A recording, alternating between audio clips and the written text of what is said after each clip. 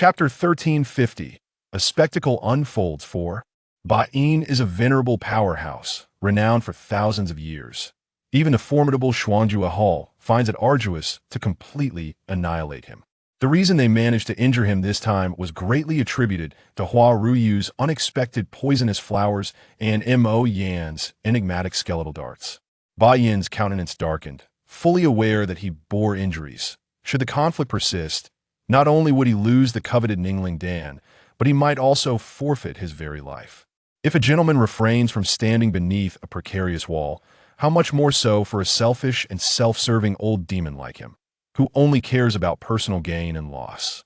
Gritting his teeth in determination, Ba'in retrieved a small jade vial from his spatial ring, shaking it before the onlookers. "This is the Ningling Dan you seek. Take it," he declared. "I shall remember this debt, and in due time, I will seek a thorough reckoning with you all." With that, Ba'in hurled the small jade vial into the air, prompting the others to scramble for it. Seizing the moment as they shifted, he dashed out of their encirclement. Almost simultaneously, the others leapt up to seize the jade vial. At that very instant, a dark hand suddenly emerged, snatching the jade vial away. Upon closer inspection, they beheld a figure clad in black, masked, tightly clutching the vial, and letting out a chilling laugh before swiftly fleeing. "Leave the vial." Upon witnessing this masked figure's abrupt interference, Huaru, Mo Yin, and the others were filled with both fury and indignation, shouting in unison. Concurrently, they unleashed their most formidable techniques, aiming to capture the black-clad intruder. The masked figure scoffed disdainfully, scattering a handful of crimson poisoned sand, which stirred a tumult of dust. Huaruyu and the others acted in concert, their true energy surging forth to form a tempest of spiritual power, sweeping away the toxic sand. However, this momentary hindrance allowed the masked figure to flee several hundred zhang away. Just as they feared the masked figure would escape, a pine nut suddenly shot through the air. This pine nut, propelled by an unknown spiritual force, though small in size, possessed an astonishing might, akin to thunder and lightning, hurtling towards the masked figure's back. The masked figure was taken aback, preparing to evade. Yet, the force of the pine nut was exceptionally potent, making it nearly impossible to escape its grasp. Upon colliding with his back, the masked figure emitted a muffled groan and plummeted from the air. Subsequently, the spiritual energy attached to the pine nut invaded his body. As his true energy surged chaotically, the masked figure's garments tattered, and his mask tore, revealing an aged visage. "Lu Sandao, is it truly you?" Upon witnessing the true identity of this individual, Hua Vu and Mo Yin and the others felt their pupils constrict, a mix of shock and anger washing over them. Hua Ruyu's face twisted with disdain as he scoffed. "I never expected the esteemed ancestor of the Qingyuan Merchant Guild to stoop to such shameless acts. Truly surprising." And Mo Yan's eyes gleamed with coldness. "I wondered who possessed such audacity to intercept us. It turns out to be you, the old wretch. A thief cries, 'Stop the thief,' and a harlot demands a chastity plaque. The so-called ancestor of the Qingyuan Merchant Guild is nothing but this sort of scoundrel." Lu Sandao's face turned a ghastly shade, alternating between pale and green, evidently humiliated by their scathing remarks. As a former president of the Qingyuan Merchant Guild, his act of seizing a customer's goods would surely tarnish the guild's reputation if the word got out. After all, in the realm of business, the paramount principle is integrity. Without integrity, who would dare participate in auctions held by the Qingyuan Merchant Guild in the future? Lu Sandao was acutely aware of this, yet he could not resist the temptation of the Ningling Dan. Chapter 1351. A Masterful Performance. 5. He desired for his grandson to achieve a breakthrough sooner. Thus he masqueraded as a dark-clad figure, seeking to exploit the chaos. Unexpectedly, someone saw through his scheme, launching a stealthy ambush that unveiled his identity. Nevertheless, accustomed to the tempests of life, he soon wore a chilling grin. "Huh. The pot calling the kettle black. You lot banding together to seize what belongs to others are hardly any better than I. In this northern domain, strength reigns supreme. Does reputation feed one's hunger?" As he spoke, Lu Sandao's piercing gaze swept the surroundings, searching for the assailant. After a thorough scan, he found not even a shadow, leaving him both alarmed and fearful. The pine nut had been shot from such a distance, its force undiminished by the length, striking him with considerable impact. The assailant's prowess was profound, reaching an inscrutable level. How could such a formidable being exist in the northern domain? Lu Sandao was oblivious to the fact that the attacker was a master of the spirit platform realm. Even though he had cultivated to the brink of that stage, he was but an ant before a true master. Initially, Dan Yao sought to use the life and death dragon tiger cauldron to concoct the spirit condensing pill to deal a heavy blow to the Qing Yuan Merchant Association. However, the auction's unforeseen turn of events allowed the pill to fall into Ba Yin's hands. Now that he finally witnessed this spectacle of dogs biting dogs, how could he let Lu Sandao easily escape with the prize? Thus, Dan Yao casually plucked a pine nut from a tree and shot it through the air, injuring Lu Sandao while shattering his mask in the process. Mo Yin and the others heard Lu Sandao's words, their expressions darkening, yet they found themselves unable to retort. Whether it was their attempt to seize the pill or Lu Sandao lurking in wait, both were fundamentally the same. Who was truly more despicable? Mo Yin bellowed, Lu Sandao. The spirit condensing pill has been sold by your Qing Yuan Merchant Association. It no longer belongs to you. Surrender it forthwith, or you shall find the moon waning, never to be full again. Upon hearing this, Lu Sandao's eyes turned icy, his face contorting into an expression of rage. If you have the ability, come and take it. If you lack the strength, cease your empty boasts. As he spoke, a powerful pressure erupted from within Lu Sandao. Under this force, the assembled experts staggered back a few steps, but quickly regained their composure, joining forces against Lu Sandao. In this instance, Lu Sandao's attempt to reap benefits backfired, as he found himself at a disadvantage. Though he too was a master of the spirit platform stage, his strength paled in comparison to Ba Yin's. Facing the combined assault of several powerful beings, he found himself in dire straits. Just then, a loud crack echoed, and Lu Sandao let out a wretched scream as the pine nut's impact on his back was compounded by another heavy blow. The assailant, of course, was Ba Yin.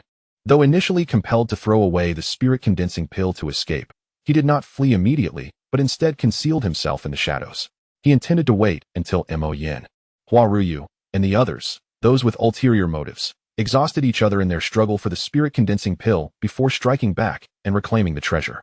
Little did he expect that the crafty Lu Sandao would lie in wait, hoping to take advantage of the chaos. Observing Lu Sandao clutching the spirit-condensing pill tightly amidst the onslaught, it was evident that he was determined to destroy it in the heat of battle, ensuring that if he could not have it, no one else would. Having acquired the spirit-condensing pill, Ba Yin was forced to produce the Earth official silver tablet as a trade, and he could not allow Lu Sandao to destroy it so easily. Chapter 1352, A Masterful Performance, 6.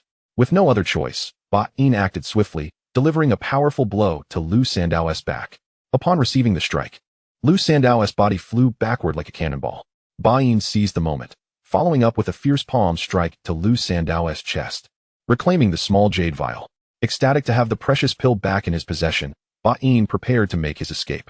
However, a thought struck him. This cunning old fox, Lu Sandao, might have already switched the pill during the scuffle with those old rogues. If that were the case, he could end up losing both the lady and the soldiers. With that in mind, Ba Yin hurriedly uncorked the vial and poured out the pill to verify its authenticity. Mo Yin, Hua Ruyu, and the others, seeing the spirit-condensing pill return to Ba Yin, were about to launch their own assault to reclaim it.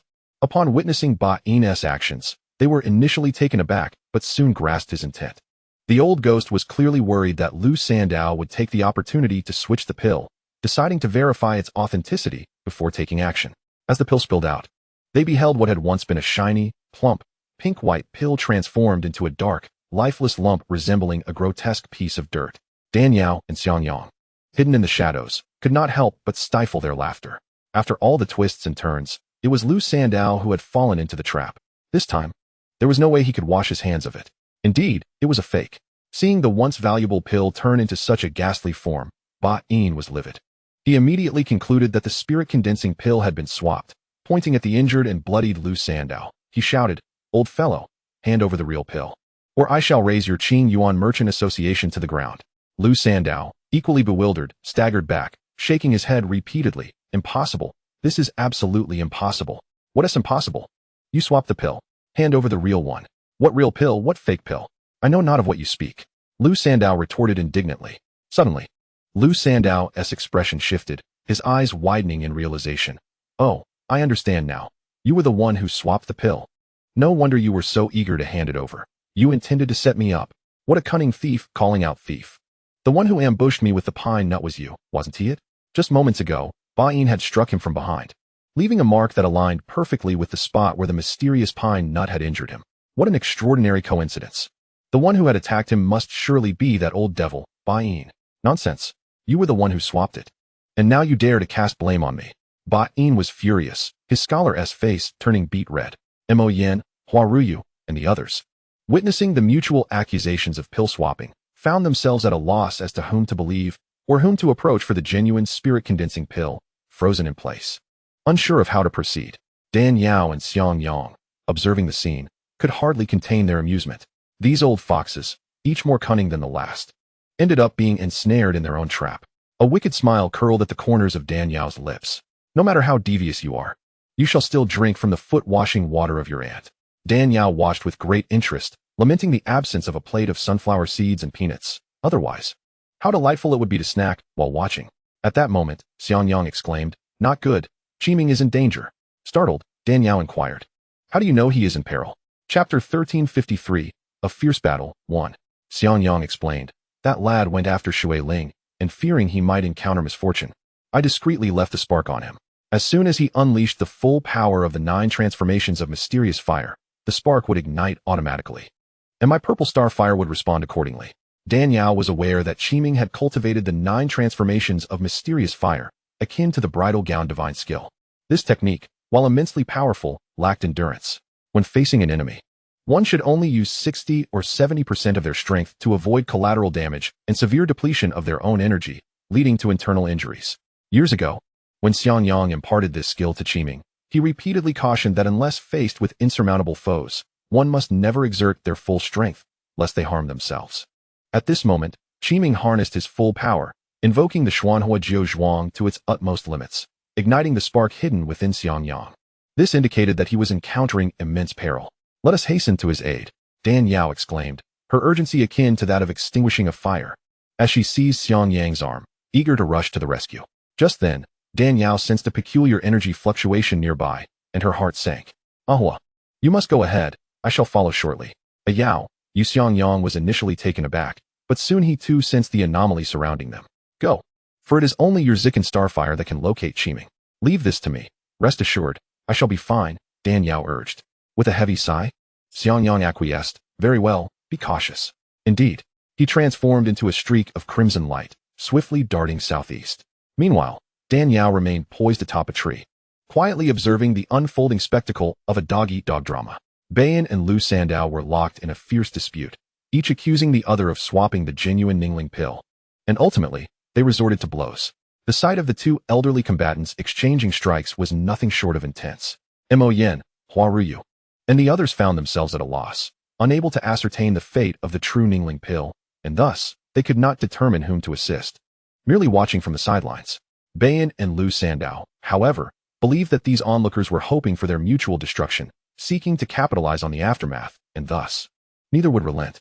As a result, these two formidable figures, both on the precipice of the spirit platform realm, battled fiercely, soaring ever farther from sight. With no indication of when this brutal conflict might cease, Mo Yen and the others, feeling disheartened, gradually dispersed. "Come forth." Dan Yao's voice resonated like a phoenix's call through the forest. As her words fell, a chilling wind swept through, enveloping the world in darkness. From the depths of this abyss, a shadow approached. Dan Yao's fingertips coalesced, the Jiutian Xuannu needle poised for action. The figure cloaked in black remained entirely shrouded, his eyes glinting like lightning, coldly fixed upon Dan Yao. Her own eyes sparkled like stars, her demeanor resolute and unyielding as she spoke calmly. "I have long heard that those who master the heavenly sorrow and earthly grief soul-locking technique move like phantoms, rendering them nearly undetectable. Today, I bear witness to this truth." The black-clad figure chuckled softly. "You are not without merit. Since cultivating the demonic arts, you are the only one capable of discerning my presence." Yet Dan Yao shook her head. "I am not the sole one capable of detecting you." "Oh," the shadowy figure faltered slightly, then recalled, "Indeed, there is that red-clad man. Inseparable from you. His strength is indeed formidable, particularly his mastery of that violet flame, which is truly unparalleled and exceedingly tyrannical. He is the bane of practitioners of my sinister arts." He smirked. "Thus, I must distance myself from him to focus on you." "A distraction?" Dan Yao's expression shifted. "My nephew is in peril. This is your doing. Who are you, and how do you know my circumstances so well?" The figure responded with a chilling smile. Who I am is of no concern to you. Why? Because in death, you can directly inquire of the king of hell. His tone was calm, yet laced with a palpable murderous intent. Oh, is that so? Dan Yao raised an eyebrow, her eyes shimmering with disdain as she retorted. Are you truly certain you can kill me? The figure replied coldly. You are indeed powerful, far surpassing anyone I have encountered thus far, yet in my eyes, no one is beyond killing, and you are no exception. He smiled again. Of course, I am not devoid of compassion, considering you are a woman. Should you surrender the Bagua Luo Ding, I shall spare your life. The Bagua Luo Ding is in my possession. Come and take it if you dare. Why resort to such measures? Talented young women like you are rare. Why risk your life over a mere Bagua Luo Ding? The black-clad figure spoke slowly, an exceptionally cold and sinister aura emanating from him, pressing down upon Dan Yao. Unperturbed by the oppressive force, Dan Yao stood tall and straight, retorting. I fail to understand why those who oppose me consistently boast as if everyone is capable of my demise. Yet, those who speak thus have long since become fodder for the earth. I am curious to see if you, a master of the most nefarious techniques throughout history, will prove to be an exception. The figure scoffed lightly. Let us see if you possess the ability. Enough of this idle chatter. Let our skills determine the outcome. Dan Yao's voice was icy and fierce. She bore no grudge against him, yet he persistently provoked her. Did he truly believe that mastering the techniques of heavenly sorrow and earthly grief rendered him the most formidable being within the four domains? Humph. Today I shall show you the consequences of infringing upon the majesty of the spirit platform. Very well, you brought this upon yourself. Do not blame me. The black-clad figure, provoked by her contempt, slowly raised his hands. As he did, the previously silent and frigid coniferous forest seemed to tremble, as if struck by an avalanche. A powerful, malevolent energy surged forth from the black-clad figure, enveloping the sky in dark, sinister miasma. The pressure was so immense that even an ordinary celestial monarch would struggle to lift their head. Half-step into the spirit platform, Dan Yao discerned his fluctuating aura and recognized that he had indeed reached this stage. His cultivation appeared to rival that of Bayan and Lu Sandao. Yet Dan Yao could sense the terrifying malevolence within him. Even if 10 Bayans and 10 Lu Sandao joined forces, they would be no match for him. This overwhelming superiority at the same level could only be achieved through the sinister techniques honed through the sacrifice of kin. Although his dark arts could overpower others of the same rank, they still fell short compared to the wedding dress divine art and the Mingyu art. As a celestial monarch, she could still barely suppress him. Now, having reached the 5th level of the spirit platform realm, she would utterly dominate. Blood shall stain the mountains and rivers. The black-clad figure howled, his palms clasping together, a torrent of robust spiritual energy erupting forth, coalescing into 2 enormous blood hands. These hands, seemingly forged from blood itself, exuded a strong stench of gore. Having studied the complete manual, Dan Yao recognized that the black-clad figure was utilizing the Xianbing blood hands, one of the 9 techniques. This technique reverses the meridians, allowing the dantian to form a black hole that absorbs the negative energies of the world, such as murderous intent, malevolence, poison, and miasma, and then refines them using the blood of loved ones, resulting in a formidable external technique. Boom. The black-clad figure thrust his palms forward, the blood hands hurtling toward Dan Yao like a mountain crashing down. Their sheer force was sufficient to crush an ordinary celestial monarch. Merely a petty skill. Dan Yao scoffed disdainfully. The Jiutian Xuanu needle was already primed for action. As the blood hands approached, she flicked her fingertips, and the massive hands burst as if deflated. Last time you escaped. This time, prepare to receive my needle. Dan Yao flicked her fingers again, the chilling energy coalescing into the Jiutian Xuanu needle, slender and icy, imbued with a fierce, frigid aura, as it shot toward the black-clad figure's head. A demonic birth from the sea of sin. As Dan Yao unleashed a remarkably sharp needle, the figure cloaked in black felt a jolt of alarm, compelling him to remain vigilant. Instantly, a formidable, malevolent spiritual force coalesced within his palm. Subsequently, this spiritual energy transmuted into a pitch-black spike, surging forth to confront the 9 heavens Xian Nu needle. With a sharp sound, the needle met the spike, piercing through it effortlessly, its momentum unabated as it hurtled toward the black-clad man. He furrowed his brow, taken aback by the needle's formidable power, which exceeded his expectations by a considerable margin. Swiftly, he conjured 2 more spikes, one advancing and the other retreating, in an attempt to obliterate the needle entirely. However, he had gravely underestimated Dan Yao. The spiritual energy of Ming Yugong, initially potent yet inconspicuous, grew increasingly relentless and ferocious as it progressed, akin to a perpetually frozen snow mountain, with layers of ice thickening over time. As the needle shattered the 2 spikes, It astonishingly penetrated the black-clad man's chest at a speed imperceptible to the naked eye. He immediately felt a sweetness in his throat. Unable to suppress the spurt of old blood that followed, Danielle couldn't help but exclaim softly. Her 9 heavens, Xianxiaaudiobooks needle was unparalleled in power, leaving its victims nearly doomed to a fate of being frozen to death. Particularly against men, its lethality was exponentially amplified. The fact that this man only expelled a mouthful of blood after being struck in the heart was utterly perplexing. A thought crossed her mind, and she soon realized the reason. This devilish technique he practiced bore a chilling resemblance to her own, being both extremely cold and sinister. The icy aura of the 9 heavens, Xianxiaaudiobooks needle could freeze the male body, which typically radiated warmth. But it was incapable of severely wounding one who had already embraced the path of darkness, whose entire being was steeped in cold. What a chilling spiritual force. What kind of technique are you practicing? It is several times colder than my own demonic art. The black-clad man glared at Danielle with eyes as frigid as lightning, his disbelief evident. Why should I divulge the secrets of my cultivation to you? Rest assured, evil cannot triumph over righteousness. What I have mastered is precisely the antidote to your sinister arts. Danielle, her garments fluttering gracefully, hovered in midair, gazing at the black-clad man with a cold smile. I expected you to be formidable, yet you possess such limited skills, and still dare to attempt to kill me and seize my Bagua Luo Ding. Truly, you are courting death. Chapter 1356, The Fierce Battle for You. The black-clad man was momentarily choked, the frost in his eyes intensifying. You are indeed more formidable than I had anticipated. Danielle scoffed. Only now do you realize? Isn't it rather late for such an epiphany? You wished to kill me, did you not? Come forth, unleash your might. The black-clad man snorted, interlocking his hands, gently clenching his palms. A bizarrely shaped scythe, pitch black in hue, materialized before him. With the emergence of this scythe, a tumultuous and violent aura surged within him, transforming spirits into weapons. Upon witnessing the scythe, Danielle's expression shifted slightly. The heavenly sorrow and earthly misery soul-locking technique contained 9 methods, each more fantastical and profound than the last. Transforming spirits into weapons was among them. In truth, it was not uncommon for cultivators to convert their spiritual energy into weapons for combat. However, the method of transforming spirits into weapons in the heavenly sorrow and earthly misery technique was distinct, as it involved forging a deadly weapon from the grievances, death, toxic miasma, and various negative energies present in the world. Although such a weapon might not possess the raw power of naturally occurring divine artifacts like the fire feather or snow soul, it was nonetheless vastly superior to treasures nurtured over millennia by ancient beings in the central domain.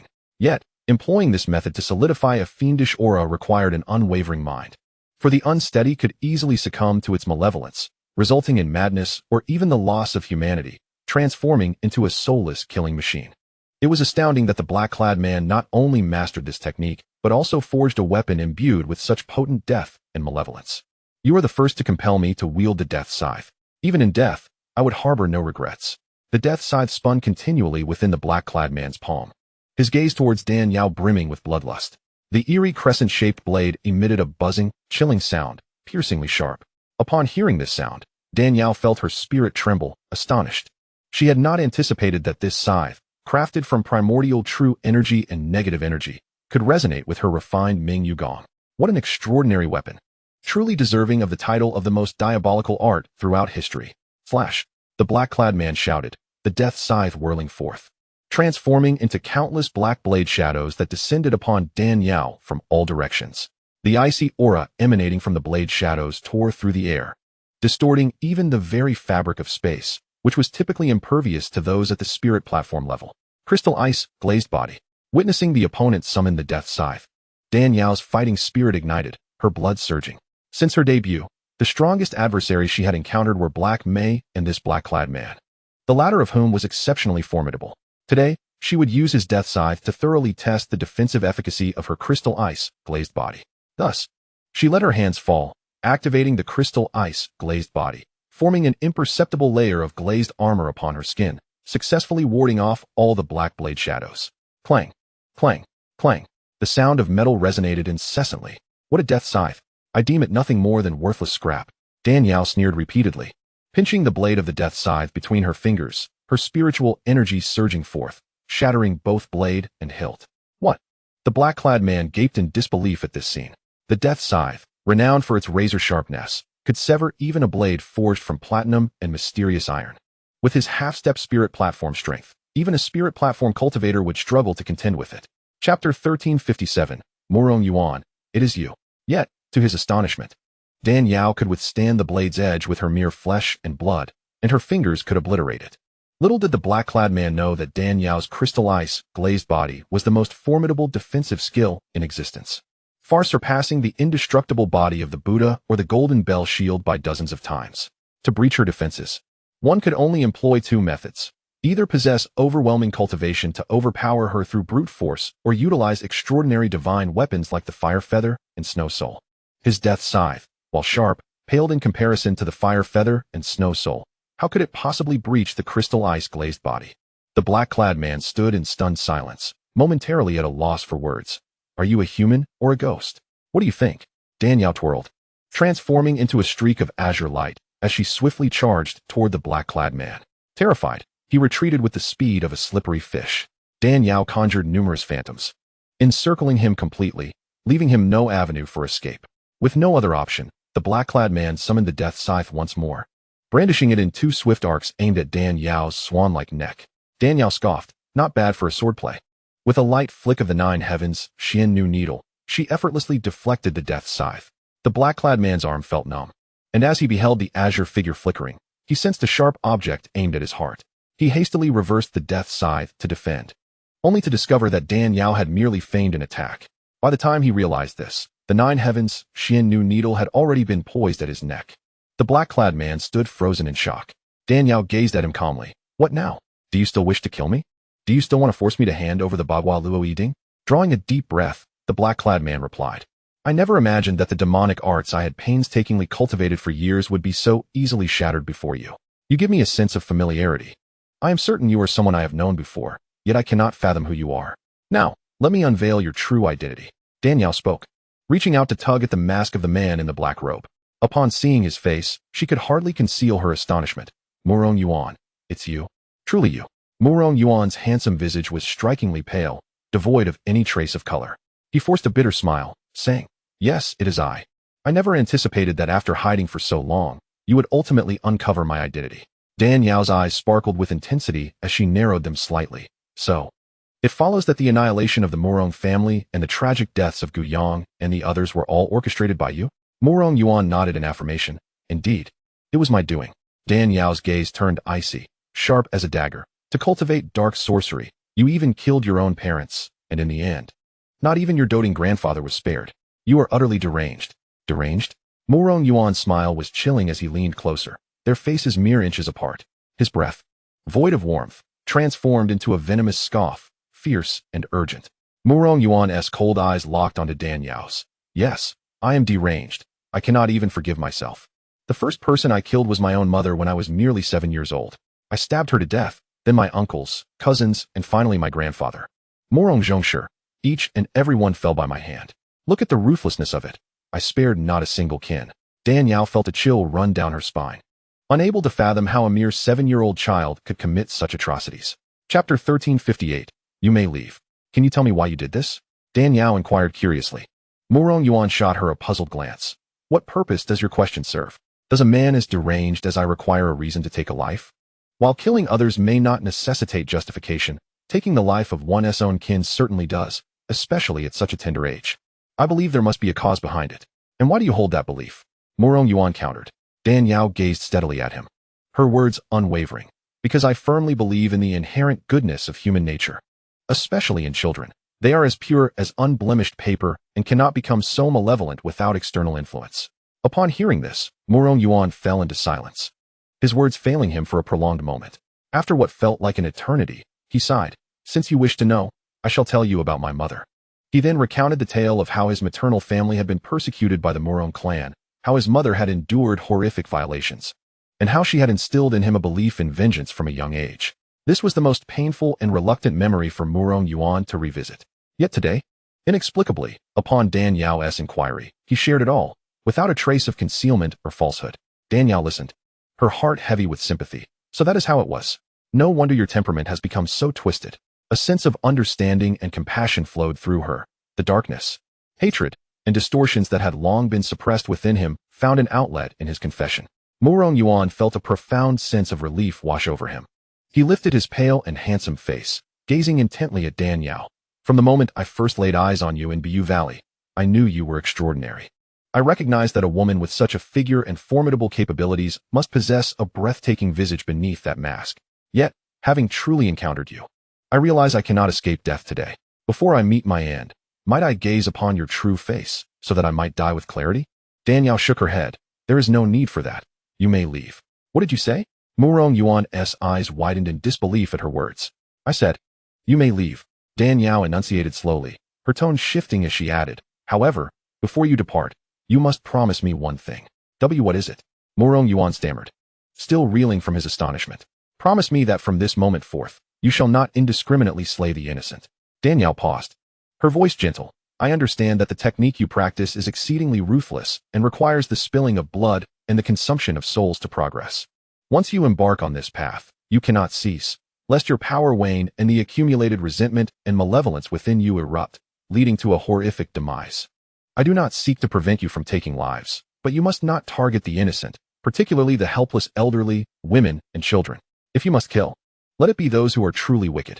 I first attacked you with dark sorcery, then toyed with you using the sea mirage technique, and today sought to take your life. Why do you grant me a reprieve? Murong Yuan's eyes brimmed with confusion and uncertainty. Dan Yao smiled faintly, saying, there is no grand reason. I merely feel that your actions are somewhat understandable. Were I in your position, I fear I would not know how to contain my sorrow and madness. Chapter 1359, The Escape. Her voice was like a spring's gentle water, infused with the warmth of a balmy breeze, seeping into the frostbitten depths of Murong Yuan's heart. A wave of warmth surged from his feet to his core, soothing and refreshing, a sensation he had never before experienced. Murong Yuan, entranced, murmured, but I have practiced such a sinister and bizarre technique. I have become a pariah. Dan Yao replied with a smile. There is no absolute distinction between righteousness and wickedness. A righteous disciple who harbors impure intentions, who does not strive for goodness, and who uses their righteous techniques to harm the innocent is no different from a villain. Conversely, if a practitioner of dark arts can use evil to counter evil and punish the wicked, they are indeed a noble person. My worldview is not as narrow as those so-called righteous sections. Murong Yuan's expression gradually returned to calm, like a fleeting shimmer upon gold. As he quietly remarked, thank you for your kindness, but he flashed a cryptic smile. While I may not possess strength equal to yours, having lost to you, I acknowledge it. However, should you wish to take my life, you will find it no easy task. Thus, I do not require your mercy. With a resounding thud, a plume of black-purple toxic mist erupted from beneath Murong Yuan's feet. Dan Yao gasped in alarm, hastily employing her spatial sealing power to prevent his escape. Yet before she could act, Murong Yuan vanished without a trace. Dan Yao stomped her foot in frustration. Damn it, he escaped again. However, Murong Yuan's voice echoed distantly. Shu up a fairy, I shall remember you. If fate allows, we shall meet again. Bah, who wishes to meet you again? Just get as far away as you can. Dan Yao retorted angrily. Uncertain of where Qiming had gone, Dan Yao remained in place, awaiting Xianxia's return. After about an hour, Xianxia returned, accompanied by Qiming and Shui Ling. Seeing that the three were unharmed, Dan Yao's anxious heart finally settled, and she let out a long sigh of relief. Xianxia glanced at the sky, stating, well, it's getting late. We can discuss matters when we return. All right. Dan Yao nodded. The four of them returned to the Yulai Inn. Business at the inn was booming, thanks to the Qingyuan Merchants Association hosting a heavenly level auction. With the auction now concluded, various factions and wandering cultivators checked out, returning to their respective homes, allowing for ample room for others to choose accommodations. Xianxiang had sensed Murong Yuan's aura earlier, but had to leave to rescue Qiming and Shui Ling.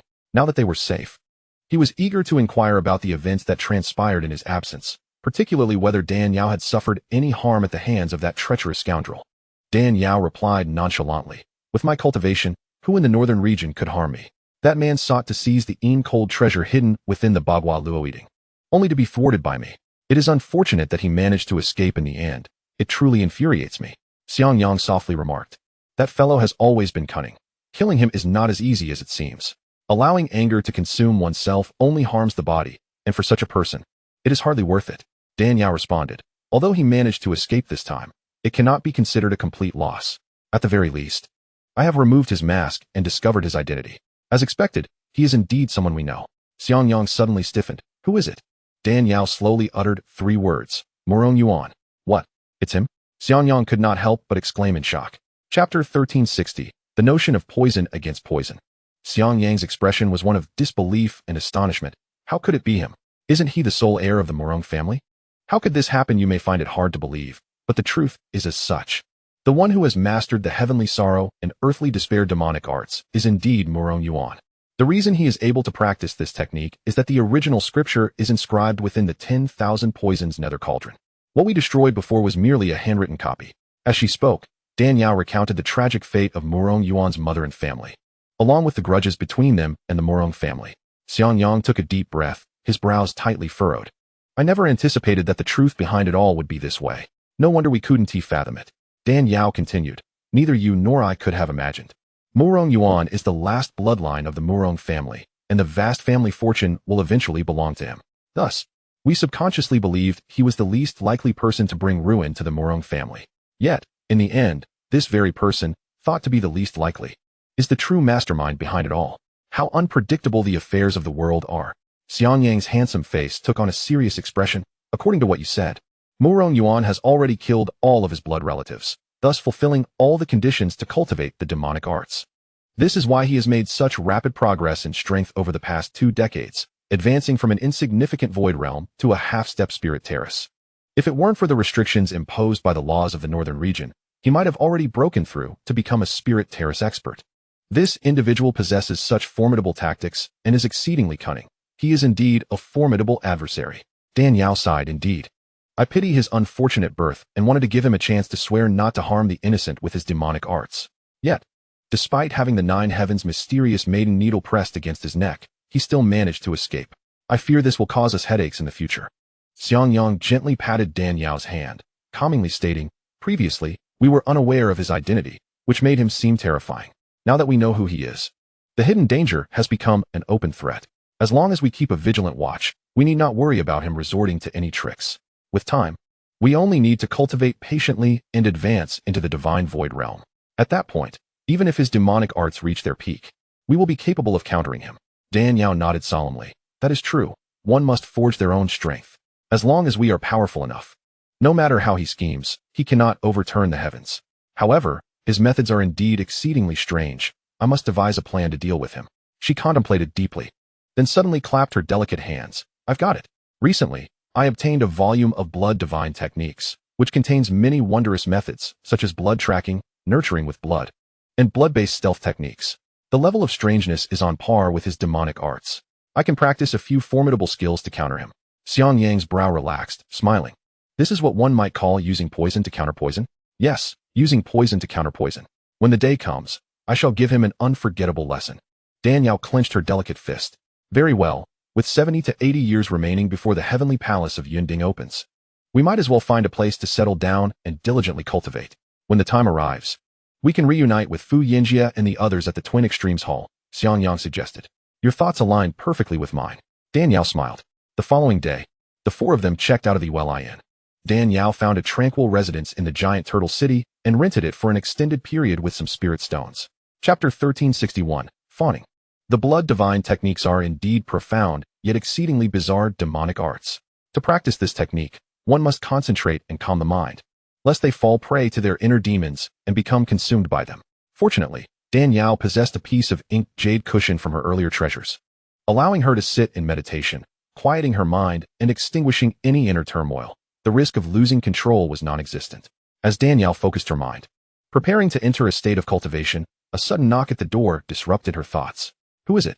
Aunt, it's me. Come in, Dan Yao replied. With a creak, Qi Ming pushed the door open, wearing a mysteriously delighted smile. Aunt, I have a wonderful gift for you. I guarantee you will love it. A wonderful gift? What is it? Upon hearing this, Dan Yao's curiosity piqued, her eyes instantly brightening.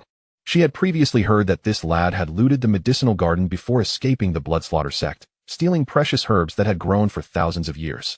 The wonderful gift he mentioned surely could not be rare spiritual herbs from the medicinal garden, could it?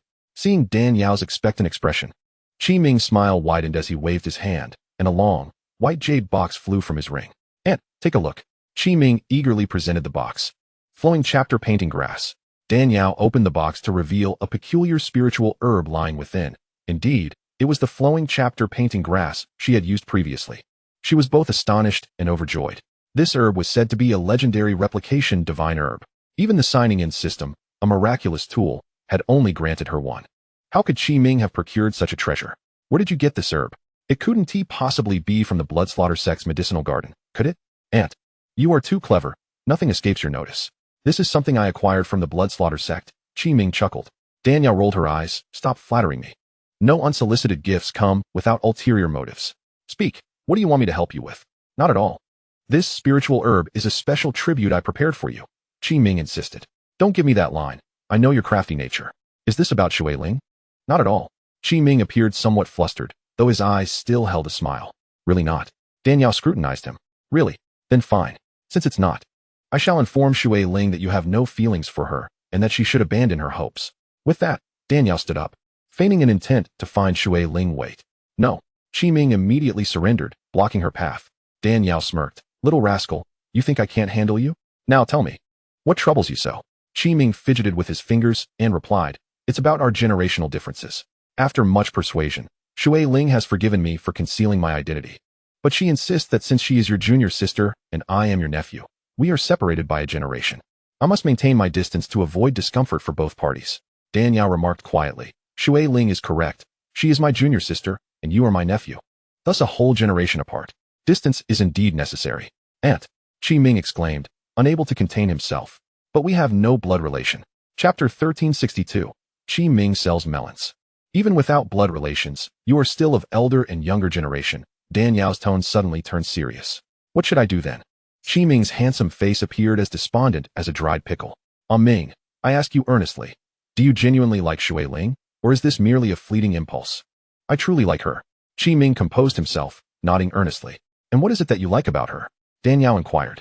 Qi Ming hesitated, saying, I can't quite articulate how I feel. I just know that when a day passes without seeing her, I am consumed by a profound sense of discomfort. When she is angry with me, my heart races with anxiety, and if I witness her being mistreated, it feels as though I have been stabbed multiple times. All I desire is to treat her well, wishing fervently that I could offer her the finest treasures the world has to offer. Hearing this, Danielle began to piece things together and playfully teased, after all these years of being sisters with Shui Ling, I never perceived any allure in her that could so thoroughly captivate you. You being a woman, naturally cannot discern her charm. To me, she is akin to a celestial being. As soon as Qi Ming began to extol Shui Ling's virtues, he became animated, praising her in such extravagant terms that one might think she was unparalleled in the heavens, rendering even the moon goddess Xianxia a mere commoner in comparison. How amusingly self-promotional he was. Danielle was momentarily stunned. In all their years at the Southern Domain's imperial palace, she had never witnessed Qi Ming express such admiration for anyone. The gleam in his eyes and the fervor of his expressions could only be described as being utterly bewitched. My, is this what they call beauty in the eye of the beholder? With a sigh, Danielle conceded, very well, if you feel this way, I shall not oppose your pursuit. If she is willing, then I am agreeable to whatever you choose. Qi Ming pouted, it's not your opposition I worry about. Danielle's expression faltered. Then what is troubling you? I am concerned about our generational hierarchy. She deliberately maintains distance because of it. Goodness, you can't just leave me hanging with such vague statements. Danielle felt her patience waning. She harbors feelings for me too, but she cannot overcome her internal conflict regarding our age difference. Internal conflict? Danielle furrowed her brows. Indeed. She candidly told me that because you saved her on several occasions and shared your knowledge with her out of sisterly affection, she owes her current achievements to you. If she were to disregard our generational differences and pursue a relationship with me, what would that make her? How could she face you in the future? Upon hearing this, Danielle finally understood the crux of the issue. It seemed that Shui Ling was unwilling to accept Qi Ming because she felt it would betray the sisterly bond she held with her benefactor. Sighing, Danielle thought, this girl is indeed quite sincere. Well then, since this matter revolves around me, I shall be the one to untangle this knot. Really? Qi Ming exclaimed with delight. Indeed. Danielle nodded. Fantastic, Aunt. I knew you would come through for me. Qi Ming clapped her hands, promptly presenting Danielle with a good person card. Do not rejoice too early. While I can address the issue of our generational hierarchy, matters of the heart involve two individuals and cannot be influenced by outsiders. I can only alleviate Shui Ling's concerns and guilt. Chapter 1363. Let us talk. Danielle paused before continuing. As for whether she will accept you, that will depend on the fate between you two. All right. At this moment, Shui Ling's heart was also in turmoil. Qi Ming's heartfelt words echoed relentlessly in her mind. Shui Ling, is this the only cold demeanor you can afford me? Just because of a generational gap, are you willing to condemn me to such a fate? For cultivators, A century or a millennium is but a fleeting moment. Many couples share vast differences in generations, yet they find love. Why is it that they can unite? While I am denied even the privilege to pursue you, Shui Ling, aside from the day my mother passed, I have never felt such heartache for another woman. Shui Ling felt as though her heart was weighed down with lead, the discomfort indescribable. She was well aware of Qiming's feelings for her and had never doubted her sincerity. Apart from the master who rescued her from danger and the sister who imparted invaluable knowledge, Qiming had treated her with unparalleled kindness. When she faced peril during her travels, it was Qiming who risked everything to protect her. When captured by the Blood Fiend sect, it was Qiming who bravely distracted the enemy, allowing her to escape. Moreover, during their flight, after both had sustained injuries, Qiming sacrificed her own healing elixirs, disguising them in wine for Shui Ling to consume while she herself bled. Thinking of this, Shui Ling's eyes suddenly glistened with unshed tears. When Danielle sought out Shui Ling, she chanced upon this poignant scene and sighed softly. "Sister, aren't you supposed to be in seclusion? Why are you out here?" Startled by Danielle's sudden appearance, Shui Ling stammered, "I just felt a bit overwhelmed, so I stepped outside for some fresh air." Danielle gently took her hand, her voice laced with concern. "What troubles you? You look unwell." Shui Ling shook her head, mumbling, "It's nothing. I've just been away from the Seven Stars Palace for a while and miss home." Danielle, well aware of her sentiments, chose not to press further and replied, "You are not alone. I too miss those carefree days of planting flowers and weeding at Hundred Flower Valley. Alas, such a life is irretrievable." She then smiled. "Remember when you would come to me to share your troubles? It has been ages since we last spoke heart to heart. Let us find a place to chat." "Okay," Shui Ling replied softly. The shared residence of the four had a quaint little garden in the backyard, despite the harsh northern climate where all flowers withered. Clusters of plum blossoms defiantly bloomed in the cold. They settled upon a stone bench, gazing at the vibrant red blossoms while engaging in casual conversation. Shui Ling began, "Since you left, I have been in seclusion, striving to break through to the earthly sovereign realm, and only after achieving that did I venture down the mountain to explore." She recounted her journey from the eastern domain to the southern domain, detailing her courageous battles against villainous foes, her heroic rescues of innocent maidens, her serendipitous encounters with rare treasures, and her harrowing 20-year escape from the relentless pursuit of Tu Hong. Danielle listened in astonishment. "I had no idea so much transpired after you left the Seven Stars Palace." Shui Ling sighed deeply. "Had I known it would unfold this way, I would have chosen to remain on Yaoguang Peak and assume the role of sect leader." Chapter 1364. Unraveling the Heartstrings. Danielle chuckled. Reading countless books cannot compare to traversing the world. One cannot expect to grow through mere isolation. Pausing, she tentatively ventured, "What about you and Qiming?" "Sister, I don't know," Shui Ling stammered, her words faltering. "I understand. I would never hold it against you," Danielle replied with a nonchalant smile. "Sister, you don't understand. Initially, I thought he was merely someone I liked, unaware he was your nephew. Had I known earlier, I would not have." Danielle interrupted with a laugh. "We are both women. Do you think I can't see through your feelings? It is perfectly normal for two people to share affection. Why should you feel embarrassed?" Shui Ling was momentarily speechless, unable to process the revelation. After a long pause, she managed to speak. "Sister, you aren't angry?" Danielle beamed. "Angry? Why would I be? It is he who loves you, not me. He hasn't undermined my relationship with you. No, that's not the case. What I mean is, with mutual affection and shared experiences through life and death, your bond is destined. How could I feel anything but joy?" Shui Ling lowered her gaze, murmuring, "But you are my sister, and he is your nephew. There is a generational gap. What does that matter?" Danielle promptly interjected, "Am I one of those antiquated relics? If so, how could I have cast aside worldly views back then and refer to you as my sister?" Shui Ling was momentarily taken aback. Yes, she recalled, back then, my senior sister achieved the status of Heavenly Lord and forcefully suppressed the formidable Lord of the Underworld, Black Serpent. The elders were baffled. How could a flower girl of no repute ascend to such heights in merely a century?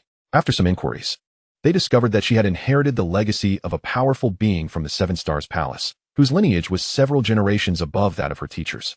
As a generational descendant of this formidable entity, she should have been regarded as a distant ancestor. Yet, she did not allow the so-called hierarchy to create a chasm between them. Instead, she continued to treat her as a sister. Danielle grasped her hand earnestly and remarked, "In this life, there is no need to be bound by so-called worldly etiquette, especially for those of us who aspire to the immortal path. We should pursue our desires freely and without restraint. To borrow the Buddhist saying, form is emptiness, emptiness is form. What do lineage and age matter? They are but illusions. If the body is devoid of substance, then what significance does a name hold? As long as one maintains moral integrity, staying true to heaven and earth's conscience, Everything else pales in comparison. Do you understand? As a soul traversing from a modern world, Danielle possessed a perspective that surpassed others. In her previous life, she had a close friend whose father was the youngest in the family and did not marry until his 40s, only to have her as a daughter near 50. When her friend introduced her 7-year boyfriend to her parents, they were astonished to discover that he was a distant cousin, several generations removed. In terms of familial ties, her friend was essentially the boyfriend's great-aunt. Yet, despite such intricate relations, they eventually married and established a blissful family. Thus, the concept of lineage was of little consequence. As long as there was no close kinship, it mattered not. Chapter 1365, Shui Ling's Breakthrough. If the body is devoid of substance, then what significance does a name hold? These words struck like a brilliant flash of lightning against a sheer cliff, igniting countless sparks within Shui Ling. In an instant, she felt as if a profound enlightenment had washed over her. A vast expanse appeared before her, filled with the fragrance of flowers and the songs of birds. A scene brimming with life. I understand now, to be unrestrained and carefree. An enigmatic aura suddenly emanated from Shui Ling. She felt a warm sensation, akin to taking a hot bath on a frigid day, as every pore in her body opened up. Immediately, she sat cross-legged, channeling her spiritual energy, transitioning from enlightenment to a state of breakthrough. Danielle, witnessing this, felt a surge of astonishment. Indeed, Shui Ling was favored by the heavens. Although she lacked Danielle's extraordinary cultivation physique, her comprehension was unparalleled. A seemingly casual remark from Danielle had ignited her spiritual insight, leading to a sudden epiphany and a breakthrough to a higher realm. However, Danielle discerned that although Shui Ling's understanding was remarkable, she had only recently transitioned to half-step Heavenly Lord status, and her accumulation of spiritual energy was still insufficient. Now, having attained enlightenment, she had merely brushed against the threshold of breaking into the Heavenly Lord realm, yet lacked the necessary spiritual energy to propel her through the barriers. Very well. If you can comprehend this on your own, it is indeed your fortune. Let me lend you a helping hand, Danielle said, retrieving a golden breakthrough pill from her spatial ring. This pill, crafted over 20 years ago when Danielle was certified as a 6th-tier alchemist, had been preserved in her ring and was now perfectly suited for this occasion.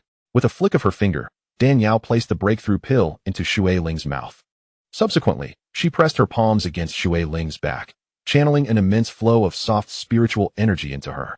With Danielle's boundless energy and the aid of the breakthrough pill, Shui Ling's aura surged, harmonizing the elemental forces within her and propelling her to the pinnacle of her potential. In less than the time it takes to brew a cup of tea, Shui Ling successfully broke through, emerging as one of the most formidable heavenly lords across the 4 domains. Shui Ling sprang to her feet and bowed deeply to Danielle, exclaiming, "Thank you, senior sister, for your assistance." Just 2 years prior, she had only just crossed into half-step Heavenly Lord, expecting that attaining full Heavenly Lord status would require centuries of cultivation. To achieve it so swiftly was truly an unexpected delight. "There is no need for such formality between us," Danielle replied with a gentle smile as she helped her up. "Now that you have broken through to Heavenly Lord, how does it feel?" Shui Ling pondered for a moment, her expression contemplative. "I feel as if I have entered a completely new realm. Previously, I saw only a small pond. Now, I behold an expansive ocean." Danielle chuckled. "Breaking through to Heavenly Lord merely grants you a view of a great river. The vast ocean is still a distant prospect." Shui Ling laughed. "You, senior sister, are a paragon of knowledge, possessing talents unparalleled throughout the ages. How could I compare to you? What you see is truly the ocean." Danielle shook her head. "You need not belittle yourself. In truth, your comprehension far exceeds mine. I have merely been fortunate, which is why I am ahead of you. With your level of insight and innate wisdom, it is only a matter of time before you surpass me." Shui Ling nodded resolutely. "I will strive diligently to keep pace with you, senior sister. You have gained enlightenment and successfully broken through to Heavenly Lord. Surely, you no longer concern yourself with the notion of lineage?" Danielle asked with a smile. Shui Ling hesitated, neither denying nor affirming, and muttered, "I haven't quite made up my mind yet." Chapter 1366, The Division of Origins. Danielle shook her head in exasperation, half amused, stubborn as a mule. Well, everyone has their own path. She had done all that she could. The rest would be left to time and the 2 of them to resolve gradually. After Danielle departed, Shui Ling remained alone in her room, deep in thought for quite some time. Unbeknownst to her, her sudden breakthrough to Heavenly Lord had triggered a surge of spiritual energy, drawing out both Xianxiang and Qiming. Seeing Shui Ling achieve her breakthrough so swiftly, Qiming felt a mix of happiness for her and a pang of unease at his own stagnation at the peak of Earth Lord. The gap to true Heavenly Lord status felt insurmountable. He had vowed to protect her, Yet he found himself unable to break through to Heavenly Lord, who would protect whom in the future. Xianxiang, perceiving his thoughts, refrained from directly addressing them. Instead, he teased, "To achieve enlightenment and break through in just the time it takes to brew a cup of tea, such speed is something I couldn't match even in my prime. Your junior sister is indeed a prodigious talent favored by the heavens." "Master," Qi Ming could not help but exclaim. "What? Am I mistaken?" Xianxiang countered with a smile. "Indeed, such a pace of cultivation is astonishing, enough to make those so-called children of destiny feel ashamed. Yet your progress is not slow either. You possess the rare pure yang physique, though the manifestation of such a constitution is gradual. If you dedicate yourself, you will eventually catch up to Shui Ling," Xianxiang remarked, his gaze keenly discerning Qi Ming's burgeoning potential as he neared the threshold of half-step Heavenly Lord. With a little more effort, he would undoubtedly ascend to the Heavenly Lord realm. "With Master and my aunt's guidance, I can overcome any challenges in my cultivation. Alas, my time spent cultivating is still too short," Qi Ming lamented with a sigh. Despite his innate pure yang constitution, its early stages were not prominent, leading him to toil for over a century without significant progress, until he encountered Dan Yao and Xiangyang. It was only with their assistance and the infusion of their vital energy that he managed to unlock the intricate channels within his body, thereby fully unleashing the latent potential of his pure yang physique. If one were to calculate meticulously, his systematic cultivation spanned a mere 70 to 80 years. In that brief span, he was on the verge of ascending to the realm of a half-step celestial monarch, a feat he achieved slightly more swiftly than those who had cultivated for nearly 2 centuries. Xiangyang pondered aloud. "The 9 transformations of profound fire that I imparted to you are derived from the bridal garment divine art, belonging to the category of the most rigid and pure yang methodologies. If you can refine the heavenly spirit fire, it would undoubtedly enhance your cultivation significantly." Qi Ming, with a wry smile, replied, "Heavenly spirit fire is a naturally occurring, superlative spiritual entity. How could it be so easily encountered? Moreover, such entities are characterized by their ferocious nature. A moment's carelessness could lead to self-immolation and the loss of life. Indeed, the heavenly spirit fire is a treasure that can be met but not sought. To encounter and refine it for one's own use requires a considerable degree of fortune and providence." However, at this point, Xiangyang suddenly smiled, conjuring a fantastical purple flame that twisted and coalesced into a purple lotus seed the size of a longan. "Master, what is this?" Qi Ming asked, taken aback. "This is a fragment of my original spiritual fire, a manifestation of my source flame. Upon refining this, your strength will surge dramatically in a short span, reaching the level of a celestial monarch comparable to the water spirit. Furthermore, this lotus seed will continuously refine your spiritual power within your body, enhancing its purity." Chapter 1367, Refining the Child Flame. The child flame is a flame that has emerged from the differentiation of the original power of the heavenly spirit fire, possessing a portion of its spiritual energy. While its potency may not rival that of the original fire, it is significantly more powerful than ordinary flames and is coveted by countless alchemists. The ability to differentiate child flames is a rare skill possessed by only a select few heavenly spirit fires. For other heavenly spirit fires, forcibly separating from their source would lead to severe depletion of their essence, resulting in the loss of their spirituality and their relegation to mere ordinary flames, ultimately rendering the effort futile. Though this child flame is but a single fragment, the purple zenith star fire, being the sovereign of flames, is overwhelmingly formidable. Thus, its child flame will not be inferior to other spiritual fires in terms of potency. Nonetheless, the method of separating a child flame entails a loss of a portion of one's own essence, thereby diminishing one's power, which is why few are willing to undertake such an act. Xiangyang's decision to grant Qi Ming a child flame stems from 2 primary reasons. First, Qi Ming, like him, is a person of deep emotion and character, driven by a strong impulse to protect those he cherishes, and as his master, it is only natural for him to facilitate this. Second, Qi Ming is the sole bloodline left behind by Shangguan Yu and his beloved. For many years, Dan Yao has been troubled by Shangguan Yu's early demise, thus showering Qi Ming with affection, fearing any misfortune might preclude her from explaining to her deceased brother. If Qi Ming can refine this child flame within himself, he will be able to sense danger and respond swiftly, alleviating Dan Yao's concerns.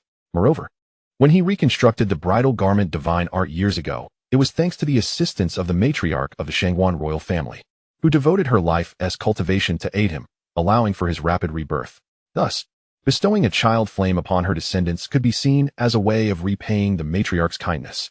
Upon hearing this, Qi Ming immediately shook his head. No, doing so would harm the essence of the purple zenith star fire and subsequently affect your cultivation, master. How could I accept such a gift? Xiangyang replied with a smile. While there is indeed some impact from differentiating the child flame, it is not substantial. Did you not vow to protect the water spirit? Without sufficient strength, how can you safeguard her? Qi Ming hesitated. Enough of this, my dear boy. Do not dally. Accept it. Before Qi Ming could respond, Xiangyang flicked his fingers, and the lotus seed transformed into a slender purple serpent, burrowing into Qi Ming's spiritual center. Boom. As the child flame entered his body, a terrifying heat surged forth, instantly incinerating Qi Ming's outer garment to ashes. Following this, a violent sensation of burning and tearing surged through his sensory nerves, transmitting to his central consciousness. Qi Ming, gritting his teeth, contorted his face in agony but resolutely bore the pain, uttering not a single sound. For he understood that this was a tremendous opportunity. Such chances are sought after by many and seldom granted. Thus, he must cherish it. Xiangyang observed with calmness on his face, though he felt immense approval within. Enduring hardship is the path to greatness. Without the courage and perseverance to withstand this trial, how could one hope to protect their loved ones? The suffering persisted for nearly an hour, with Qi Ming nearly grinding his teeth to dust, his entire being soaked in sweat. It was not until a faint purple line appeared at the junction of his palm and energy channels that the searing pain gradually subsided. Here, wipe yourself off. Xiangyang handed over a towel that had mysteriously appeared in his hand. Qi Ming accepted it and vigorously wiped his face, turning the once pristine white towel into a filthy rag in mere moments. Chapter 1368, A Cry for Help. Disdainfully, Qi Ming tossed the towel aside, a pale smile gracing his face. This child flame is truly tormenting. I nearly succumbed to the pain. That's nothing compared to the agony I endured while refining the essence of the purple zenith star fire. That was true suffering. How could I possibly compare to you? Master, you are the true, formidable one, Qi Ming said, scratching his head. This was not mere flattery, it was genuine admiration. The potency of this child flame was only a fraction of that of the purple zenith star fire, and naturally, the pain it inflicted could not be compared.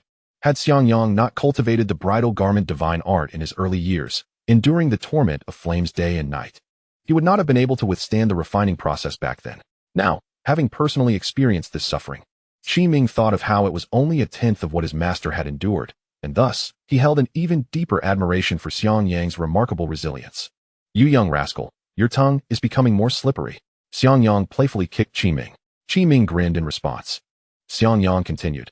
As for this child flame you have just refined, its energy has yet to circulate throughout your body. You must immediately enter seclusion for a period to allow the essence of the flame to fully merge with your strength. Whether this fusion will enable you to break through to the celestial monarch level depends on your own fortune. Of course, should you not manage to make a breakthrough this time, you will still be close to achieving celestial monarch status.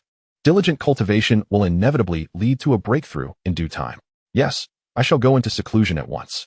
Just as Qi Ming was about to finish his sentence, a shrill cry laced with desperation interrupted him. Help! Is there anyone to save me? Help! Who could that be? Xiangyang's brow furrowed slightly upon hearing the cry. Who is it? Qi Ming inquired curiously. Do you know this person, master? Xiangyang responded with a gentle nod. She sounds rather distressed. Should we not help? Upon hearing this, Xiangyang shot him a glare. Help? She brought this upon herself. Let her roll back to her room and cultivate in peace. And stay out of others' affairs. Qi Ming awkwardly rubbed his nose. All right then. Yet, he could not help but wonder why his master reacted so strongly. The voice sounded as if it belonged to a delicate female cultivator. Could it be that Xiangyang had some sort of entanglement with her? If Xiangyang could read minds, he would surely have given Qi Ming a thorough thrashing at that moment. No, if you do not spare my life, my ancestors will never forgive you. The panicked cry rang out once more. Listening intently, it was clear that the person was not Lu Yunyan. Whom else could it be? Though Xiangyang was unaware of the circumstances, he held a deep disdain for Lu Yunyan, the arrogant and self-important young lady. Now that she was being pursued and desperately seeking help, he would not only refrain from extending assistance, but might even relish in her misfortune. Heaven's calamity may be forgiven, but self-inflicted suffering is inexcusable. Who can she blame? Upon hearing the distant echoes of Lu Yunyan's piercing scream, Xiangyang shook his head and retreated to his chamber to cultivate. He was certain that the sound originated from Lu Yunyan. It transpired that on that fateful day, Hua Ruyu, Mo Yin, and others had joined forces to besiege Bayan, compelling him to surrender the Lingling Dan. Lu Sandao had lurked in the shadows, plotting to catch the unsuspecting prey. However, his scheme was thwarted when Dan Yao, with her keen insight, exposed his intentions, leading him to miss the fox and instead be ensnared in a web of trouble. due to Dan Yao's prior calculations. Both Bayan and Lu Sandao believed that the other had secretly swapped the genuine Lingling Dan, resulting in mutual accusations and relentless conflict. Both factions consisted of formidable half-step Ling Tai realm cultivators, making it difficult to distinguish a clear victor. Yet, Lu Sandao was initially struck by a pine cone launched by Dan Yao, and subsequently endured a fierce blow from Bayan, leaving him gravely injured. In contrast, despite being under attack from Hua Ryu and her companions, Bayan sustained only minor injuries. Consequently, after a fierce battle, Lu Sandao ultimately met his demise at the hands of Bayan. Following Lu Sandao's death, Bayan's fury intensified. As a practitioner of the dark path, he had committed innumerable misdeeds and had reluctantly adhered to the rules once, trading his most treasured possessions for the Lingling Dan. To his dismay, Lu Sandao, that old rogue, had dared to deceive him. With Lu Sandao dead, Bayan resolved to eradicate the Qingyuan Merchant Association outright, both to vent his anger and to reclaim the official silver. Thus, once he recovered from his injuries, Bayan initiated a brutal massacre against the Qingyuan Merchant Association.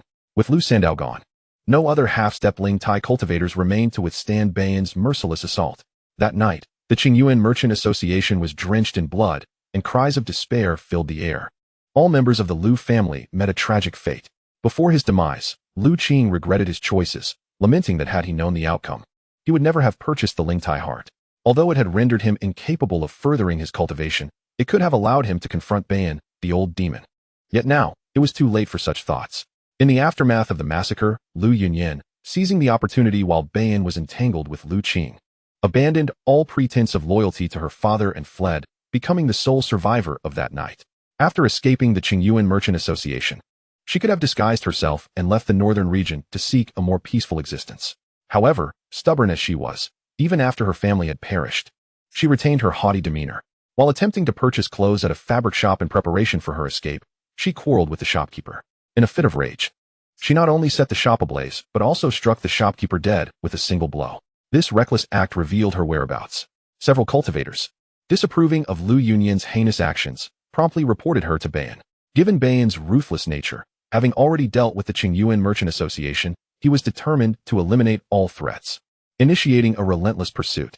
Ironically, as Lu Yunyan fled, she passed by the small courtyard rented by Dan Yao and her companions, her screams reaching Xiangyang and Qiming's ears.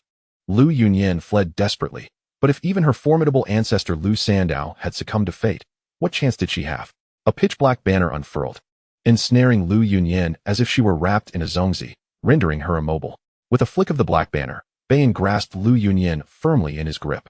A scream, sharp and heart-rending, echoed as Bayan struck her chest, her corporeal form disintegrating into a mist of blood, leaving only a shattered primordial spirit. Huh, you foolish girl. Do you think you can escape my grasp with such trifling skills? Truly a delusion. With a mere gesture, Bayan summoned an eerie force from the black banner, instantly drawing Lu Yunyan's primordial spirit into its depths. You dare to treat me, this young lady, in such a manner? I will have my ancestor avenge me. I will see you torn to shreds. Lu Yunyan, ensnared and facing imminent doom, remained defiant, threatening Bayan fiercely. Bayan could not suppress a derisive laugh. To be at death's door and still dare to act so arrogantly before me. Your ancestor has long since been slain by my hand. His remains discarded to feed the wolves upon the mountain. Your once mighty Qingyuan Merchant Association has crumbled overnight. So what do you have left to be proud of? You lie. You lie. My ancestor is unparalleled in power and might. How could a decrepit wretch like you possibly kill him? Lu Yunyan's primordial spirit trembled violently. Her face contorted in a frenzied, hysterical scream. Indeed, Lu Sandao was a half-step Ling Tai powerhouse, and under normal circumstances, it would have been difficult for me to defeat him. But alas, he had made too many enemies. By the time I confronted him, he had already been gravely wounded by others. Truly, fate had conspired against him. Bayan chuckled darkly. No, I refuse to believe this. You must be lying. Release me at once, or I swear I will not let you go. Lu Yunyan shrieked in desperation. Humph. To find yourself in my clutches and still dare to be so insolent. I had initially intended to grant you a swift end, allowing you to join your ancestor and father in the afterlife, but now I shall ensure that you suffer endlessly. A bloodthirsty glint danced in Bayan's eyes as he formed hand seals, chanting incantations directed at the black banner.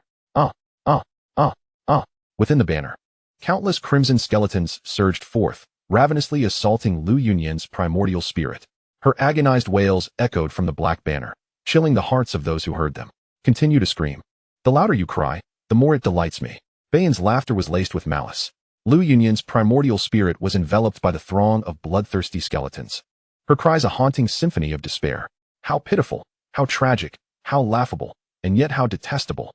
Lu Yunyan, once so brazen and arrogant, believed herself invincible with the Qingyuan Merchant Association at her back, unaware that there existed realms beyond her comprehension and individuals far mightier than herself. With the collapse of the Qingyuan Merchant Association, she too was unable to escape her impending doom. Consequently, Lu Yunyan was imprisoned within the Blackbone Banner, condemned to endure torment for the remainder of her existence. As a cultivator of the earthly sovereign realm, she possessed a lifespan of over 3,200 years. Presently, she had scarcely lived 400 years. Even after the destruction of her corporeal form, her primordial spirit could persist for another 2,800 years. Unless the Blackbone Banner were destroyed or Bayan chose to show mercy, Lu Yunyan's tattered primordial spirit would be subjected to relentless suffering for 2 millennia, until her lifespan was utterly depleted. This truly affirms the old adage, the wicked are met with their own kind of punishment. Unbeknownst to Dan Yao, who remained unaware of Lu Yunyan's retribution, she was focused intently on her cultivation of the blood divine nerve. The techniques contained within the blood divine nerve were indeed profound and enigmatic. For an ordinary individual, mastering just 1/10 of its principles would enable them to traverse the continent with ease. Having refined the 10,000-year ice condensing saliva in her early years, Dan Yao had transformed into a pure Yin body, ideally suited for female cultivators. Practicing this most sinister and Yin-based blood divine nerve was akin to a fish returning to water. Time passed, with flowers blooming and fading in a cyclical dance. 80 years slipped by in the blink of an eye. Roughly estimated, she had been in this realm for 300 years. Throughout these 80 years, Dan Yao not only mastered the entirety of the techniques within the blood divine nerve, but also refined her spiritual power to unprecedented levels of purity and depth. Now, within her, the harmonious fusion of both righteous and sinister energies had dramatically amplified her strength, allowing her to ascend 2 minor realms to reach the 7th level of the Lingtai realm. Simultaneously, Xiangyang had not squandered these 80 years. He too devoted himself to cultivation, achieving the 6th level of the Lingtai realm and breaking through to the 7th. The reason for only rising 1 minor realm lay in the transformative nature of the spiritual power within him as he approached the 6th and 7th levels of the Lingtai realm, gradually touching upon the divine void power. At this stage, his progress slowed, necessitating the accumulation of more spiritual energy to challenge higher realms. Consequently, after 80 years of arduous cultivation, he was able to break through just 1 minor realm. Chapter 1371. Are we to begin? The subsequent stages of the spirit platform, particularly the 8th and 9th levels, will undoubtedly pose greater challenges, demanding significantly more time for breakthroughs. In contrast to others who endure hundreds or even thousands of years of arduous cultivation, Xiangyang has managed to ascend to a minor realm in merely 80 years, a feat he finds quite satisfactory. Both Dan Yao and Xiangyang have made notable progress, with Qi Ming and Shui Ling striving to keep pace. Over these 80 years, while Shui Ling has consolidated her position in the Heavenly Monarch realm, she has successfully advanced from the early to the mid-Heavenly Monarch stage under Dan Yao's guidance. Qi Ming, exhibiting even more vigor, after refining the purple chosen Starfire's child flame, not only broke through to the Heavenly Monarch realm, but surged forward, advancing directly from the early to the late Heavenly Monarch stage. Such a rapid pace of cultivation, if not unprecedented, is certainly worthy of being chronicled in the annals of the Tianxian continent. Qi Ming understands that his ability to leap through minor realms is attributable to the dual enhancement of his pure yang physique and the child flame, coupled with the immense energy generated shortly after the refinement. However, having now fully absorbed that power, his cultivation has slowed, and future breakthroughs will not come as swiftly. Nevertheless, as a late heavenly monarch with the purple chosen starfire, he remains formidable enough to rival the pinnacle of the heavenly monarch realm. Furthermore, when fully unleashing the power of the 9 transformations of mysterious fire, he can catalyze the child flame, allowing him to contend with formidable opponents at the half-step spirit platform level. Yet, the 9 transformations of mysterious fire inherits the significant flaw of being fierce but not enduring. Should he expend too much spiritual energy in combat, he risks severe depletion, potentially leading to his demise. On this particular day, Dan Yao is attempting to fuse the 9 heavens Xian Nu needle with the blood god needle of the blood nerve, exploring the similarities to create an entirely new technique. Suddenly, she senses a faint yet peculiar power emanating from the distant horizon. Is the Cloud Summit Palace about to open? Dan Yao murmurs.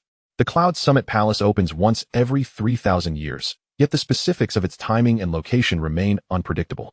However, having reached Dan Yao's level of cultivation, she has developed an instinctive sensitivity to the changes in the world around her. She is certain that this strange power from afar is indeed the legendary Cloud Summit Palace. The ancient battle that shattered the fire feather and concealed the snow blade has lingered in her thoughts for years, and she has long sought to sharpen the snow blade. Fully awakening its potential, she has gathered the 100-flower immortal brew from the eastern region, the lava heart dew from the southern region, the woo earth spirit liquid from the central region, and the pure color sharp metal water from the western region. The only element missing is the Bai Luo Ai spring from the northern region. The opening of the Cloud Summit Palace signifies not only the arrival of the Bai Luo Ai spring, but also the critically important Qi Shui Dragon Phoenix hairpin. Acquiring this pair of hairpins is essential for practitioners from the 4 major regions to access the central region without being treated as outsiders, facing various forms of discrimination and harm. Who would not desire such a spiritual artifact? One can only imagine the fervent rush of countless practitioners like moths to a flame once the Cloud Summit Palace appears. A smile graces Dan Yao's lips. After years of secluded cultivation, she feels as though her bones have grown stiff, and it is time to venture out. Yet, before she departs, she must first visit the Twin Supremacies Hall. After all, the Twin Supremacies Hall is the superpower of the northern region, possessing the most profound knowledge regarding the Cloud Summit Palace. With the guidance of Fu Yanjia, the young master of the Twin Supremacies Hall, she hopes to avoid unnecessary detours and seize the opportunity to acquire the Bai Luo Ai spring. Xianxiang, Qi Ming, and Shui Ling also sense the fluctuations in the world's spiritual energy. Chapter 1372, Spirit Snake City. The three emerge from their seclusion almost simultaneously, gathering in the courtyard. Aunt, the Cloud Summit Palace is about to open. What should we do now? Qi Ming inquires. First, we must visit the Twin Supremacies Hall. The Cloud Summit Palace is fraught with traps, and since the Twin Supremacies' heavenly monarch has previously entered, they have the most insight into its inner workings. It is wise to gather information before proceeding, Dan Yao responds. Indeed. Qi Ming nods in agreement. Time is of the essence. Let us depart, Xiangyang declares. In an instant, the four transform into beams of spiritual light, soaring toward the direction of the Twin Supremacies Hall. As Dan Yao glides through the air, she gazes toward the depths of the horizon, a subtle smile playing on her lips. Bai Luo Ai Spring, I am coming. Spirit Snake City is situated in the heart of the northern region, ranking as one of its 2 principal cities. Within this city resides the renowned superpower, the Twin Supremacies Hall, famed across the 4 regions. In terms of area, Spirit Snake City may not rival the vast expanse of the Turtle City, with its endless ice plains. However, it is here that the northern region boasts the most formidable practitioners and the deepest heritage. This place is home not only to the Twin Supremacies Hall, a titan in alchemy, but also to the foremost cultivation faction in the northern region, the Xianwu Society. The Hehuan Sect, Ling Tian Sect, Xianbing Sect, Tianyin Sect, and Baihua Sect, part of the 3 sects and 4 doors, are also located here. Furthermore, the only spatial transition station connecting to the central region across the 4 domains is situated in Spirit Snake City. Thus, Spirit Snake City is not only the epicenter of the northern region, but also the core of all 4 regions. The 4 fly at remarkable speed. Soon arriving at the outskirts of Spirit Snake City, they behold an immense city that resembles a long serpent, coiling in a circle. Qi Ming and Shui Ling can hardly conceal their excitement, feeling a sense of pilgrimage welling up within them. Among the 4 regions, the northern region boasts the highest cultivation levels and the strongest overall power. The southeast regions, which command countless beings and possess mythic heavenly monarchs, are indeed formidable. Yet they do not represent the pinnacle of strength. The true apex lies with those who have transcended the heavenly monarch realm, stepping into the half-step spirit platform tier. Such superlative beings, aside from the prodigies Dan Yao and Xiangyang, are nearly impossible to find in the southeast, southwest, and western regions. While the western and southern regions boast many alchemists exceeding the 4th rank and even 5th rank, the 6th rank alchemists, who surpassed the throngs of heavenly monarchs, were, prior to Dan Yao's meteoric rise, only to be found in Spirit Snake City, specifically the Twin Supremacies' heavenly monarch. Therefore, Spirit Snake City is not merely a gathering place for the strong, it is also a sacred site for alchemists across the 4 regions. Now, as they stand before this revered hall, a sanctuary for countless practitioners and alchemists, how can they not feel exhilarated? Yet, Dan Yao and Xiangyang regard Spirit Snake City with calm composure. Xiangyang, hailing from the central region, understands the essence of true prosperity. To him, Spirit Snake City is merely a modest locale populated by a few minor practitioners, not worthy of astonishment. Meanwhile, Dan Yao, Having reached the 7th level of the spirit platform and possessing top-tier alchemical skills beyond the 8th rank, recognizes that her strength is formidable even within the central region. To her, despite the abundance of strong practitioners, Spirit Snake City is just another place. She does not experience the overwhelming emotions of awe, excitement, or trepidation that many others might feel upon their first arrival, akin to Lu Lao Lao entering the Grandview Garden. Were it not for the need to sharpen the snowblade, aided by the Bai Luo Ice Spring, she would have little desire even to compete for the opportunities within the Cloud Summit Palace, let alone venture into the northern region. Chapter 1373, Unique Climate. Let us proceed. I am eager to witness the true splendor of the northern region's core. Dan Yao smiles lightly, her toes barely touching the ground as she transforms into a streak of blue light, swiftly entering the Serpentine City. Xiangyang, Qi Ming, and Shui Ling follow closely behind. Spirit Snake City is divided into 2 distinct areas: the outer city, which houses various factions and numerous capable rogue cultivators, and the inner city, demarcated by a river that never freezes, separating the eastern and western sections. The eastern section is home to the venerable Xian Wu Society, while the western section is exclusively occupied by the Twin Supremacies Hall. 2 titans coexist, jointly dominating the city of spirit serpents and indeed the entire northern domain. Ever since Dan Yao arrived in the northern domain, she has acclimatized to the perpetual snow and bone-chilling winds that characterize this region. However, as she transitioned from the outer city into the western part of the inner city, she was unexpectedly met with waves of heat. How curious. Is not the northern domain perpetually icy? Why then is it so sweltering? Suddenly beset by the heat, beads of sweat the size of mung beans emerged on Dan Yao's forehead. This place is even hotter than the great Yin dynasty of the southern domain, Xiangyang explained. This area belongs to the Twin Supreme Hall, which stands at the pinnacle of the 4 domains due to its mastery in alchemy. They engage with fire daily. Thus their residence is naturally warmer than the ordinary. Dan Yao was taken aback. Could it be that this peculiar warmth is a result of the Twin Supreme Celestial's handiwork? How could that be? The climate, spiritual energy, and environment of every locale are crafted by the heavens. Such changes cannot be easily wrought by human hands, unless one reaches the divine void realm, capable of astonishing spatial manipulation to create a microcosm. How could any individual alter the climate here? Given the constraints imposed by the rules of the heavens in the northern domain, even the Twin Supreme Celestial, despite his formidable alchemical prowess, can only attain the cultivation level of half a spirit platform. How could he possibly change the climate? Xiangyang shook his head. Of course not. The unique climate here is entirely naturally formed, not a result of human design.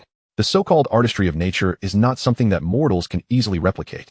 This is a miraculous creation of the natural world. According to ancient records, there lies an active volcano beneath the ground here, connected to the Earth's core. The dual influences of the volcano and the molten rock from the Earth's center have resulted in this peculiar climate, where the periphery is enveloped in frigid cold. Yet the center is extraordinarily hot. Ah, so that is the case, Dan Yao exclaimed in realization. Shui Ling sighed. The wonders of nature are indeed astonishing. Who would have thought that the bone-chilling northern domain harbors such a peculiar place? Xiangyang chuckled. Extraordinary lands give rise to extraordinary phenomena. Take, for instance, the previously encountered Jade Valley, nestled between 3 great continents, perpetually shrouded in poisonous miasma, yet it bore the jade fruit. A spirit object that not only enhances one's strength and cultivates an indestructible body, but also provides immunity against poisons. It is said that this place is abundant in a crimson 6-fingered Buddha's hand gourd, an essential component for many obscure elixirs and a supreme treasure for those practicing the pure yang techniques, possessing the ability to prolong life. Rumor has it that men lacking potency can regain vigor and become vigorous grooms every night after consuming it. Upon hearing this, Shui Ling's face flushed crimson. Dan Yao, equally embarrassed, could not help but scold Xiangyang in broad daylight, speaking such lewd words. How indecent! Xiangyang laughed heartily. I merely speak the truth. Where is the indecency in that? Dan Yao rolled her eyes. Just then, Dan Yao suddenly perceived a subtle fluctuation of spiritual energy.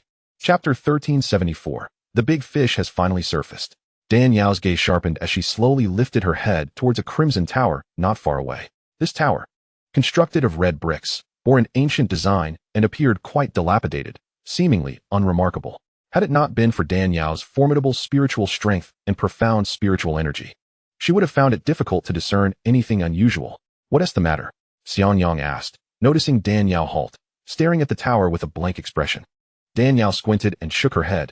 Nothing. Let us move on. At that moment, atop the tower, a middle-aged man clad in gray, with a fair and refined countenance, and silver hair cascading over his shoulders, observed Dan Yao and her companions from the window, a smile curling at the corners of his mouth. After waiting so long, the big fish has finally surfaced. Behind the middle-aged man stood a youth dressed in resplendent silver attire, adorned with flame patterns embroidered on his shoulders. Upon hearing this, the youth's face darkened with malice. The snow spirit fairy, it truly is her. A century ago in the western domain, this woman thwarted my plans. The middle-aged man remarked. I have encountered this woman at the auction in the Turtle City. She is indeed remarkable. Even the old ghost Fu Baichuan, the true name of the twin supreme celestial, could not refine the spirit condensation pill, yet she managed to do so. Her appearance here may jeopardize our plans. The youth glared at Dan Yao's receding figure, a glint of murderous intent flashing in his eyes. Master, we have plotted for so long. We cannot allow this woman to ruin our scheme. It would be wise to strike first. As he spoke, the youth made a ruthless gesture. The middle-aged man shook his head. That is not an option. The snow spirit fairy possesses not only unparalleled alchemical skills, but also an astonishing cultivation level. I have attempted to gauge her strength, yet I could discern nothing. It is evident her cultivation far surpasses mine. Furthermore, the masked red-clad man beside her is equally unfathomable in strength. If we were to confront them directly, we would gain nothing but misfortune. What then? The youth inquired. If we cannot overpower them, we must resort to cunning. Cunning? The youth was taken aback. What sort of cunning? The middle-aged man spoke darkly. Let us not forget, this woman is not only a 6th-grade alchemist, but also the aunt of Fu Yinjia. If my assumptions are correct, she has come to the northern domain to seek out the old ghost Fu Baichuan. As Fu Yinjia's aunt, he would naturally extend a warm welcome to her. This presents us with an opportunity. The youth's eyes brightened. Indeed, how could I have overlooked this? Fu Yinjia is related to the snow spirit fairy. This can certainly be exploited. The middle-aged man chuckled. Additionally, we can leverage this relationship to have the snow spirit fairy assist you in refining a spirit condensation pill. In doing so, you could also break through to the half-spirit platform level and become one of the most formidable beings in the northern domain. Upon hearing this, the youth felt a surge of joy. 80 years ago, the auction was meant to feature the Blood Moon Bodhi fruit as the grand finale. Yet, the snow spirit fairy intervened, seizing the moment with the spirit condensation pill. Compared to the not yet refined Blood Moon Bodhi fruit, the allure of the spirit condensation pill was far greater for practitioners in the northern domain. The master sacrificed his most treasured possessions to exchange for the spirit condensation pill from the Qingyuan merchants, all to aid him in breaking through to the half-spirit platform realm. Regrettably, all their efforts were thwarted by that wretched old ghost, Lu Sandao. Chapter 1375, The Master's and Disciples' Conspiracy. Afterward, the master dispatched Lu Sandao, the old dog, and scoured the Qingyuan merchants, yet still could not locate the spirit condensation pill. They had thought that breaking through would be an unattainable hope for this lifetime, yet unexpectedly, the snow spirit fairy has come to them. Excellent. He could now utilize Fu Yinjia's connection with the Dan family to have this woman assist him in refining a spirit condensation pill. Indeed, the scheming duo intent on deceiving Dan Yao were Bayan and the disowned grandson of the twin supreme hall, Fu Yinling. Years ago, after Bayan annihilated the Qingyuan merchants and reclaimed the Earth official silver tablet, capturing the elusive Lu Yunyan, he arrived at the city of spirit serpents. For the past 80 years, this master and disciple had been lurking in the city of spirit serpents, secretly executing their plans. Today, upon seeing Dan Yao and her entourage, they immediately devised a scheme to exploit Fu Yinjia's connection with the Dan family to extract a spirit condensation pill. Bayan's eyes glinted with brilliance as he gazed affectionately at his proud disciple. Yin Ling, your talents in cultivation and alchemy far surpass that of Fu Yinjia.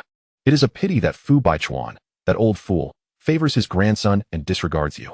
Were it not for that incident years ago, you would not have a lass. That is my fault. Master, how can this be blamed on you? It is all due to that old wretch's biased judgment. Had it not been for his ruthless actions back then, which crippled my cultivation and damaged my foundation, I would not have suffered a shattered Tao heart. Becoming stuck at the pinnacle of the celestial monarch realm, unable to break through for so long. In the end, my master had to sacrifice his most treasured possessions to exchange for a spirit-condensing pill to facilitate my advancement. Thankfully, the government's silver has returned to my master's hands. Otherwise, I truly would not know what to do. Fu Yinling spoke with deep emotion, harboring a profound hatred for his grandfather, Fu Baichuan, and the twin supreme hall. He gritted his teeth in resentment. Master, rest assured. One day I shall lay waste to the twin supreme hall, forcing that old wretch Fu Baichuan to kneel before you, like a dishonored dog, weeping and begging for your forgiveness. Bayan smiled and said, Good disciple, I believe you will surely achieve it. Fu Yinling was immensely grateful for Bayan's guidance. Yet he remained oblivious to the fact that this very master was the root cause of his stagnation at the peak of the celestial monarch realm. In truth, Bayan had taught him alchemy and cultivation methods that, at first glance, appeared remarkably profound, enabling rapid breakthroughs and tremendous growth in strength. However, this approach to cultivation was fundamentally akin to pulling seedlings to encourage growth. While it could lead to explosive progress in a short time, it severely drained one's potential. In contrast, the Twin Supreme Hall adhered to orthodox cultivation practices. Though the progress was somewhat slower, the foundation was solid, leading to future exponential growth and limitless achievements.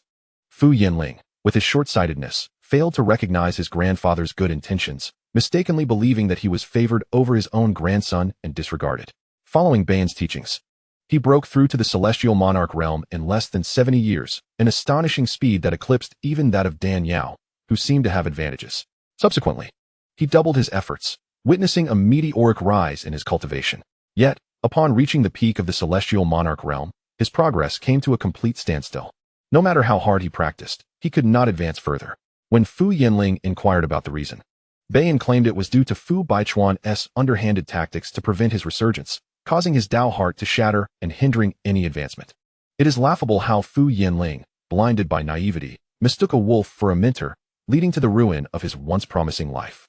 Chapter 1376, The Twin Supreme Hall, 1. At this moment, Dan Yao remained unaware that she had become the target of the treacherous duo, Bayan and Fu Yinling. The Twin Supreme Hall is situated on a mountain range to the west of the inner city of the Spirit Serpent.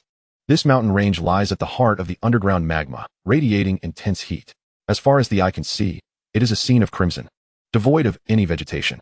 The mountaintop is shrouded in curling black smoke, as if magma were flowing from its fissures, resembling the flame mountain from the myths of the Journey to the West. Due to the unique geographical conditions, the fire element is exceptionally abundant and dense here, making it not only ideal for alchemy, but also allowing for remarkable efficacy in the cultivation of pure yang techniques. The four of them soared through the air, reaching the foot of the mountain, where they could faintly sense the scorching and tumultuous spiritual energy surrounding them. Dan Yao and Shui Ling, who practiced more feminine techniques, felt a subtle oppression as they stood amidst this energy. However, their pure spiritual power and formidable defenses quickly dispelled this discomfort. In contrast, Xianxiaaudiobooks and Qi Ming, who followed the path of utmost rigidity and yang, were invigorated by the overwhelming spiritual energy, feeling as if they were in their element. The four soared to the peak, only to find it completely barren, with not a single blade of grass in sight, leaving them momentarily stunned. Gugu, did we take a wrong turn? Qi Ming asked in confusion. Shui Ling also furrowed her brow slightly. Dan Yao shook her head and pointed. We did not go wrong. Look. Qi Ming and Shui Ling followed her finger and noticed a flowing red liquid on the mountainside, resembling lava yet emitting no heat, instead radiating circles of spatial fluctuations. Clearly, this was the entrance to the Twin Supreme Hall. Xianxiaaudiobooks pointed, and the liquid, akin to lava, parted in the middle like a curtain, revealing a grayish entrance. Let us go. Just as the four were about to step forward, they suddenly spotted a streak of light flying towards them from the horizon. It's Fu Yinjia, Xianxiaaudiobooks exclaimed, recognizing the figure immediately. Fu Yinjia, long time no see. Do you remember me? Dan Yao called out. Hearing this familiar voice, Fu Yinjia's body jolted. Surprise etched on his face. Auntie, you, how did you come here? Dan Yao smiled. Didn't I mention it before in the western regions? I would visit the Twin Supreme Hall before the opening of the Cloud Summit Palace. With the Cloud Summit Palace about to appear, if I don't come now, how can I keep up with such a grand event? Upon hearing this, Fu Yinjia slapped his forehead, a hint of embarrassment creeping into his smile. Look at my memory. I actually forgot such an important matter. Dan Yao glanced over Fu Yinjia, suddenly noticing a faintly peculiar aura around him, causing her to pause momentarily before smiling. It has been nearly 100 years since we last met, and your cultivation has indeed progressed considerably. Fu Yinjia, feeling Dan Yao's probing gaze, slightly faltered, then replied with a smile. How could I compare to you and the esteemed fire young master by your side? You two are the true paragons of youth, the dragons and phoenixes of the mortal realm. Dan Yao merely smiled and casually inquired, where is Mingxi? Why isn't she with you? Fu Yinjia's handsome face flushed. Mengxi, she. Dan Yao's heart skipped a beat. What happened to her? Is she all right? Fu Yinjia hurriedly shook his head. No, she is perfectly fine. How could anything happen to her? It's just. Chapter 1377, The Twin Supreme Hall, 2. Dan Yao, observing his hesitance, her thoughts racing, her bright eyes suddenly lit up. Mengxi, could it be that she is pregnant? Fu Yinjia nodded. Yes, she is pregnant. already over 4 months along. Dan Yao's heart soared with joy. That's wonderful news. How could you be so bashful about it? You had me worried, thinking something was wrong. By the way, where is she? Auntie, it's like this. Shortly after the news of Shi-Er's pregnancy was revealed, one night, Bayan and Fu Yinling suddenly intruded. At that time, Shi-Er was in the midst of harmonizing her energies and nourishing the fetus, which startled her and caused a disturbance in her pregnancy. Disturbed her pregnancy? Is she all right? Dan Yao asked with concern. She is fine, thankfully. Great-grandfather intervened in time to barely protect the fetus. However, after that incident, Shi-Er's body has become exceedingly weak, and she is currently in seclusion, practicing a method to nurture the fetus and regulate her energy, so she may not be able to meet with you for the time being. Dan Yao waved her hand dismissively. It's all right. There will be plenty of opportunities to meet in the future. The child's well-being is of utmost priority. After exchanging pleasantries, Fu Yinjia led the group inside. As they traversed a long gray corridor, brilliant light suddenly shone before them. Upon stepping out, they were greeted by a magnificent palace, resembling a colossal medicinal cauldron. Surrounding the palace were various exotic flowers and grasses, lush and vibrant, with bees buzzing and butterflies dancing about, creating an exquisite sight. Senior sister, this place looks a lot like the 100-Flower Valley, doesn't it? Shui Ling remarked. Unable to contain her awe, Dan Yao nodded. Indeed, it bears a striking resemblance. I never expected that within the fiery mountains, there exists such a small world. The Twin Supreme Hall is truly extraordinary. This marvelous place indeed resembled the 100-Flower Valley. Yet the medicinal herbs cultivated here were worth far more than 100 times that of the valley. Fu Yinjia smiled and shook his head, saying, It is not quite a small world. Only superlative beings who have attained the realm of divine void can use supreme divine powers to create such realms. This wondrous land was inadvertently discovered by my great-grandfather in his youth, and it was only through the integration of the spirit herb transformation array learned from the Cloud Summit Palace that such a paradise akin to a peach blossom spring could be established. Is that so? Dan Yao's expression brightened with understanding. However, to cultivate such an array of extraordinary flowers and rare plants in such a harsh environment is indeed a remarkable feat, esteemed guests. This way, please. Fu Yinjia beamed at Dan Yao and the others, his form shifting as he soared towards the highest point of the colossal palace. Dan Yao, Xianxiaaudiobooks, Shui Ling, and Shi Ming, upon witnessing this, each leaped into the air, following closely behind. Who are these individuals that our young master treats with such deference and warmth? One disciple whispered. They must be extraordinary powerhouses at the half-step spirit platform level. Otherwise, why would our young master bestow such respect upon them? Surely not. These 2 men and 2 women appear so youthful. How could they possibly possess such formidable strength? Another replied. One cannot judge a book by its cover. They may look young, but perhaps each of them is an ancient being who has lived for millennia, someone mused. Yet they don't seem to fit that mold. Those ancient beings, while capable of pretending to be youthful, often reveal their age through their tone, expressions, and gaze, another countered. Look at these 4. They are vibrant and full of life, resembling our young master in youthfulness, yet another chimed in. Goodness, if they truly are young, they seem rather too empty. Don't you think? Chapter 1378, The Twin Supreme Palace, 3, A Gathering of Disciples, Attendants, and servants of the Twin Supreme Palace watched the 4 ascend to the upper levels, their voices rising in astonishment and speculation. In a meticulously decorated, opulent chamber within the Twin Supreme Palace, a middle-aged man, his complexion a ghastly mix of black and white, lay unconscious on the bed. This man was Xianxiaaudiobooks, the head of the Spirit Herb Hall. The Twin Supreme Palace stood firm in the northern domain through its mastery of alchemy, with the Spirit Herb Hall overseeing all matters related to alchemical practices, wielding significant power and bearing immense responsibility. It was inconceivable for anyone to hold such a position without being a core figure among the higher echelons, endowed with profound alchemical prowess. Xianxiaaudiobooks was deemed suitable for the position not only because his alchemical skills had reached the 5th-tier high rank, second only to the Palace Master, Twin Supreme Tianjun, but also due to his father, Xiaotishian, serving as the Deputy Palace Master and a fellow disciple of Twin Supreme Tianjun. The previous Palace Master had taken on 3 disciples, the eldest, Fu Baichuan, the second, Bayan, and the third, Xiaotishian. After the former Palace Master was ambushed and returned wounded, he designated Fu Baichuan as his successor before his demise. Bayan, dissatisfied with the arrangement, instigated internal strife amongst the disciples following the Palace Master's death. Fu Baichuan ascended to the position of Palace Master thanks to the support of his third disciple, Xiaotishian. Grateful for his disciple's loyalty, Fu Baichuan not only appointed him as Deputy Palace Master, but also treated his son, Xianxiaaudiobooks, as if he were his own. At this moment, Chao Dexian, the deputy palace master, gazed at his unconscious son, unable to conceal the worry etched upon his face, and let out a long sigh.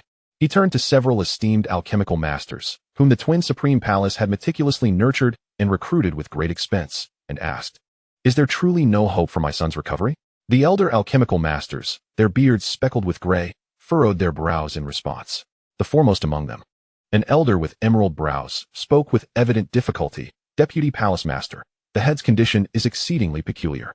We have tried numerous remedies, yet none have yielded any effect. At present, aside from relying on the soul-stabilizing pill crafted by the palace master to barely suppress the affliction, we have no other recourse." Upon witnessing Chao Dexian's complexion turn pale, the elder with emerald brows continued, "However, we are diligently reviewing our pharmacopoeia.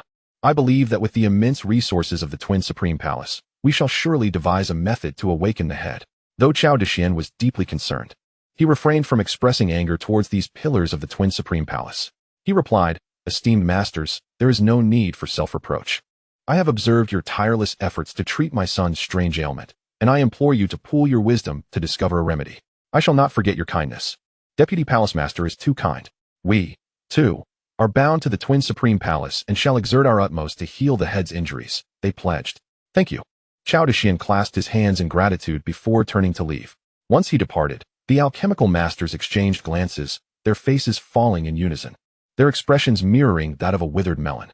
Alas, the head's ailment is exceedingly strange, with no visible wounds on his body and a complexion devoid of any color. I have lived many years and have never encountered such a bizarre affliction. This peculiar condition is so challenging that even the palace master finds it difficult to address. What hope do we have? One lamented. If only the palace master's alchemical skills could ascend to a higher tier, he could concoct the 6th tier fire rebirth pill. Should he consume it while still possessing a breath of life, it would surely elicit a reaction. Even if we cannot cure him, we could glean information from the feedback of his body, allowing us to ascertain the nature of his affliction and subsequently formulate a treatment plan. Alas, 6th tier alchemists are a rarity. Across the northern domain, only the palace master has attained such heights. After years of arduous cultivation, he has barely achieved the 6th tier mid-rank. Even if he were to stumble upon the opportunity to ascend to the 6th tier high rank in this lifetime, it would take at least a millennium. The palace master may endure, but the head cannot afford to wait. At that moment, a 5th tier mid-rank alchemist spoke up. "I recall that 80 years ago, the Yuan Merchant Association hosted an unprecedented heavenly level auction in Giant Turtle City, featuring an incredibly rare spirit congealing pill as the final item. It is said that this pill was personally crafted by the Snow Spirit Fairy. If we could invite her, perhaps she could cure the head." This utterance awakened the minds of the alchemical masters, and they suddenly saw a glimmer of hope. Indeed, how could I have forgotten? Beyond the palace master, the Snow Spirit Fairy's alchemical skills have also reached the 6th tier. That spirit congealing pill is the most challenging to concoct among 6th tier pills. Anyone capable of producing it holds the potential to break through to the 7th tier. If the Snow Spirit Fairy can craft such a pill, the Fire Rebirth pill would be even less of a challenge. However, the earlier speaker, a 5th tier high-rank alchemist, shook his head, saying, "The palace master has already considered this option. Since the head fell into a coma, the palace master has employed various means to awaken him, even having the young master's wife write a letter requesting aid from the Western Domain's Dan family. Yet, the Dan family responded that since the Snow Spirit Fairy left the Western Domain, she has not returned. Following the destruction of the Yuan Merchant Association by that old demon Bayan, she mysteriously vanished, and now we have no clue where to find her." Upon hearing this, the gathered alchemical masters sighed in disappointment. After leaving his son's chamber, Chao Dexian sought out his elder brother Fu Baichuan to discuss treatment options. Upon hearing the news, Fu Baichuan wore a bitter smile. "I am but a brother of little ability, unable to heal your son. What a mockery it is to call myself Twin Supreme Tianjun. Brother, do not speak in such a manner. It is my son who is unfortunate," Chao Dexian replied. "The palace master, the young master has returned with company." An attendant interjected, "and wishes for you to speak with Lin." At that moment, the sudden voice of a servant outside the quiet room interrupted the conversation between the two. Fu Baichuan's snow-white brows furrowed slightly, a sense of unease brewing within him. His grandson, known for his reclusive nature, rarely made friends and had never brought outsiders to the Xuanjua Hall. What could have prompted him to bring someone now? Moreover, why would he send someone specifically to inform him? The more Fu Baichuan pondered, the more perplexed he became. Did that young man mention whom he brought? The servant shook his head and replied, "The young master did not specify, but I did see him return with 2 men and 2 women." As the servant spoke, he emphasized, By the way, the young master addressed one of the masked women as aunt, and his tone was quite respectful. Fu Baichuan was taken aback. Aunt? Our Fu family lineage has always been male-dominated, with no female relatives. Where could he possibly have an aunt from? Could it be? A smile suddenly broke across his face. Of course, it must be her. Chao Dexian, noticing the troubled expression on his face, was suddenly filled with joy and asked in surprise, Senior brother, why are you so happy? Your son has been saved. How could I not be pleased? Fu Baichuan replied with a grin. Chao Dexian was left bewildered. The aunt mentioned by that rascal Xianxia is not from my line, but is actually a cousin from his wife's family. Do you not realize who she is? Chao Dexian's eyes widened in realization, trembling with excitement as he exclaimed, Are you referring to the Snowfall Fairy? Fu Baichuan nodded. Indeed. It is she. Her alchemical skills surpass mine. As long as we can enlist her aid, how could we possibly fail to treat your son? Wonderful. This is truly a timely blessing. I shall go rescue her at once. Chao Dexian exclaimed, rising in haste. Let's go together. I too wish to see if the Snowfall Fairy is as remarkable as the legends claim. Meanwhile, in the Shuangjua Hall, Dan Yao, Xiang Yang, and others were exploring the scenic beauty under Fu Yinjia's guidance. At that moment, they noticed two elderly men with white hair and beards entering and instinctively turned to look. Half-step Lingtai realm. Dan Yao and Xiang Yang exchanged astonished glances, recognizing that the two elderly men were formidable beings of the half-step Lingtai realm. Such strength, while not on par with their own, was still among the most powerful in the northern region. They were taken aback that even the Shuangjua Hall could casually produce such impressive figures. Grandfather, what brings you both here? Fu Yinjia asked in surprise upon seeing Fu Baichuan and Chao Dexian arrive together. Fu Baichuan smiled and replied, Since your aunt has personally come to bestow her blessings, how could I possibly avoid meeting her? You are indeed the only one from the four realms who broke through to the 6th grade alchemist level thousands of years ago. The unparalleled Shuangjua heavenly monarch in both alchemy and cultivation. Qi Ming and Shui Ling exchanged knowing glances, astonished as they regarded Fu Baichuan. Despite their awareness that Dan Yao's alchemical prowess far surpassed Fu Baichuan's, even to the point of being overwhelming, they could not help but be captivated by the presence of one who had been revered by countless alchemists for millennia. Dan Yao also observed him keenly. The Shuangjua heavenly monarch was renowned across the four realms. She had heard of his extraordinary name while tending flowers in the 100 Flowers Valley of the eastern region. In the eyes of many alchemists, he was a towering figure, almost divine. Every enthusiast of alchemy yearned to meet the legendary 6th grade alchemist monarch. Dan Yao had previously imagined the Shuangjua heavenly monarch to be a tall, striking figure, but upon seeing him now in a silver robe embroidered with rising flames, a slender, diminutive stature, a rosy complexion, and a lively demeanor, she found him to resemble an ordinary elderly gentleman, save for the aura of celestial fire emanating from him. Indeed, rumors cannot always be taken at face value. Claims of extraordinary appearances were mere fabrications. Oh, this notion of being unparalleled in both alchemy and cultivation is simply the flattery of outsiders. It is of little consequence, Fu Baichuan said with a warm smile, waving his hand dismissively. Grandfather, this is the Snowfall Fairy I previously mentioned, Xianxia's aunt. Her alchemical mastery is profound, and she, like you, is a 6th grade alchemist monarch. Fu Yinjia introduced Dan Yao with utmost respect. Oh, you are the Snowfall Fairy? I did not expect that, Fu Baichuan, despite being the lord of the Shuangjua Hall and having weathered countless storms, was taken aback to learn that the masked young woman before him was indeed the famed Snowfall Fairy. Chao Dexian stood speechless beside him. Although he had little talent in alchemy and focused solely on cultivating spiritual power, he understood that an alchemist's prowess typically correlated with their age. After all, alchemy is a rather tedious craft requiring extensive time to master the properties of various herbs before one can even begin to concoct potions. Once one becomes a certified alchemist, advancing their level necessitates both talent and countless rounds of practical study. Moreover, alchemists must balance cultivation with their craft, requiring a dual focus to harmonize their cultivation with their alchemical skills to achieve continuous breakthroughs. Thus, those renowned alchemical masters are typically elderly men with graying hair, with only a handful of younger ones being middle-aged.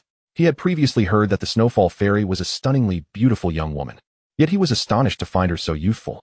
Could such a young girl truly cure his son? While Fu Baichuan was taken aback by Dan Yao's youthful appearance. As the master of the Shuangjua Hall, he understood the principle that one should not judge by appearances.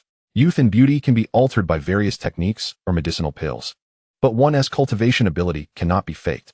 A century ago, the Snowfall Fairy publicly produced the Breakthrough Monarch pill, certifying her as a 6th grade alchemist, with numerous witnesses present. There could be no doubt about her abilities. With this in mind, Fu Baichuan smiled again. Talent emerges in every generation. The new surpasses the old. I am growing old. The future belongs to you younger ones. Dan Yao smiled gently. You flatter me, Lord. The Snowfall Fairy. I have previously sent people to seek your whereabouts multiple times without success. I did not expect you to come seeking us. This is truly wonderful. Chao Dexian interjected eagerly. You sought me? Dan Yao was taken aback. What for? Chao Dexian replied with fervor. To ask for your help, to save my son. He then recounted the circumstances surrounding Chao Qingjue's mysterious fainting, detailing the various attempts made to awaken him. Mysterious fainting? No visible injuries? Dan Yao furrowed her brow, seemingly recalling something. This symptom seems familiar. Yes, I, along with the alchemists of the Alchemy Hall, including the Lord, have tried several different pills to awaken him without success. We were considering concocting a fire revival pill to stimulate his body and ascertain his condition for more targeted treatment. However, the fire revival pill is a high-level 6th grade pill, demanding exceptional alchemical skill, and even the Lord finds it challenging to produce. I have heard you successfully concocted the notoriously difficult lingering spirit pill, so I believe the fire revival pill should pose no challenge for you. Chao Dexian's eyes gleamed with hope as he gazed at Dan Yao, akin to a drowning man clutching at a piece of driftwood. Fu Baichuan also looked expectantly at Dan Yao. If it pertains to the fire-returning pill, I can commence the alchemical process immediately upon procuring the requisite herbs. I am also capable of concocting the higher-tier Li Hua Fan Hun pill. Yet I have a nagging suspicion that the fainting of your esteemed son may not be as straightforward as it appears. The fire-returning pill may not yield the desired efficacy, Dan Yao pondered. What? The Li Hua Fan Hun pill? You can actually concoct such a pill? Upon hearing Dan Yao's assertion, Fu Baichuan was once again struck with astonishment. It is worth noting that the Li Hua Fan Hun pill is a low-tier 7th grade elixir. It is utterly outrageous for this girl, who appears to be of a similar age to his great-grandson, to claim she can refine the Li Hua Fan Hun pill. Dan Yao nodded affirmatively. Indeed, this pill poses no challenge to me, provided you can gather the necessary materials. How can that be possible? Fu Baichuan exclaimed. To successfully refine a 7th grade elixir, the alchemist must at least be a 7th grade master. Furthermore, to transcend the 7th tier, one must first achieve a breakthrough in the spirit platform realm. In this era, where spiritual energy is scarce and the laws of nature are distorted, how could such an extraordinary master still exist within the 4 domains? Upon witnessing Fu Baichuan's incredulous expression, Dan Yao was taken aback. Are you unfamiliar with my capabilities? Unfamiliar with what? Fu Baichuan responded, utterly perplexed. Dan Yao furrowed her brows, her gaze shifting to the depths of Fu Yinjia's eyes. And what troubles you? Fu Yinjia asked, noticing Dan Yao's peculiar demeanor, his eyes flickering with concern. It's nothing. I'm merely contemplating how to treat this ailment, she replied, a fleeting glimmer of doubt passing through her eyes, before regaining her composure and dismissing the matter with a wave of her hand. Chao Dexian interjected. We are already immensely grateful for the fairy's willingness to assist. As night draws near, and given that you have traveled from afar, it would be prudent to rest a while before returning tomorrow to attend to the child's ailment. At present, Chao Qingjue lay in a deep stupor. And while Chao Dexian was eager for Dan Yao's intervention, he understood that the esteemed snowy spirit fairy held a status above even that of the hall master. It would be improper to immediately whisk her away without proper hospitality.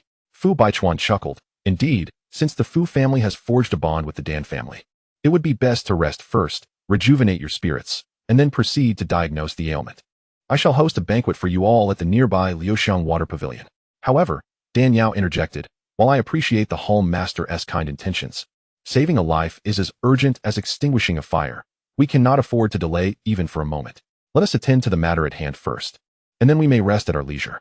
Then let us proceed to examine the situation, regardless of the outcome. The dual exceptional hall will be indebted to the esteemed aunt, Fu Baichuan conceded, recognizing Chao Dexian's anxiety over his son's condition. With that, he called for a servant, provided brief instructions, and led Dan Yao, Xiangyang, Qi Ming, and Shui Ling towards the bedroom. At that moment, several elderly alchemists were engaged in a grave discussion regarding treatment methods. Upon seeing Fu Baichuan enter with his entourage, they hurriedly approached, bowing respectfully. We were unaware of the hall master's arrival and failed to extend a proper welcome. We beg your forgiveness. Fu Baichuan waved his hand dismissively. Masters, you have devoted considerable effort and thought to finding a remedy. What fault is there in that? The foremost alchemist expressed his embarrassment. It is our inadequacy that prevents us from curing the hall master's condition, and we feel deeply ashamed for your faith and trust in us. As guest elders of the dual exceptional hall, these individuals were among the most renowned alchemists in the 4 domains. Yet now, They found themselves unable to cure even a case of unconsciousness, which was indeed a source of great shame. Do not blame yourselves. This ailment is indeed peculiar. Even I find myself at a loss, let alone you. Fu Baichuan reassured them, then smiled. Come, allow me to introduce you to this esteemed snowy spirit fairy. Snowy spirit fairy? Hall Master, are you saying she is the snowy spirit fairy? The alchemists were enthralled by the prospect of meeting the elusive snowy spirit fairy, who had transcended gender barriers to become a sixth-grade alchemist in a male-dominated field. However, upon Fu Baichuan identifying the delicate young girl before them as the snowy spirit fairy, their expressions morphed into one of disbelief, their eyes wide with astonishment. Fu Baichuan affirmed with a nod, indeed, she is the snowy spirit fairy. Upon hearing this, the alchemists hurriedly approached Dan Yao, greeting her with phrases like greetings, fairy, and fairy, we are honored, though their tone lacked the reverence one might expect. Indeed, had Dan Yao been slightly older, perhaps a silver-haired matron, they might have shown her more respect, addressing her as Master of Medicine. Alas, her youthfulness was too striking. Had Fu Baichuan not asserted her identity with such conviction, they would undoubtedly have dismissed her as a charlatan.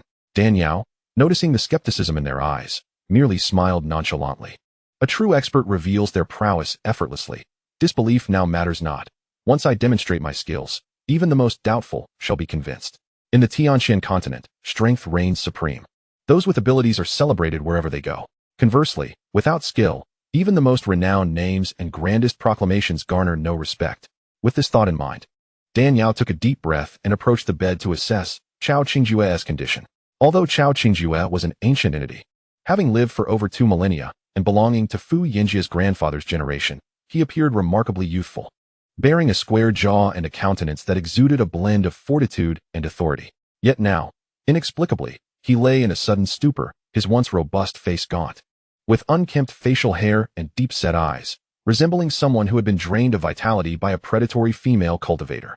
Dan Yao extended her consciousness, surveying Chao Qingjue's entire being. Just as Chao Dexian had mentioned, there were no visible wounds on Chao Qingjue's body, nor had his internal organs suffered damage from spiritual forces. His vital essence remained robust, showing no signs of depletion. Clearly, his unconsciousness was neither due to internal nor external injuries, nor was it the result of someone siphoning his essence. As Dan Yao contemplated, she struck the bed with her palm, unleashing a powerful surge of true energy that lifted Chao Qingjue into the air. Those present, apart from Xiangyang, felt their breath catch as they were forced back several steps by the force of her energy. The formidable members of the dual exceptional hall, including Fu Baichuan, stood frozen in astonishment. They had heard tales of the snowy spirit fairy's remarkable alchemical skills, capable of crafting elixirs that could propel one beyond the threshold of the spirit platform realm. Yet, they had not anticipated that her spiritual prowess would surpass even her alchemical mastery. The mere release of her true energy was enough to send them reeling backward, leaving them to ponder the formidable power contained within her delicate frame. Ignoring the astonishment of those around her, Dan Yao turned Chao Qingjue over and continued to scan him with her consciousness. At that moment, Dan Yao suddenly noticed a trace of purplish-black powder within Chao Qingjue's nostrils. This powder was exceedingly fine, and given Chao Qingjue's vigorous constitution, it had become ensnared in his dense nasal hair, much like a slender grain of rice mingling indistinguishably among a bowl of round pearls. Had it not been for her keen scrutiny, it would have gone unnoticed. Dan Yao turned her gaze to Xiangyang. Ahua, it's your turn. Having spent countless hours in close proximity to Dan Yao, Xiangyang was already attuned to her intentions. The moment she cast him a glance, he understood what she required. He stepped forward, conjuring a mesmerizing swirl of purple flames that erupted from his palm. Celestial spiritual fire? The vast majority of those present were alchemists who spent their days in communion with fire, and they immediately recognized the flames in Xiangyang's grasp as the renowned celestial spiritual fire. Such a treasure as the celestial spiritual fire is exceedingly rare.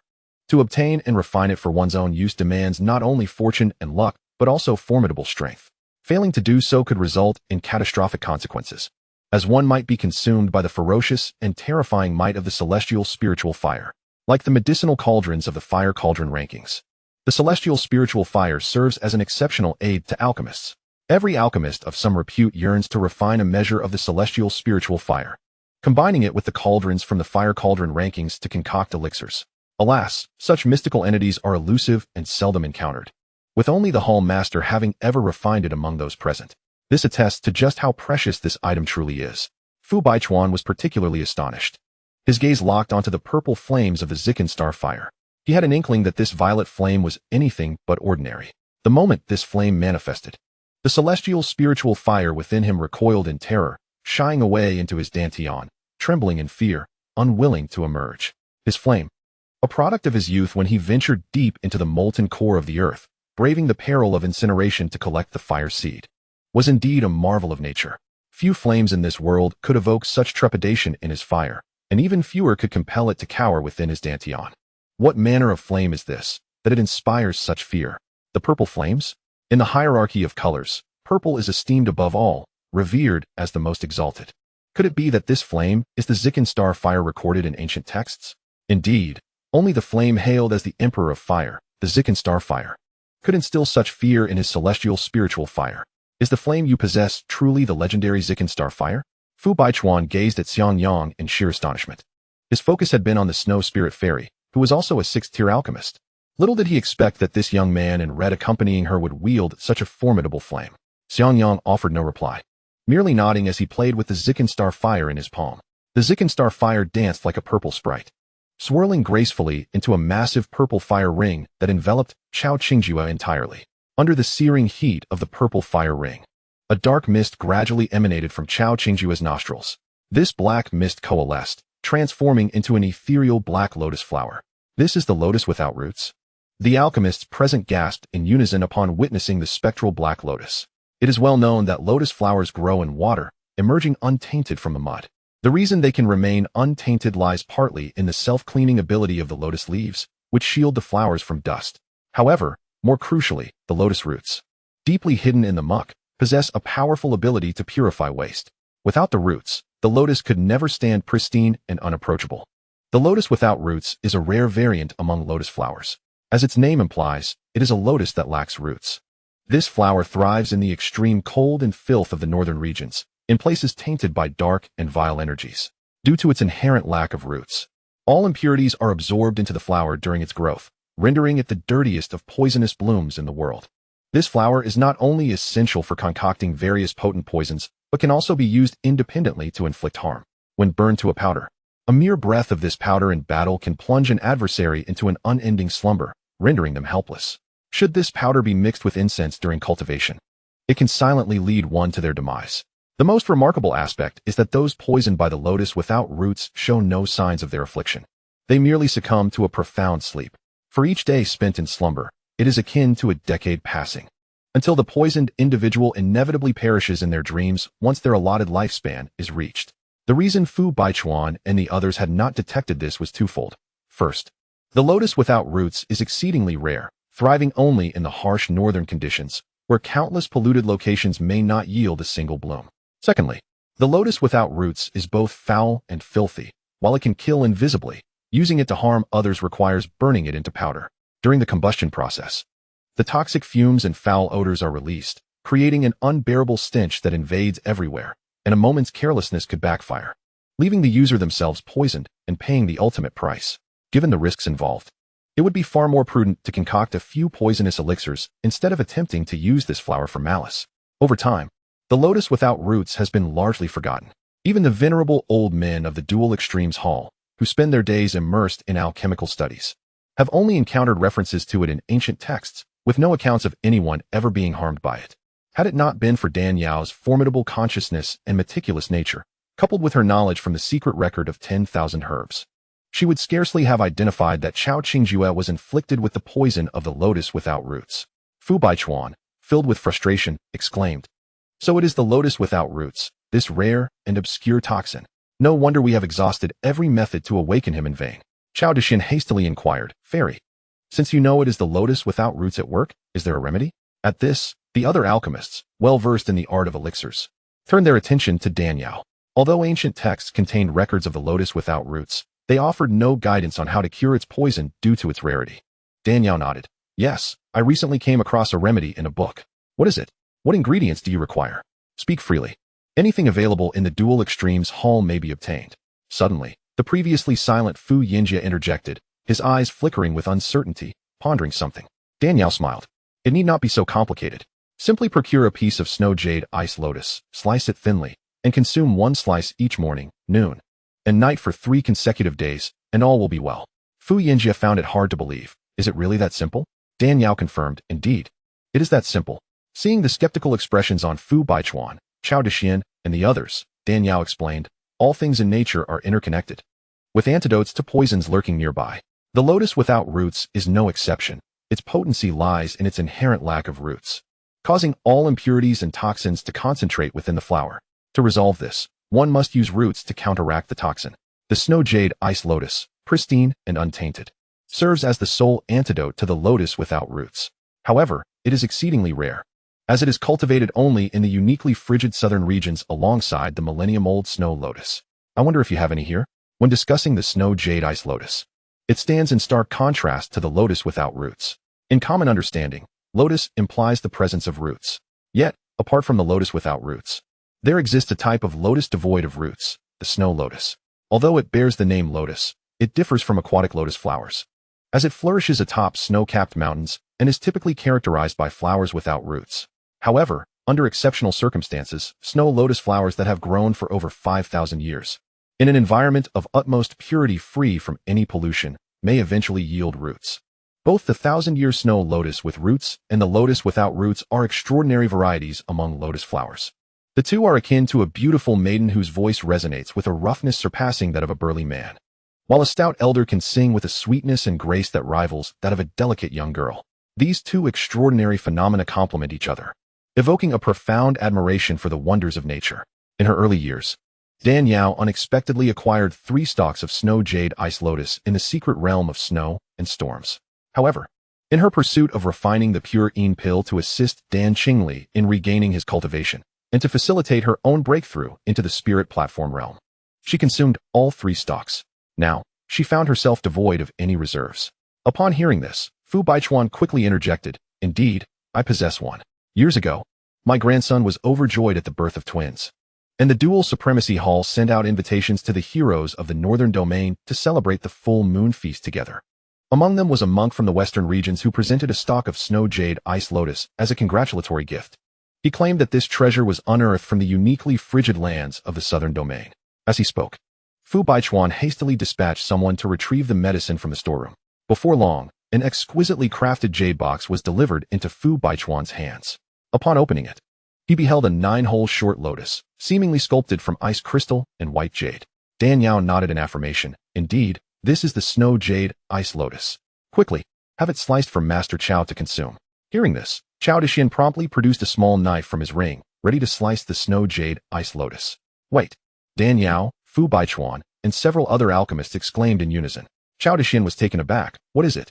Fu Baichuan explained. "The snow jade ice lotus is an exceptionally pure entity, incredibly fragile. Only the most gentle jade knife can slice it without damaging its medicinal properties. If a metal blade is used, the lotus slices will turn black and rot instantly, rendering them utterly ineffective." Understanding the gravity of the situation, Chao Dexian wiped the cold sweat from his brow, grateful for the reminder from his senior brother.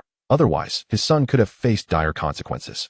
He rummaged through his ring, finally retrieving a piece of jade, and, using spiritual energy, crafted a delicate jade knife. In the subsequent chapter, gratitude was expressed. He carefully sliced a piece of the lotus and gingerly placed it into Chao Qingjue's mouth. As the snow jade ice lotus entered his system, Chao Qingjue's lifeless body suddenly reacted, exclaiming that he was hungry.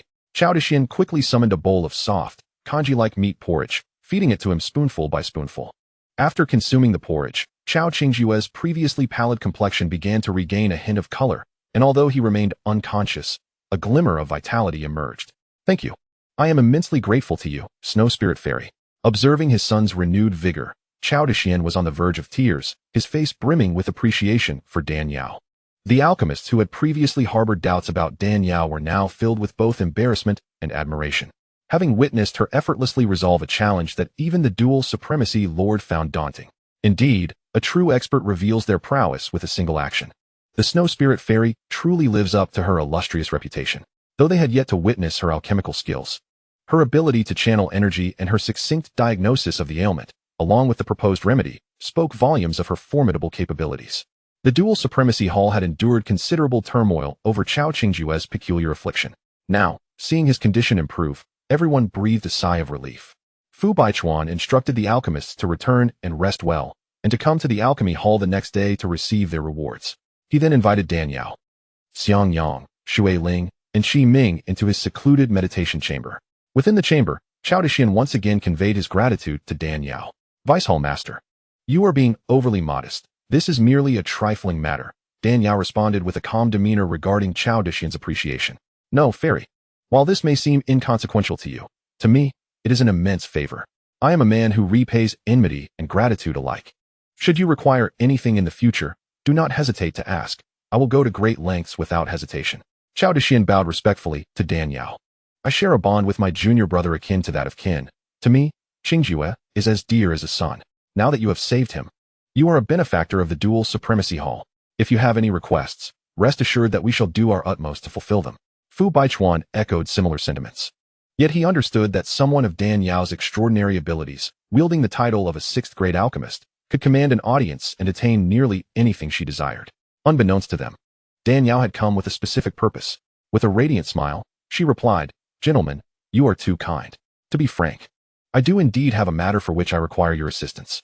Oh, Fu Baichuan raised his white brows, curiosity piqued. What is it, fairy? Please do not hesitate to speak. To be candid, my journey to the northern domain is to seek the Buoi spring. If you possess any, I would greatly appreciate it if you could share some.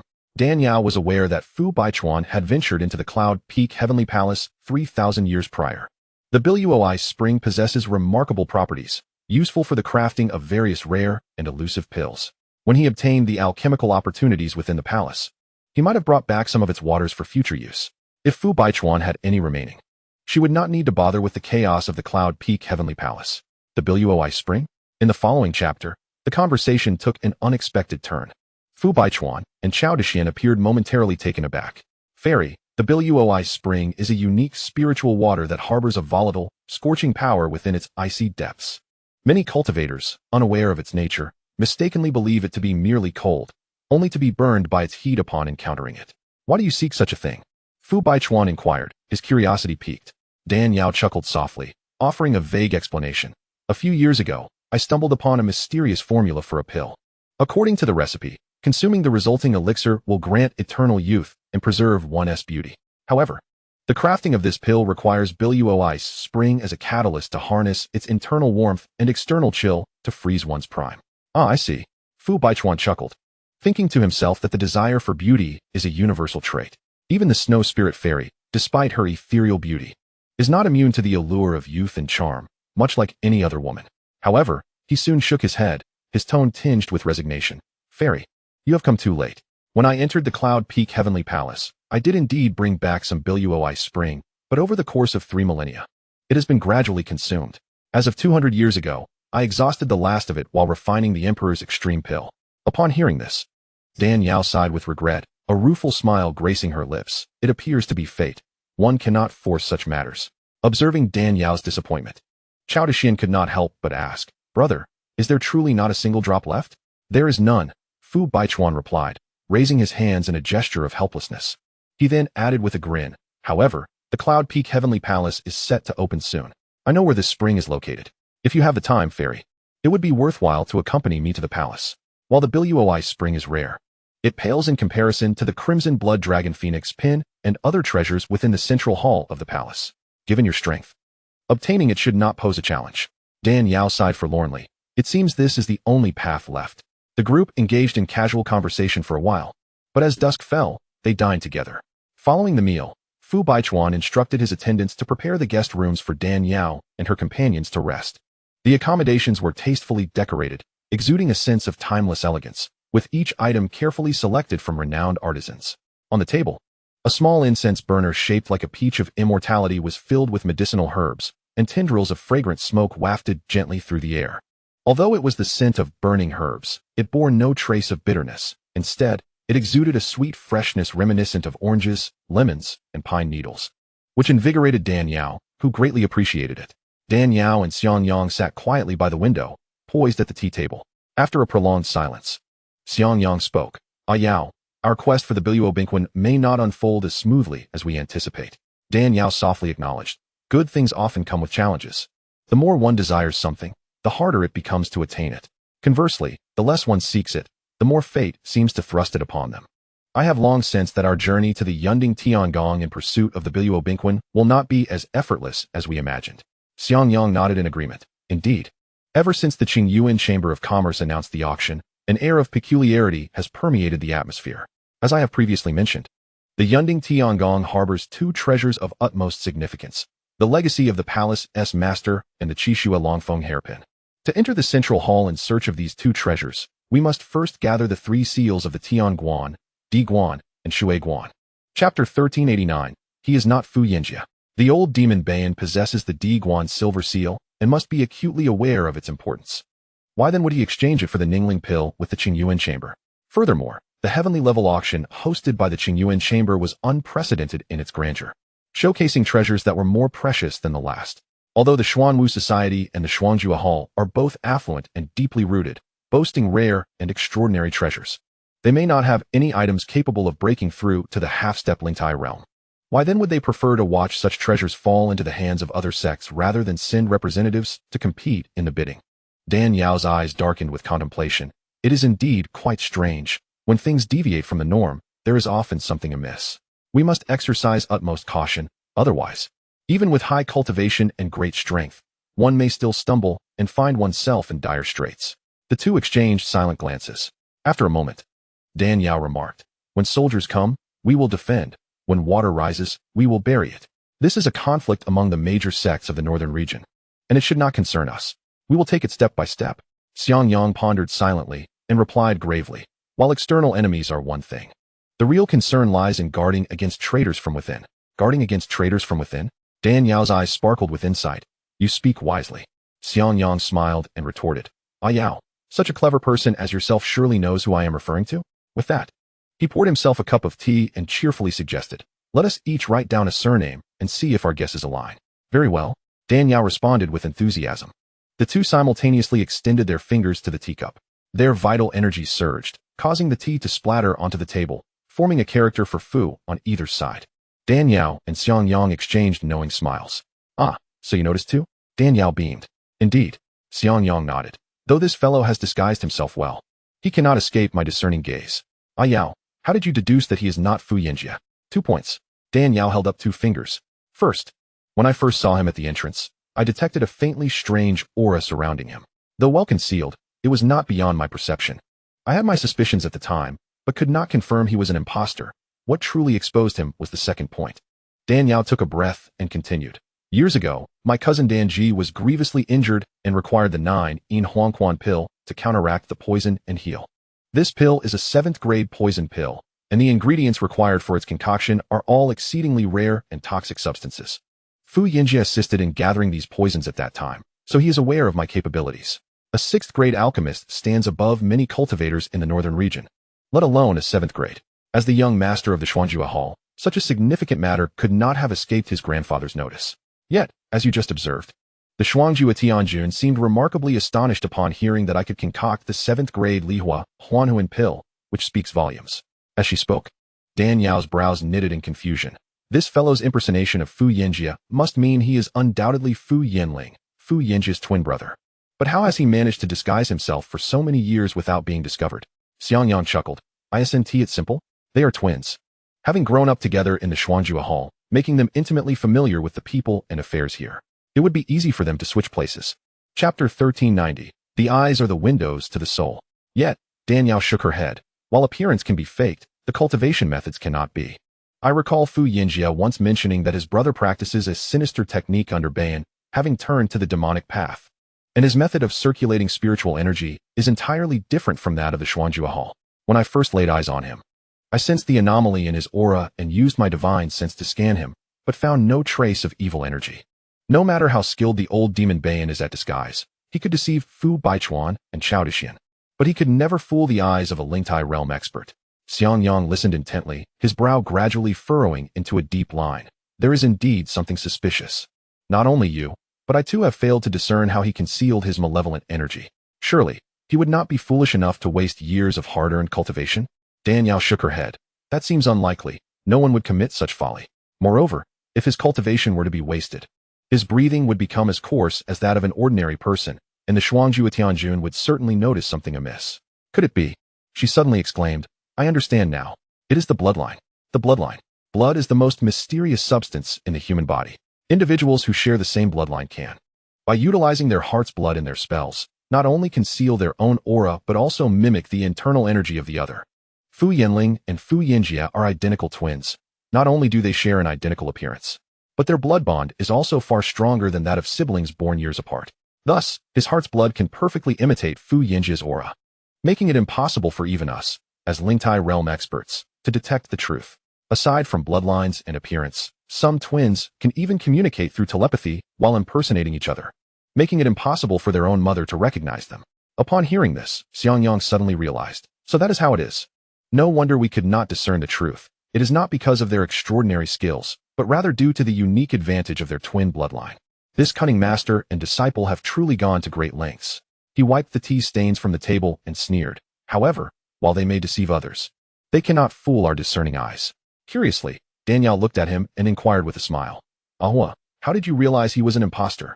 Xiangyang smiled faintly, somewhat evasively replying, my reasoning is similar to yours. Upon meeting him, I sensed something was off, and then recalled how he had assisted in gathering the ingredients for the 9-yin Huangquan pill, which led me to conclude he was impersonating Fu Yanling.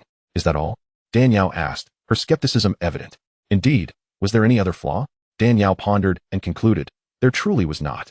Unbeknownst to them, the perspectives through which men and women observe the world differ.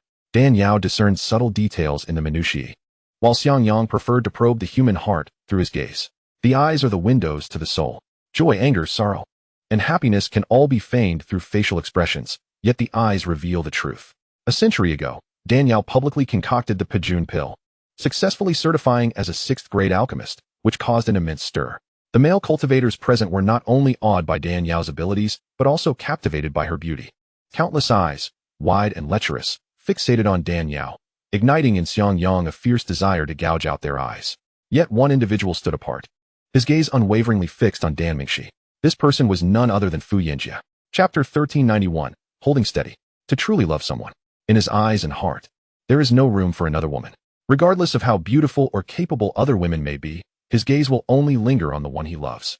Fu Yanjia is evidently such a person. However, today, this Fu Yanling, upon first laying eyes on Danielle, feigned surprise and then proceeded to stare at her intently, as if searching for something. His gaze bore a mix of evasion and a man's appreciation for a woman, laced with astonishment and an imperceptible yet exceedingly intense, lascivious possessiveness.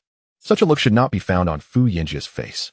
Based solely on this, Xiangyang was 100% certain that this fellow was not Fu Yanjia, but rather Fu Yanling in disguise. Ah Yao, since you have identified this man as Fu Yanling in disguise, why not confront him directly? Are you afraid he might suddenly retaliate? Dan Yao scoffed. His meager abilities are beneath my concern. Why would I fear his aggression? My worry lies with the little couple, Fu Yanling and Dan Mingxi. His impersonation of Fu Yanjia to infiltrate the dual supremacy hall must be a long-planned scheme with significant intent. Now that the real Fu Yanjia is missing, when I inquired about Dan Mingxi's whereabouts, he spoke ambiguously, claiming that Mingxi is pregnant and must enter seclusion to recuperate. Whether this seclusion is genuine or feigned remains unknown. Until the truth emerges, we must not act rashly, lest we provoke a cornered dog to leap over the wall, jeopardizing the lives of this young couple. Xiangyang nodded repeatedly. It is precisely this concern that has kept me silent. Dan Yao narrowed her eyes and said quietly, the most pressing matter is to ascertain the whereabouts of Fu Yanjia and Dan Mingxi. Once they are secured, we can take our time dealing with the duo of Ba Yin and Fu Yanling. Indeed, Xiangyang wholeheartedly agreed. Debts can be settled in due time.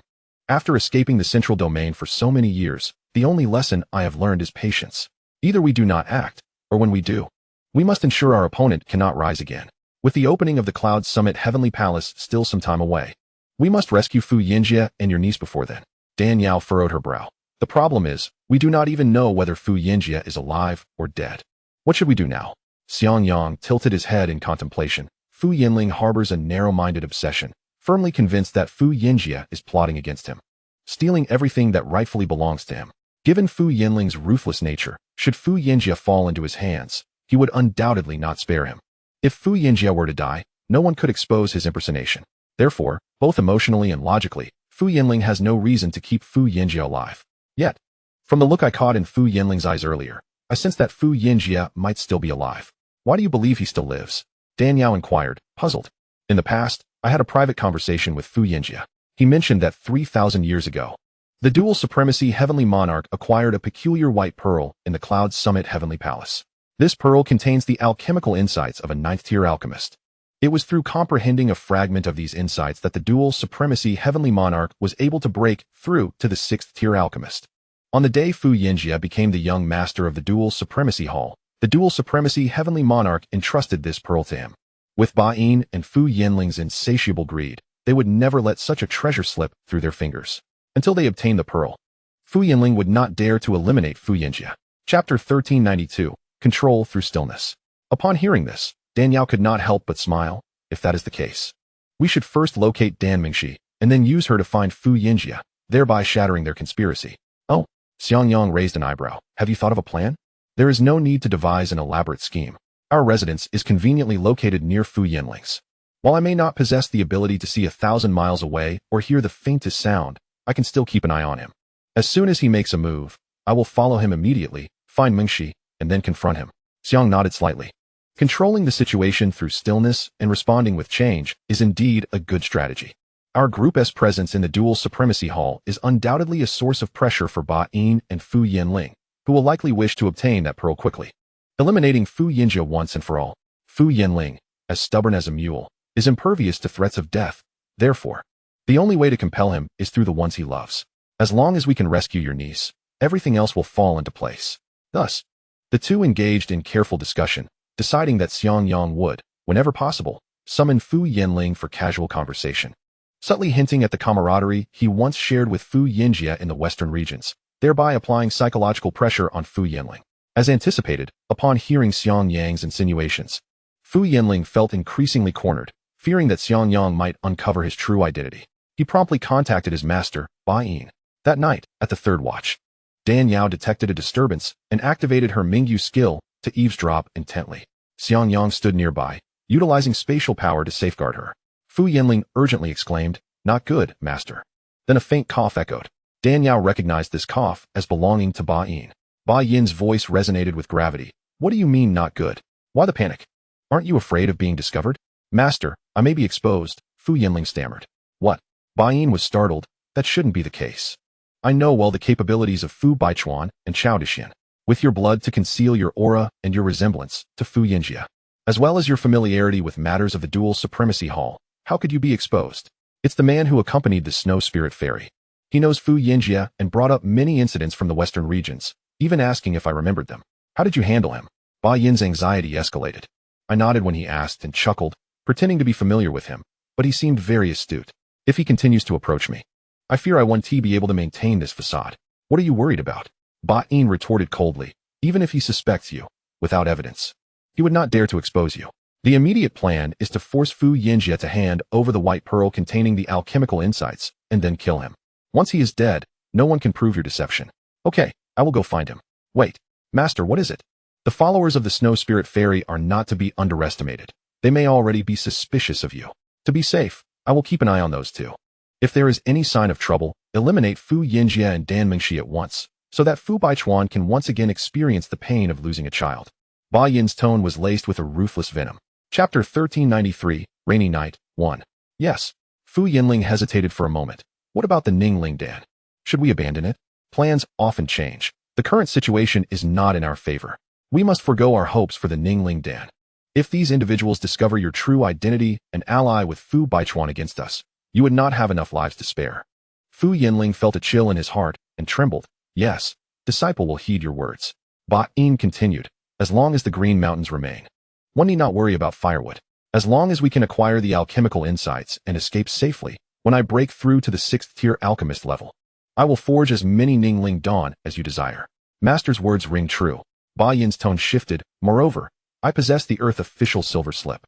Without it, even if the Dual Supremacy Hall and the Xuanwu Society enter the Cloud Summit Heavenly Palace, they would be unable to open the main hall, let alone access the Central Divine Realm Legacy and the Scarlet Blood Dragon Phoenix Hairpin.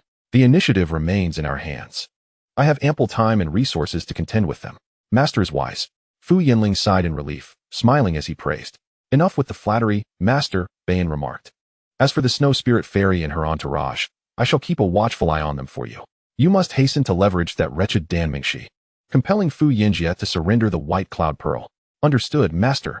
Dan Yao's heart leaped with joy upon hearing this. Oh, so you wish to keep an eye on me, do you?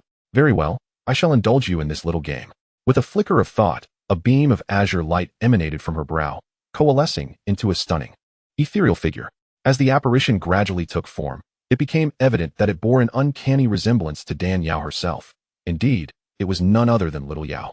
On a subsequent night, thunder roared ominously around the Double Extremes Palace, and torrential rain fell in sheets, each droplet striking the earth like a whip. A surge of excitement coursed through Dan Yao as she anticipated that Fu Yinling would seize this opportunity to seek out Dan Mingxi, prompting her to set her plans into motion. Sure enough, it wasn't long before she spotted a shadow lurking atop the roof. At that moment, Dan Yao was in her chamber, engaged in a heated game of chess with Xianxiaaudiobooks.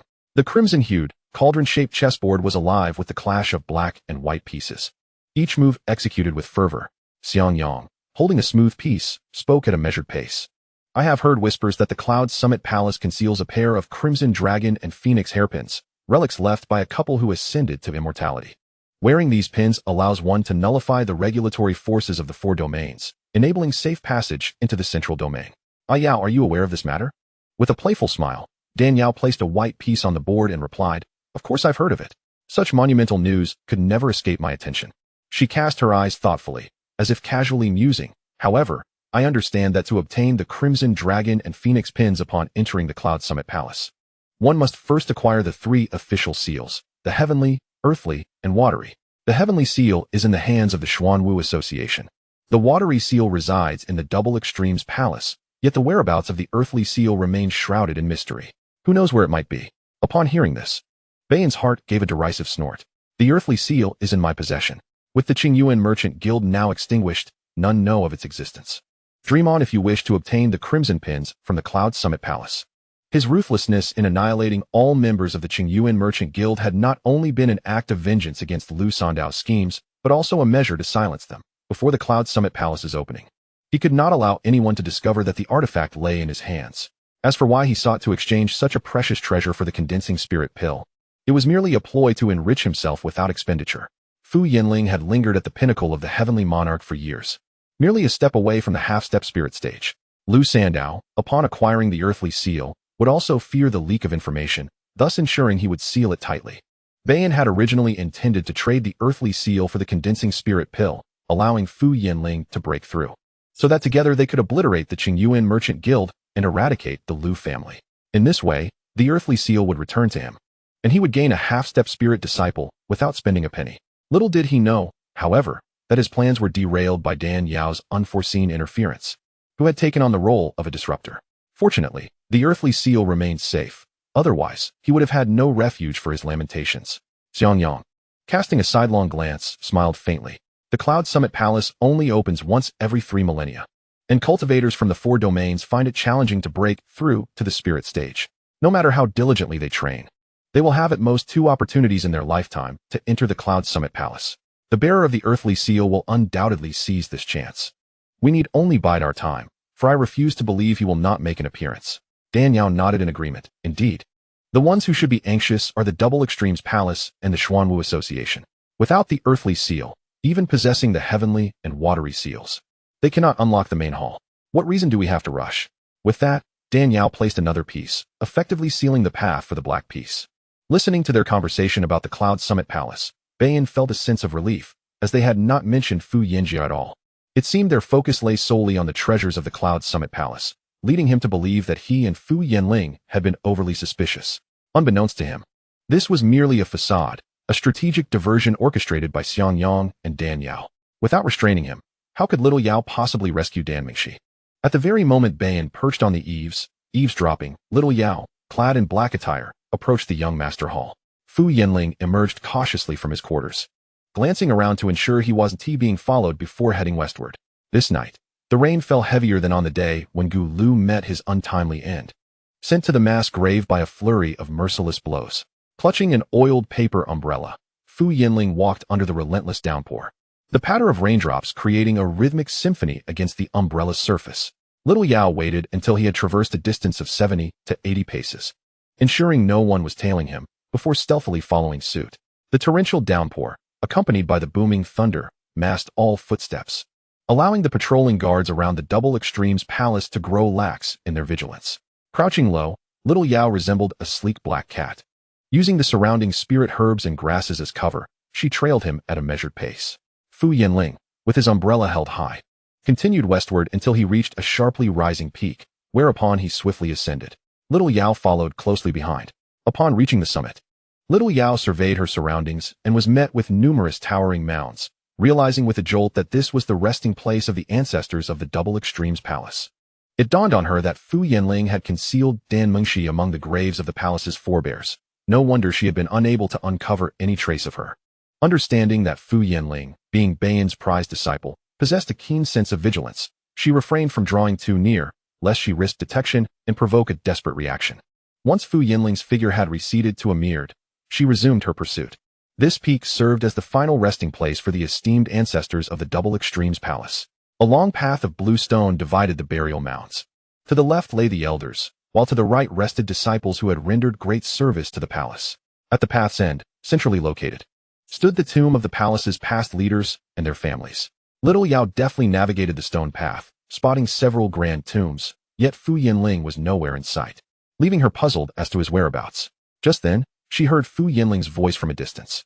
As she approached, she noticed an open tomb on the left, within which Fu Yinling's voice could be heard shouting, "Where's the white cloud pearl? Speak up." Her gaze fell upon a tombstone nearby, inscribed with the names of Fu Yunheng, beloved son, and Feng, esteemed daughter-in-law. Anger surged within her as she cursed Bayan and Fu Yinling for their despicable cunning. How daring to inter the Dan Mengxi in the grave of the son and daughter-in-law of the Double Extremes heavenly monarch. No wonder she had been unable to find her. The white cloud pearl, where is it? Fu Yinling's frustration was palpable. Yet Dan Mengxi retorted with venom, "I know not, you inhuman beast, lower than a pig or dog, who has brought ruin upon your own father and grandfather, yet you dare disturb their peace. Are you not afraid of divine retribution?" Humph, divine retribution? I have never subscribed to such beliefs in hellish retribution. Anyone who wrongs me must perish. You would do well to surrender the white cloud pearl. Remember, I could spare your life, considering you share blood with Fu Yinjia, but otherwise.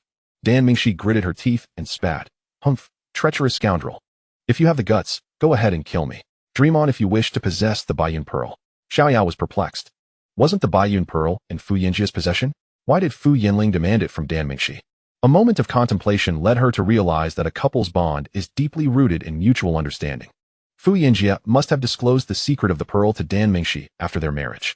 Fu Yinling, having encountered obstacles with Fu Yinjia, likely believed that women were easier to manipulate, thus attempting to coerce Dan Mengxi. Yet, it appeared that Dan Mengxi was even more resolute than Fu Yinjia. With a resounding slap, the sound echoed through the air. Fu Yinling seethed, still daring to be defiant? I have enjoyed the company of various women, yet I have yet to sample my younger brother's wife. Once I defile you, let us see if Fu Yinjia will still want you, you wretched thing. Any ordinary woman would have been utterly terrified by such words, preferring death to such humiliation. However, Dan Mengxi was made of sterner stuff. Instead of cowering, she laughed. Come on, if you have the courage, then do it. I fear you may just be a coward. Fu Yinling, infuriated, retorted, fine, you asked for it. Don't blame me. Before he could finish speaking, Fu Yinling lunged at Dan Mengxi, intent on tearing her garments. Xiaoyao's expression shifted, poised to intervene, but suddenly recalled something and smiled slyly. The next moment, Fu Yinling was retching uncontrollably, his voice filled with rage. You vile woman. What foul substance have you smeared on yourself? It's suffocating. Have you grown up in a cesspool? Dan Mengxi laughed heartily. Scoundrel, did you not foresee this? My aunt anticipated your underhanded tactics and gifted me a special wedding present for self-defense. If you wish to be overwhelmed by the stench, then come at me. Xiaoyao secretly rejoiced, feeling a surge of pride. It turned out that when Dan Mengxi had informed Dan Yaoyao about her impending marriage to Fu Yinjia at the Xuanjua Hall, Dan Yaoyao had anticipated Fu Yinling's vendetta against Fu Yinjia and had taken precautions. The two brothers were identical twins, indistinguishable even to their own mother. Last time, Fu Yinling had impersonated Fu Yinjia, almost ruining the couple. If the same ploy were to occur again, with Fu Yinling disguising himself to seduce Dan Mengxi, it would be utterly revolting. The conflicts between the Fu brothers were none of Dan Yaoyao's concern, but she would not allow any harm to come to the daughters of the Dan family, especially not the abhorrent scenario of an elder brother violating his sister-in-law. Thus, Dan Yaoyao produced 2 stinky matchmaker pills, presenting them to the couple as a wedding gift. The stinky matchmaker pill was an extraordinarily peculiar concoction. Unlike other pills which were singular, This one emerged as a double, akin to a double-yolked egg. Even more bizarrely, once ingested, it caused the body to release an unbearable stench. This odor was 100-fold worse than canned herring, yet those nearby would remain oblivious to it. Only when the two bodies drew close would the foul odor erupt, leaving the other questioning their existence. Intriguingly, the two pills emitted different scents. When consumed by a couple in love, the distinct odors would blend, producing a unique fragrance that enhanced intimacy, making their relationship more harmonious. It was akin to durian falling in love with stinky tofu. Their mutual repulsion transformed into an irresistible attraction. Because of its peculiarity, it was aptly named the Stinky Matchmaker pill. Dan Yaoyao had acquired it years ago, but had been unable to find a use for it until she encountered the love-struck pair of Fu Yinjia and Dan Mingxi. As anticipated, after Dan Yaoyao thwarted Fu Yinling's previous scheme, he remained undeterred and sought revenge against Fu Yinjia. In his eyes, he was the rightful heir, and it was unfair for all the benefits to accrue to Fu Yinjia, with Fu Yinjia being appointed by their great-grandfather as the master of the Xuanjua Hall. Fu Yinling's jealousy reached a boiling point when he saw his brother marrying into the Dan family, gaining not only a beautiful wife, but also the support of the ethereal Shuepa fairy. In a fit of psychological imbalance, he conspired with Bayan to intercept Fu Yinjia and Dan Mingxi as they returned to the North Domain, this time in his desperate attempt to obtain the Baiyun Pearl, which contained invaluable alchemical insights. Fu Yinling disregarded all moral boundaries, seeking to tarnish Dan Mingxi's honor. Unbeknownst to him, fate had conspired against him. Dan Mingxi had already consumed the Stinky Matchmaker pill gifted by Dan Yaoyao. At that moment, her entire being was engulfed in a foul stench, rendering Fu Yinling incapable of even tearing a single piece of her clothing. Fu Yinling, astonished and furious, trembled with rage. "You wretched girl, do you think that with this, I cannot do anything to you? Your life is in my hands. I could end you with a single blow." Undaunted, Dan Mingxi replied boldly, "If you have the courage, then do it. I fear you may lack the resolve." "What is there to fear?" Fu Yinling retorted indignantly. "You certainly do not. For Fu Yinjia has already given me the Baiyun Pearl, which I have hidden away in a secret place. Should I perish, you will never lay your hands on it. The Baiyun Pearl harbors supreme secrets, treasures coveted by alchemists across the realm. You and your master would not easily relinquish the pursuit. And even if you could harden your heart against it, would your esteemed master, Bayan, truly let you go? If I die, how will you explain that to him?" Fu Yinling's face darkened, yet he quickly donned a smile and said, "After all, I am Fu Yinjia's elder brother. We are family. And family does not speak of such matters. Just hand over the Baiyun Pearl, and I shall release you and Fu Yinjia, allowing you two to reunite. What a delightful prospect." Before Dan Mingxi could respond, Fu Yinling continued, "You women often speak of how rare it is to find a worthy partner, yet the Baiyun Pearl is invaluable. My brother harbors deep feelings for you, and in exchange for this treasure, you could gain a devoted husband. In the grand scheme, it is you who stands to benefit." Dan Mingxi scoffed, "Do you take me for a fool? If I refuse to hand over the Baiyun Pearl, you and your master will hesitate to harm my husband. But if I were to give it to you, then he and I would truly be without a place to rest." "You," Fu Yinling, enraged, laughed derisively. "Very well, I shall see how long you can maintain this bravado." With that, he huffed and swept away. Once he had exited the tomb and the door was slightly ajar, Xiaoyao prepared to rush in to rescue Dan Mingxi. At that moment, a thunderous noise reached her ears. Turning her head, she saw a massive stone hurtling toward her. "Who goes there?" Xiaoyao exclaimed softly, flicking her fingers to unleash the 9 heavens Xiannu needle, which struck the stone. With 2 resounding blasts, the stone shattered, revealing a slender, shadowy figure before her. Startled by Xiaoyao's formidable power, the shadow hesitated. Xiaoyao swiftly moved, appearing before the figure and coldly inquired, "Who are you, and what brings you here at this hour?" "Who would have thought?" the shadow retorted. "Who are you to come here? This is the resting place of the ancestors of the Twin Extremes Palace. Do you dare to intrude here? Do you not value your life?" Hearing the voice, which was laden with age, Dan Yao deduced that this person was likely an elder of the Twin Extremes Palace. She replied, "I am here to rescue someone. What is your purpose?" The shadow's keen eyes glimmered with surprise as he responded, "I, too, have come here with the intention of saving someone." He gestured toward the gravestones of Fu Yunheng and his wife, Feng, and inquired, "What is your relationship with the girl within?" Dan Yao refrained from answering, her heart filled with astonishment. Apart from herself and Xiangyang, there was someone else who knew that Fu Yinjia was an impostor and had followed them here. Who, exactly, was this elder? Chapter 1398, Rainy Night, 6. Dan Yao's mind raced as she pondered the identity of this mysterious figure. Unwilling to reveal the truth, she coldly scoffed, "Why should I tell you who I am? You." On the other hand, sneaking around here at night, clearly do not mean well. Speak, who are you? My identity is of no concern to you. Since our goals align in rescuing someone, there is no need for us to differentiate between ourselves. I shall leave this person to you for rescue. I must take my leave. With that, the shadow made a swift movement, intending to depart. Where do you think you are going? Dan Yao observed his furtive demeanor and suspected that his intentions were aimed at the Baiyun pearl in Dan Mengxi's possession. If she did not take the opportunity to ascertain his identity, unforeseen complications might arise. Determined, Dan Yao unleashed her agility and prepared to pursue him. However, she then considered that such a mysterious figure might be deliberately attempting to divert her attention, allowing his companions to seize Dan Mengxi. After finally locating someone tonight, she could not fall for their ruse. With this thought, Dan Yao struck the gravestone of Fu Yunheng and his wife with her palm. An endless chill surged forth from her hand, swiftly sealing the tomb entrance in ice. She silently prayed, "May the ancestors forgive my intrusion. I am here to save your granddaughter-in-law. Please do not hold it against me." Having completely encased the tomb entrance in ice, Dan Yao activated her snow-trackless steps and darted down the mountain like a shooting star. Within mere breaths, she swiftly caught up to the enigmatic shadow. She obstructed his path and coldly declared, "Where do you think you are going?" The shadow was taken aback, exclaiming, "What incredible speed!" Dan Yao's long sleeves fluttered as she summoned countless raindrops, transforming them into two streaks of dark light that swiftly converged upon the shadow. Fearing to alert Baiyun and Fu Yanling, Dan Yao restrained her strength. The two black sleeves, wielded solely with a feminine grace, moved silently, leaving only the sounds of rain and thunder for others to hear. The shadow, realizing her intention to avoid alarming Fu Yanxia and Baiyun, recognized the potency of her strikes. He hastily countered with a palm strike aimed at the black light. Though his strike was gentle, almost imperceptible, it contained immense spiritual power.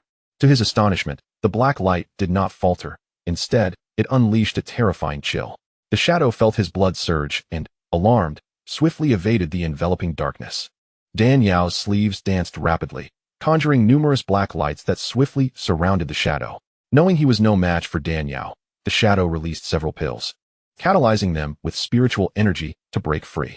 However, Dan Yao's two sleeves, having already formed an impenetrable barrier, thwarted his every attempt to escape. With such meager skills, "You shall not escape my grasp," she scoffed, her fingers shooting forth like lightning. Before the shadow could react, his black mask fell away, revealing a gaunt, aged face. Dan Yao gasped softly, "How could it be you?" The figure was none other than Fu Baichuan, the master of the Twin Extremes Palace. Fu Baichuan sighed heavily. "It is indeed I. Do you know who I am?" "I do not." Chapter 1399, Rainy Night, 7. Fu Baichuan shook his head. "In my years of presiding over the Twin Extremes Palace, I have encountered countless masters, yet never have I met one with such unfathomable cultivation as yours. May I ask your esteemed name?" Dan Yao did not respond, merely removing the veil from her face. Upon seeing her, Fu Baichuan's eyes widened in disbelief. "It is you. How could it be you? Were you not playing chess with that fiery young master?" Dan Yao replied, "This is my avatar, Dan Yao. My true self is engaged in the game." "True self? Avatar?" Fu Baichuan was utterly astonished. To think that such a mere avatar could possess such strength. It was beyond his imagination what her true self must be capable of. Dan Yao gazed steadily at him, exclaiming, "In truth, I should have realized it was you. As one of the paramount figures of the Twin Extremes Palace, you are far from ordinary. If the Lord of the Twin Extremes were truly so foolish as to fail to recognize his own great-grandson, how could he have stood toe-to-toe with the esteemed Xuanwu society for so many years?" Fu Baichuan nodded. "Yes, I discerned long ago that he was not Fu Yanxia, but rather Fu Yanling." Dan Yao queried, "If you have already seen through his identity, why not expose him? It would restore order and return everything to the proper course." Fu Baichuan sighed in resignation. "The reason I have refrained from intervening is that Baiyun and that wretched disciple are exceedingly cunning. If I were to reveal the identity of that scoundrel, they would undoubtedly react desperately, endangering Yanxia and Mengxi's lives. I have already lost too many loved ones. Yanxia cannot suffer another misfortune, absolutely not."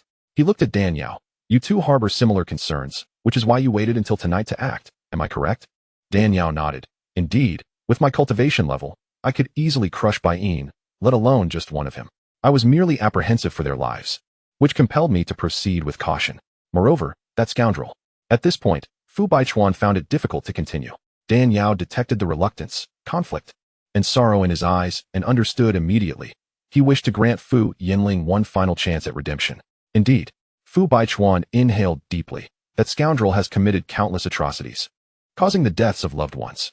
Even if he were to die 10 times over, it would not atone for his sins. Yet, he is not inherently a deranged individual. He has merely been led astray by Baiyin, which has led to irrevocable mistakes. During this time, I have intentionally spoken of his childhood with Xianxia, hoping to remind him that I, his grandfather, as well as his parents and brother, all love him, to awaken his conscience and prompt him to change his ways. Alas, he has not heeded my words and remains unrepentant. Dan Yao shook her head. To turn from good is as arduous as ascending a peak. To turn to evil is as swift as falling from a height. He has long since lost his conscience. How could he possibly return? Furthermore, with that old ghost Baiyin around, he has no chance of redemption. Fu Baichuan's expression darkened, his lips trembling. I have been foolishly optimistic, believing he could change. Now I realize how ludicrous my hopes were. This beast, worse than a pig or dog, has already exhausted his loved ones. Now he does not even spare his sister-in-law. Had I not been concerned for Yinjia's life, I would have struck him down with a single blow. After a pause, Fu Baichuan inquired, "How did you come to know that Xianxia was impersonated by that scoundrel?" Upon hearing his question, Dan Yao recounted her analysis regarding Fu Yinling. Chapter 1400, Rainy Night, 8. Upon listening, Fu Baichuan's aged visage was suffused with admiration. So it is, remarkably astute and meticulous, truly deserving of the title the female Zhuge. Xiao Yao merely smiled. It is but a trivial matter, of no significance. Today's events arose from Fu Yinling. Had he and Fu Yinjie not been twin brothers, this predicament would never have arisen. Master of the Hall, have you deliberated on how to deal with him? Fu Baichuan hesitated. Xiao Yao's expression darkened. What? Even at this juncture? Do you still wish to pardon him? Do you not understand? It is precisely due to your continued indulgence and forgiveness that today's calamity has come to pass. You did not eliminate him back then, nor did you confine him to the forbidden grounds to perish on his own. Instead, you showed mercy, which ultimately resulted in his demise. If Fu Yinjie had not been constantly misunderstood, the Dan family would not have faced animosity from the Hua family, and my cousin Dan Ji would not have been grievously harmed, nearly becoming a living corpse. Fu Yinjie would not have been impersonated, trapped in a dire situation, uncertain of life or death. All of this could have been avoided. As Xiao Yao spoke, her fury intensified. Excessive indulgence is akin to murder. The animosity between Fu Yinling and Fu Yinjie has escalated to a point where it is either his death or that of the other. If you wish to preserve Fu Yinjie and the Fu family's lineage, you must resolutely eliminate that scourge. Otherwise, the Fu family will face extinction, and the Hall of Dual Absolutes will be left without a successor. You, too, will become a solitary figure, devoid of kin. Reflect on what must be done. With that, Xiao Yao turned away, soaring towards the mountain peak. Fu Baichuan remained rooted in place, murmuring, a solitary figure, without descendants. A fierce glint suddenly erupted from his eyes. The snow spirit fairy speaks the truth. To delay action is to invite chaos. It is never too late to mend the fold. For the sake of the Fu family and the Hall of Dual Absolutes, he must harden his heart and eliminate that scourge. Xiao Yao arrived before the tomb of Fu Yunheng, deftly dispelling the icy seal upon the tombstone before stepping inside. To demand I surrender the Baiyin Pearl? Dream on. Dan Mingxi, upon hearing footsteps, assumed it was Fu Yinling returning and retorted peevishly. Stubborn to the end, as expected of my Dan family's daughter, truly spirited. Xiao Yao beamed with approval. Dan Mingxi, startled by the voice, looked up in surprise. "Aunt, is that you? How did you know I was here?" Xiao Yao replied. "I followed Fu Yinling here." Dan Mingxi was even more astonished. "You tracked Fu Yinling? You discerned which one was the impostor?" "Indeed. The very first day I arrived at the Hall of Dual Absolutes, I recognized that man was not your husband, but Fu Yinling. However, I dared not raise alarm. I bided my time until he grew impatient, and I followed him here. I see now. I knew that scoundrel's disguise would not escape your discerning gaze. I also anticipated you would come to the Hall of Dual Absolutes before the Celestial Palace opened, which is why I endeavored to stall for time. No matter how he interrogated me about the Baiyin Pearl's whereabouts, I steadfastly refused to speak, and here we are. Enough chatter, let me rescue you." Upon seeing her haggard and pale countenance, with iron chains binding her hands and feet, and bloodied marks around her wrists and ankles, Xiao Yao interrupted hastily. Chapter 1401, Unexpected Twists. 1. Xiao Yao grasped one of the iron chains, exerting her strength in an attempt to break it. To her surprise, the chain not only resisted her efforts, but the entire cemetery began to tremble violently. Dan Mingxi, with a wry smile, remarked, "Aunt, these chains are forged from various deadly toxins and peculiar metals, intricately melded with the cemetery itself. The tomb cannot be destroyed while the chains remain intact." Hearing this, Xiao Yao's heart stirred. She extended her divine sense and scanned the surroundings. She noticed the 4 chains binding Dan Mingxi's limbs were deeply embedded into the tomb chamber. even connecting to the coffins of Fu Yunheng and his wife. Should she resort to violence to tear the chains apart, not only would the cemetery be compromised, but Fu Yunheng and his wife's remains would be endangered. Fu Baichuan, having suffered the most profound sorrow of losing a son, would never permit anyone to disturb their eternal peace. Furthermore, Dan Mingxi, as the wife of Fu Yinjie and granddaughter-in-law of Fu Yuneng, would violate the principles of filial piety should the tomb be destroyed, leaving no trace of her ancestors. The cemetery must remain intact, otherwise, saving her would come at a heavy psychological cost. No matter how she chose, it was a dilemma. Xiao Yao, in a fit of rage, laughed bitterly. What a cunning ploy to strike at the heart, attempting to force me into a choice. I refuse to be ensnared. I refuse to believe these chains can withstand my resolve. With a thought, she summoned Dan Yao. In the next moment, a sword, entirely ice blue and as exquisite as snow and jade, pierced through the air. This was none other than the Snow Spirit Sword, one of the ancient Ice-Fire twin swords. With the Snow Spirit Sword in hand, Xiao Yao radiated a chilling light, frost and snow swirling around her as she slashed at Dan Mingxi's surroundings. The sounds of metal clashing rang out incessantly, and Dan Mingxi felt an immediate lightness. The chains that had so firmly restrained her limbs were severed by a single stroke. Yet, the tomb chamber remained undisturbed. It actually broke? Dan Mingxi was astonished and elated, joy illuminating her features. Previously, when she had been bound here by Bayan and Fu Yanling, Bayan had boasted about the chains he painstakingly crafted, claiming that unless the Hall of Dual Absolutes resolved to destroy the tomb, no one could hope to rescue her. She had been worried about facing Fu Yinjie after her release. To her surprise, Dan Yao had managed to sever the chains without damaging the tomb, revealing that these wretched chains were not as formidable as Bayan had claimed. Little did Dan Mingxi realize that it was not the chains that lacked strength, but rather Dan Yao's Snow Spirit Sword was extraordinarily sharp. Without its assistance, even with Xiao Yao's strength at the spirit platform realm, she would have had to resort to brute force, risking the destruction of the tomb to break the chains. Thank you, Aunt, for saving my life. Dan Mingxi bowed deeply in gratitude. Dan Yao quickly supported her. The toxins in these chains are exceedingly potent, having been trapped for so long. The poison has likely seeped into your system. We cannot linger here. Let us depart first. Once you have recovered, we will rescue Fu Yinjie and then deal with that nefarious duo. I will heed your advice, Aunt. Once I am healed, I shall expose that scoundrel's true face.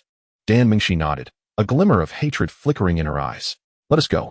Upon successfully rescuing Dan Mingxi, Xiao Yao wasted no time. With a sweep of her long sleeves, she and Dan Mingxi transformed into two beams of spiritual light, bursting forth from the tomb chamber. Xiao Yao's severing of the chains binding Dan Mingxi was not merely to prevent Fu Yunheng and his wife from being disturbed. More importantly, it was to avoid creating too much commotion that would alert Bayan and Fu Yanling. Chapter 1402. Unexpected Twists. 2. After all, Fu Yinjie had yet to be rescued. And if they were to stir up trouble at this critical juncture, Bayan and Fu Yanling, the malevolent duo, might resort to unforeseen actions. However, she did not anticipate that Bayan, this cunning old fox, had infused a fragment of his own essence into the chains while forging them with potent toxins. The moment Xiao Yao severed the chains, Bayan immediately sensed it.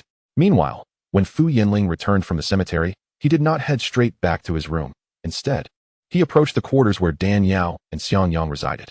Upon seeing Dan Yao and Xiangyang still engrossed in their unfinished game of chess, Bayan let out a sigh of relief. Fu Yanling turned to leave. Bayan, with a ghostly whisper, flitted beside Fu Yanling. So, have you discovered the whereabouts of the Bayan Pearl? Bayan lowered his voice ominously, inquiring with a chilling tone. Fu Yanling shook her head no. Bayan's expression shifted dramatically. Did you employ some underhanded tactics? Indeed, but I never anticipated that wretched woman had already prepared for it, emitting an unbearable stench that nearly suffocated me. In all my years, I have never encountered such a foul-smelling woman. I mustn't speak further, or I shall be ill. The more Fu Yanling recounted, the more nauseated she felt, her stomach churning violently, nearly expelling her meal. When we first captured her, she had no odor at all. How could this be? At this juncture, Bayan's visage abruptly darkened, and he cursed vehemently. Damn it! Master, what is it? Fu Yanling inquired, noticing his sudden change in color, her brow furrowing in concern. Someone has breached the tomb of Fu Yunheng, destroying the meticulously crafted 5 poisons ground drilling chain and rescuing Dan Mingxi. Bayan's countenance cracked with rage. What? How is that possible? Fu Yanling gasped in shock, quickly glancing toward the mountain peak, whispering, Master, did you not say that the 5 poisons ground drilling chain had fused with Fu Yunheng's tomb? If the tomb is intact, the chain cannot be severed. This tomb is so vast, if it were violently destroyed, everyone here would know. If someone truly has destroyed the 5 poisons ground drilling chain, There would be no way it went unnoticed. I do not know either. Logically, it should be impossible for anyone to rescue Dan Mengshi without destroying the tomb. Bayan furrowed his brow deeply, inadvertently directing his gaze toward Dan Yao and Xiang Yang in the adjacent room, murmuring, I will investigate. You must follow closely. We cannot allow that wretched Dan Mengshi to escape, or else all our efforts will be in vain. Fu Yinling hastily replied, Very well, master, you go ahead. I will be there shortly. I am eager to see who possesses the audacity to thwart my endeavors. Bayan's figure shifted, swiftly darting toward the tomb complex. Upon exiting Fu Yunhing's tomb, the rain had considerably diminished. The gentle patter of raindrops fell upon Xiao Yao and Dan Mengshi. No need for nostalgia. There will be ample time to reminisce later. Xiao Yao jested while using her spiritual energy to carefully place the joint tombstone of Fu Yunhing and his wife in order. Subsequently, Xiao Yao bowed, and Dan Mengshi knelt, respectfully paying their respects with 3 bows before the grave. Let us depart. Xiao Yao extended her hand to assist Dan Mengshi, preparing to leave. At that moment, a voice, cold and serpentine, slithered through the air. Where do you think you are going? Dan Mengshi looked up to see Bayan, clad in black, hovering ominously, his gaze icy and venomous.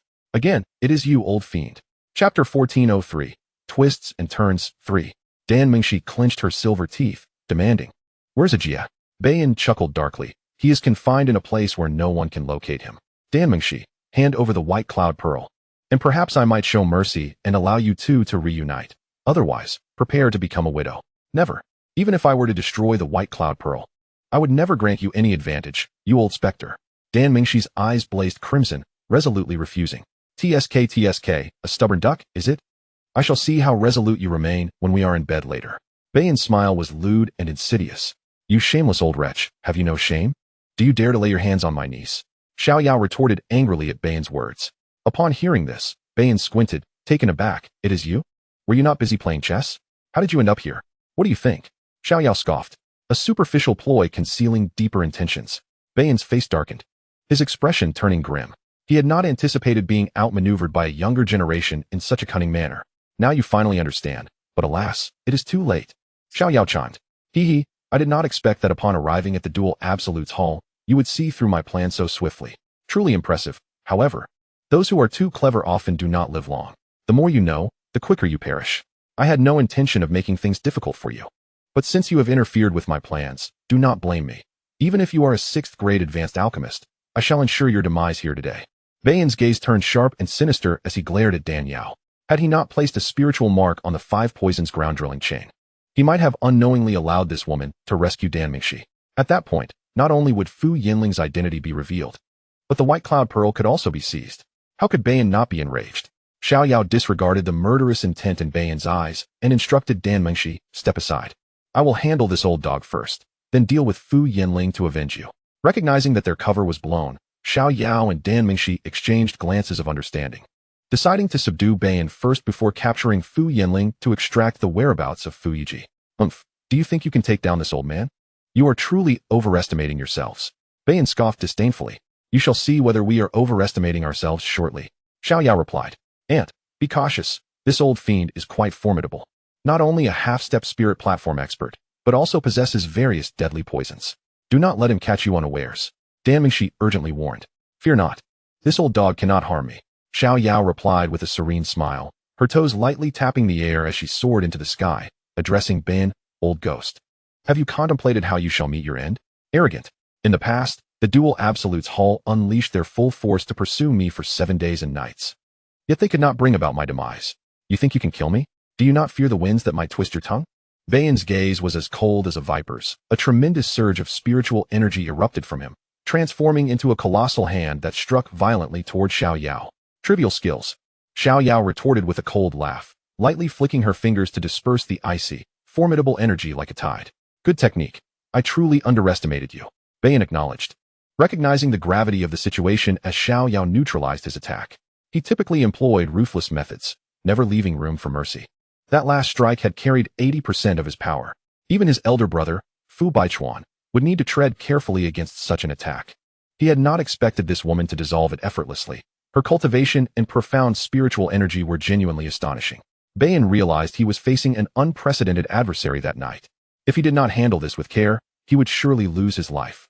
With that thought, Bayan flicked his sleeves, unleashing several toxic pills, catalyzed by his spiritual energy, hurling them toward Xiaoyao. Xiaoyao remained unfazed, smiling as she deftly unleashed the 9 heavens' mysterious maiden needles like a tempest. Before the toxic pills could reach the hem of Xiaoyao's garment, they were frozen and shattered by the needle's chilling aura. Feel free to unleash all your tricks, otherwise, once I am warmed up, this old dog shall be slaughtered. Xiaoyao taunted, her demeanor unfazed. Bayan scoffed, snapping his fingers to shoot forth more toxic pills from all directions toward Xiaoyao. Xiaoyao, with her flowing sleeves, deftly deflected and blocked the incoming toxic pills, preventing them from detonating. Yet, amidst this chaos, Bayan seized the opportunity, rapidly soaring to Dan Mengxi's side, grabbing her collar with his left hand while his right hand aimed to strike at her spiritual center. This sudden turn of events left Dan Mengxi pale with fear and her spirit shaken. Cursed old wretch. Xiaoyao couldn't help but curse, swiftly darting forward like a flash of lightning, pushing Dan Mengxi aside and intercepting Bayan's strike with her left palm. Unbeknownst to her, Bayan, forced to retreat from his right hand, seized the chance to exploit the gap created by Xiaoyao pushing Dan Mengxi away and struck fiercely with his left palm. "Aunt, be careful," Dan Mengxi cried out. However, it was already too late. Bayan's palm had landed heavily on Xiaoyao's abdomen. "Haha, you wretched creature. Let's see if you can survive this." Upon witnessing this scene, Bayan let out a hearty laugh, channeling his palm strength with fervor, ceaselessly bombarding her. This strike, a culmination of his long-held power, was executed with utmost force. Even a half-step Lingtai expert struck by it would have their dantian shattered, losing their spiritual energy and swiftly aging into death. He could hardly believe that this woman, caught entirely off guard, could withstand such a blow and escape this calamity. Yet, in the next moment, a seemingly soft yet indomitable force surged from Xiaoyao's abdomen. Bayan's palm power met this extraordinary force, vanishing as if a clay ox had sunk into the sea, leaving no trace. What? Bayan's eyes widened in disbelief. A sneak attack? This lady fears nothing. The ice crystal glazed body practiced by Dan Yao was a top-tier defensive marvel, responding to her will with perfect compliance. As Xiaoyao was intrinsically linked with Dan Yao, she naturally inherited the magical prowess of the ice crystal glazed body. The instant Bayan's palm made contact with Xiaoyao, the ice crystal glazed body activated, enveloping her in a protective force. How is this possible? Bayan's face blanched in horror. At that moment, a sharp crack echoed through the air. Bayan let out a pained cry as a powerful strike hit his back, sending his body hurtling backward, crashing violently against a rocky wall. His form crumpling and embedding deeply into the stone, blood flowing from his lips. Sneak attacks are not your exclusive domain. I, too, am quite adept. The assailant was none other than Dan Yao, who had rushed in from the side room, accompanied by Xiang Yang, Shui Ling, and Qi Ming. Dan Mengxi stood frozen in shock, her trembling finger pointing at Xiaoyao. 2 ants, what? What is happening here? Chapter 1405, Twists and Turns, 5. Dan Yao chuckled softly, saying, "That is my avatar, Xiaoyao." "An avatar?" Dan Mengxi gasped again. "Aren't avatars supposed to be illusory?" "Allow me to explain," Dan Yao continued. "This is a unique technique I cultivated long ago, allowing the creation of an avatar with a tangible body. I was well aware of the cunning nature of Bayan and Fu Yanling, which is why I pretended to play chess with Ahua to distract Bayan while secretly guiding Xiaoyao to follow Fu Yanling here." As she spoke, Dan Yao willed it, and Xiaoyao transformed into a stream of spiritual light, merging into her body. So that's how it is. Dan Mengxi finally understood. Thinking of fleeing? Not a chance. Out of the corner of her eye, Dan Yao noticed Bayan attempting to escape. Her azure sleeves billowed, darting toward him with the swiftness of a spirit snake. Bayan, struck by Dan Yao's palm, felt his insides shift, his blood boiling. Realizing that if this continued, he would surely perish, he sought to flee. Little did he know, Dan Yao had been tracking him all along. As the azure sleeves approached, Bayan understood he could not confront it head-on and hurriedly dodged. However, the azure sleeves seemed to possess multiple eyes, ensnaring Bayan's body tightly as they waved through the air. Who dares to wreak havoc in the Twin Extremities Hall? Do you wish to perish? Came a furious shout. Just then, a wave of formidable auras surged forth. Dan Yao, Xiang Yang, and the others turned to see Fu Yanling arriving with a host of powerful figures from the Twin Extremities Hall. Gasp! Upon witnessing the scene, Fu Yanling and the gathered strongmen collectively inhaled sharply. Bayan, it's actually Bayan. Heavens, am I seeing things? How could this old fiend be here? What trick did the Snow Spirit Fairy employ to capture him? The elders and disciples of the Twin Extremities Hall stared in astonishment at Bayan, who was entangled like a rolled-up piece of chicken in the azure sleeves, their minds awash with disbelief. They knew well how formidable Bayan was. Years ago, he had led Fu Yanling astray into the path of evil, wreaking havoc on his kin. The Hall Master, enraged, had dispatched countless strongmen from the Twin Extremities Hall to hunt him down relentlessly, even issuing a bounty on his head. After over a century of pursuit, having lost countless elite members, they had still been unable to capture him. Yet today, this old fiend, who instilled terror in the hearts of many in the northern region, was ensnared by a woman's sleeve, a sight that was almost too incredulous to believe. Damn it, how could such a powerful being exist in the northern region? Where do you hail from? Bound tightly by the azure sleeves, Bayan was engulfed in humiliation, rage, and shock as he bellowed in fury. He was aware that he ranked among the top half-step Lingtai experts. Even his peers, Fu Baichuan and Chao Dexian, could not best him in a one-on-one duel. Even the strongest leader of the Xuanwu society was only slightly superior. Bayan could not fathom how someone in the northern region could restrain him with a single strike. This power surpassed the half-step Lingtai realm. It was certainly beyond the capabilities of any northern region cultivator. Lingtai realm. This woman is actually a Lingtai realm expert. He could hardly wrap his mind around the existence of such a superlative power in the northern region. Chapter 1406. The Death of Fu Yanling. 1. Amidst the shock and astonishment of those present, Dan Yao remained unfazed, her wrist flicking as she constricted the azure sleeves further. The terrifying force twisted Bayan's face in agony as blood spilled from his mouth, his bones creaking under the pressure. Bayan struggled against the deadly embrace of the azure sleeves, yet found himself unable to break free. The more he fought, the tighter they became. Damn you, wretched woman. Bayan cursed vehemently, an unprecedented fear glimmering in his eyes. He could not comprehend how a seemingly delicate young woman could harbor such terrifying power within her. Dan Yao coldly stated, "Stop struggling. You cannot escape my grasp. If you are wise, hand over the person you seek. Otherwise, I shall ensure your obliteration, leaving no trace behind." Bayan, stifling a groan, grappled with whether to reveal Fu Yinjia's whereabouts. Yet, he was interrupted by Fu Yinling's furious roar. "You old fiend Bayan! How dare you trespass into the Twin Extremities Hall? Seize this man!" Yes. The elders and disciples of the Twin Extremities Hall were well aware of the Hall Master's deep-seated animosity towards Bayan. If they could capture him, it would be a monumental achievement, and they charged forth in unison. Dan Yao flicked her sleeves, unleashing a torrent of spiritual power that sent the members of the Twin Extremities Hall reeling, collapsing in disarray. "Aunt, what is your intent?" Fu Yinling's gaze bore into Dan Yao, her tone tinged with unease and urgency. "Aunt." The term sounded oddly affectionate. Dan Yao sneered, her demeanor as delicate as a wilting flower. "I am not your aunt.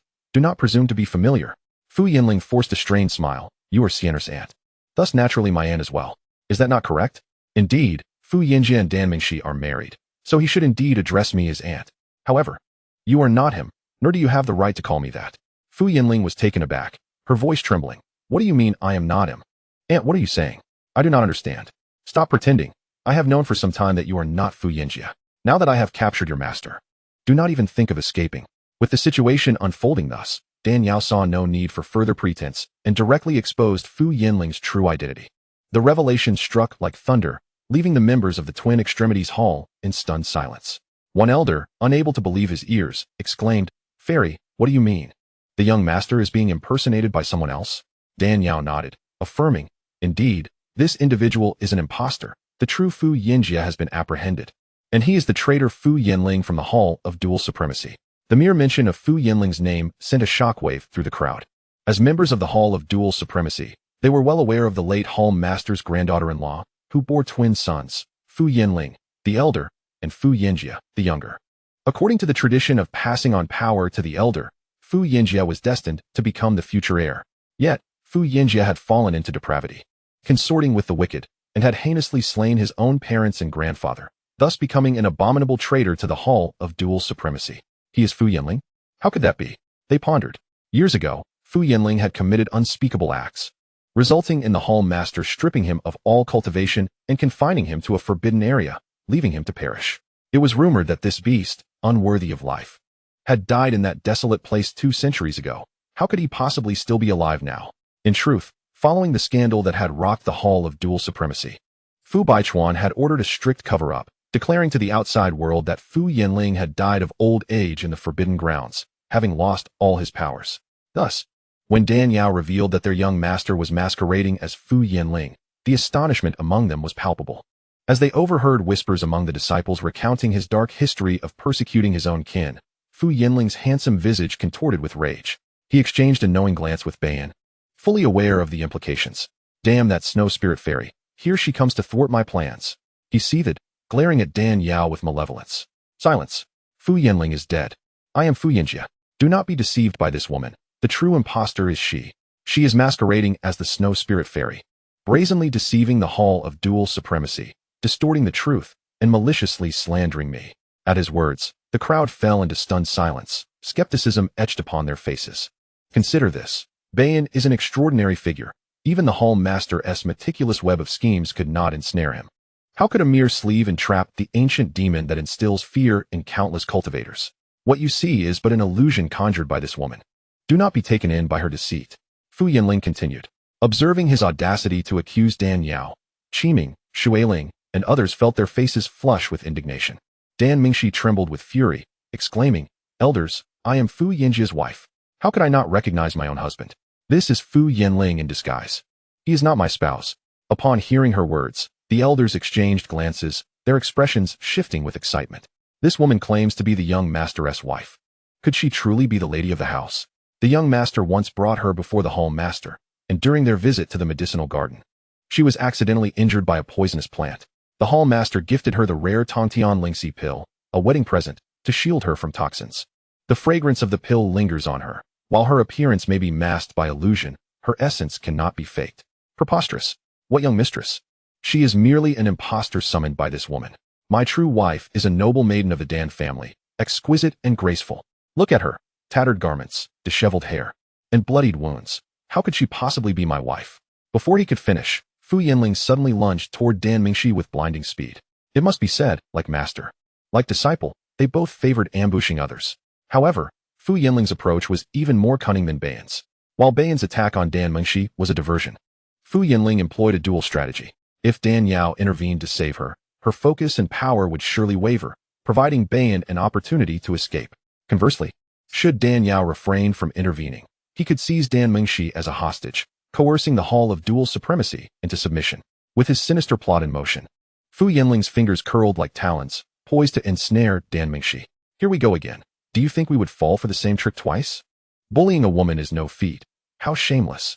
Just as he was about to seize her, two cold voices, one male and one female, resonated through the air. In the blink of an eye, a pair of hands appeared on either side of Dan Mingxi, their spiritual energy surging forth, coalescing into a yin-yang palm strike that collided with Fu Yanling's force. The assailants were none other than Shui Ling and Qi Ming. Even if Dan Yao were preoccupied and unable to assist, Xianxiaaudiobooks, with his cultivation at the 7th level of Lingtai, could easily handle a peak Tianjun. However, since Fu Yinjia was wed to Dan Mingxi, Xianxiaaudiobooks realized that it would be improper for him, as a senior, to confront Fu Yanling directly. Thus, he swiftly pushed Shui Ling and Qi Ming behind Dan Mingxi, allowing his peers to engage Fu Yanling in combat. With a resounding crash, their forces clashed, unleashing a tempest of spiritual energy that sent debris flying and shattered the mountainside. Fu Yanling staggered back, his gaze darkening as he beheld the youthful duo behind Dan Mingxi. Gritting his teeth in seething anger, Tianjun experts, you two are also at the Tianjun level? Humph, you truly are a scoundrel, only daring to prey upon weak women. Shui Ling stepped forward, her face contorted in disgust at Fu Yanling. She despised men who bullied women above all else. Qi Ming interjected, why waste words on him? Show him what you're capable of. Despite the distant bloodline connection, Dan Mingxi could not tolerate seeing her cousin mistreated and was resolute in teaching him a lesson. If you wish to challenge me, let us see if you possess the capability. With a mocking laugh, Fu Yanling unleashed a chilling aura that surged from his body. A powerful pressure enveloping the area. A peak Tianjun. The elders of the Hall of Dual Supremacy sensed this energy and could not help but gasp in astonishment. Their eyes filled with fury and disbelief. While Fu Yinjia was the young master, his cultivation had been too brief. Despite his extraordinary talent, he had only just reached the peak of the Earth Sovereign level, still far from attaining the Tianjun realm. The last time they witnessed his prowess was over a century ago. In such a short span, it was inconceivable for him to leap to the pinnacle of Tianjun. Only a wretch like Fu Yanling, who had strayed into the path of evil and slaughtered innocents, could exploit forbidden methods to achieve such heights at this age. Thus, there was no doubt he was Fu Yanling. Damn it, how dare you provoke me? Fu Yanling seethed with rage. You have no one to blame but yourself for your foolishness. The elders of the hall were well aware of Fu Yinjia's capabilities. And now that Fu Yanling had exposed his own strength, he had inadvertently confirmed his true identity. Qi Ming laughed heartily. How foolish. You have revealed your hand. Acknowledging your identity as Fu Yinling. Vile wretch, I shall kill you. Fu Yinling, in a frenzy, unleashed his spiritual energy, forming a colossal finger aimed at Qiming. Unfazed, Qiming raised his hands, summoning a torrent of purple flames that transformed into a fiery net, ensnaring Fu Yinling's attack. The Xianxia 9 transformations inherited the characteristics of the wedding garment divine skill, and combined with the enhancement of the Ziqing star fire, its power was overwhelmingly fierce. Though Qiming possessed only mid-stage celestial sovereign cultivation, he was more than capable of contending with Fu Yinling without succumbing to inferiority. The fiery net unleashed a terrifying heat, instantly reducing his finger's strength to ashes. The heavenly spirit fire? Fu Yinling was taken aback once more, poised to unleash her ultimate technique to measure her prowess against Qiming. Chapter 1409, The Demise of Fu Yinling 4. Fu Baichuan's aged voice resonated from behind. Wretched child, do you wish to err again? Fu Yinling trembled throughout, her countenance shifting as she turned to Fu Baichuan with a forced smile. Great-grandfather, you misunderstand. It is they who have bullied us excessively and slandered us wantonly. Silence. Fu Baichuan interjected sharply. Do not feign innocence any longer. Though I may be old, my sight remains unclouded. I am acutely aware of whether you are Fu Yinxia or Fu Yinling. In a swift motion, he vanished, only to reappear beside Fu Yinling. His gaze a mixture of affection and deep sorrow. I have long wished to avoid exposing you. I only hoped you would return to the right path. Yet, you remain in this state. Return? To what end? Fu Yinling's face contorted into a grimace. Had it not been for your favoritism and refusal to impart the alchemical insights contained within the Baiyun Pearl, I would not have descended to this state. In your heart, there is forever only Fu Yinxia, that little wretch. The position of the young master of the Dual Extremes Hall. The Baiyun Pearl capable of elevating one to a 6th grade alchemist. None of it has been bestowed upon me. Why should he bask in triumph while I am reduced to a stray dog? I refuse to accept this injustice. I refuse.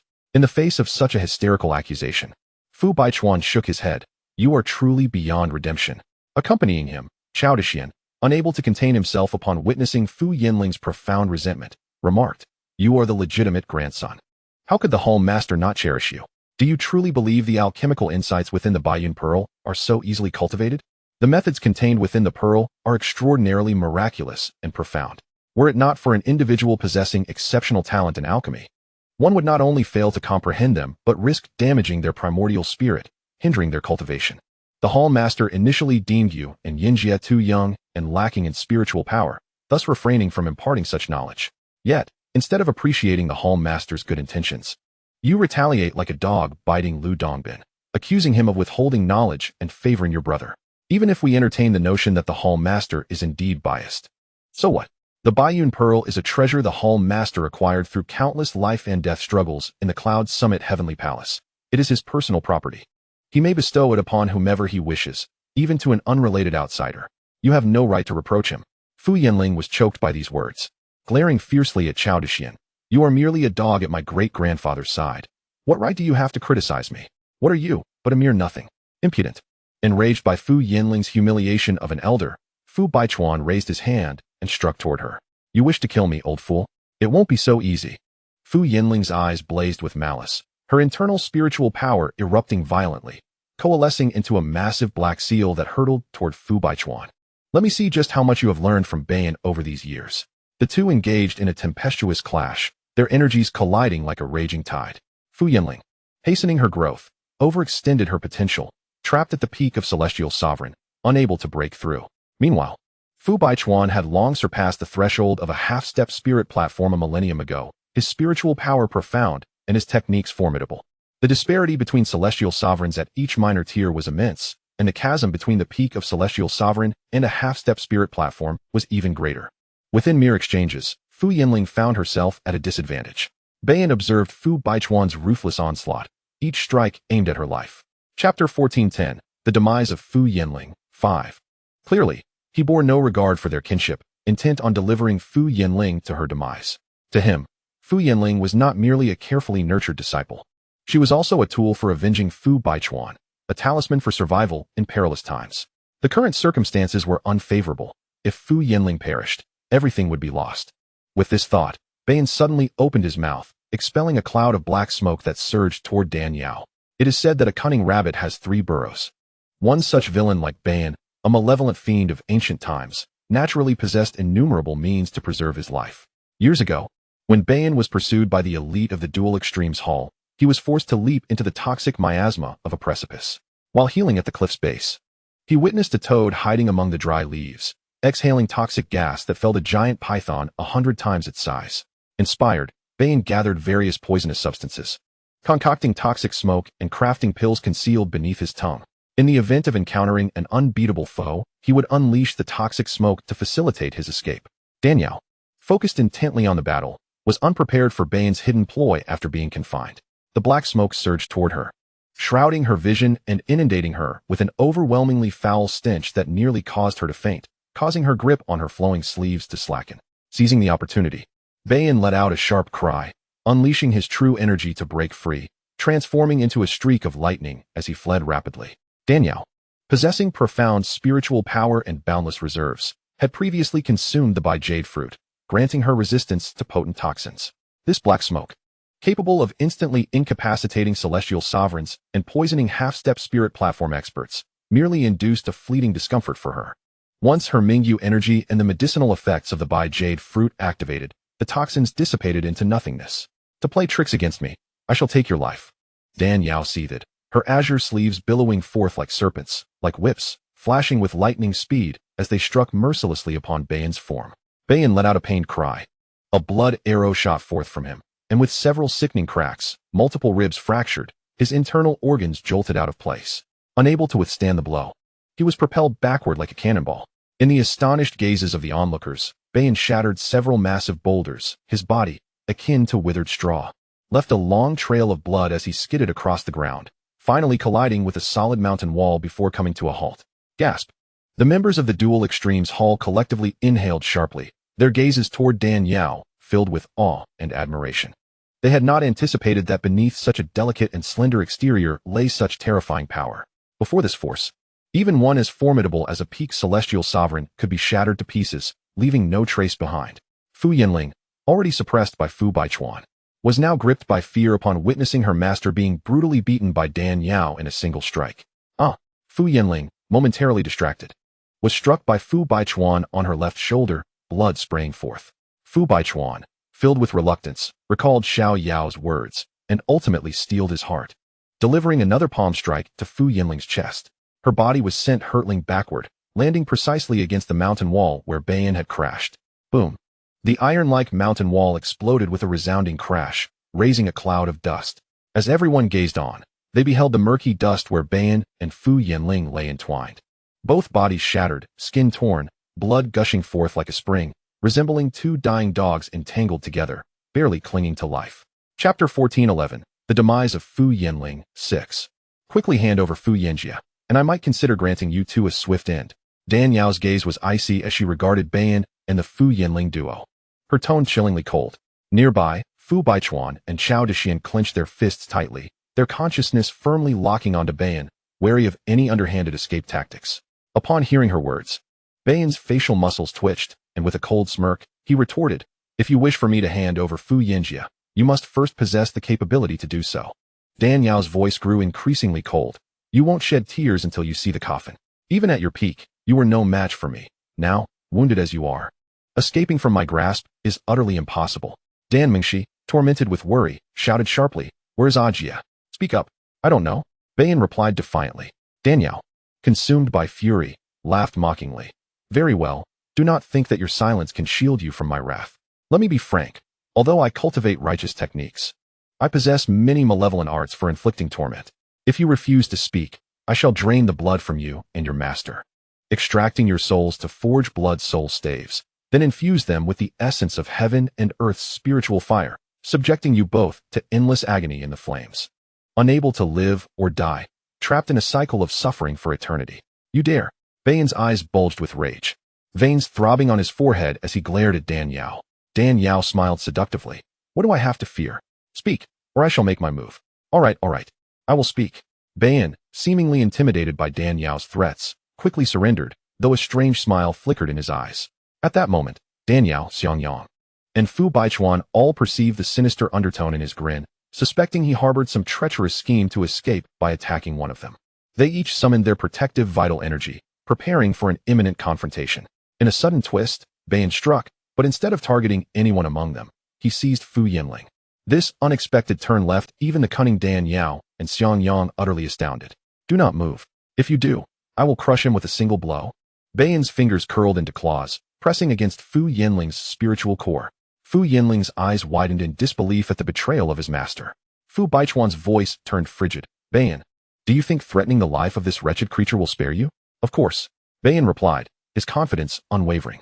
This wretch has committed patricide and matricide, showing no mercy even to his own grandfather. I regret not having dealt with him sooner, which led to today's calamity. Now, you dare threaten me with his life? You are gravely mistaken. Dan Yao, Xiangyang, and the others found the situation perplexing. Fu Yinling had caused countless tragedies, including the death of his kin. And now he impersonated his own brother, stirring up such chaos. Fu Baichuan's decision not to kill him was already a monumental act of mercy. Why would Bayan, such a cunning man, think to leverage Fu Yinling against Fu Baichuan? Something is amiss. Dan Yao mused, sensing a foreboding intuition. Bayan, the old demon, surely had a more sinister plan in motion, and caution was paramount.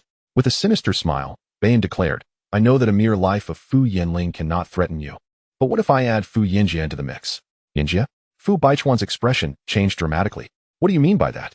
The heart bond goo, you have placed it on Fu Yinjia? Xiangyang interjected. The revelation struck like thunder, echoing in their ears. Bayan's expression shifted as he stared at Xiangyang in astonishment. What a clever lad, to discern my use of the heart bond goo. Fu Baichuan gritted his teeth. Seething with rage, despicable scoundrel. Chao Dexian could no longer restrain himself and shouted. To use such vile means against the young is utterly shameless. Dan Yao, unable to contain her curiosity, whispered to Xiangyang. What exactly is the heart bond goo? Xiangyang's face grew solemn. The heart bond goo is among the most formidable of all goo poisons, derived from love goo. It is said that in the southern regions, a woman skilled in raising goo fell in love with a fickle young man who loved many. In her anguish, she infused her deep affection into a goo insect, nurturing it with her own flesh and blood until it transformed into the love goo, which she then implanted in the young man. Whenever he strayed in his affections, the love goo would mercilessly consume his heart, causing him unbearable pain until he devoted himself entirely to the one who had cursed him. However, this method of cultivating the love goo binds the lives of both the goo master and the one cursed. Should one perish, the other is doomed as well. This knowledge eventually reached a nefarious alchemist who, excelling in poisons, developed an even more insidious variant known as the heart bond goo. While love goo is rooted in affection, the heart bond goo is anchored in bloodlines, its potency increasing with the closeness of kin. The lives of those ensnared are intertwined. Should one fall, the other cannot escape death. Dan Yao was astounded, never anticipating Bayan would possess such a card up his sleeve. Dan Mingxi's expression darkened ominously, her teeth grinding in fury, wishing she could tear Bayan and Fu Yinling apart. Is there a way to break the curse? She urgently asked Xiangyang. There is. But Fu Yinling and Fu Yinjia must sit together, palms pressed against one another, allowing me to draw out the goo, Xiangyang explained. As soon as he finished speaking, Fu Baichuan and Chao Dexian unleashed their formidable auras, bearing down on Bayan. Release him at once. Bayan, meeting their murderous glares, laughed heartily. I hold Fu Yinling's life in my hands. If he dies, Fu Yinjia shall share his fate. Fu Baichuan replied coldly. You are already at the end of your rope. I could easily end you with a single blow. Oh, is that so? Then let us see. The moment my vital energy escapes my grasp, Fu Yinling's brain will splatter, his soul dissipated. I would relish seeing whether you perish first or I kill this boy. Bayan laughed fearlessly. Fu Baichuan was rendered speechless, unable to respond. Ha! The lives of the Fu brothers are entwined. Whichever perishes, the other is doomed. The Fu family is already diminished, with Fu Yunheng and the others long gone. Only these brothers can carry on the lineage. Should they fall, you Fu Baichuan will truly be left without descendants. Suddenly, Fu Yinling cried out, Why? Master, why do you treat me this way? I have always regarded you as a father, obeying your every command. What must I do for you? Why have you placed the heart bond goo on me? Bayan erupted into uncontrollable laughter, as if he had heard the greatest joke. You fool, did you think I genuinely accepted you as a disciple? Humph, with your selfish, heartless nature. How could I ever see you as a true apprentice? I took you in solely to exact revenge on that old fool who usurped the position that rightfully belonged to me. How laughable that you would forsake those closest to you to follow someone like me as your master. Truly, you are as dull as a pig. You. Fu Yinling's eyes turned crimson, his rage swelling, wishing he could rend Bayan to pieces. Dan Yao sighed. Speak, what must you do to release Fu Yinling? Are you begging me? Consider it so. Dan Yao ground her teeth. Ha! Who would have thought that a peerless powerhouse like you would find yourself in such a position? Being gloated. Speak quickly, or I will disregard Fu Yinjia's life and ensure your demise, leaving you in pieces. Dan Yao retorted impatiently. Speak plainly.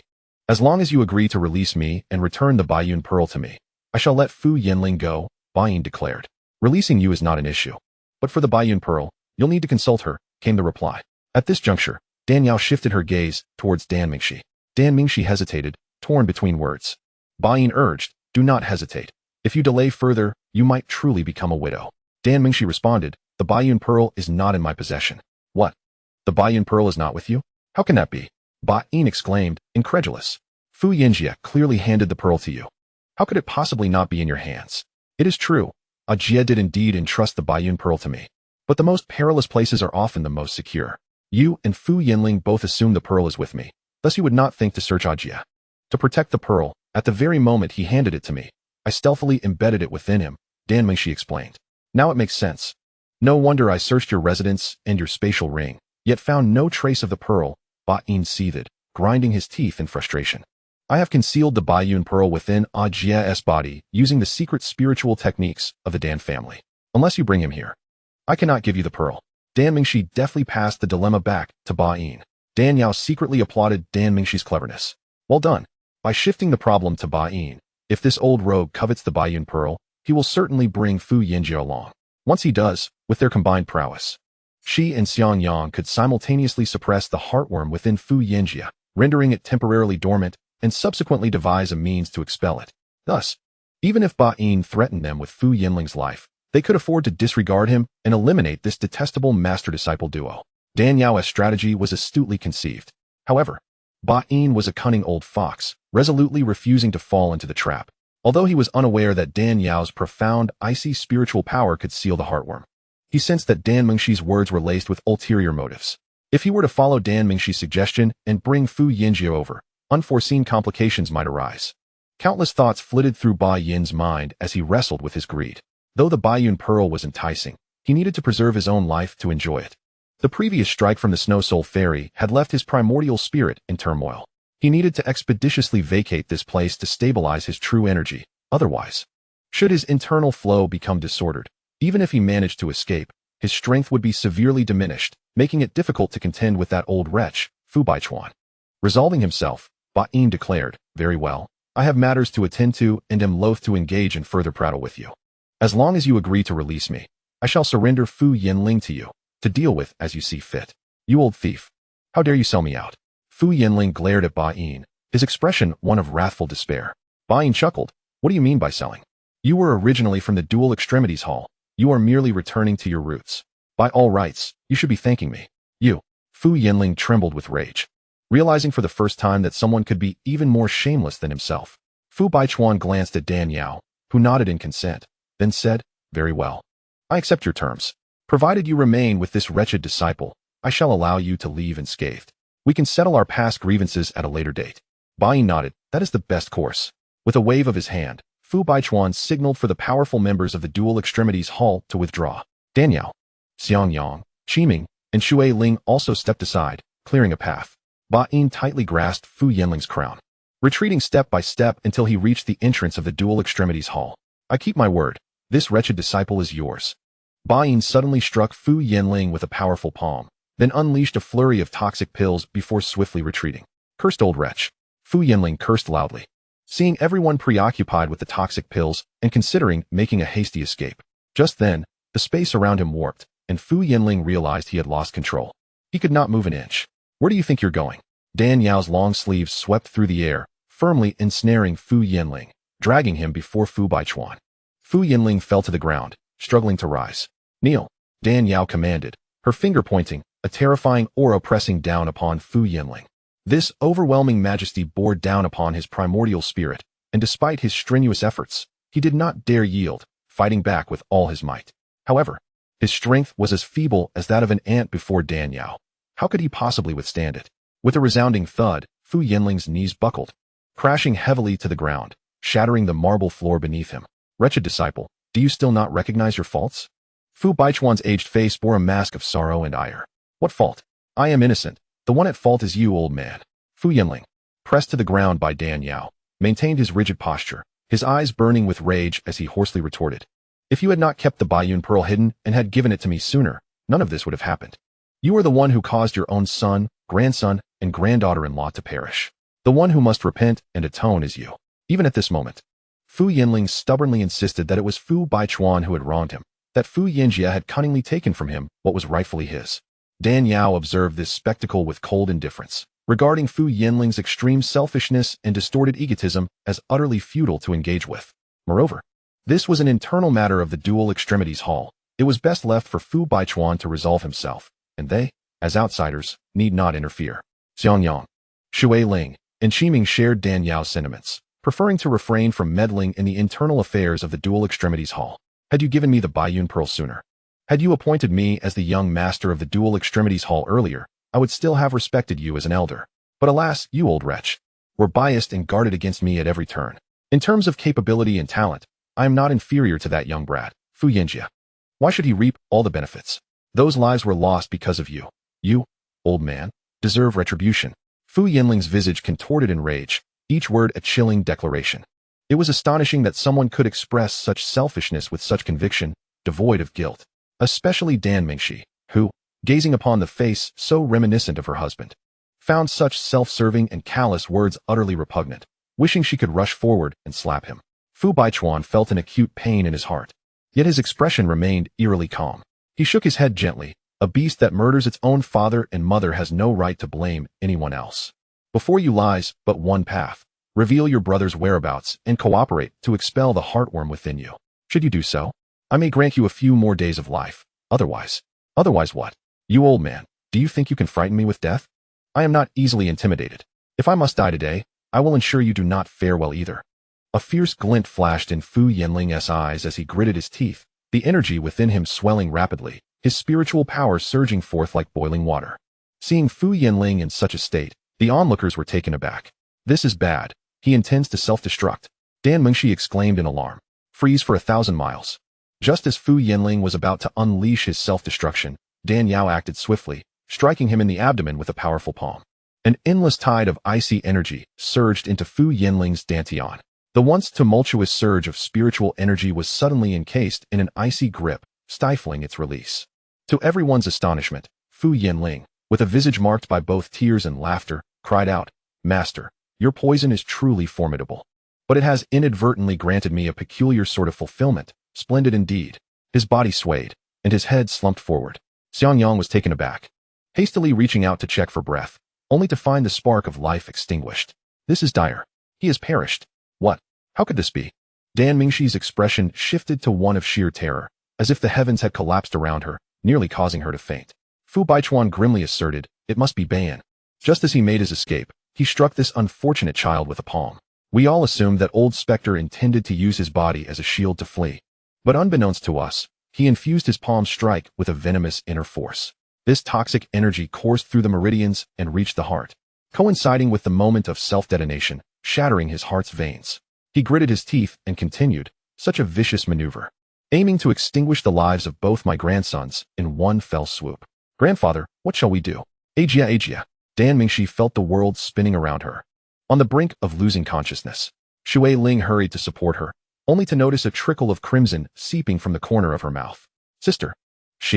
Dan Yao began to move closer, but Dan Mingxi shook her head. No need, I am fine. Aunt, is there truly no way to dispel the heart-linked goo? Chapter 14:16, The Extermination of Goo 1. Dan Yao replied, shaking her head, I cannot say for certain. This heart-linked goo is a concept I am encountering for the first time. To ascertain whether it can be resolved, we must consult someone knowledgeable about it. Upon hearing this, Dan Mingxi turned her gaze towards Xiangyang and Fu Baichuan. Fu Baichuan, with a pained expression, lamented, the heart-linked goo is immensely toxic. If one of the linked individuals dies, the other will succumb to madness, ravenously devouring their own organs until nothing remains. I once witnessed a victim of this goo, writhing in unbearable agony, ultimately tearing their own flesh apart in a horrific frenzy, succumbing to blood loss. Dan Mingxi felt as though her heart were pierced by 1,000 arrows. A sweet taste filled her throat, and blood gushed forth uncontrollably, staining the ground with vivid crimson. Mingxi, Dan Yao exclaimed in alarm, swiftly channeling her vital energy into her, striving to stabilize her spirit. Dan Mingxi managed a bitter smile. Aunt, There is no need to waste your energy on me. With Ajia gone, I no longer wish to live. After death, it would be preferable for me to rest alongside him. Dan Yao softly reassured her. Do not speak such foolishness. I will not allow you to perish. Do not succumb to despair so swiftly. Ajia may still be saved. Xiangyang interjected. At these words, Dan Mingxi and Fu Baichuan were instantly filled with hope. Their voices trembling. What method do you propose?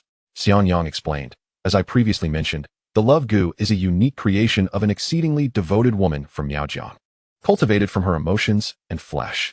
The heart-linked goo is derived from the love goo, inheriting many of its traits. The afflicted individual's emotional detachment accelerates the goo's activation, whereas a deep emotional connection slows it down. Fu Yinling's profound affection for you will undoubtedly affect the goo within him. I have pondered this, and his goo poison should not manifest so swiftly. Dan Mingxi nodded vigorously. That makes sense. Xiangyang continued. However, Fu Yinling is deceased. While his devotion may delay the goo's onset, it cannot eradicate the curse entirely. We must locate him within a very short time frame, or else once the goo spirals into madness, he too will be doomed. Upon hearing this, Fu Baichuan promptly instructed Chao Dexian, relay my orders, scour the northern region. Whoever can locate Bayan, I shall provide them with any elixir they desire. Understood. Chao Dexian responded hastily, setting off to seek out Bayan's whereabouts. With Fu Yinling's heart severed in death, only Bayan held knowledge of Fu Ajia's location, and they must unearth that old wretch at all costs. Xiangyang raised a hand. Time is of the essence. The heart-linked goo is formidable. No matter how much we rely on emotional ties to delay its effect, we can only buy a moment. If we do not locate Fu Ajia before dawn breaks. What? Before dawn? Dan Mingxi gazed up at the darkening sky, her body once again growing weak, nearly losing consciousness. The others wore expressions of deep concern. The old demon Bayan had meticulously orchestrated a plan to successfully deliver Fu Yinling to the Hall of Dual Extremes. And Fu Ajia was the linchpin of the entire scheme, likely hidden away securely. To find him before dawn was akin to chasing a mirage. Dan Yao, glancing at the splatters of blood beneath Dan Mingxi's feet, suddenly had a thought. I believe I have a method to locate him before dawn. Chapter 1417, The Extermination of Gu 2. Dan Mingxi's eyes widened in surprise. What method? By utilizing your heart's blood. My heart's blood? Dan Yao nodded. Indeed. I have heard that lovers deeply entwined share an unbreakable bond. If you two can reach such a level of unity, willing to forsake life and death for one another, I may attempt to employ the blood-based soul-searching technique from the blood nerve to locate him using your heart's blood. Very well, then please proceed. And the heart's blood, being the essence of a cultivator, once extracted, could lead to a significant drop in cultivation or even peril to one's life. Are you truly prepared for this? I am resolute. Dan Mingxi affirmed with a determined nod. Fu Baichuan, moved to tears, exclaimed, what a wonderful daughter-in-law I have. Your presence is a blessing to our family. And, do not delay any longer. Please cast the spell. Since you are resolved, I shall grant your wish. Dan Yao raised her delicate hand, pressing it firmly against Dan Mingxi's heart. Dan Mingxi felt a sharp pang in her chest as a drop of blood erupted from her mouth, suspended before Dan Yao. Dan Yao's palm radiated with a vibrant crimson light, enveloping the droplet of heart's blood. Under the illumination of this sanguine glow, the blood droplet burst forth, transforming into a slender stream of crimson. With blood as sacrifice and emotion as the guide, blood coagulation for soul-searching, pursue over vast distances, swiftly. Dan Yao formed intricate hand seals, reciting incantations. The bloodline, shaped from the heart's blood, responded to her invocation, soaring northward. Follow that bloodline to find Fu Ajia. Hasten. Xiangyang discerned the underlying mechanics and urged the others. Fu Baichuan and the others, upon hearing this, transformed into beams of spiritual light, rapidly pursuing the trail. After navigating several bends, they soon arrived at a peculiar mountain peak. This peak was shrouded in chilling winds and misty waters, the humidity and oppressive atmosphere thick enough to induce ailments if one lingered for more than a few days. Fu Baichuan, upon seeing the sight, was taken aback. What brings us here? Qiming inquired curiously. What place is this? It appears so foreboding. Fu Baichuan explained. This is a forbidden area of the Hall of Dual Extremes. Steeped in heavy yin energy, a desolate ground where disciples guilty of grave offenses have been imprisoned. Long ago, I stripped Fu Yinling of his powers and confined him here. Qiming understood. I see. Fu Yinling must have suffered greatly here. Hence he imprisoned Fu Ajia in this place to let him experience the pain he once endured. Fu Baichuan grunted affirmatively and, with a swift motion, unleashed a powerful palm strike, infusing pure yang energy into the mountainside. With two resounding cracks, the mist dispersed, revealing a narrow entrance. The group swiftly entered the cave, greeted by impenetrable darkness and howling winds, reminiscent of vengeful spirits lamenting in the depths of hell, sending shivers down their spines. The labyrinthine terrain of the cave was intricate, resembling a maze, with numerous branching paths that left the group uncertain of where to search for xianxia. In a moment of desperation, Dan Yao's vital energy surged, pulsating with a vibrant crimson hue. Following the trail of the bloodlight, they ventured deeper into the cave, ultimately arriving at its innermost recesses. What lay before them was a pitch-black cold pool, from which emanated waves of frigid air. The intensity of the cold was palpable, causing Shui Ling to shiver involuntarily. Let us hasten our search. As the group observed the bloodline come to a halt, they each expanded their spiritual awareness, commencing their search. However, despite scouring the area surrounding the cold pool, both above and below, inside and out, they found no trace of xianxia. Could it be that my bond with Jie is insufficient? With their search yielding no results, and time slipping away, Dan Mingxi felt an urgency akin to ants on a hot pan. Sheer. Just as despair began to envelop Dan Mingxi, a faint groan, as delicate as a whisper, accompanied by a chilling wind, reached her ears. Jie, can you hear that? It's Jie's voice. It's truly his voice. Dan Mingxi was on the verge of tears from overwhelming joy. The others, hearing her exclamation, initially thought her worries had led to a hallucination. Yet they too discerned the subtle sound. All present were formidable beings of the celestial monarch level, possessing sharp senses and extraordinary hearing. Unless under the influence of an illusion, they would not be deceived by auditory hallucinations. Dan Mingxi, being the weakest among them, had just forced out blood from her heart, depleting her spiritual power. Yet even she could hear xianxia's voice. There was no reason the others could not. Dan Yao concentrated her efforts, maximizing her perception, and followed the sound to a stone wall adjacent to the cold pool. This wall, affected by the chill emanating from the pool, was encrusted with a thick layer of ice crystals, blending seamlessly with the mist of the cold waters. Had they not heard the voice emanating from within, none would have guessed that it concealed an empty space where someone was hidden. Dan Yao immediately struck the stone wall with a palm. A thunderous roar resounded as the wall exploded, sending shards of ice and stone cascading into the pool, creating a tumult of splashing water. As the wall was breached, a cloud of dust billowed, obscuring visibility. With a graceful sweep of her hand, Dan Yao dispelled the dust, revealing a dark entrance. Inside lay a figure, hair disheveled and face smeared with grime, sprawled on the ground, continuously channeling spiritual energy to combat the pain afflicting his body. After several attempts to harness his vital energy, his suffering showed no sign of abating. Nevertheless, his willpower was formidable. Despite the excruciating agony, he managed to rise unsteadily to his feet, staggering as if intoxicated. His expression contorted in a manner that was profoundly distressing. Jie, is that you? Dan Mingxi gazed at him, her heart aching at the sight of his torment. Sheer, I can't be mistaken. It truly is you. The man suddenly opened his eyes wide, his gaze fierce and bloodshot, resembling a wild beast. As his pained groans echoed around the cold pool like the wails of a vengeful spirit, sending chills down their spines. It is I. Dan Mingxi nodded fervently, tears welling in her eyes as she turned to Dan Yao and Xiangyang. Aunt. Dan Yao exchanged a glance with Xiangyang, who nodded in understanding. The two ascended simultaneously. Dan Yao quickly pressed her fingers against his lower abdomen, employing the softest of spiritual energies to seal away the heart union goo that had driven him into a frenzied state. The heart union goo, known for its violent tendencies, was instantly encased in ice upon encountering this extreme cold energy, entering a state of dormancy. Ahua, it is now your turn. The heart union goo was incredibly potent. Dan Yao's spiritual energy could merely freeze its power, but could not eradicate it completely. To eliminate this bane, Xiangyang would need to summon the celestial fire of heaven and earth into xianxia's body. Only by harnessing the extreme and fearsome heat of the celestial fire could the heart union goo be thoroughly incinerated, ensuring no further calamity would arise. Understood, leave it to me. Xiangyang's thoughts focused, and the purple star fire surged forth, flickering at his fingertips. The celestial fire was exceedingly volatile. Employing it against the heart union goo was akin to setting oneself ablaze, a perilous endeavor where a moment's inattention could lead to being reduced to cinders. Be prepared, Xiangyang cautioned, casting a glance at Fu Baichuan and Dan Mingxi. Upon hearing this, both Fu Baichuan and Dan Mingxi's expressions shifted. As a palace lord, Fu Baichuan possessed remarkable composure, offering a wry smile. In any case, death is inevitable. We might as well try. Young Master Hua, please proceed with your spell. Regardless of the outcome, the Dual Extremes Palace owes you this favor. Very well. Xiangyang's fingers extended slowly, the purple star fire transforming into a slender fire spike that swiftly penetrated Fu Yinjia's body. Fu Yinjia, frozen by Dan Yao's chilling energy, trembled violently and became rigid as the purple star fire entered him.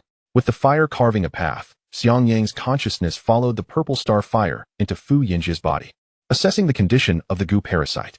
Upon witnessing the small, blackened worm, curled up and frozen within Fu Yinjia's organs, Xiangyang's brows furrowed in concern. The heart union goo? Is this truly the heart union goo? It appears somewhat different from what I have seen in the texts. He quickly shook his head. The heart union goo had been implanted in Fu Yinjing and Fu Yinjia by Baiyin for an indeterminate span of time. This type of goo, having evolved from a love goo, was likely affected by Fu Yinjing's deep emotional state, leading to its mutation. Alternatively, the records may have been inaccurate. After all, this entity was an aberration among goo poisons, exceedingly rare, and the individual responsible for compiling the clan's records may not have witnessed it firsthand, relying solely on descriptions from others, which could lead to inaccuracies. I hope that is the case, otherwise. Xiangyang murmured to himself, guided by his spiritual essence. He cautiously brought the purple star fire closer to the frozen goo worm, swiftly roasting it. As he watched Xiangyang wield the purple star fire to annihilate the heart union goo, Dan Yao felt a pang of discomfort in her heart. She longed to voice her thoughts. With the creation of heaven and earth, yin and yang were established. The solitary yin does not endure, nor does the solitary yang thrive. Only through the harmonious balance of yin and yang can the myriad of life flourish. In theory, neither yin nor yang is inherently good or bad. However, in the path of cultivation, yin and yang diverge towards extremes, leading to severe polarization. The power of extreme yin is often exploited by those with nefarious intentions, manifesting in various poisons and malevolent hidden weapons, as well as in sinister techniques like blood nerve and heavenly sorrow and earthly grief soul-locking technique, all of which are characterized by their malevolent and wicked nature. Consequently, over time, the reputation of extreme yin power has become profoundly tainted, leading to an association of terms like yin poison, yin evil, yin treachery, and yin malignancy with disdainful connotations. In contrast, the power of extreme yang, represented by the celestial fire of utmost yang, not only possesses the ability to concoct elixirs for healing, but can also, when necessary, dispel various evils and eradicate poisons and goo. Moreover, the bridal garment divine art, an embodiment of utmost rigidity in yang, serves as a nemesis to her blood nerve. In summary, yang is inherently favorable. Even the most violent force capable of obliterating everything, such as a volcano, ultimately gives rise to fertile soil and abundant minerals in its aftermath. The dichotomy of yin and yang can be likened to the dynamics between men and women in ancient times. Men, with their advantages, would often engage in flirtations with women, earning praise as gallant, while women, merely conversing with men, would be scorned as loose and frivolous. Though Dan Yao possesses the identity of a time traveler and has been granted a superlative system, replete with countless techniques and treasures, the myriad of methods she has acquired pales in comparison to the exquisite combination of the wedding garment divine skill and the purple zenith star fire. Mastering the wedding garment divine skill, the purple zenith star fire, along with the fire feather sword, allows for a singularly effective technique that can conquer all, rendering it utterly flawless. As the intensity of the purple zenith star fire escalated, Fu Yinjia, who was frozen and numb, began to exhibit signs of anguish. His face contorted in pain, his teeth clenched tightly, and the veins in his arms bulging as beads of sweat the size of peas cascaded down his forehead. Ajia, Dan Mingshi called out urgently, young Master Hua is currently aiding you against the heart union goo. You must endure, it will soon be over. Fu Yinjia slightly turned his head, gazing at Dan Mingshi, whose eyes brimmed with concern and compassion. With a gritted smile, he replied, with you by my side, I can withstand any pain. Suddenly, Fu Yinjia trembled, unable to suppress a cry of agony. Qi Ming and Shui Ling exchanged glances, unable to contain their laughter. The irony of the situation was strikingly swift. Fu Yinjia, too, felt a wave of embarrassment, casting a sidelong glare at the mischievous Xiangyang behind him. It's all your fault for suddenly increasing the intensity, causing me to lose face in front of Shi'er. Xiangyang smirked, reveling in the misfortune. Those who flaunt their affection often meet a swift demise. I, having been with a Yao for many years, have yet to publicly display our bond, while you two youngsters have only just begun your courtship, and already you're showcasing it. If I don't teach you a lesson, how will you learn to respect your elders? As time trickled by, the agony etched across Fu Yinjia's face grew increasingly distorted. Fu Baichuan and Dan Mengshi watched with hearts heavy, wishing they could share in his suffering. Noticing her husband drenched in sweat, Dan Mengshi sought to offer him a handkerchief. But the ominous heat of the purple zenith star fire was too perilous. Being within a 10-foot radius could lead to spontaneous combustion. After relentless scorching, the goo worm within Fu Yinjia's body could no longer endure and was reduced to nothingness. With the demise of the goo worm, Xiangyang withdrew the purple zenith star fire, and Fu Yinjia's previously ashen visage gradually regained a healthy hue. At that moment, drenched in sweat, Fu Yinjia hoarsely inquired, "Is it over?"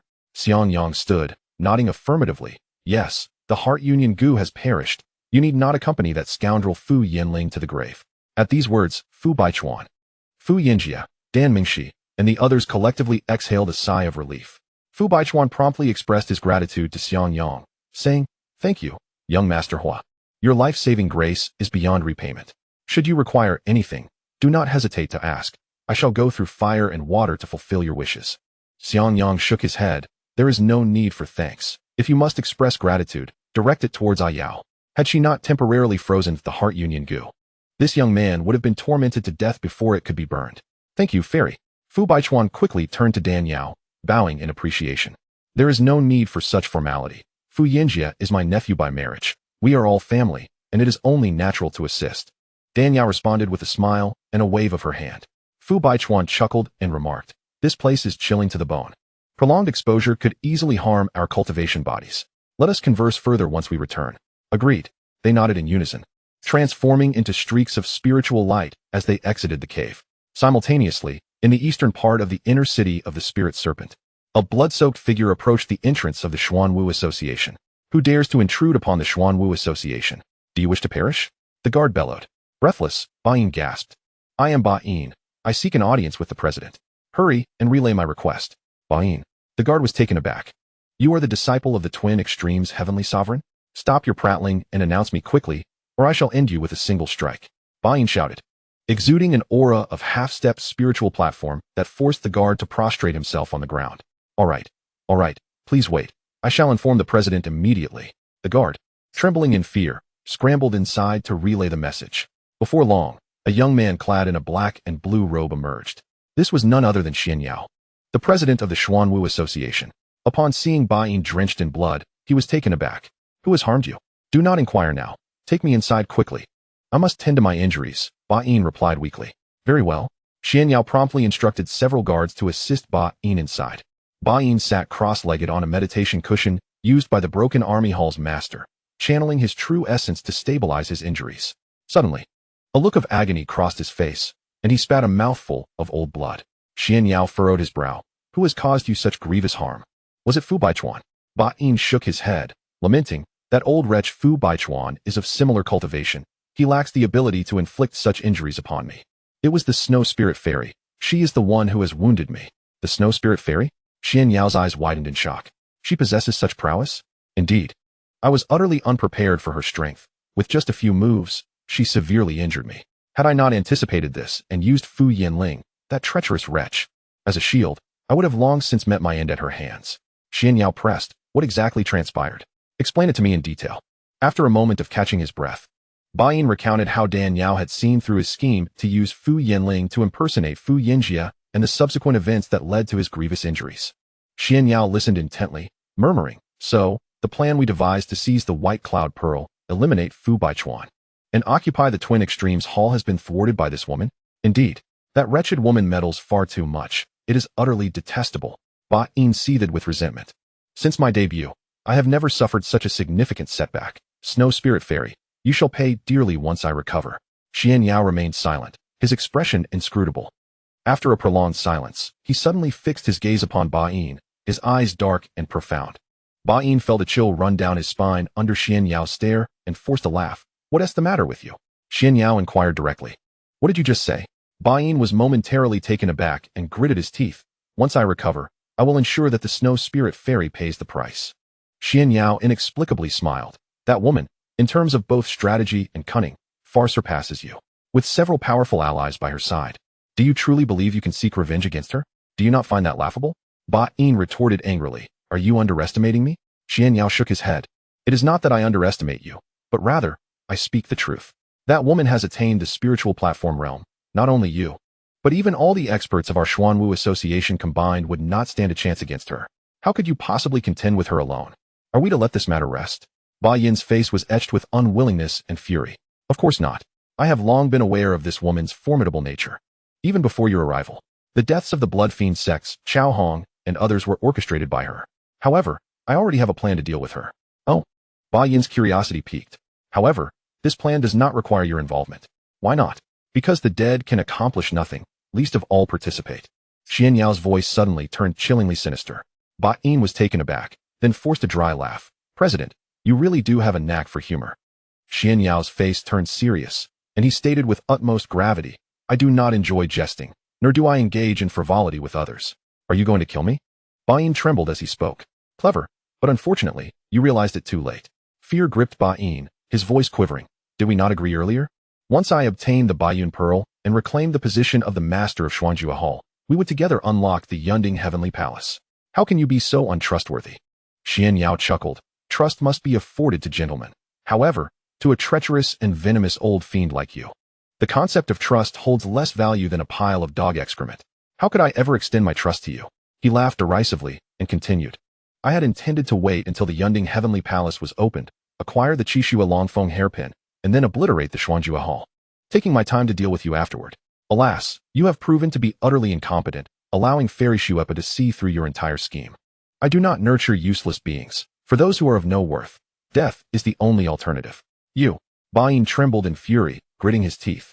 If it weren't for my scheme to lure that little white-eyed wolf, Fei Yinling, into the fray, how could you have possibly eliminated your equal, Fu Yunheng? How could your Xuanwu Association have risen to become the foremost sect in the northern domain? To turn against me after I've helped you. You are utterly shameless.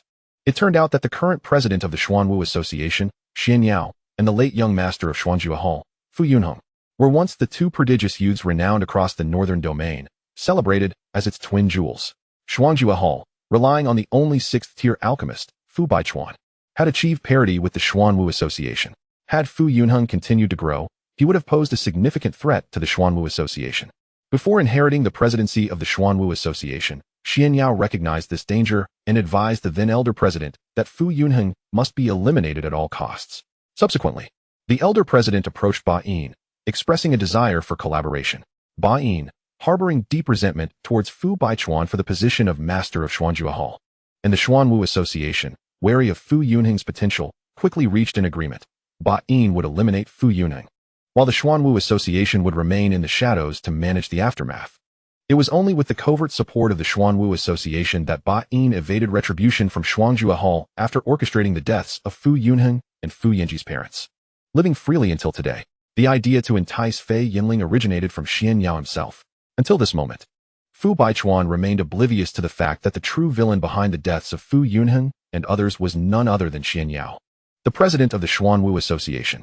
Xianxiao coldly stated, I have never considered myself a gentleman. Nor is there any need for righteousness or morality when dealing with someone like you. In light of your past assistance, I shall grant you a swift death today. Ba Yin's rage surged like a tide, his eyes gleaming with malice. You scoundrel, I will fight you to the death. In a fit of fury, Ba Yin's hands danced wildly, unleashing countless highly toxic pills from his sleeves, hurling them towards Xianxiao. However, these toxic pills did not explode immediately, but instead formed a dark circle, linked together like a string of pearls. Oh, I did not expect you to possess such a tactic even when gravely injured. You are indeed formidable, Xianxiao remarked with a hint of surprise. Ba Yin retorted coldly. Humph, did you think I was unprepared?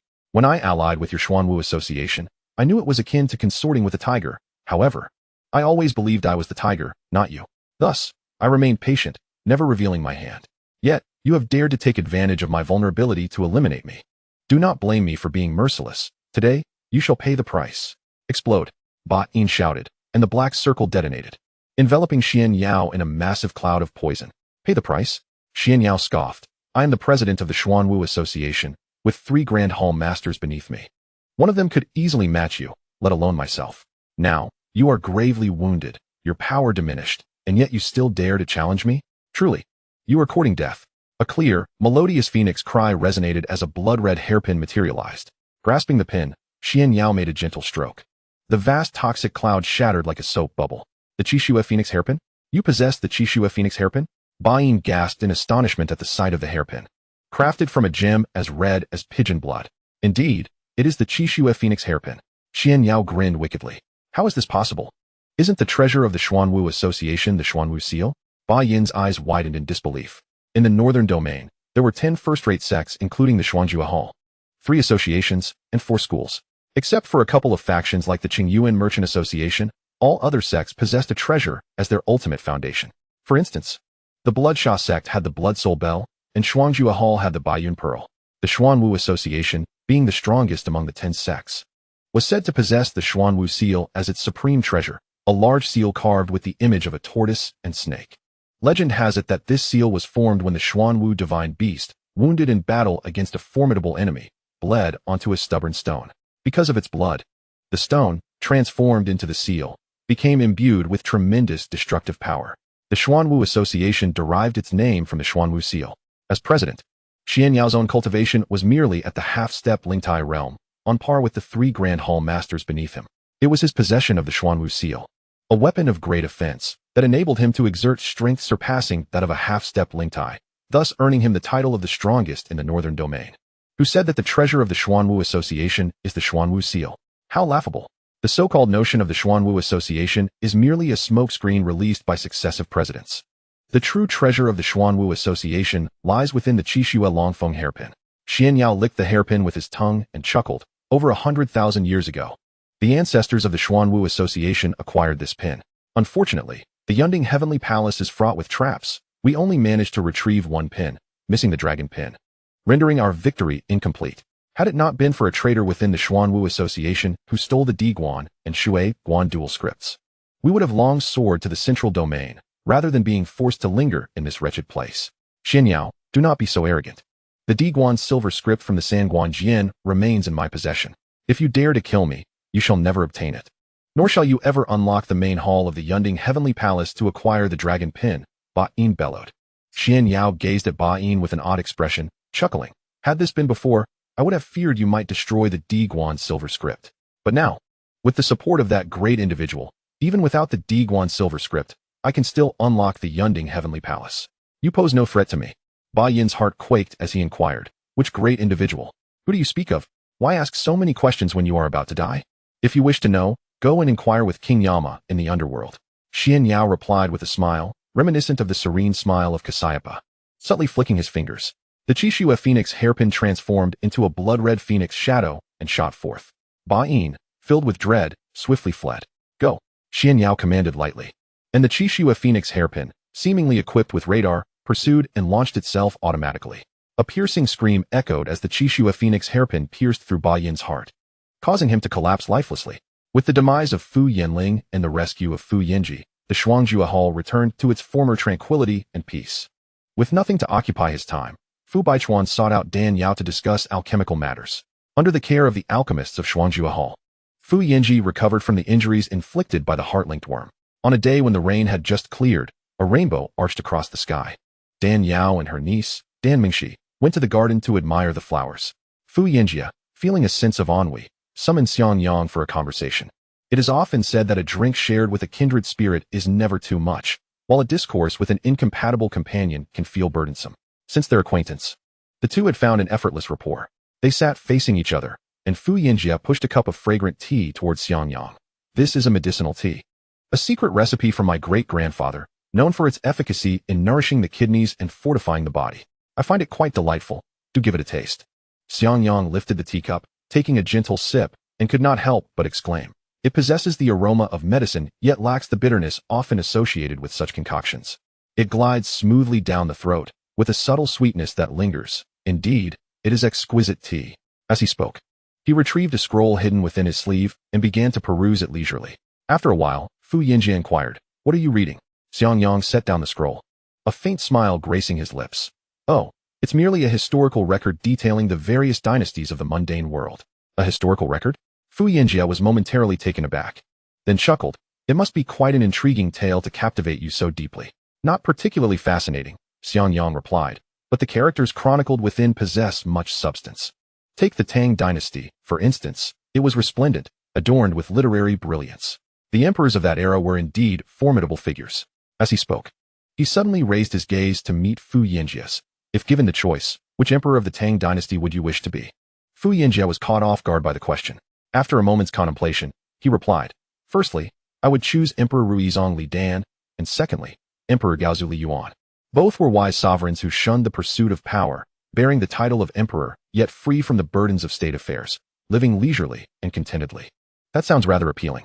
Xianxiang, however, shook his head. I see no resemblance between you and Emperor Ruizong, nor with Emperor Gaozu. Then whom do you think I resemble among the emperors of the Tang? Fu Yinjie queried. Xiangyang's expression suddenly sharpened, and he replied with a smile. You bear a striking resemblance to Emperor Gaozong Li Ji. Oh, Li Ji? Fu Yinjie responded with a light smirk. Do you believe me to be a dismal emperor overshadowed by my father and wife? A dismal emperor? Xiangyang chuckled.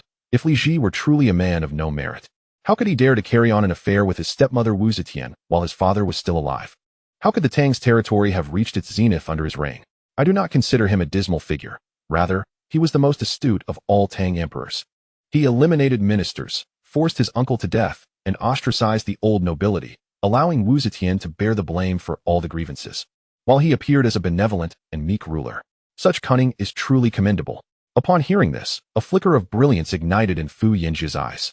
However, this keen insight was fleeting. As he blinked, he reverted to the naive demeanor of a foolish landlord's son. What are you talking about? I cannot comprehend. One moment you call him a dismal emperor, and the next, the most clever. It leaves my mind in disarray. Fu Yinjie scratched his head. How could a person of your exceptional intelligence fail to grasp my words? Xiangyang sighed. In this incident, you are the one who has hidden the deepest. Were it not for a few nearly imperceptible details, I might have believed you to be a victim of a conspiracy devised by Bayan and Fu Yinling. Fu Yinling suddenly lifted his head, his gaze sharp as a sword, then lowered it once more. I do not understand what you are saying. Do not feign ignorance. Your little schemes may have deceived others, but they cannot deceive me. The Li Ji I speak of is the 9th son of Li Shimin. However, if we regard legitimacy, he is the 3rd legitimate son of the primary consort. Above him are the legitimate firstborn Li Chengxian and the 2nd son Li Tai. Originally, the throne was not meant for him, but due to Li Chengxian and Li Tai's mutual destruction, they ultimately paved the way for Li Ji to seize the opportunity and inherit the throne. At this point, Xiangyang scrutinized Fu Yinjie from head to toe. Look at you, how much you resemble Li Ji. You have your grandfather, father, and elder brother above you. If all goes as expected, the position of the hall master would never fall to you. Yet, fate is sometimes curiously ironic, and here you are, the heir of the dual pavilion. Fu Yinjie took a deep breath, striving to maintain his composure. What nonsense are you spouting? How could I possibly be that sort of person? He paused, emphasizing, my grandfather is the closest person to me in this world, and the one who cares for me most. I would rather endure 1,000 cuts than harm him in any way. I have never contemplated plotting against him. Then, aside from your grandfather Fu Yunheng, do your parents, Fu Yinling, and Bayan also serve as your pawns, all ensnared in your schemes? Fu Yinjie was momentarily speechless, forcing a smile. One can indulge in a variety of foods, but one must speak responsibly. If this is a jest, it is an exceedingly poor taste. A jest? Xiangyang retorted. From the beginning to the end. It has been you who has made a mockery of us. Before his demise, Fu Yinling incessantly accused your great-grandfather of favoritism, resenting you for having obtained everything without lifting a finger. At that time, everyone believed Fu Yinling to be deeply sinful, and his words were not to be trusted. But I think, when a person nears death, their words are often sincere. He had no need to lie or revisit old grievances, unless... Xiangyang leaned in closer, his voice a whispering breeze. Fu Yinling truly saw through your machinations and could find no evidence to substantiate his claims, which is why he repeatedly brought it up, hoping that those discerning enough would recognize your true nature. Fu Yinling's plight bears similarities to Dan Yao's lamentations regarding modern education. Those children who excel academically are invariably right in the eyes of teachers and parents, while those who struggle and misbehave are perpetually in the wrong. Fu Yinjie exploited this notion, masquerading as a somewhat foolish, impulsive child in the eyes of elders, one who did not flaunt his status as a young master. Who could have imagined that this obedient child, whom they had watched grow, was actually a master of strategy, a cunning individual? As for your motives, the rationale is simple. I can easily borrow Fu Yinling's accusations to articulate your reasoning. We are brothers born of the same womb. In terms of talent and capability, I, Fu Yinjie, am in no way inferior to Fu Yinling. He merely entered this world a fraction earlier than I. Why should he monopolize all the advantages? Xiangyang exaggeratedly mimicked Fu Yinling's fierce questioning as he lay dying. Each word struck deep into Fu Yinjie's darkest corners.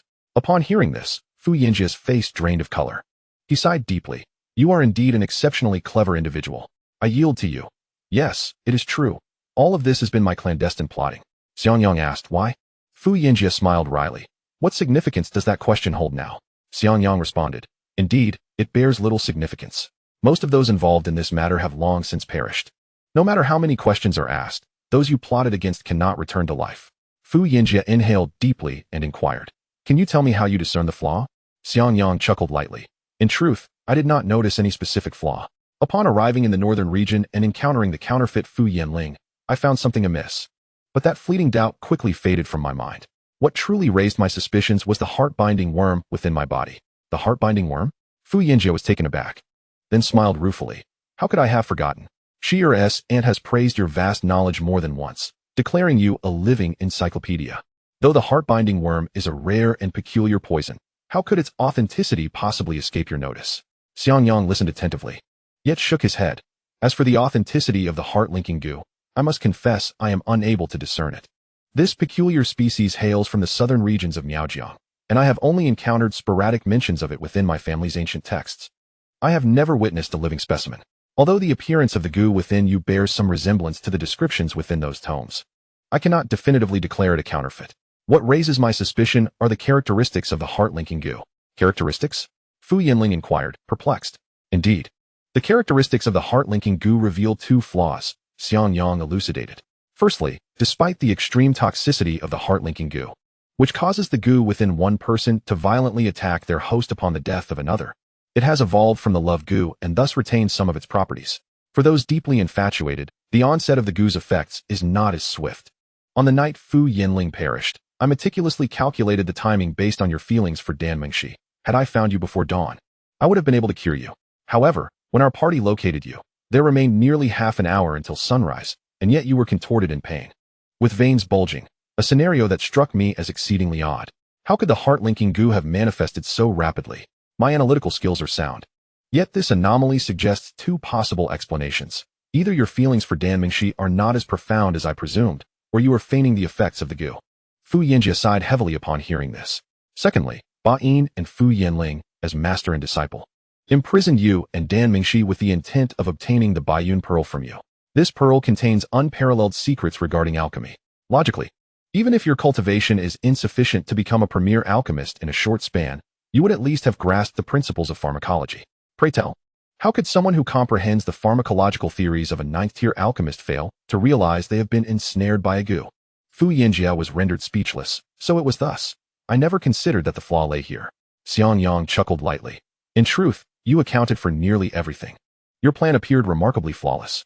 Yet, even the wisest can overlook minor details, which ultimately led to your exposure. He paused momentarily. Years ago, in the western regions, when Yao and I vanquished the three elders of the Twin Extremes Hall, aside from Fu Yanling lurking in the shadows, you were also present. You discerned Fu Yanling's machinations, and, through certain channels, learned that Dan Mengshi's aunt, Dan Yao, is a sixth-tier alchemist.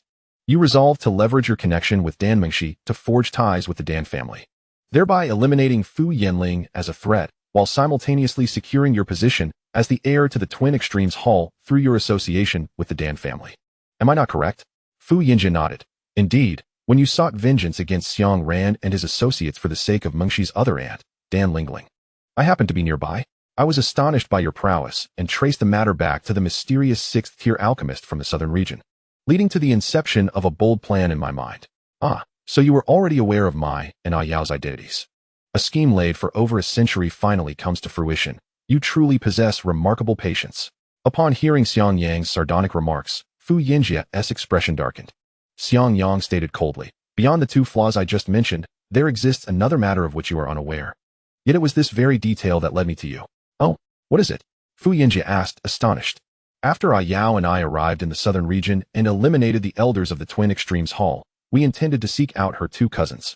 However, coincidentally, a grand spirit herb auction was to be held in Yongzhou, and when we found ourselves thwarted, we decided instead to pursue the Biyu fruit in the Biyu Valley before visiting the Dan family branch. What you could not have fathomed was that upon entering the Biyu Valley, we fortuitously stumbled upon Dan Mengshi and her brother Dan Mengshu being pursued.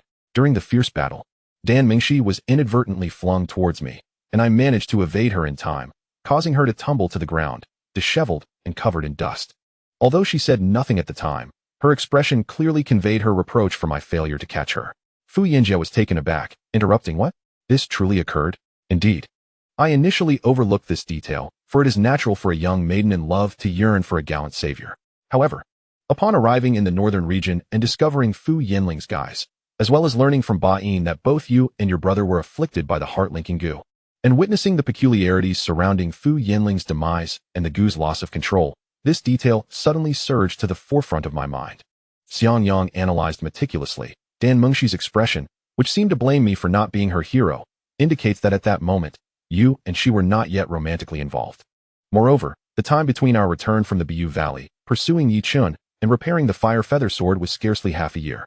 While 6 months may seem lengthy to an ordinary person, for cultivators, it is but a fleeting instant. For you and her to have developed such profound feelings in such a brief period, absent any external forces akin to the life and death struggles faced by Qi Ming and Shui Ling, seems implausible. Fu Yinjia hung his head, admitting, I never anticipated that my orchestrated pursuits to make Mengxi fall for me within such a short span would be so easily unraveled by you. Xiangyang scoffed. If one wishes to keep a secret, one must not act in ways that invite suspicion. Your numerous machinations have afforded me the opportunity to unveil your true nature. Fu Yinjia sighed in despair. A century of scheming, all for naught. I believed I could remain undetected, yet in the end, human calculations fall short of fate's design. He lowered his gaze. Speaking softly, those of the spirit platform realm possess their own pride. Both you and Mengxi's aunt despise deceit. Today, having fallen into your hands, I have no retort. You may exact whatever retribution you desire, but I implore you not to hold Mengxi accountable, nor let her discover these ugly truths. She is innocent. She has been kept in the dark throughout, entirely unaware of my plans. Xiangyang remained silent for a moment, then softly declared, Then I shall compel you to forget this matter entirely, cast it from your mind, and love Dan Mengxi with sincerity. Fu Yinjia was taken aback, suddenly lifting his head in disbelief, murmuring, What did you say? You. Xiangyang sighed gently. Before my arrival, I had already inquired with Chao Dexin regarding you and Fu Yinling. I understand that you are not a malicious person. Your intricate schemes were merely acts of self-preservation. I perceive that your outward displays of innocence and simplicity are feigned, yet your feelings for Dan Mengxi are genuine. Being a person of sentiment myself, I can empathize with your heart. His tone carried a tenderness and reluctance. Should this matter be made public, the bond between you and Dan Mengxi would undoubtedly be shattered. Furthermore, a Yao would also be distressed, which I wish to avoid. Therefore, let us consider this matter settled. After all, those who have perished cannot be brought back. And further deliberation serves no purpose. It is far better to let bygones be bygones, casting aside all grievances. This approach benefits you, me, a Yao, Dan Mengxi, and even the twin extremes Hall and the Dan family. Fu Yinjia's youthful countenance turned pale, tinged with a hint of crimson as if he had suffered a grave illness. He hoarsely whispered, Thank you. However, I must caution you. It is common for men to possess ambition and cunning, but one must not calculate every aspect, especially concerning familial and romantic bonds. Excessive cleverness and meticulous planning may ultimately lead to isolation and estrangement. Xiangyang spoke earnestly. This is a lesson you must hold dear in your heart, otherwise, even if I choose not to pursue this today, you and Dan Mengxi will inevitably meet a tragic end. With that, Xiangyang put away the scroll detailing the history of the Tang dynasty and turned to depart. Fu Yinjia was engulfed in a tumult of emotions. That evening, a torrential rain fell. As the night descended like thick ink, Fu Yinjia was abruptly awakened from his slumber, calling out, Sierra, I'm here. Dan Mengxi, sleeping beside him, quickly rose, grasping her husband's hand tenderly, and softly inquired, Ajia, what troubles you? Fu Yinjia composed himself and shook his head, replying, It's nothing. Merely a nightmare, a memory from my childhood when I felt unloved by my parents. No more of that, she reassured him. I understand you have been tormented by Fu Yinling for so long, which must have left you with psychological scars. But that is behind us now. We must look forward, and the nightmares will cease. Fu Yinjia held Dan Mengxi's hand tightly against his chest, allowing her to feel the rhythm of his heartbeat. Sierra, he implored, as long as you are by my side, I fear nothing. Promise me, you will never leave me. Dan Mengxi, taken aback, smiled and replied, What nonsense are you speaking? We are already husband and wife. Even if we cannot ascend to immortality, we shall remain together like an ordinary couple until old age. How could I ever leave you? Just don't leave. Fu Yinjia's expression was filled with uncertainty and helplessness. He pressed her hand firmly against his heart, conveying his deepest emotions. Ajia, what is it? She asked. Please, do not speak. Just listen to me. His voice was laden with an unprecedented weariness. Yet his gaze was clear and fervent as he looked at Dan Mengxi. Sire, while everything about me may seem illusory, you must believe that my love for you is genuine. I sincerely wish to spend my life with you. Close your eyes and truly feel my heartbeat. Though Dan Mingxi was puzzled by his sudden declaration, she complied, shutting her eyes and concentrating. Ajia, your heart beats so rapidly. It is because my feelings for you are sincere. The heart cannot deceive. Fu Yinjia enveloped her in his arms. It seemed that only in this embrace could his cold, frozen heart begin to thaw. His meticulous calculations and strategies were not driven by a thirst for power and status, nor for the coveted by Yunzhu to become the preeminent alchemist.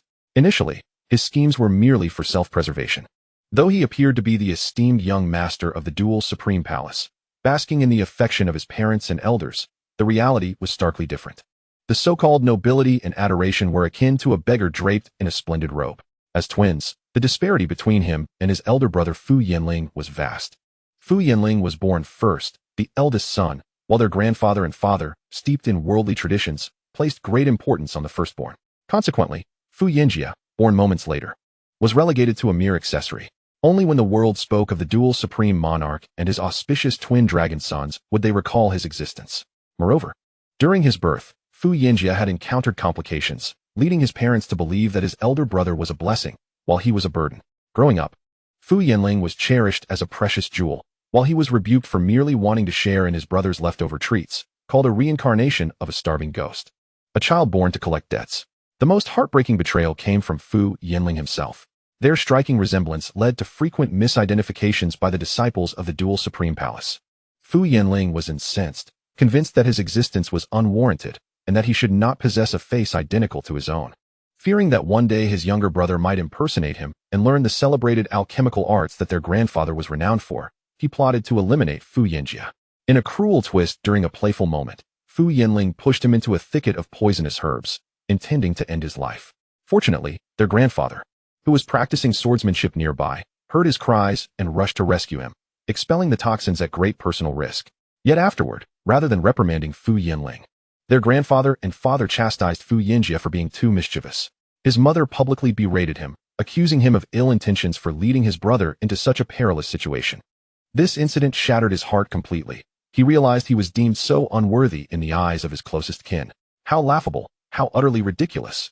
Several years later, he stumbled upon a clandestine meeting between Bayan and Fu Yinling. A dreadful thought crossed his mind. If Fu Yinling conspired with this old fiend, would his parents still accept him? Even if they favored him, their grandfather would never tolerate his elder brother associating with his sworn enemy. Rather than reporting this to their grandfather, he secretly indulged the situation. Several times, their grandfather nearly uncovered Fu Yinling's secret practice of dark arts, but Fu Yinjia intervened, employing various ruses to divert their grandfather's attention. Eventually, as he had anticipated, Fu Yinling descended into darkness, severing ties with the dual supreme palace. However, he was blindsided to learn that the only family member who cared for him, his beloved grandfather, had been killed by Fu Yinling's treachery. He loathed himself, but his hatred for Fu Yinling was even more profound. After Fu Yinling was rescued by Bayan, he devised a plan to resolve everything once and for all. Ultimately, he orchestrated the demise of Fu Yinling with meticulous precision. Yet, as the wise often say, even the most careful plans can falter. His first attempt at such elaborate scheming, intended for success, ended with the tragic loss of his grandfather. Now, a meticulously crafted plan spanning over a century, intended to leverage the power of Shuepa Fairy and her companions to eliminate Bayan and Fu Yinling, had resulted in the irrevocable loss of his own heart, as he found himself hopelessly in love with Dan Mingxi.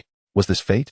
Regardless of whether it was destiny, heaven had bestowed upon him the best woman, and he was determined to seize this opportunity. Fu Yinjia held Dan Mingxi tightly, lost in silent contemplation. As time flew by, the day of the opening of the Yunding Heavenly Palace finally arrived.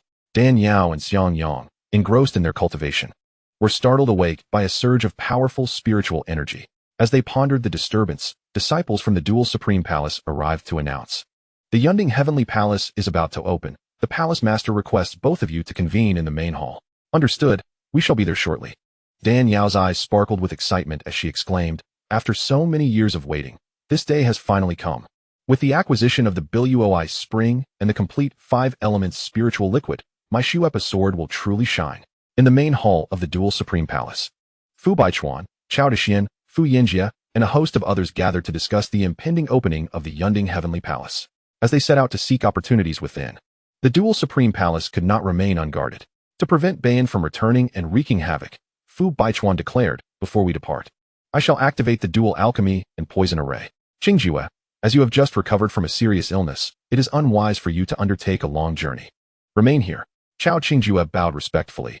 Yes, I shall obey the palace master's orders. Although the opening of the Yunding Heavenly Palace presented a once-in-a-lifetime opportunity for cultivators, Chao Qingjue, too, yearned to witness it. Even if he did not find an opportunity, seeing the world would be worthwhile. However, he did not oppose Fu Baichuan's command. After all, he fell victim to the poison of the lotus without roots and has yet to fully recuperate. If he were to accompany us this time, he would not only be of little assistance, but could potentially become a liability. Given the treacherous nature of our journey to the celestial palace in the clouds, only 4 individuals, Dan Yao, Xiang Yang, Shui Ling, and Qi Ming, would be accompanying us.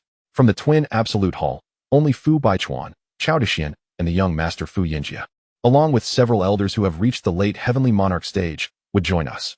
Well then, the hour is late. Let us embark. Having completed all necessary arrangements, Fu Baichuan addressed Dan Yao and the others. Dan Yao, Xiang Yang, and the rest nodded in agreement.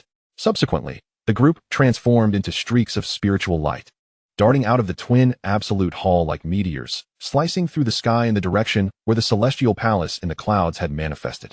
The location of this celestial palace's appearance was situated at the southernmost edge of the northern domain. Here lay an endless expanse of ocean, which also served as the geographical boundary between the northern and central domains. Although one could easily reach the central domain by crossing this ocean, no cultivator from the 4 great domains dared to do so. This was solely due to the fact that the waters here were imbued with a venom potent enough to challenge even the mightiest of beings in the divine void realm. Legend has it that in ancient times, a remarkable woman emerged from the 10,000 Poisons sect in the central domain. Not only was her mastery of toxic arts unparalleled, but her innate talent for cultivation was also extraordinary, making her the most promising candidate in the sect's history to ascend to the ethereal realm and become a poison immortal. Yet, this prodigious talent was ensnared by the shackles of affection, falling for a man she should not have. In her pursuit of love, she sacrificed nearly everything. Alas, the devoted woman's affection was betrayed. Shortly after their marriage, her husband became enamored with another woman and conspired with her to eliminate the devoted wife. The extraordinary woman, having been ambushed by her husband and his mistress, fled from the central domain to this desolate place. In a fit of rage and despair, she resolutely self-destructed, taking the treacherous couple down with her. As she was the saintess of the 10,000 Poisons sect, her body had accumulated a staggering amount of toxins over the years of absorbing poisonous substances for her cultivation. When she detonated her 8-fold divine void body, the terrifying toxins annihilated countless living beings in the sea. In a bid to contain the spread of the toxic gas, several reclusive, super-strong individuals from the central domain were compelled to intervene, sealing off the area. Thus, this ocean became a wasteland devoid of life. Fortunately, after sealing the waters, these super-strong beings managed to establish a spatial passage using their unparalleled powers, ensuring the continuity of communication between the central and 4 great domains. Chapter 1432, Arrival. Upon hearing that the celestial palace in the clouds appeared near the toxic sea, Dan Yao, Xiang Yang, and the others were taken aback. They had never anticipated that the site of the celestial palace's opening would be here. The twin absolute hall is located in the heart of the northern domain, while the toxic sea lies at the extreme southern edge, separated by a distance of approximately 70 to 80,000 miles. Dan Yao, Xiang Yang, and their companions flew tirelessly for a day and a night before finally arriving near the toxic sea. The celestial palace in the clouds, which opens once every 3,000 years, is the focal point of attention for countless forces and cultivators in the northern domain. Although the site of this opening is the toxic sea, where the sealing power of the divine void realm experts has restrained the spread of toxic gas, with the passage of time, the sealing force has weakened, and the incessant waves of poison have inevitably caused some leakage, rendering the area within 1,000 miles of barren wasteland devoid of life. Even though the seawater dilutes the toxic gas repeatedly, the released toxins remain formidable, allowing only those of at least the heavenly monarch realm to approach the vicinity of the toxic sea. Those below the heavenly monarch level would find themselves doomed should they recklessly enter without sufficient spiritual defense. Thus, only the most elite cultivators, those above the heavenly monarch realm, could venture to the celestial palace in the clouds. Fu Yinjia, having concealed his true strength for many years, presented himself as a mere earth sovereign, yet in reality, he had already surpassed the heavenly monarch level. Fu Baichuan was unaware of his great-grandson's hidden prowess. He felt confident in allowing him to witness the world because Fu Yinjie was protected by the white cloud pearl. Without pausing, Dan Yao and her companions activated their true energy to shield their bodies as they plunged into the toxic land. At this moment, the heart of the toxic region was densely populated with numerous figures. Each of these individuals was, without exception, among the top cultivators from the 4 great domains, primarily hailing from the western and northern domains. As for the eastern and southern domains, aside from Dan Yao, Qi Ming, representing the southern domains, the Yin royal family, and Shui Ling, representing the 7-star palace, there was no 4th cultivator from the southeast domains present. The moment Dan Yao and Fu Baichuan appeared, they immediately attracted the attention of countless powerful figures. The twin absolute heavenly monarch, the legendary alchemical figure of the 4 great domains, has come. The woman beside him wearing a mask must be the snow spirit fairy. To see both the twin absolute heavenly monarch and the snow spirit fairy, the only 2 alchemists to have broken through to the 6th rank in the 4 great domains, appearing together is indeed a rare spectacle. Gasps of astonishment spread among the crowd as they beheld Dan Yao and Fu Baichuan. A 6th rank alchemist represents an exalted status that transcends that of many heavenly monarchs. The twin absolute hall's rise from a second-rate sect to a superpower in the northern domain is solely attributed to the twin absolute heavenly monarch being a 6th rank alchemist. Such high-ranking alchemists have always been the object of admiration and pursuit among cultivators. Due to Fu Baichuan's long seclusion and Dan Yao's elusive nature, many present had only heard their names but had never seen their faces. Now, not only had they encountered the real figures, but both appeared together, leaving the crowd in awe. Hall Master, Master Alchemist, Snow Spirit Fairy. A throng of powerful figures hurriedly approached to pay their respects, their eyes glimmering with eager smiles. Seeing these individuals take the initiative to greet them, Dan Yao and Fu Baichuan nodded in return. Just then, 4 streaks of light pierced the air, coalescing into 4 formidable individuals before the gathered crowd. Chapter 1433. Indeed, it is you who is causing trouble. The leading young man, clad in a black and blue robe, appeared to be in his early 20s. His countenance was handsome, and his eyes sparkled like stars, seemingly capable of piercing into one's heart. Behind him stood 3 middle-aged individuals in purple robes, 2 men and 1 woman. The 2 men were tall and robust. One bore a scar across his face, while the other was an eye-patch-wearing cyclops. The woman had a head of colorful hair that seemed somewhat unconventional, yet her oval face, despite its peculiar appearance, was strikingly beautiful.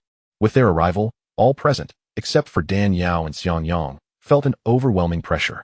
Although only 4 members of the Xuanwu Society had come, each was a formidable force, standing at the threshold of the spirit platform realm. To be at the half-step spirit platform stage is to exist at the pinnacle of the cultivation hierarchy within the northern domain. For an ordinary sect, producing even a single half-step spirit platform expert would elevate it to a super first-rate power in the northern domain. The Xuanwu Society, however, boasts 4 such experts, truly deserving of its title as the foremost sect in the northern domain. Long time no see, twin absolute heavenly monarch. I trust you have been well? As Xianxiao, the president of the Xuanwu Society, made his appearance, he offered a smile to Fu Baichuan. You have no business being here, Xianxiao. Fu Baichuan's gaze turned cold as he regarded Xianxiao, speaking slowly. If you can come, why can't I? Is the celestial palace in the clouds your family's property? Xianxiao replied with a faint smile, as if he were merely engaging in casual conversation with Fu Baichuan, his tone calm and unperturbed. Has my son been poisoned by the lotus without roots for no reason? Were you behind this? Chao Dexin suddenly bellowed with a fierce tone. The rootless water lily is an extraordinary variety among lotus flowers, exceedingly rare. His son, being the master of the alchemy hall, possesses skills in alchemy second only to the palace lord and the snow spirit fairy.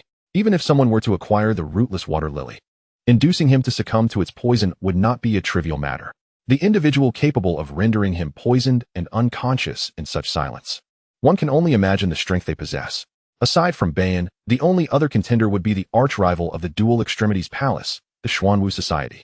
Given that Bayan is wholly engrossed in the pursuit of the White Cloud Pearl, any unforeseen complications at this juncture would only elicit unnecessary trouble and hasten the exposure of Fu Yinling. Hence, it is highly probable that this incident was orchestrated by the Xuanwu Society. Some matters are best left to fester in one's heart. Why ask so many questions? The more one knows, the swifter the demise. Do you not comprehend this principle?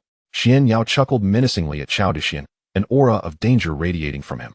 Indeed, it was you who instigated this. Chao Dexin's countenance darkened, his eyes ablaze with fury. Your attack on Xingjue must stem from his knowledge of matters that ought to remain undisclosed, necessitating his silencing. am I correct? Fu Baichuan's gaze was icy as he regarded Xianxiao. Precisely, Xianxiao replied with a smirk. As for the specifics, all who were privy to them have perished. Though the snow spirit fairy has neutralized the poison of the rootless water lily, he has long forgotten the incident during his slumber. No matter how long you investigate, do not hope to unearth the truth. Fu Baichuan seethed with wrath. Xiangyang and Dan Yao exchanged glances. Based on their recent understanding of the Dual Extremities Palace and the Xuanwu Society, as well as their awareness of Fu Yinjia's covert maneuvers, they had surmised that this matter likely pertained to the death of Fu Yuning years ago. However, revealing the truth would implicate Fu Yinjia, and unearthing long-buried shadows and ugliness would inevitably ensue. For the sake of Dan Mingxi, they resolved to keep this knowledge concealed. After all, so many years had passed, and the majority of those involved had met their demise. Unraveling the truth would not only be futile, but could also shatter the fledgling family that Fu Yinjia and Dan Mingxi had established. To be neither foolish nor deaf, and not to act as a patriarch, she mused. As an elder, there was no need for her to dwell excessively on such matters. At times, feigning ignorance could indeed be a prudent choice. As long as Fu Yinjia harbored genuine feelings for Dan Mingxi, willing to devote his life to loving and cherishing her, that sufficed. As for everything else, let it return to dust, fading into the winds alongside those who have departed. Fu Baichuan grunted in resentment. No matter how you conceal it, one day I shall uncover the truth. Should I discover you have acted against the interests of our Dual Extremities Palace, I will not spare you. Xuanwu sneered with disdain. That will depend on whether you possess the capability to do so. Xianxiao, you have come here today, doubtless with intentions towards the artifact within the main hall of the Cloud Summit Palace. Am I correct? Unfortunately, Bayan, that old ghost, has been grievously wounded by the Snow Spirit Fairy and is currently hiding away to recuperate. Without the Earth Official Silver Simplified, even if you were to enter the Cloud Summit Palace, you would be unable to seize the artifact from the main hall. The absence of one of the three officials simplified indeed posed a significant challenge. Xianxiao did not refute this, his eyes glinting as he smiled. However, I have a second method to access the main hall, so you need not concern yourself. Upon hearing this, both Dan Yao and Xiangyang furrowed their brows. The main hall of the Cloud Summit Palace is protected by a formidable array established by a 9th-level Godly Void Realm expert. Unless one possesses the three officials simplified or engages a practitioner whose prowess surpasses that of the array's creator to forcefully break through, no one can gain entry. Now, with one of the officials missing, this individual confidently claims to have an alternative method to enter. Could it be that the Xuanwu Society harbors an unparalleled expert of the 9th level? As this thought crossed their minds, they swiftly dismissed it. In a place like the Northern region, even a spirit platform level expert is a rarity, let alone a 9th level Godly Void being. Even if they sought external aid from the Central region, upon arriving in the Northern region, they would inevitably be constrained by the rules of heaven and earth, unable to fully exert their strength. Yet, they understood that Xianxiao, as the president of the Xuanwu Society, was no ordinary individual and certainly would not make lofty claims without basis. His audacity to boast such confidence, even without the Earth Official Silver Simplified, implied he had his own schemes in mind. Dan Yao and Xiangyang exchanged glances, both sensing the complexity of the situation. Ah Yao, this individual is no simple character. We must proceed with caution, Xiangyang whispered. I am aware. I will keep a close watch on him, Dan Yao replied resolutely. Although the two discerned that Xianxiao's cultivation was merely half a step into the spirit platform realm, a mere flick of a finger could easily crush him. They were even more cautious. In the past, Heimei and Yichun had joined forces, using the indestructible blood cauldron to evade the constraints of the rules in the western region, nearly obliterating them. Had it not been for their quick thinking to have Dan Yao channel the spiritual power of the Mingyu skill into Xiangyang, compensating for their respective shortcomings, they would have perished at the hands of that woman, Heimei. Chapter 1435. A test ends in betrayal. Just as Dan Yao and Xiangyang were engaged in hushed discussion, a cold, menacing gaze fell upon them. Following the source of the gaze, they beheld a scarred-faced man behind Xianxiao, glaring fiercely at Dan Yao. You are the Snow Spirit Fairy? The scarred man leaped forth, confronting Dan Yao directly. His voice grave. Sensing his hostile tone, Dan Yao's expression turned frosty as she nodded. Indeed, that is I. I have heard that you can concoct the spirit condensing pill, enabling pinnacle celestial sovereigns to break through to the half-step spirit platform. Is it true? The scarred man's words elicited a multitude of fervent, hungry gazes directed at Dan Yao. A half-step spirit platform existence transcends the celestial sovereign level. Should anyone achieve such a breakthrough, they would instantly ascend to prominence in the northern region, and their family would likewise prosper.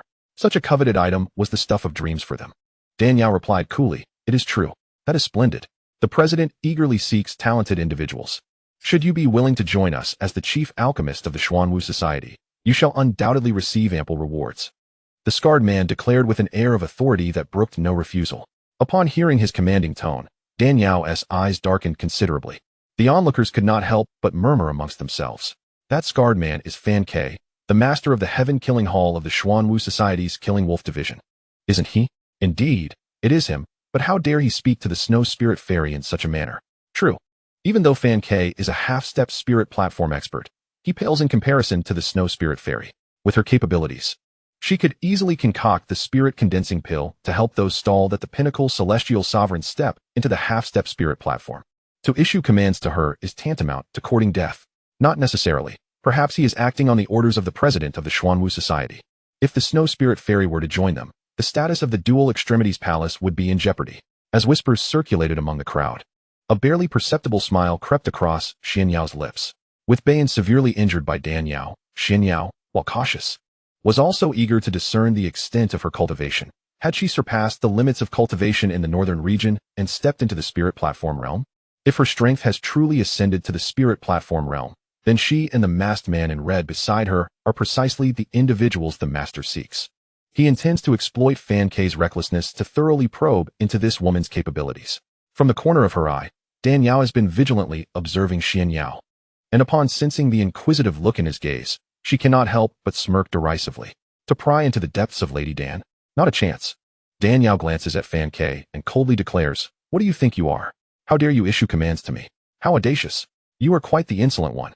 Fan Ke, with his scarred visage, trembles momentarily before breaking into a smile. A murderous intent radiating from his grin. "I am eager to see just how much prowess you possess beyond your alchemical skills. Prepare your eyes to witness." Before Fan Ke can make a move, Dan Yao's figure flickers and a blood-red needle coalesces at her fingertip, darting swiftly towards him. Fan Ke is taken aback and hastily retrieves a steel whip to counter. However, Dan Yao suddenly erupts in a cloud of smoke, vanishing from sight. In the next instant, Fan Ke's steel whip is deflected, and his body sways before collapsing lifelessly to the ground, devoid of vitality. Although this transpired in the blink of an eye, the onlookers clearly discerned that he had been struck in the center of his brow, his divine essence having burst forth, leading to his demise. Chapter 1436, The Opening of the Celestial Palace, 1. It becomes evident that Dan Yao's speed has reached an inconceivable level. She has seamlessly integrated the bizarre techniques learned from the blood nerve into her 9 heavens Xian Nu needle, employing them in conjunction with her snow tracking steps. In the split second of action, the blood-red needle deflected Fan Ke's steel whip, and with a speed 100-fold swifter than that of the needle of the elder, it pierced his brow, utterly severing his life force. A half-step spirit platform cultivator, standing atop the northern domain, was unexpectedly slain in an instant. The assailant's depth of cultivation and strength of spiritual energy were truly terrifying. All present, save for Xiangyang, Shui Ling, and Qi Ming, collectively gasped in shock. "How dare you slay the hall master of the Xuanwu Society?" Xianxiao was equally astounded by Dan Yao's display. He had intended to utilize Fan Ke to gauge Dan Yao's strength and ascertain the extent of her cultivation. To his astonishment, Dan Yao had not even released a hint of her spiritual energy, yet with a mere needle, she had claimed Fan Ke's life. What is there to fear? To act recklessly before me, this is your fate. If you're dissatisfied, feel free to come at me. Dan Yao scoffed at Xianxiao, her eyes dark with disdain. You. Xianxiao was left speechless, yet utterly helpless. The strength she had exhibited was indeed too formidable. He had not even discerned how she had struck. Should he rashly engage her, it would only lead to his own demise. This debt, the Xuanwu Society shall remember. One day, I shall seek retribution. Xianxiao's eyes glinted with enmity as he gritted his teeth. Very well, I shall await your arrival. Dan Yao's gaze shifted to the hall masters of the Breaking Army Hall and the Greedy Wolf Hall behind Xianxiao, a murderous intent rising within her. Is there anyone else who wishes to challenge me? Come forth. Whether in single combat or all at once, I shall accept your challenge. As her words echoed, the once boisterous expanse of the poisonous land fell into an eerie silence. The formidable figures from various factions and scattered cultivators regarded Dan Yao with trepidation. Nobody had anticipated that this woman, with her exquisite figure and demeanor, would strike with such ferocity. Many had been looking forward to a fierce clash among strong adversaries, only to witness Fan Ke ascend to the afterlife in a flash. Dan Yao's swift and merciless actions made it clear to all that the Snow Spirit Fairy was not to be underestimated simply because she was a woman. Open your eyes and see. She is not merely adept at alchemy, but her combat prowess is extraordinarily formidable. Those who dare provoke her shall meet their demise. At that moment, a wave of soft, ethereal spiritual energy rippled through the surroundings. Though this energy was delicate, it contained an immensely powerful spatial force that reverberated through the crowd. This power. Dan Yao was slightly startled, her brow furrowing in contemplation. "Aya, what troubles you? Is there something amiss?" Xiangyang inquired upon noticing her frown. "I can't shake the feeling that this soft power bears a striking resemblance to the Ming jade technique I practice," Dan Yao murmured. Xiangyang was taken aback. "How could that be? Your technique has been lost for many years. How could the master of the Cloud Summit Palace possess a power akin to yours?" Dan Yao shook her head. "I cannot fathom it either. But I have an inkling that this individual's cultivation technique shares a common origin with mine, infused with an intense and icy energy, albeit far more potent than my own." Chapter 1437, The Opening of the Celestial Palace, 2. Xiangyang whispered, "This might not be a bad thing. Perhaps you could leverage this advantage to attract the master of the Cloud Summit Palace and obtain their inheritance. Let us hope for that." The gathered crowd sensed the wave of spiritual energy and collectively raised their gazes toward the celestial palace. Suddenly, the poison mists that shrouded the sky dissipated, revealing a brilliant light. A vast, almost transparent crystal palace emerged, floating like a celestial edifice in the high heavens. "Fairy, this is the Cloud Summit Palace," Fu Baichuan exclaimed with excitement, gesturing toward the sky as he spoke to Dan Yao. Dan Yao gazed at the slowly opening crystal palace and inquired, "Palace Master, do you know where the Bailuai Spring is located within the palace?" Fu Baichuan replied, "Indeed, the Cloud Summit Palace is arranged according to the 8 trigrams. The Bailuai Spring is situated in the southernly palace." "Oh," Dan Yao narrowed her eyes. "The Bailuai Spring, hailing from the northern domain. Sounds like an extremely cold and ained entity. Logically, it should reside in the northern Qin Palace or the northeastern Jin Palace. Yet, now it is located in the southernly palace, which symbolizes the extreme yang of fire. It appears this object, much like the lava heart dew, possesses properties that are the complete antithesis of its name. The lava heart dew, despite its fiery name, is intensely cold. Conversely, the Bailu ice spring, while named for ice, is in fact extremely yang and hot." Boom. As Dan Yao conversed with Fu Baichuan, the long-sealed Cloud Summit Palace, after 3,000 years, finally resumed its opening. At the moment it fully opened, the powerful figures from various factions transformed into streams of spiritual light and surged into the palace. Xian Yao cast a sidelong glance at Dan Yao and the others. "With the Cloud Summit Palace opening, I have no time to entangle with you. This debt with Fan Ke will be settled another day." With that, Xian Yao and the 2 hall masters behind him morphed into beams of light, darting into the palace. "Humph, coward," Dan Yao scoffed disdainfully. "Let us depart." Observing this, Dan Yao, Xiangyang, and the others exchanged glances before swiftly following suit. However, unbeknownst to them, 2 figures stood atop a nearby boulder, watching intently. The garments of these individuals were adorned with intricate dragon and phoenix designs. Should Xiangyang catch sight of them, he would undoubtedly recognize their identities, for such dragon and phoenix patterns are typically embroidered on wedding garments, symbolizing auspiciousness and marital bliss. The Xiang clan established its foundation based on the wedding garment divine art. Their ancestor, Xiang Qingsong, inadvertently mastered this art, believing it necessitated crafting wedding garments for others to perfect. Consequently, he adopted the dragon and phoenix designs from the wedding attire of women as the clan's emblem, which has been passed down through generations to the present day. Standing atop the colossal stone were 2 figures. One was a middle-aged man, slender as a bamboo pole, with eyes as profound as black holes. The other was a captivating woman, her flowing hair giving her an ethereal appearance, though she bore the marks of age. Her almond-shaped eyes and delicate features rendered her a striking beauty. The woman curled her crimson lips and inquired, "Have you discerned clearly? Is that truly Xiangyang, that lad, along with the disciple from the immortal water palace who has repeatedly caused trouble?" The emaciated man, gripping a piece of red jade in his hand, gently squeezed it, projecting the masked silhouettes of Xiangyang and Dan Yao as if through a projector. He affirmed with conviction, "Indeed, I see them clearly. It is without a doubt these 2. After a brief pause, the slender man continued, "Although the woman strikes with remarkable speed and conceals her aura, making it difficult to ascertain her cultivation, the overwhelming chill emanating from her is unmistakably a product of the secret arts of the immortal water palace. No other technique could yield such results." He then remarked, "That lad Xiangyang possesses quite an extraordinary resilience, enduring the torment of the bridal garment divine art for so many years and still surviving. Truly remarkable." The beautiful woman smiled faintly. "Indeed, it is quite impressive. The woman by his side is equally formidable. As a direct disciple of the immortal water palace, their combined strength explains why He Mei, Hong Yin, Qing Fu, and others fell victim to them.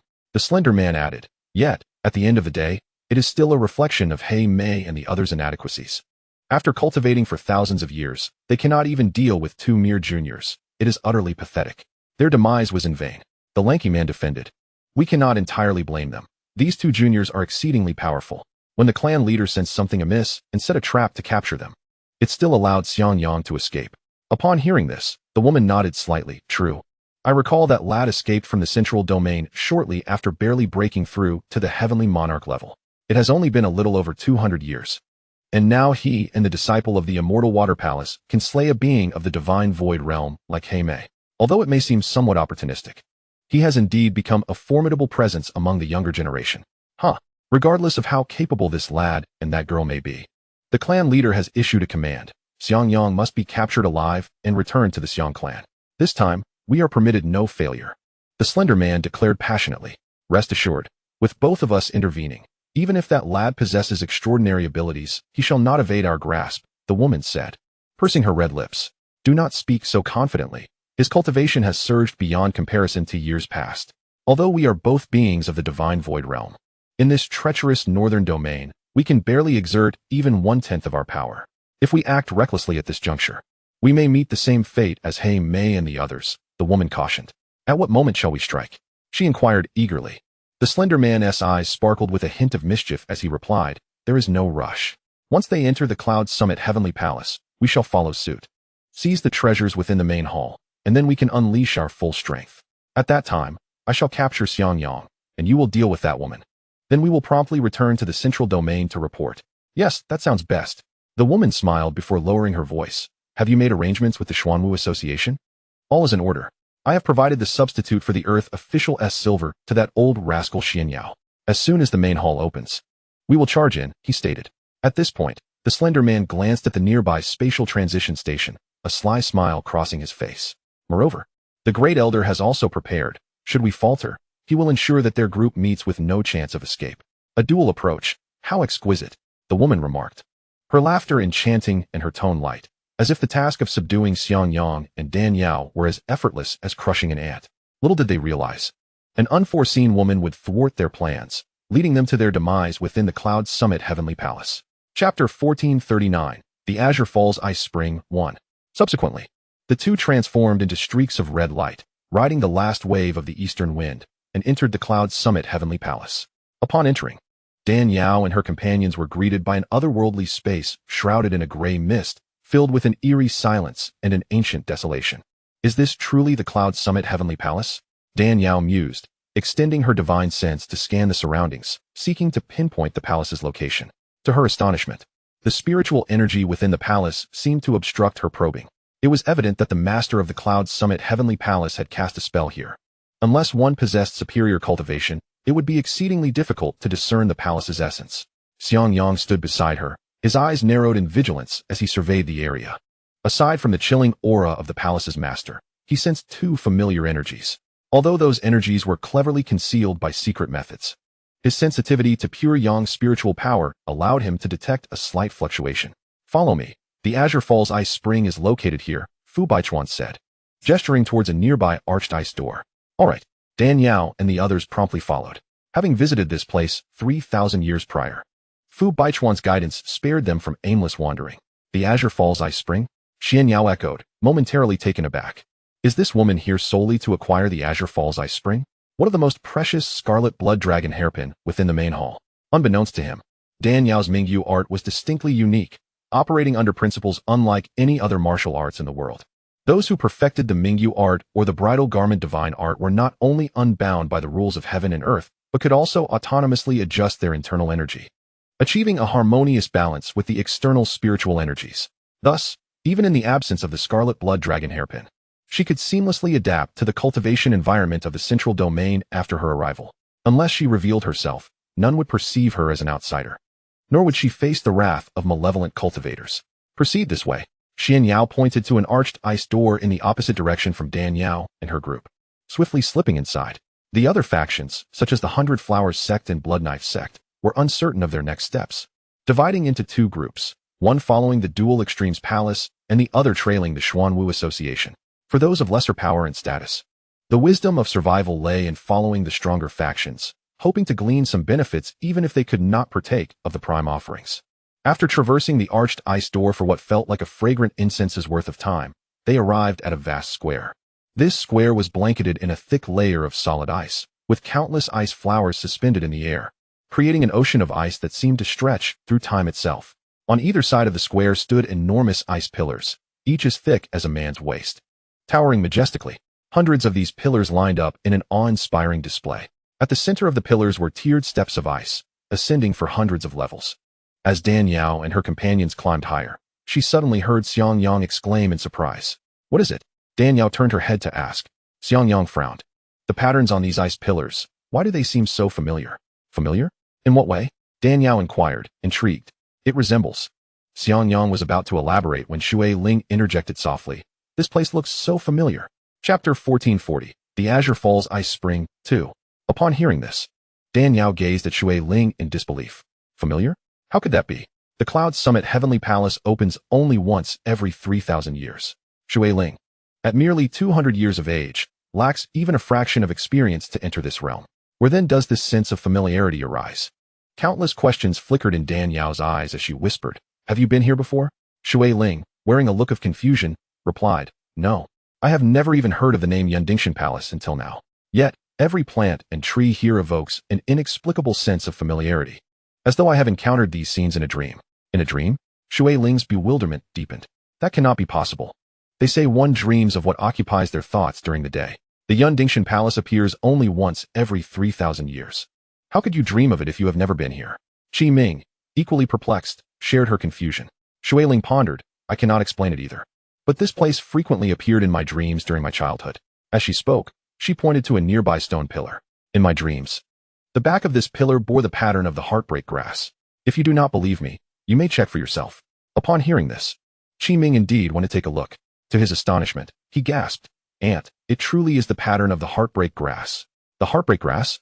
Xianxiaaudiobooks, who had been in deep thought, suddenly brightened at the mention of those words.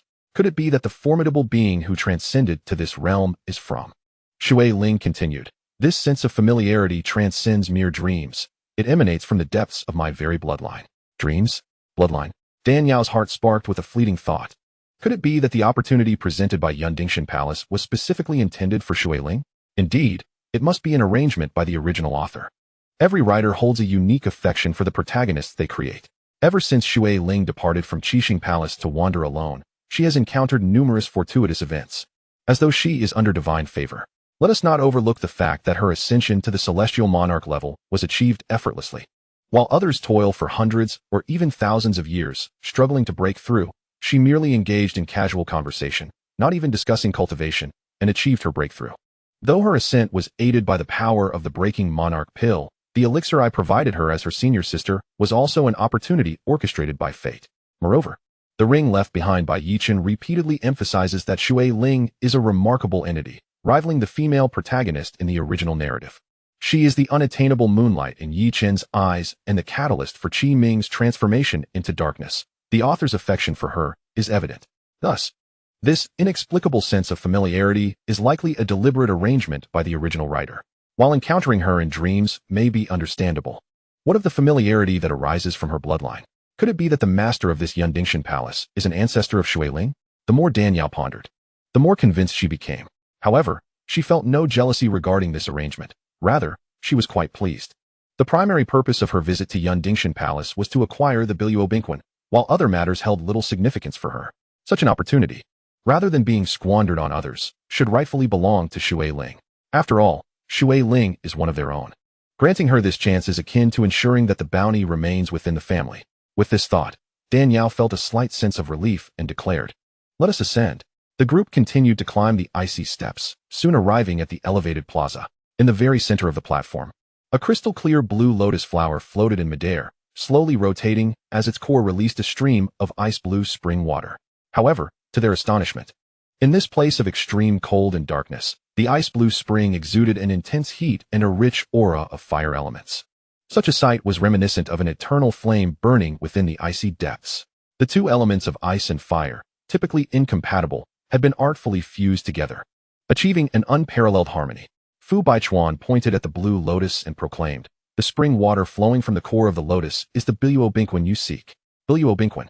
Dan Yao's face lit up with joy. After searching for so long, they had finally found it. With this, combined with 4 other spiritual liquids, her snow spirit fairy would finally be able to unleash her full power. Shui Ling, Dan Yao, and Fu Yinjia were taken aback. "Grandfather, are you certain? The temperature of this spring water appears higher than that of lava. How can it be an ice spring?" Fu Yinjia continued to play the role of the naive heir, feigning ignorance. Fu Baichuan chuckled. "Indeed, the Biluobingquan is both icy and fiery, extraordinarily intense. I harvested some years ago. I could never mistake it. It is named ice spring due to its transparent color, which resembles ice, rather than its properties." "Is that so?" Fu Yinjia exclaimed in realization. "Then what are we waiting for? Let us gather it quickly." Fu Baichuan quickly interjected, "Not so fast. The Biluobingquan possesses a volatile nature. Anything that approaches it risks being incinerated to nothingness. Only special items can safely transport it." Upon hearing this, Dan Yao inquired, "What kind of special items?" Fu Baichuan replied, "There are 2 types. Firstly, the 12 medicinal cauldrons from the fire cauldron ranking, which can withstand the scorching heat of the heavenly spirit fire and can easily contain a small quantity of Biluobingquan.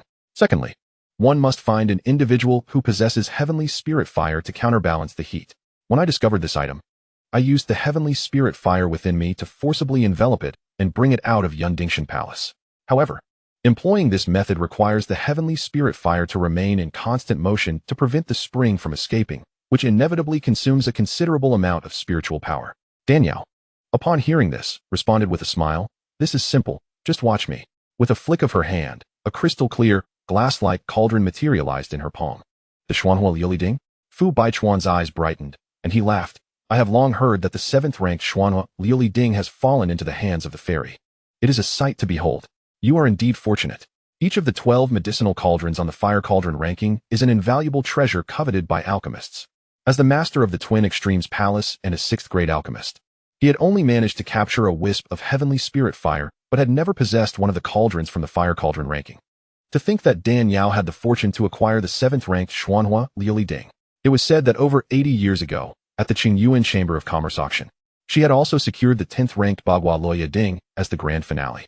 Chapter 1442, The Nameless Female Corpse. 1. To possess 2 extraordinary cauldrons is a testament to her extraordinary fortune. Dan Yao smiled faintly, her spiritual power hovering in her palm as she gently lifted the Xuanhua Liuliding and tossed it into the air. The Xuanhua Liuliding spun gracefully before inverting, its mouth directed toward the blue lotus, and a suction force radiated outward, gradually drawing in the Biluobingquan.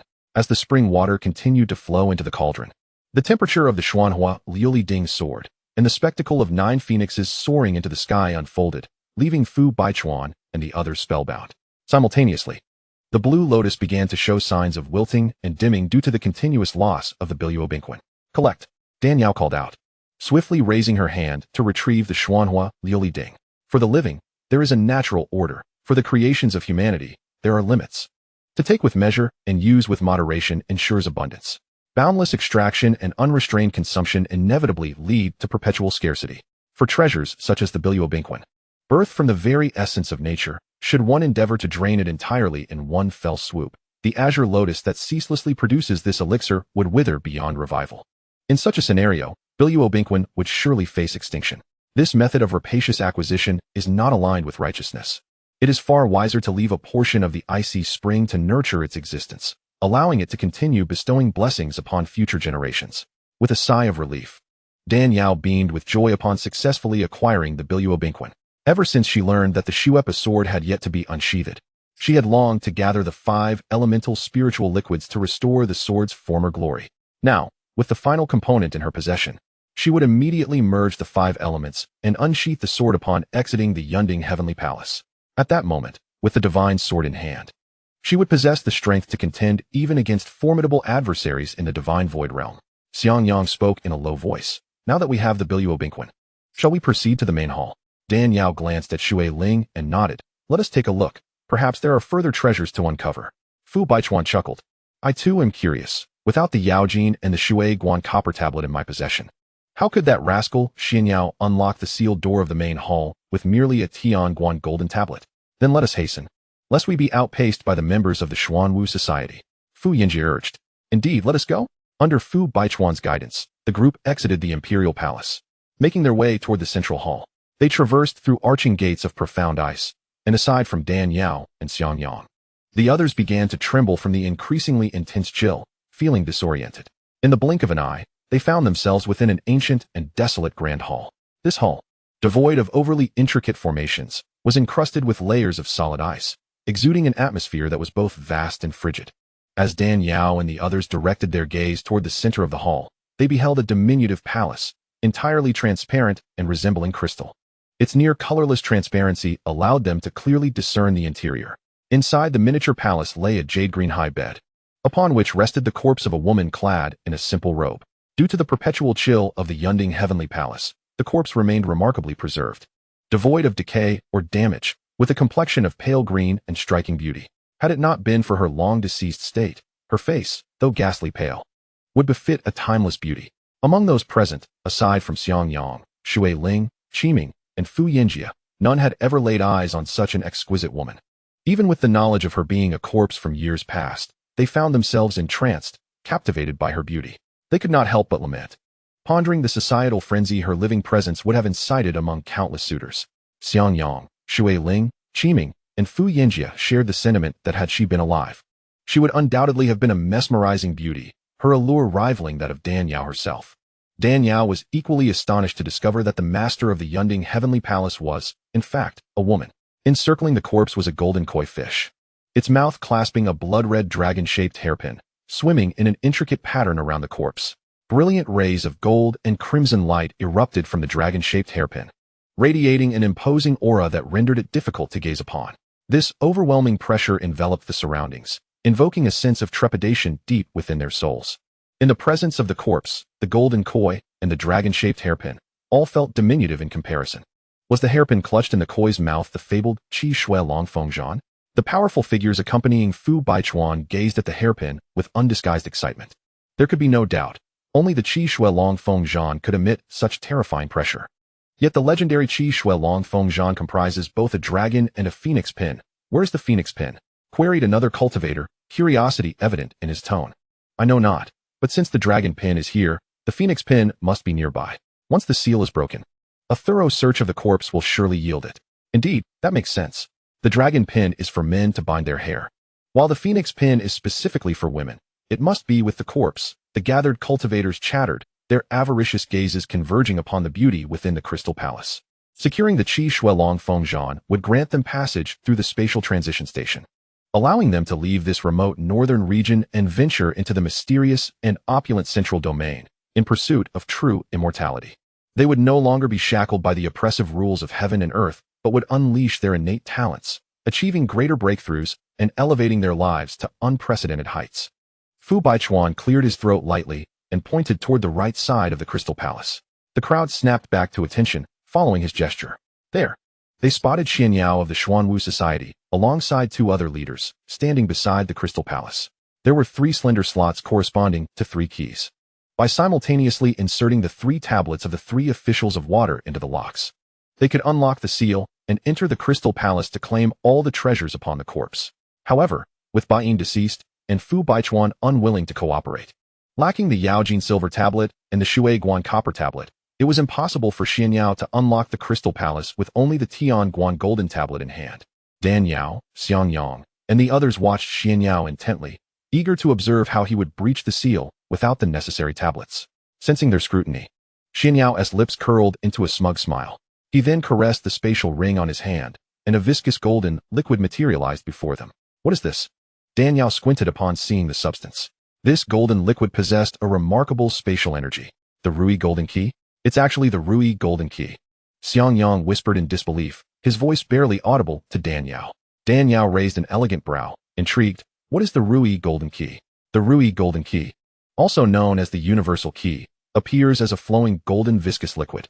However, upon contact with a keyhole or mechanism, it automatically transforms into a matching key.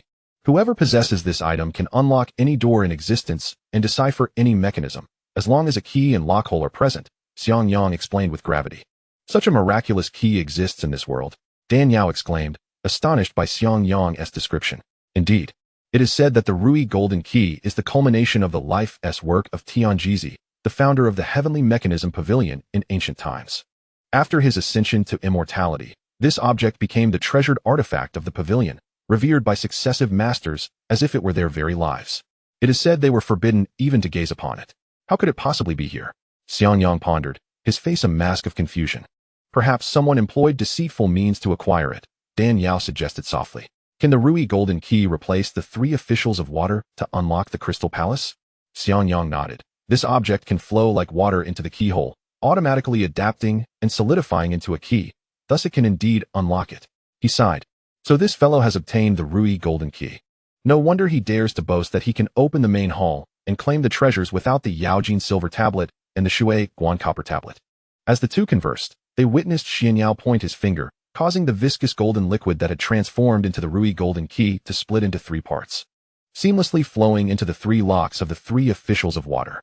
Amidst the glimmering light, 3 keyholes were automatically filled with a viscous liquid, followed by the emergence of 3 keys akin to the celestial deities of earth, heaven, and water. However, at this moment, the auspicious golden key remained in a liquid state, requiring the user to infuse it with spiritual energy for solidification. Xianxiao glanced back at the 2 elders, Tan Lang and Pajun, who nodded in agreement and joined him in action. 3 streams of spiritual energy were injected into the keyholes, and in an instant, the liquid within transformed into solid form. The trio let out a collective grunt as their true energy surged forth once more, activating the auspicious golden key. Under the impetus of their combined forces, the 3 keys fashioned from the golden key began to rotate. With a couple of grinding sounds, the Crystal Palace, sealed for millions of years, began to flow like water, moving of its own accord. Open. Xianxiao infused his true energy into his fingertips, drawing a line in the air towards the center of the Crystal Palace, causing the flowing structure to part and reveal a passage. With a thunderous boom, at the moment the palace opened, a wave of gentle yet pervasive pressure, as soft as clouds and as fluid as water, silently enveloped everyone present.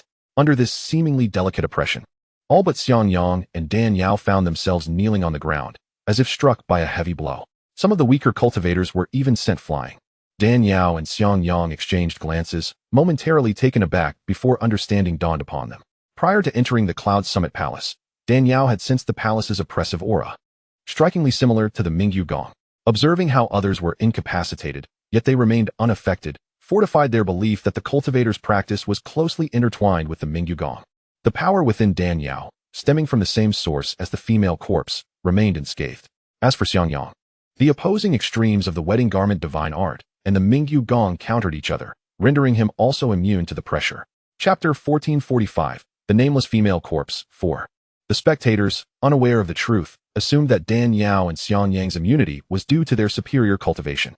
This formidable pressure arrived swiftly and dissipated just as quickly. After a brief struggle, the pressure began to fade. When we enter, we must seize the opportunity. We cannot allow the Xuanwu Society to acquire the treasures on the female corpse. Fu Baichuan whispered to Dan Yao and Xianxiang, his gaze fixated on the nameless female corpse upon the jade high bed. Dan Yao smiled slightly. Fear not, what is fated will come to pass. And what is not fated cannot be forced.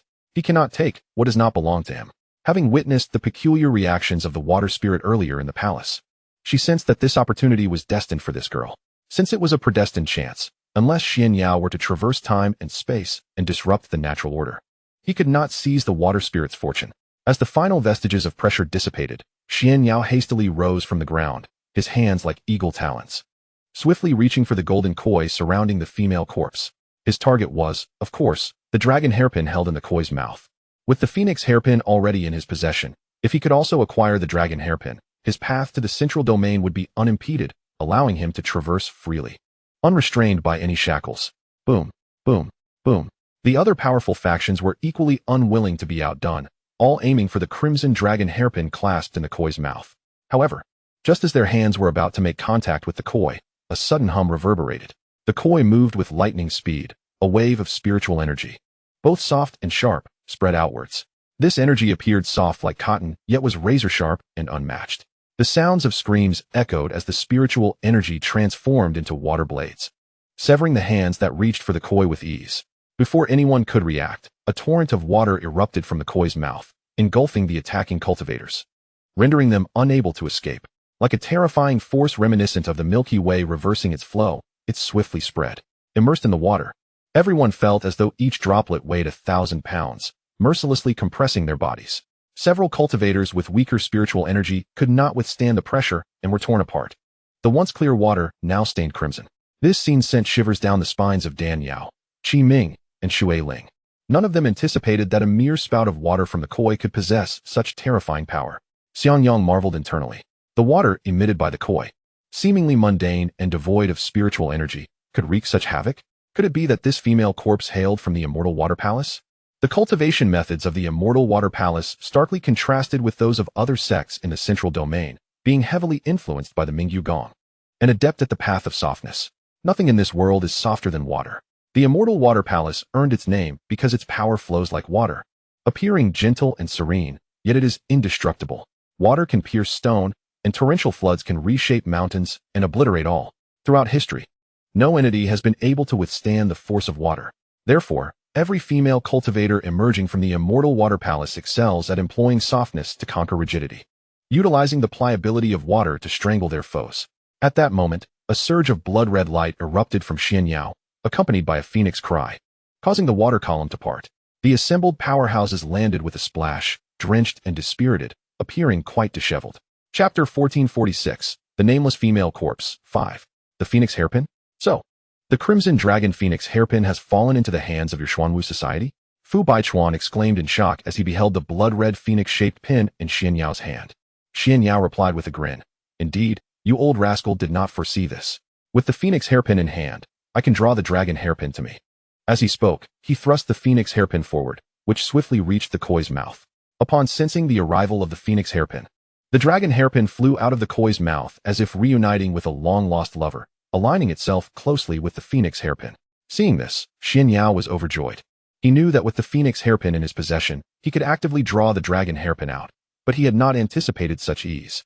Fu Baichuan and Chao Dexian exchanged glances, their expressions shifting as they instantly lunged forward, both aiming to strike Xianyao. The Xuanwu Society's strength surpassed that of the Dual Supreme Palace. Had it not been for Fu Baichuan's status as a sixth-grade alchemist, they would have been devoured long ago. If Xianyao were to acquire both the dragon and phoenix hairpins, the Xuanwu Society could navigate freely between the central and northern domains, continuously transporting resources from the central domain to bolster their own power. At that point, the Dual Supreme Palace would be annihilated, and the entire northern domain would be subjugated by the Xuanwu Society. Trivial skills. Xianyao scoffed coldly as he saw Fu Baichuan and Chao Dexian make their move. With a flick of the phoenix hairpin, a sharp beam of blood-red light dissipated their attacks in an instant, followed by an overwhelming suction force that drew the dragon hairpin towards him. What should we do, Annie? Fu Yinjia asked gravely, glancing at Dan Yao. The fate of the crimson dragon phoenix hairpin did not belong to him. He could not take it today. Dan Yao replied coldly, it is not for you to take. Just then, a sinister chuckle echoed. Oh, that may not be the case. Dan Yao's eyes widened as she saw two ghostly figures materialize from the shimmering light. One was a slender man, while the other was a woman with an eerie and enchanting appearance. Both wore dark red robes adorned with auspicious yet intricate dragon and phoenix patterns. Dan Yao gazed at the ornate robes and insignias adorning the two individuals before her, instantly recognizing them as elders of the Xiang clan. In her astonishment, she turned her gaze towards Xiangyang. At that moment, Xiangyang's countenance had darkened to a brooding extent, his eyes gleaming with a fierce malevolence, suffused with palpable intent to kill. Qi Shi, Ling Shi, so it is you. Upon hearing their names, Dan Yao's expression shifted dramatically. She recalled Xiangyang's earlier words, that aside from the formidable Xiang Banshan, a peak expert of the 9th level of the Divine Void Realm, the Xiang clan also possessed the 10 pinnacle experts known as the 3 Saints and 6 Serpents.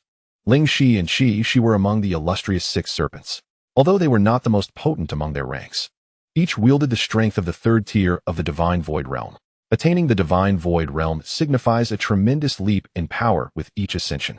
Previously, in a harrowing battle against Heimei, who was merely at the 1st tier of the Divine Void Realm, they had nearly met their end within the blood cauldron of the Undying. What then could they expect from 2 superlative experts at the 3rd tier? Ah, you wretch. Even after betraying the clan for so many years, you still remember us.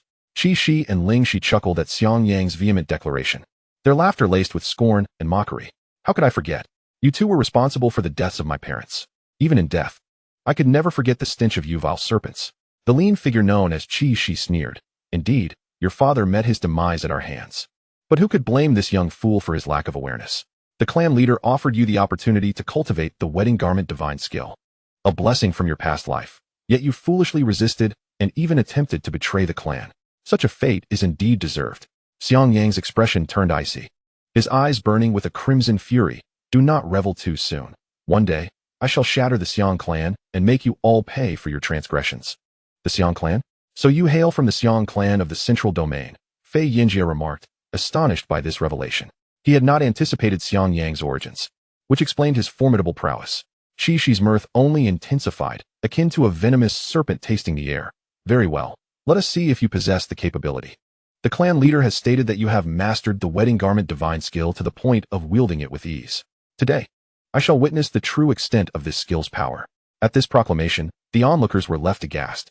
The wedding garment divine skill? It was said that once mastered to its highest form, one could transcend the constraints of the natural laws and ascend to immortality. How could this masked figure before them have possibly achieved such an unparalleled technique? Though Xianxiao and the others had never witnessed the skill firsthand, they had perused ancient texts detailing its infamy. It was notoriously arduous to practice and fraught with peril. The texts warned that to harm someone, one merely needed to compel them to practice the wedding garment divine skill, and to lead someone to a fate worse than death. One should likewise encourage them to undertake its cultivation.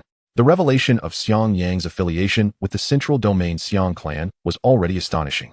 Yet the fact that he had actually mastered the wedding garment divine skill was beyond their comprehension. Xiang Yang responded coldly. Since you two vile serpents wish to test your mettle, I shall oblige. The northern domain is constrained by the laws of heaven and earth. I too am eager to see how much of your true might you can exert in this place. Dan Yao, sensing Xiang Yang's wrath consuming him, felt a creeping unease. As a superpower of the central domain, the Xiang clan must surely be aware of the restrictions imposed by the natural laws in the northern domain. These two individuals, having reached the divine void realm, were not mere trifles. How could they not recognize that even their elevated powers would be suppressed beneath the spiritual platform realm? Their brazen appearance before Xiang Yang could only be viewed as an invitation to death. Could it be that within the celestial palace, there lay artifacts akin to the undying blood cauldron, capable of nullifying the natural laws and allowing one to unleash their full potential? The top 3 treasures on the fire cauldron rankings, including the medicinal cauldron, possessed their own spatial domains, detached from the confines of the earthly realm. With the destruction of the undying blood cauldron, should there exist anything here capable of isolating all? The only candidates would be the foremost Qian Kuan Justice Cauldron and the 6th-ranked 6-fingered Celestial Harp. Realizing this, Dan Yao quickly extended her spiritual awareness to scan the surroundings, hoping to discern the presence of these formidable artifacts. Xiang Yang clenched his fists, his murderous intent glaring as he fixed his gaze upon Qi Shi and Ling Shi. We could have hardly overlooked this possibility. Ling Shi, who had remained silent until now, interjected, "You foolish boy. It was your exploitation of the loopholes in the natural laws that allowed you to slay He Mei and Hong Yan. Would we have dared to appear here without absolute confidence?" At this juncture, both Ling Shi and Qi Shi revealed a sinister smile. In a flash, they transformed into 2 serpentine forms, one red and one gold, unfurling their gaping maws, exuding a dark, voracious pull, ravenously devouring the energy essence from the corpse of the nameless woman. This is bad. These vile serpents intend to siphon the power of the nameless corpse to annihilate us. Dan Yao's expression shifted abruptly, her voice turning sharp with alarm. Siphon the power of the nameless corpse. Xiang Yang was perplexed. Dan Yao rasped. My cultivation of the blood divine nerve mentions a technique of ghostly translocation, which allows one to temporarily transfer the strength of the deceased into their own body, utilizing that power to vanquish foes. However, employing this technique severely depletes one's vitality, necessitating 100 years of seclusion for recuperation, during which one cannot wield any true energy, lest their meridians shatter, leading to death. The nameless corpse had perished during the ancient war, precisely before the alteration of the natural laws. Thus, any cultivators who had reached the divine void realm prior to this, be they from the central domain, northern domain, or other great domains, would find their powers unrestrained. It was akin to modern society where illegal constructions, if erected recently, would face demolition, yet those built decades ago, due to historical reasons, could be legitimized through proper fees. Upon hearing this, Xiang Yang was struck with horror. Previously in the western domain, when He Mei had inexplicably appeared within the Divine Lord's cave, he and Dan Yao had found it peculiar. After the undying blood cauldron's destruction, how could she dare enter there? Now he finally understood. He Mei must have mastered the ghostly translocation technique, disguising herself as Ouyang Qian to infiltrate the Divine Lord's cave, seeking to harness the power of the tomb's master to eliminate him and Dan Yao. Ultimately, however, she had miscalculated and been unmasked, leading to her demise within the cave. Realizing this, Xiangyang urgently urged, "Hurry, we must stop these two vile serpents, or we shall perish here today." Xiangyang and Dan Yao propelled themselves forward, their true energy surging like a tidal wave towards Qi Shi and Ling Shi. Unbeknownst to them, Qi Shi and Ling Shi had long been prepared. With a disdainful huff, they signaled Xianxiao to guard them. Xianxiao understood the cue, summoning the Qi Blood Dragon Phoenix hairpin and the golden key that opened the main hall, which shot forth in a brilliant display. The three treasures, 2 red and 1 gold, formed a colossal barrier of radiant light as Dan Yao and Xiangyang's powers collided against it, instantly dissipating into nothingness. Fire Feather Sword, Snow Spirit Sword. Both were taken aback and hastily drew their respective swords, striking together against the barrier. With a resounding clang, Xianxiao spat forth a mouthful of blood, staggering back 3 steps before barely stabilizing his form. Once more, Dan Yao and Xiangyang launched another coordinated assault with their dual swords, intent on shattering the defenses. To their astonishment, the red serpent and spirit serpent entwined, their tails twisting together to form a 2-headed serpent. With a powerful lash of its elongated tail, the 2-headed serpent collided with the ice and fire dual swords just as the colossal barrier shattered. The icy and fiery blades, sharp as razors, struck the serpent's tail. They had expected that such an attack would either slay the beast or at the very least leave it with a severed tail. However, the 2-headed serpent had absorbed a portion of the unnamed female corpse's power and was now capable of wielding the might of the divine void realm. The serpent's tail was enveloped in formidable true energy. How could the Fire Feather and Snow Soul, both flawed, hope to breach it? The entire crystal palace reverberated with a cacophony, sparks flying as if it were the dazzling spectacle of the Lantern Festival. In the next moment, the dual-colored serpent tail whipped out once more, striking heavily against the Snow Soul and Fire Feather swords. Struck by the serpent's tail, which bore the strength of a divine void realm expert, both Dan Yao and Xiangyang coughed up blood and were violently propelled against the palace's icy walls. Seeing the two wounded, the 2-headed serpent did not press the advantage but instead focused its energy to absorb the power of the unnamed female corpse. That previous strike had expended considerable true energy. They needed to hastily absorb more power to decisively eliminate these 2 juniors. Qi Ming, Shui Ling, Fu Yanjia, and the others were struck with alarm upon witnessing Dan Yao and Xiangyang's injuries.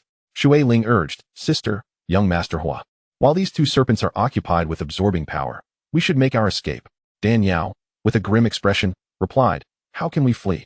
These despicable serpents have meticulously set this trap to ensnare us all. They will not allow us to escape easily." Just as she finished speaking, the spirit serpent hissed ominously. "Indeed, after you entered the Cloud Summit Palace, the red serpent and I laid the Xiang bewitching miasma at the exit. Unless you possess the strength to kill us, you shall never leave the Cloud Summit Palace." Xiangyang felt the weight of despair settle in his heart. The Xiang bewitching miasma was a secret poison concocted by the Xiang clan, designed to ensnare foes. Even divine void realm experts found it exceedingly difficult to escape its grasp. "Ehua, remain calm. We will find a way to deal with these serpents," Dan Yao reassured, though inwardly she was equally fraught with anxiety. They had believed that once they broke through the spirit platform realm, they would be safe from Xiang Banshan's interference. Yet the Xiang clan's members had repeatedly evaded the constraints of the heavens to wield divine void realm power against them. "How foolish you are to think you can challenge me, mere juniors." The red serpent unleashed true energy, emitting a terrifying sound that disrupted the minds of Xiangyang and Dan Yao, preventing them from devising a means of escape. Simultaneously, it accelerated the absorption of the unnamed female corpse's power to bolster its own strength. Just as Dan Yao and Xiangyang found themselves at a loss, Fu Yanjia suddenly urged Shui Ling, "Quick, use your blood against them." "Huh?" Shui Ling looked bewildered. Upon hearing these words, Dan Yao was momentarily taken aback, but soon realized the implication. Shui Ling had previously mentioned feeling an inexplicable familiarity with the Cloud Summit Palace. This sense of familiarity did not stem solely from dreams. It resonated from the depths of her bloodline. Clearly, Shui Ling shared a blood relation with the unnamed female corpse. Perhaps her blood could awaken the remnants of the spirit within the corpse. Strong beings possess their pride, even in death. They would not wish for their bodies to be wielded as weapons. If the remaining spirit were to awaken, the 2 serpents would face dire consequences. With this thought in mind, Dan Yao quickly urged, "Shui Ling, give me a drop of your blood." Although Shui Ling did not grasp the significance of her blood, She recognized the urgency of the situation and promptly cut her palm to extract a drop of blood. Dan Yao pointed her finger, causing the blood to float in midair, before forming intricate and arcane seals with her hands, reciting incantations. With blood as the spirit, and spirit to summon the soul, bound by bloodline, life unending. As Qi Ming tore a strip from his garment to bandage Shui Ling's hand, he watched Dan Yao cast her spell, with her hands continuously shifting. The blood began to bubble, swelling into a blood sphere. With a sudden pop, the sphere burst, scattering a myriad of blood-red stars, akin to blooming red plums. What audacious wretches dare to utilize me? At the moment the blood plums blossomed, an ancient and ethereal voice, as cool as jade upon a pearl plate, resonated. Concurrently, a brilliant azure light erupted from the unnamed female corpse, sending both the red serpent and spirit serpent hurtling away. How can this be?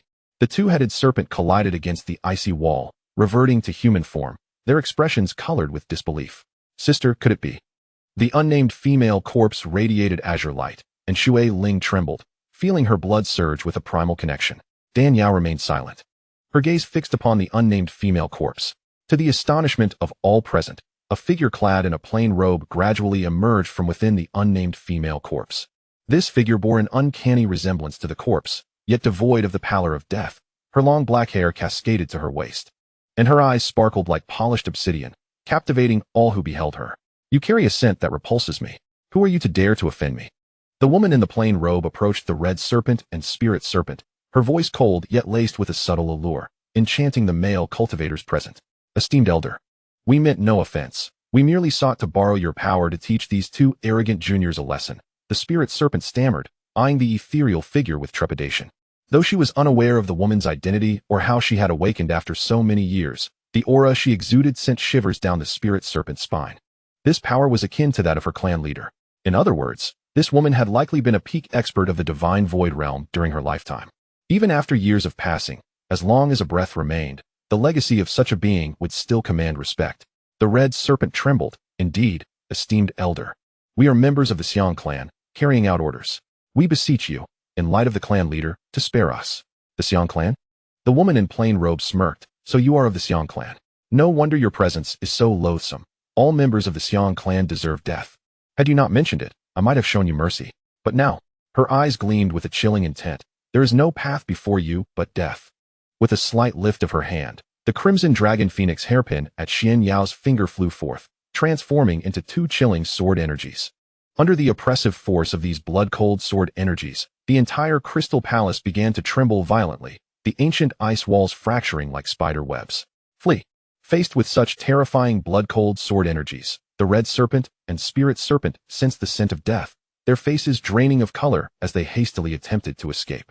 Yet, they had underestimated the might of the blood-cold sword energies. The moment they attempted to flee, the sword energies surged forth, infused with terrifying spiritual power, piercing into their bodies. The crimson serpent and the spirit serpent trembled violently, unable to even emit a cry before they erupted with a resounding blast, transforming into two clouds of blood mist. Chapter 1451, The Nameless Female Corpse, 10. Hiss. Gazing at the two who had met a fate of utter annihilation in the blink of an eye, Dan Yao, Xiangyang, and the others could not help but draw in a sharp breath. It is worth noting that these two were formidable beings at the pinnacle of cultivation across the entire continent. Existing in the realm of the divine void, to extinguish them with a single strike was an unfathomable display of power. In the air, the woman in the plain robe, having dispatched two members of the Xiang clan, felt her spirits lift significantly. She slowly turned her face, her gaze sweeping over Xiangyang, Dan Yao, and finally settling upon Qiming. Upon meeting the eyes of the woman in the plain robe, Qiming recalled how Shui Ling had awakened him with her blood, leading him to surmise that this woman was likely an ancestor of Shui Ling. A sense of affinity surged within him, and he clasped his hands in respect. Addressing her reverently, "Predecessor, do not speak so affectionately. You ought to die as well." The icy malice in the eyes of the woman in the plain robe surged once more. Qiming was taken aback. "Predecessor, how have I offended you? Why must you seek my life? Why? All members of the Xiang clan deserve death, and you are no exception." The woman in the plain robe gazed at Qiming, her long sleeves billowing forth, slicing through the air toward his form. Should this attack connect, Qiming would surely be strangled to the point of his bones snapping. Seeing the abrupt hostility, a flicker of indignation crossed Qiming's face. He swiftly retreated, unleashing the purple flames from within him, forming a protective fire barrier around his body. Simultaneously, he executed the superior lethal technique taught to him by Xiang Yang and Dan Yao, the sniping long sleeve. However, such an assault landing upon the long sleeve was akin to a fly biting an alligator's hide, inflicting no damage whatsoever. Predecessor, how has my nephew offended you? Why unleash such cruelty upon him? Dan Yao, witnessing the scene unfold, was equally terrified. She hastily summoned her own long sleeve, swiftly wrapping Qiming behind her for protection. This boy is of the Xiang clan. I have already stated that all members of the Xiang clan must perish, the woman in the plain robe declared coldly. Predecessor, you have misunderstood. He is my nephew, not of the Xiang clan, Dan Yao implored. The woman in the plain robe let out a cold laugh. Humph. Do you take me for a fool? This boy exudes the aura of blazing solar flames, clearly having cultivated the profound Fire 9 turns. A technique that is the hereditary heart method of the Xiang clan, forbidden to be passed on to outsiders. If he were not of the Xiang clan, how could he possess such a technique? Predecessor, you are truly mistaken.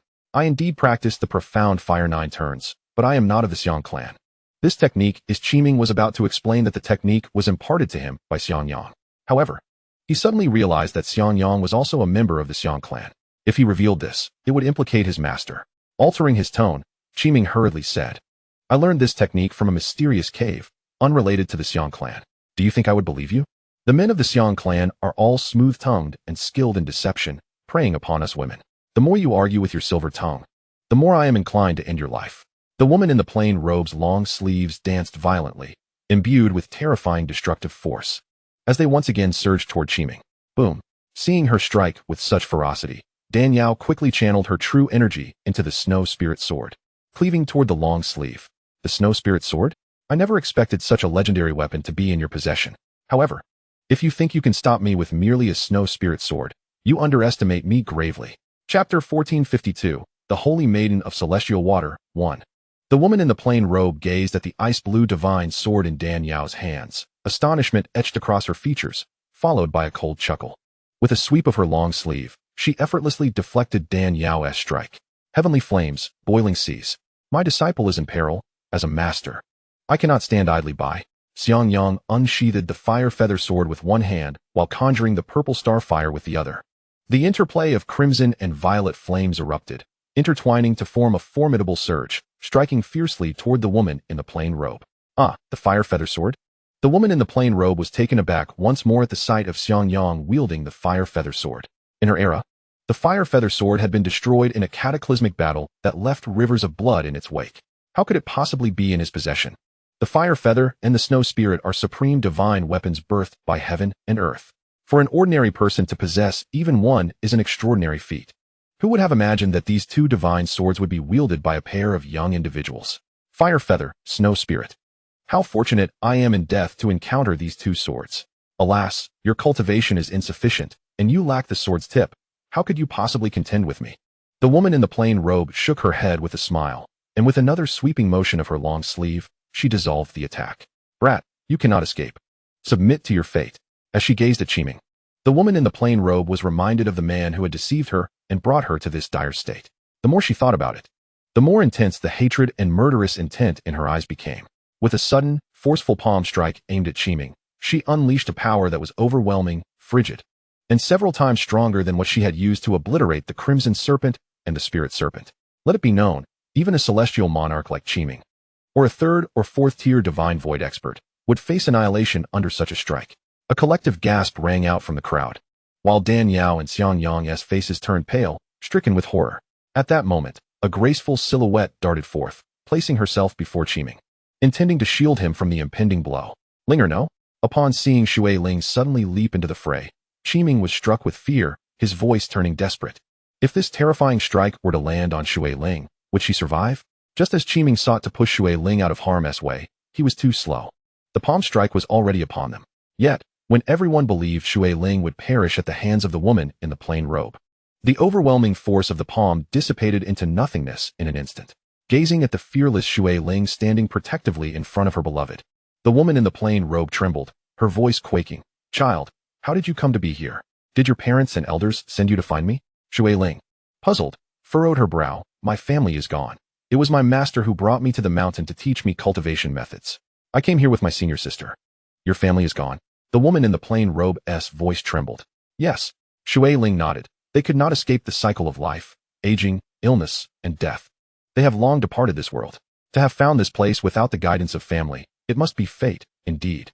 The woman in the plain robe sighed towards the heavens, her expression a curious blend of joy and sorrow. Softly, she addressed Shui Ling, "Child, step aside. Once I have dealt with this boy, we can have a proper conversation. No, you cannot kill him unless you first take my life."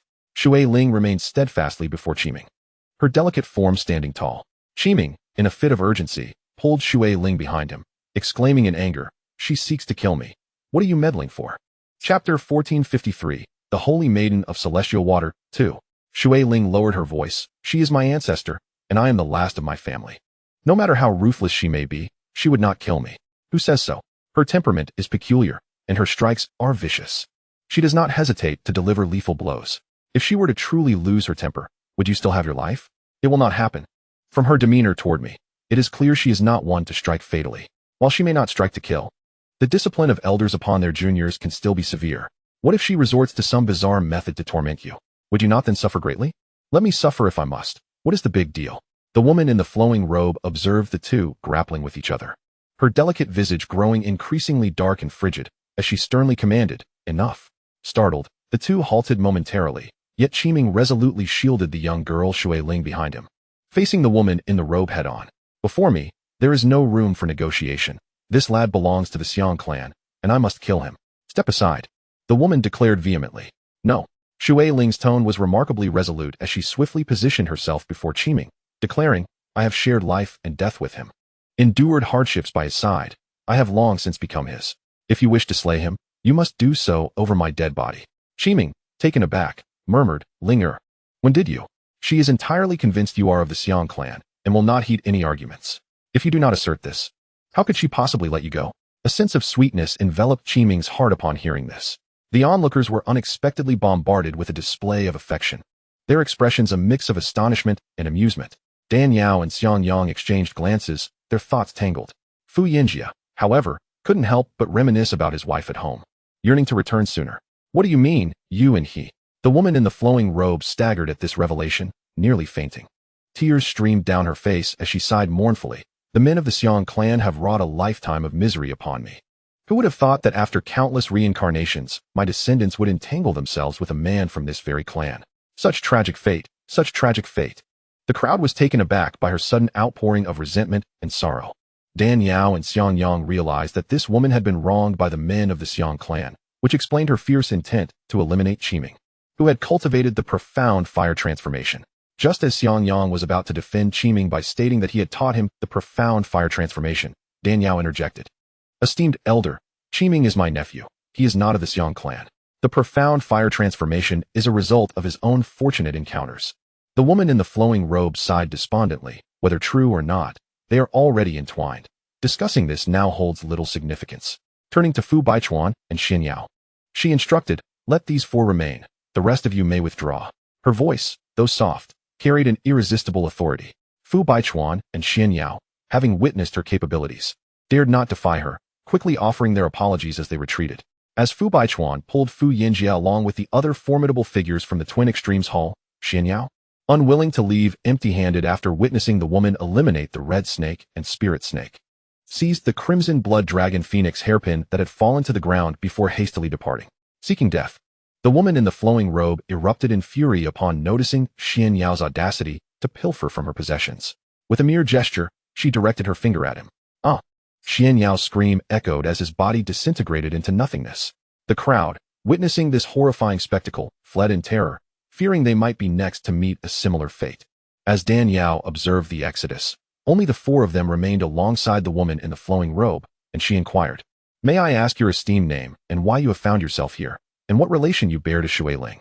The woman cast a sidelong glance at Dan Yao and replied coolly, "You awakened my remnant spirit with this girl's blood. Do you still not comprehend our connection? Such audacity in one so young to feign ignorance before me." Dan Yao smiled gently. "I had my suspicions, but lacked certainty." With that, she exchanged a knowing look with Shui Ling, understanding. Shui Ling gradually approached the woman in the flowing robe, kneeling gracefully, and declared, "I, Shui Ling, the unworthy descendant, pay my respects to my ancestor, Shui Ling, as vibrant and lively as spring water. Indeed, a fine name, resonant with the essence of water, subtly aligned with my sacred water palace. Excellent, excellent. The woman in the flowing robe smiled faintly, her countenance glowing with celestial radiance. With a delicate motion, she lifted Shui Ling gently, speaking tenderly. I never imagined that after so many years, I would still behold my bloodline descendants. Heaven has not entirely forsaken me. I surmised as much. You are indeed a venerable figure from the sacred water palace, Xianxiang interjected, unable to contain himself upon hearing the mention of the palace. What? You too are aware of the sacred water palace?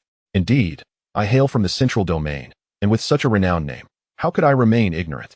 The woman in the flowing robe nodded slowly. I never expected that after all these years, the sacred water palace has not declined. Truly, it is a testament to the protection of our ancestors. Since you are here, I shall reveal to you. I am Yunmei, the 7th generation holy maiden of the sacred water palace. Upon hearing this, Xiangyang gasped, clearly astonished. What of the 7th generation holy maiden? Danyao asked curiously. Impossible. You have descendants. How can you be the 7th generation holy maiden? Xiangyang expressed disbelief. Danyao, bewildered, inquired, why is that? Xiangyang explained, Ayao, you are unaware that the sacred water palace harbors a deep-seated animosity toward all men, thus establishing rules whereby the position of the palace master is inherited by the holy maiden, who must vow to remain unmarried and preserve her purity. Should she fall in love with a man from the outside world, engage in relations, and lose her chastity, she would be subjected to a death of torment. Even if she fled to the ends of the earth, if she bears offspring, she cannot escape the ensuing calamity. Danyao suddenly understood, so that's how it is. But she, Yunmei smiled at Xiangyang. You, young man, are quite knowledgeable. Indeed, the sacred water palace has such rules.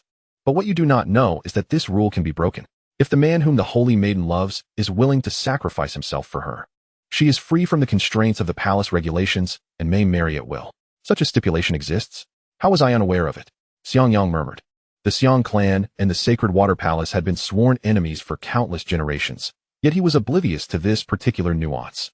Yunmei continued. This is a secret known only to the palace master. I learned of it only after my own regulations were broken, as revealed by my master. How could an outsider like you possibly know of such profound secrets? Yunmei reminisced, her voice filled with melancholy. The sacred water palace was founded by a group of wretched women abandoned by faithless men.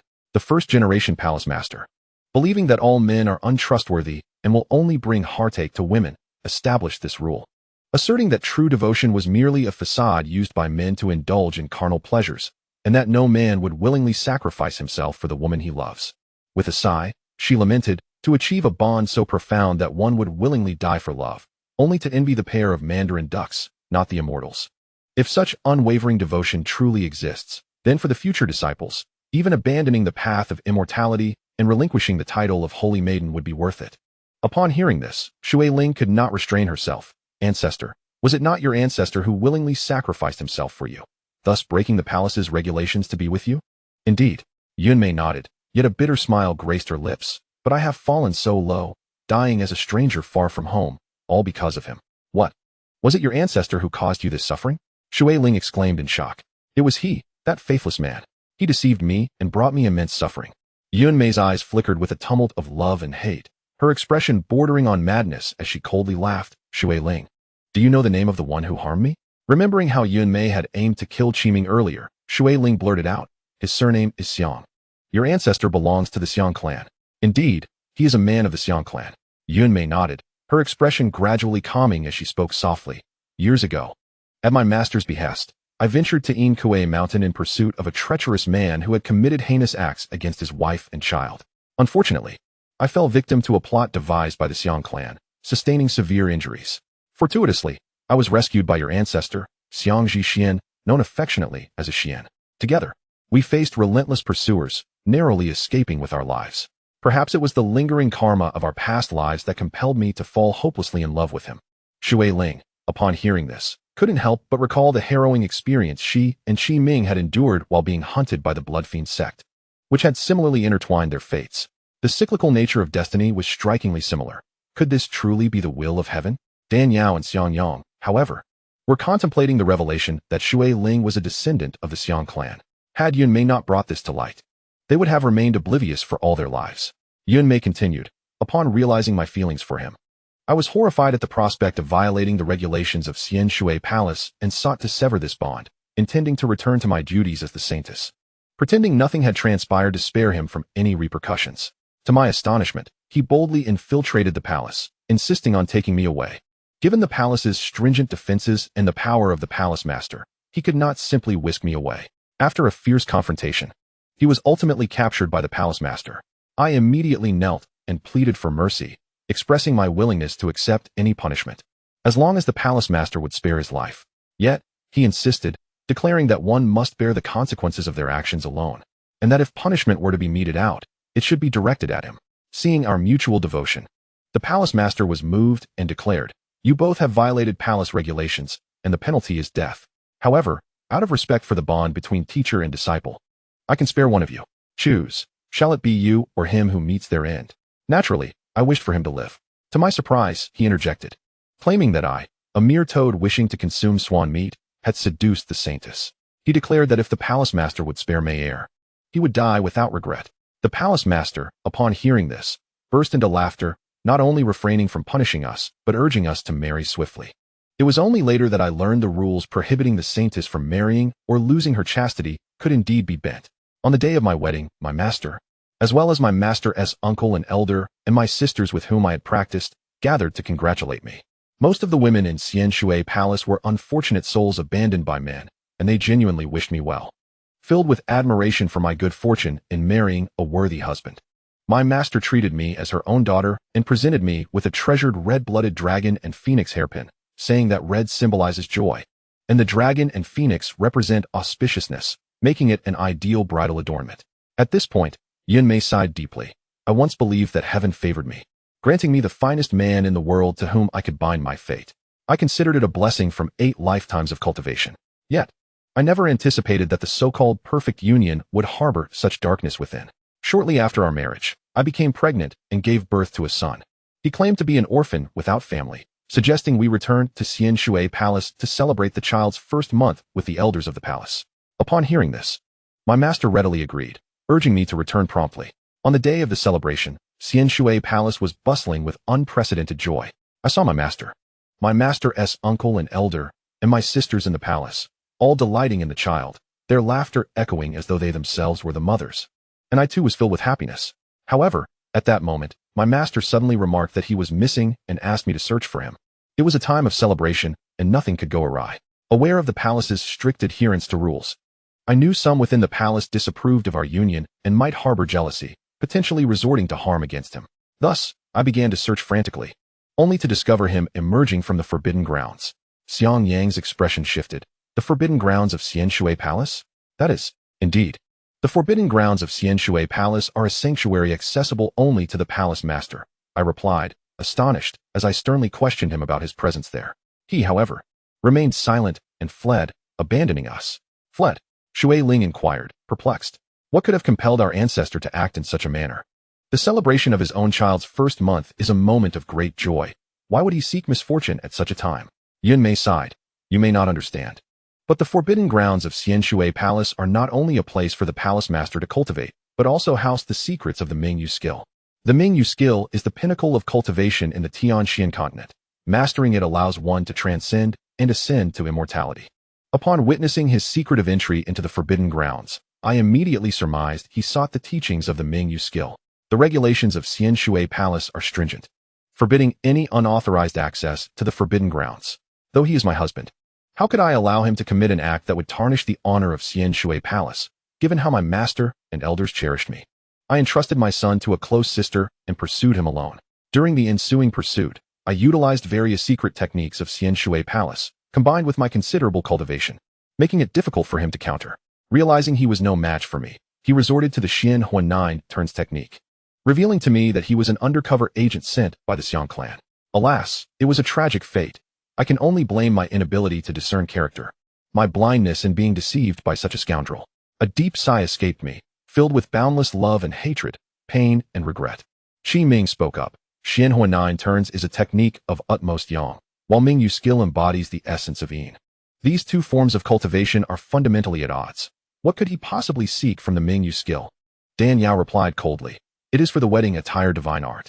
Indeed, Yunmei nodded, casting a curious glance at Dan Yao.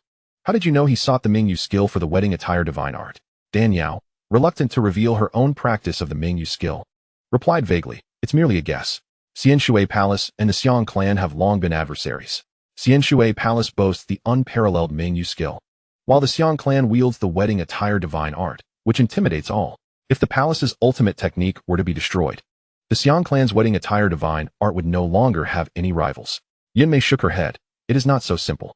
The reason he coveted the Mingyu skill is that both the Mingyu skill and the wedding attire divine art were created by the same individual. The wedding attire divine art has been passed down for years, yet remains unmastered. Even the founder of the Xiang clan, Xianxiaaudiobooks, only acquired the power of the wedding attire divine art by crafting garments for others, never truly mastering it. The world knows the wedding attire divine art cannot be cultivated, but is unaware that the method to its practice is concealed within the teachings of the Mingyu skill." Upon hearing this, Xiangyang felt a surge of emotion and couldn't help but glance at Dan Yao. How fortunate he was to have encountered a Yao in those years, learning the path of cultivation through her guidance, allowing him to rebuild his strength and attain his current prowess. Without her, he would have been long tormented by that damn technique. Yunmei continued, "The secret of the Mingyu skill concealing the method of the wedding attire divine art has been passed down through generations by the palace masters of Xianxiaaudiobooks Palace. I only learned of this secret after becoming the saintess, when my master, favoring me, imparted the initial layers of the Mingyu skill.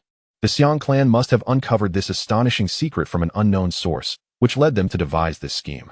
Members of the Xiang clan, fully aware of the stringent defenses of Xianxiaaudiobooks Palace, knew that a reckless intrusion would not only fail to secure the manuscripts, but could also lead to their demise.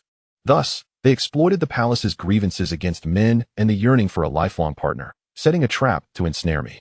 The reason he chose to act on the day of the child's full moon celebration was twofold. First, he sought to exploit this joyous occasion to envelop the Xianxiaaudiobooks Palace in a festive atmosphere, thereby lowering their guard. Second, the bonds forged through love and desire are ultimately superficial, whereas a child born of their union represents an indissoluble connection. Many families of daughters wholeheartedly accept their sons-in-law as one of their own only after the arrival of a grandchild. The Xianxiaaudiobooks Palace is my maternal home and my master. My Sherbois and my sisters remained defenseless towards their kin." Upon hearing this, the four individuals collectively gasped in astonishment. What a meticulously calculated scheme. Xiang Yang was reminded of Xiang Banshan. In his youth, he too had been beguiled by sweet words, practicing the bridal garment technique, which had led to his parents' demise. Generations of clan leaders had been so adept in their scheming, unaware of the suffering they inflicted upon countless souls. Shui Ling inquired, "What happened next?" Yunmei replied, "When I witnessed him employing the 9 transformations of mysterious fire, I realized he was after the cultivation method concealed within the Mingyu skill. The Xiang clan, with such relentless scheming, if they were to discover the true cultivation method of the bridal garment skill, not only would the Xianxiaaudiobooks Palace face annihilation, but the entire continent would also descend into chaos. In a fit of rage, I resolved to thwart this endeavor at all costs, even if it meant sacrificing my life. It was only after he unleashed the 9 transformations of mysterious fire that I recognized his strength was on par with mine. At that time, members of the Xiang clan had already dispatched reinforcements, while those at Xianxiaaudiobooks Palace remained oblivious to his theft of the Mingyu skills manuscript. In that critical moment, an idea struck me. I utilized my Yin spirit power to freeze the lake water, then wrapped it in cloth to masquerade as an infant, wailing that I could not bear to face my master again and would rather perish with the child. Upon hearing this, he fell for the ruse, fearing I might, in a fit of rage, harm his son, and hurriedly intervened to stop me. Seizing the opportunity, I unleashed the 9 heavenly mysterious maiden needle, wounding him and reclaiming the Mingyu skill manuscript from his grasp. Realizing he had been deceived, he retaliated, and at that moment, the Xiang clan's reinforcements arrived. Aware that I had snatched back the Mingyu skill manuscript, and they joined forces to besiege me. With no other options, I was compelled to destroy the manuscript, ensuring they obtained nothing. Xiang Yang and Dan Yao gasped in unison, both taken aback and shocked. It turned out that the fragmented nature of the Mingyu skill's essence at Xianxiaaudiobooks Palace led later disciples to amalgamate it with the original techniques of the palace, giving rise to the Hanyu skill, a legacy of the 7th generation saintess, Yunmei. Yunmei continued, "After the manuscript was destroyed, members of the Xiang clan, humiliated and enraged, vowed to dismember me, but Xiang Zhixian forbade them from laying a finger upon me and led his furious clan members back to the Xiang family." She sighed, a bittersweet expression of sorrow gracing her ethereal visage. "He feigned benevolence by sparing me, yet how could I face my return? The Mingyu skill is profound and intricate. After the 3rd generation palace master, Lu Yi Xianji, mastered it, she recognized the arduous nature of its cultivation. To prevent future disciples from succumbing to impatience and recklessness, Liu Xianji specifically cast a spell upon the manuscript. Only disciples of Xianxiaaudiobooks Palace who reached the 9th level of the Divine Void Realm could glimpse the final chapter of the manuscript and ascend to immortality through it. My master had yet to attain that level when I destroyed the manuscript. My inability to discern character, clouded by ignorance, led to the destruction of the manuscript. I have betrayed Xianxiaaudiobooks Palace and my master. What face do I have to stand in this world? At this juncture, tears streamed down Yuan Mei's face as she choked on her words. Dan Yao, Xiang Yang, Qi Ming, and Shui Ling exhaled with deep sympathy. Then Yuan Mei spoke. Having committed such a grave error, even if my master were to forgive me upon my return, I could never pardon myself. Thus, I chose self-exile. I heard of a bitterly cold place in the northern region, perpetually frigid, where the fierce winds gnaw at the bones. Even the sturdiest of bodies could not withstand such torment. Hence, I ventured to the north, seeking to punish myself, allowing the biting winds to shatter my corporeal form, obliterate my essence, and render me to ashes, ensuring that this sinner would never find rebirth. However, I could never have anticipated that this so-called bitterly cold place was not a hell on earth. On the contrary, it became a supreme cultivation ground for those who practiced cold spiritual power. After dwelling here for over a millennium, instead of suffering, my abilities advanced with remarkable vigor, propelling me from the spirit platform realm to the pinnacle of the 9th level of the Divine Void Realm. Dan Yao interjected. So, you remained here in solitude until your lifespan expired? Yuan Mei nodded. Indeed, a sinner like me has no face to return. Perhaps dying alone in the northern region is the punishment bestowed upon me by the heavens. Just as my lifespan was drawing to a close, I suddenly realized that with the loss of the Mingyu Skills manuscript, Xianxiaaudiobooks Palace might eventually decline. If that were to occur, my transgressions would only deepen. Therefore, I made further arrangements. While I still had a flicker of life left, I utilized my unparalleled powers at the 9th level of the Divine Void to establish the Yunding Heavenly Palace, leaving behind 3 simple keys of heaven, earth, and water, hoping that a fated individual would enter and inherit my knowledge, aiding in the revitalization of Xianxiaaudiobooks Palace, thus slightly atoning for my mistakes. Yet, I never anticipated that the Sanguan Jian, which was supposed to be delivered to Xianxiaaudiobooks Palace, inexplicably failed to reach the central region. As a result, after waiting for over 1,000,000 years, the disciples of Xianxiaaudiobooks Palace did not arrive, but my descendants did instead. Yuan Mei recounted, her tone tinged with resignation. Qi Ming spoke up. Senior, I have a question that perplexes me. What is it? Yuan Mei shot him a glare, evidently irked by the Xiang clan's matters. Qi Ming continued. Senior, you are an unparalleled figure from ancient times, existing over 1,000,000 years ago. The bloodline has been passed down through generations, and by the time of Shui Ling, it has become exceedingly rare. How did you discern that she is your descendant? Furthermore, earlier, Shui Ling mentioned a sense of familiarity stemming from her bloodline. What could that mean? This question was also one Shui Ling wished to ask. Over 1,000,000 years, the world has changed beyond recognition. How could bloodlines endure? Yuan Mei smiled, pointing to the golden koi fish swirling around her. That is the reason. What is it? Qi Ming and Shui Ling exchanged bewildered glances. Dan Yao and Xiang Yang appeared contemplative. Upon entering, they had noticed the golden koi fish circling around Yuan Mei's corpse, finding it peculiar but drawn by the red-blooded dragon hairpin in its mouth, failing to notice anything unusual about it. Now, hearing Yuan Mei's words, they gazed curiously at the seemingly living golden koi fish. Golden koi fish, golden koi fish, Dan Yao murmured, her eyes suddenly widening. Could it be that this object is the golden jade Linglong Ding? The golden jade Linglong Ding, ranked 4th on the fire cauldron list, though it did not make the top 3, is the most coveted cauldron by all cultivators and alchemists. The reason is simple. The golden jade Linglong Ding, also known as the golden koi cauldron, grants its possessor the blessings of the koi, bringing continuous good fortune, turning misfortune into fortune, and ensuring safety during perilous times. Even if one had previously faced relentless misfortune, acquiring the golden jade Linglong Ding would allow for a remarkable turnaround. It is reported that since its emergence, this cauldron has been possessed by 23 individuals, all of whom, without exception, became fortunate souls, enjoying blissful marriages, prosperous families, and ultimately passing away peacefully in their dreams, unaware of any pain. Even more enticing is the fact that after refining the golden jade Linglong Ding, the blessings of the koi can be inherited by descendants through bloodline transmission. Even when the corporeal body meets its demise, the soul remains eternal. Fortunes, even if separated by millennia, can still bestow blessings upon future generations, albeit with diminished strength compared to their forebears. Unlike the other 11 medicinal cauldrons in the fire cauldron ranking, this particular cauldron is simply extraordinary. Chapter 1460. This cauldron is nothing short of celestial. The golden jade exquisite cauldron harbors the utmost benevolence of the universe, and only those with a compassionate heart can refine it. When utilizing this cauldron, one must harbor no wicked thoughts. Otherwise, not only will they be unable to wield its power, but they may also find themselves harmed by it. Those descendants who inherit fortune through bloodlines must tread carefully in their words and actions, refraining from creating malevolent deeds or inflicting harm upon the innocent. Otherwise, even if the spirit of the ancestor who possessed this cauldron still lingers, they will not enjoy the blessings it confers. Moreover, the bearer of the golden jade exquisite cauldron will find good fortune following them, manifesting wherever they tread. However, should they remain cloistered or trapped in a single location. Like Yunmei, who has lingered for millions of years in one place, the cauldron's fortune cannot be realized, despite the myriad restrictions on its use. The cauldron's magical ability to attract good fortune has driven countless individuals to madness. Upon hearing this, Yunmei cast a more appreciative glance at Danyao and chuckled, remarking on her youthful wisdom.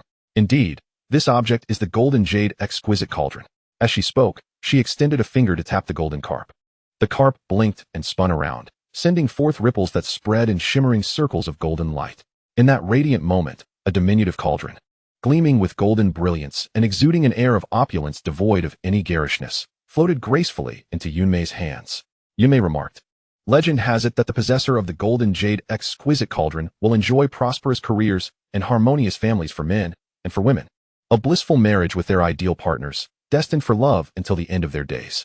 As long as one is not greedy, they can ultimately seek a complete and happy life. Alas, I acquired this treasure too late, having already fallen for that deceiver, xianxiaaudiobooks." She tenderly caressed the small cauldron, her tone imbued with a bittersweet melancholy. "Before my corporeal form transcended, I suddenly recalled my child. While xianxiaaudiobooks is indeed detestable, he is innocent. Yet I abandoned him to others, failing to fulfill even the slightest duty of a mother. The only form of atonement I can offer is to refine this cauldron, thereby transmitting its blessings through bloodlines to him." Upon hearing these words, Danyao finally comprehended the source of Shui Ling's extraordinary fortune. It was indeed due to the golden jade exquisite cauldron, the ability to pass on blessings across thousands of generations.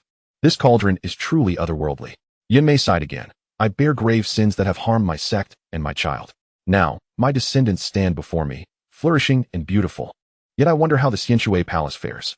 Danyao, seeing her tormented by guilt for over 1,000,000 years, unable to find relief even in death, felt a pang of compassion and gently said, "Senior, the Xianxiaaudiobooks palace has not declined. It remains one of the strongest powers in the central domain." "Really?" Yunmei's astonishment was profound, nearly causing her to drop the golden jade exquisite cauldron, her voice trembling with disbelief. "You're not deceiving me, are you?" "No. If you doubt me, you may inquire with him. He comes from the central domain as well." Danyao pointed to Xiangyang. Xiangyang nodded affirmatively. "Indeed. While the manual for the Mingyu skill was destroyed by you, the heir of the Xianxiaaudiobooks palace has combined the remnants of the Mingyu skill with other methods to create a new technique called the Hanyu skill, which possesses tremendous power, rivaling that of the Xiang clan.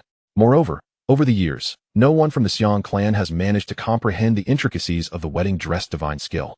The two factions remain locked in a stalemate of open and covert conflict." Chapter 1461. Inheritance 1. As they spoke of comprehending the mysteries of cultivation, Xiangyang silently added, "Except for me, no one has truly mastered it." "Wonderful, wonderful. I knew that the women of the Xianxiaaudiobooks palace are not inferior to those so-called prodigies outside." Yunmei's face flushed with excitement, akin to one intoxicated. Ahem. Perhaps realizing this behavior was somewhat unbecoming of her esteemed status, Yunmei cleared her throat softly and regained her composure. Subsequently, she inquired of Shui Ling about her family's circumstances and the reason for her presence in this place. Shui Ling responded truthfully. Yunmei sighed deeply. "I never anticipated that after my departure, the bloodline would diminish with each generation, ultimately leading to the heartless decision to send you as a bride to bring joy." Shui Ling smiled gently. "That is all in the past. Fortune and misfortune coexist. Had it not been for this incident, I would not have been brought back to the Seven Stars Palace by my master to engage with the path of immortality, and without my senior sister's guidance, I would not have broken through to the heavenly monarch realm so swiftly." Yunmei nodded, her gaze filled with approval. "At your age, breaking through to the heavenly monarch in my era would have been regarded as genius, especially considering the present scarcity of spiritual energy. It is indeed remarkable." She then glanced at Danyao. "This child has reached this point largely due to your generous nurturing. I will remember this kindness and ensure you do not suffer for it." Danielle smiled softly. Senior is too kind. Shui Ling is my dear sister, and it is only natural for us to support one another. Indeed, your sisterly bond is indeed rare, reminding me of my own senior and junior sisters from the Xianxia palace who treated me likewise. Yunmei shook her head, fixing a serious gaze upon Danielle. Just now, when you intervened to prevent me from harming that boy, I sensed a similar spiritual energy in your sword intent. I must inquire, are you practicing the Mingyu skill? Upon hearing this, Danielle hesitated for a moment before nodding. To be honest, senior, I am indeed practicing the Mingyu skill. However, I learned it by chance and not as a transmission from the Xianxia palace. Yunmei chuckled. That is of little consequence. The Xianxia Palace's manual was discovered by the third-generation palace master, the Green Wild Fairy, from an ancient, unnamed scroll. After mastering it, it gradually became the palace's ultimate technique. Your ability to learn it is also a matter of fate. Ahem, it has been many years since I spoke with anyone, and today I seem to have rambled on quite a bit. Yunmei smiled, and then spoke earnestly. The Yunding Heavenly Palace possesses 4 treasures. The first is the Crimson Blood Dragon Phoenix Hairpin. The second is the Golden Jade Exquisite Cauldron. The third is the Legacy of My Life. And the fourth is a White Cloud Pearl that contains the insights of a 9th-grade alchemist. My cultivation method is overly soft and inherently incompatible with alchemists, so I do not place much importance on the White Cloud Pearl and have not safeguarded it diligently. Thus, it was taken away 3,000 years ago. Now that you have come here by fate, I shall bestow these remaining 3 treasures upon you. Upon hearing this, both Qiming and Danielle rejoiced for Shui Ling. As a descendant of Yunmei, adhering to the principle that the fertile water should not flow to outsiders, these 3 treasures rightfully belong to her. Once she comprehends Yunmei's lifelong legacy, her future achievements will be boundless. Yunmei pointed, and the Crimson Blood Dragon Phoenix Hairpin and the Golden Jade Exquisite Cauldron flew out, gently landing in Shui Ling's hands. Ancestor, what is the meaning of this? Chapter 1462, Inheritance, 2. Yunmei gazed deeply at her. The Crimson Blood Dragon Phoenix Hairpin was my dowry, and the Golden Jade Exquisite Cauldron brings good fortune. As I am about to fade away, there is nothing else I can offer you. May these 2 treasures bring you peace, joy, and a fulfilling happiness. This is my final blessing for you. Shui Ling could not help but be moved, bowing deeply. Thank you, Ancestor. Yunmei's fingertip condensed, summoning boundless icy energy that coalesced into a blue ice tear at her fingertip. My legacy resides within this. Yunmei flicked her finger, and the tear rippled outwards, circling around Shui Ling before flying before Danielle. Danielle was momentarily taken aback. Senior, what is this? Accept my inheritance. It is now yours. Yunmei smiled faintly at Danielle. Danielle's heart trembled with disbelief, her shoulders quaking. Shui Ling is your blood descendant. How can you possibly consider bestowing the inheritance upon me? Yunmei replied earnestly. Firstly, the cultivation method you practice shares the same origin as mine. By passing it to you, you will be able to assimilate and break through more swiftly. Secondly, your bond with Shui Ling runs deep. Even if I give it to you, you will ultimately pass it on to her. Danielle stood there, at a loss for words. Yunmei urged, why are you in a daze? Accept it without delay. Danielle shook her head vehemently. No, how could I? I am acutely aware of the immense value of an inheritance from a 9th-tier expert in the Void Realm, one that could drive the cultivators of the Tianxian continent into a frenzy. Moreover, the method you cultivate is identical to mine. If the inheritance were to be given to me, I would be able to absorb and digest it seamlessly, facilitating a quicker breakthrough in the Void Realm. But Shui Ling and you are family. How could I dare to seize her opportunity? Shui Ling, discerning Danielle's thoughts, quickly interjected with a smile, Senior sister. This is the ancestral intent. You should graciously accept it. Yet Danielle continued to shake her head. I have encountered many fortuitous opportunities in my life. With the cultivation secrets I currently possess, I can sufficiently support my ascension to the 9th tier of the Void Realm. Achieving immortality is not beyond the realm of possibility. There is truly no need for this. You should keep it. Shui Ling sighed with a wry smile. The ancestor specifically intended it for you. How can I accept it? You should take it. Enough of your bickering. Yunmei interjected calmly. With a mere flick of her finger, a tear-shaped pearl floated towards Danielle, irresistibly embedding itself into her brow, leaving her no choice but to accept. With the pearl's entry into her body, it transformed into profound insights that swiftly flooded her consciousness. Her mind was soon filled with a multitude of texts, containing not only the cultivation experiences of the Void Realm, but also numerous secret techniques from the Immortal Water Palace, including the 9 Heavens Mystic Needle, which was forbidden for men to see or hear. Thank you for your generous gift, esteemed elder.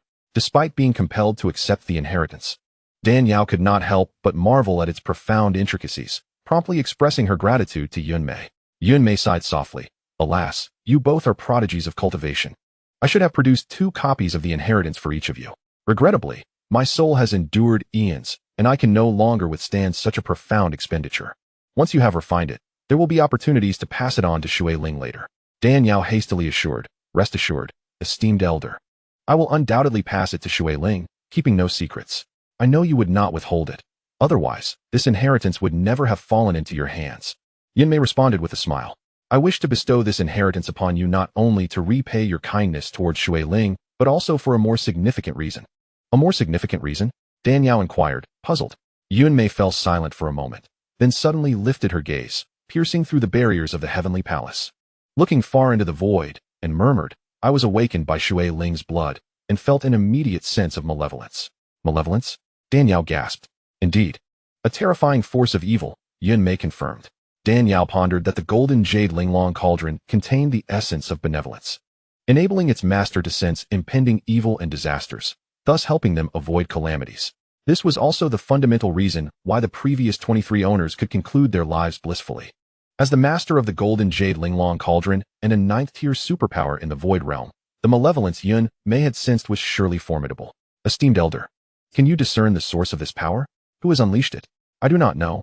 My physical form has long since perished. I am but a remnant soul on the brink of dissolution and cannot ascertain much. However, I possess a vague feeling that this fearsome malevolent force will soon grow stronger, likely becoming the most dreadful figure in the history of the Tianxian continent. Yunmei shook her head slowly, her voice imbued with a sense of age and helplessness. In the current circumstances, I am powerless to intervene. The only thing I can do is pass the inheritance to you, aiding you in mastering the Mingyu technique to its utmost potential. I do not expect you to become a savior. I merely hope that upon achieving success, you can protect those dear to you while also looking after the immortal water palace. Dan Yao replied warmly, rest assured, esteemed elder, should that day come, I will safeguard the immortal water palace on your behalf. Thank you. My mission is now complete. The path ahead is yours to tread. I hope you will make good use of what I have left behind. As Yunmei's soul gradually dissipated, the surrounding ice swiftly melted, the sound of dripping water echoing incessantly. May you find peace on your journey, esteemed elder. Dan Yao bowed deeply. She recognized that Yunmei had long since ascended in ancient times. The lingering remnant of her soul could endure for so long due to the divine power of the golden jade Linglong cauldron. Now that she had severed her binding with it, bestowing it upon Shui Ling and granting Dan Yao the inheritance had exhausted her soul power. How could her spirit sustain itself any longer? Farewell, esteemed elder. Xianxiang and Qi Ming also hurriedly bowed. Shui Ling, her face awash with sorrow, could not help but choke back tears. Ancestor, fate brings us together, yet all must eventually part. There is no need for such sorrow. My only wish in this life was to find a kindred spirit, never to part until old age, yet it has all culminated in a fleeting dream. Oh, dust to dust, earth to earth, it is all ephemeral.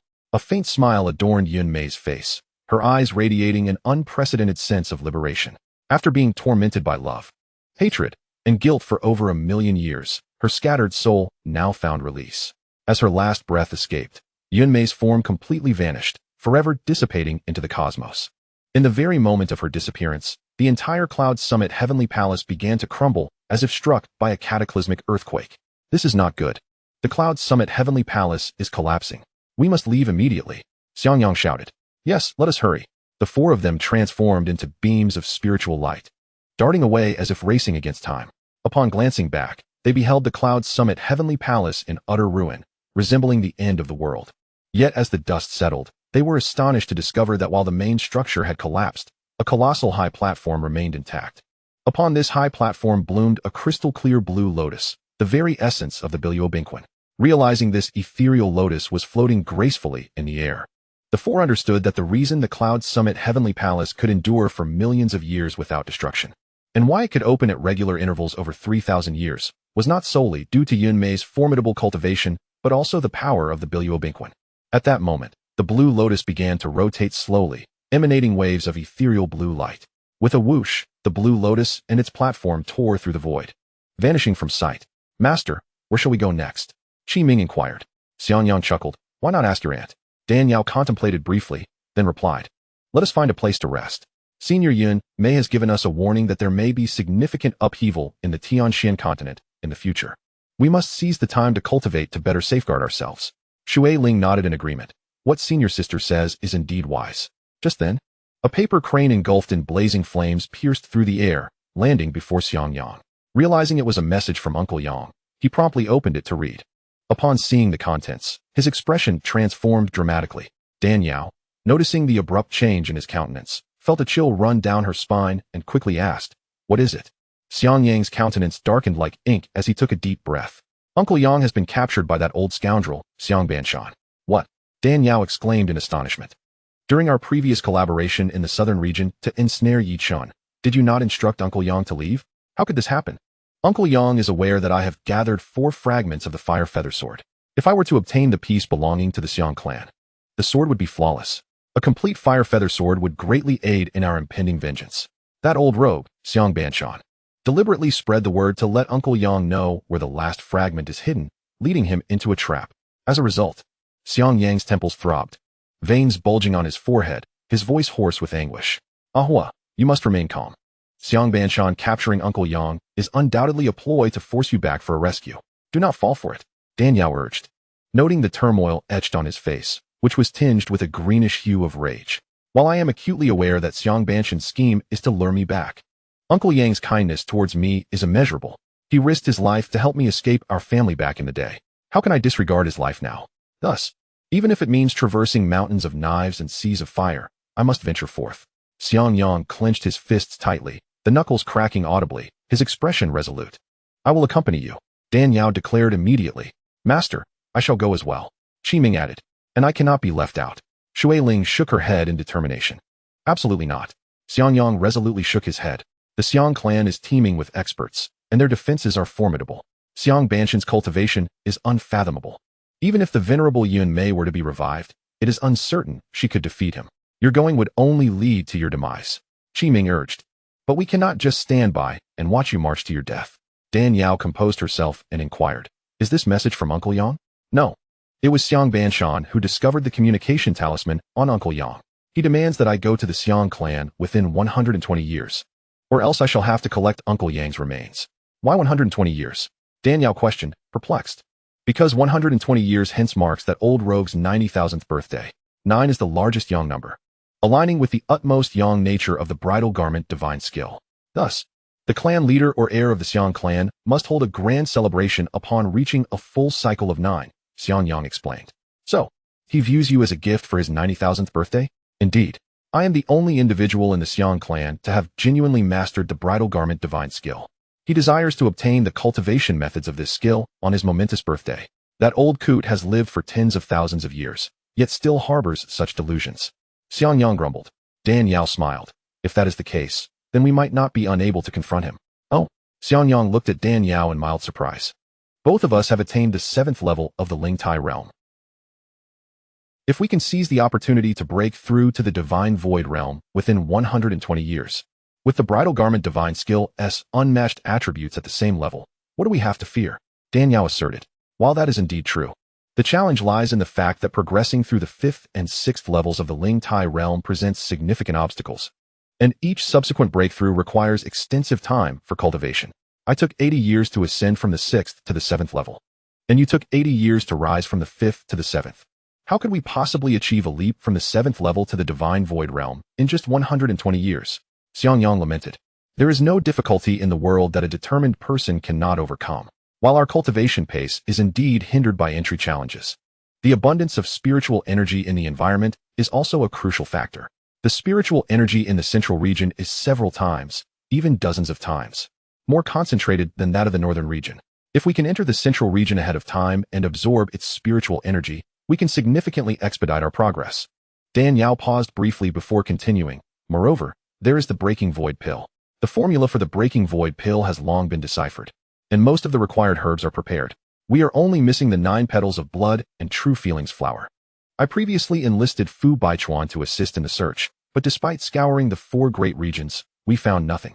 I suspect this item can only be located in the central region. If we manage to find the 9 petals of blood and true feelings flower there, we may not need a full 120 years to break through to the divine void realm." Xiangyang pondered gravely indeed. "If we can enter the central region for some time, coupled with the efficacy of the breaking void pill, we might be able to break through ahead of schedule. But I fear." "What do you fear?" Are you concerned that the Xiang clan will discover our early entry into the central region? And without the protection of the laws of heaven and earth, they will dispatch numerous experts to hunt us down? Dan Yao quickly deduced Xiang Yang's worries and smiled reassuringly. I possess the Ice Extreme Fire Transformation technique, allowing me to freely switch the spiritual power within us. As long as we all master this technique and alter our appearances, we have nothing to fear. Xiang Yang slapped his forehead, laughing. Yes, how could I have forgotten this? You used this trick against Yi Chun back in the day. However, before we head to the central region, we must first sharpen the Snow Soul Sword, Dan Yao stated. Xiang Yang replied, that is a simple task. The 5 elements spiritual liquid has already been gathered. Let us commence the sharpening at once. Dan Yao agreed. Very well, we shall sharpen the Snow Soul Sword first, and then proceed to the central region. If the opportunity arises, we will retrieve the last fragment of the Fire Feather Sword. With both swords united, Xiang Banshan will surely be unable to withstand the onslaught. The quartet, being action-oriented, wasted no time in their resolve. They swiftly found a tranquil and secluded snowy valley to begin their preparations for the refinement. Xiang Yang spoke slowly. The Snow Soul Sword is forged from the essence of the utmost Yin energy of heaven and earth. To sharpen it, it is best to employ the Kuan-Ding, which possesses supreme Yin attributes, so that we may fully excavate its divine might. Dan Yao nodded in understanding. I comprehend. Let us begin. Indeed. Dan Yao took a deep breath, no longer hesitating. With a flick of her sleeve, the Kuan-Ding soared forth, spinning gracefully before landing heavily upon the ice-covered boulder. Ahua, come assist me in guarding the formation. Understood. Xiang Yang nodded in agreement. Dan Yao flicked her fingers, channeling a wave of icy spiritual energy into the Kuan-Ding. The pale blue vessel, infused with immense Yin energy, fused with Dan Yao's chilling spiritual power, resulting in a transformative reaction that birthed pure and intense Yang fire. Go. Dan Yao removed the ice jade hairpin from her hair, revealing the true form of the Snow Soul Sword, which she then cast into the ding.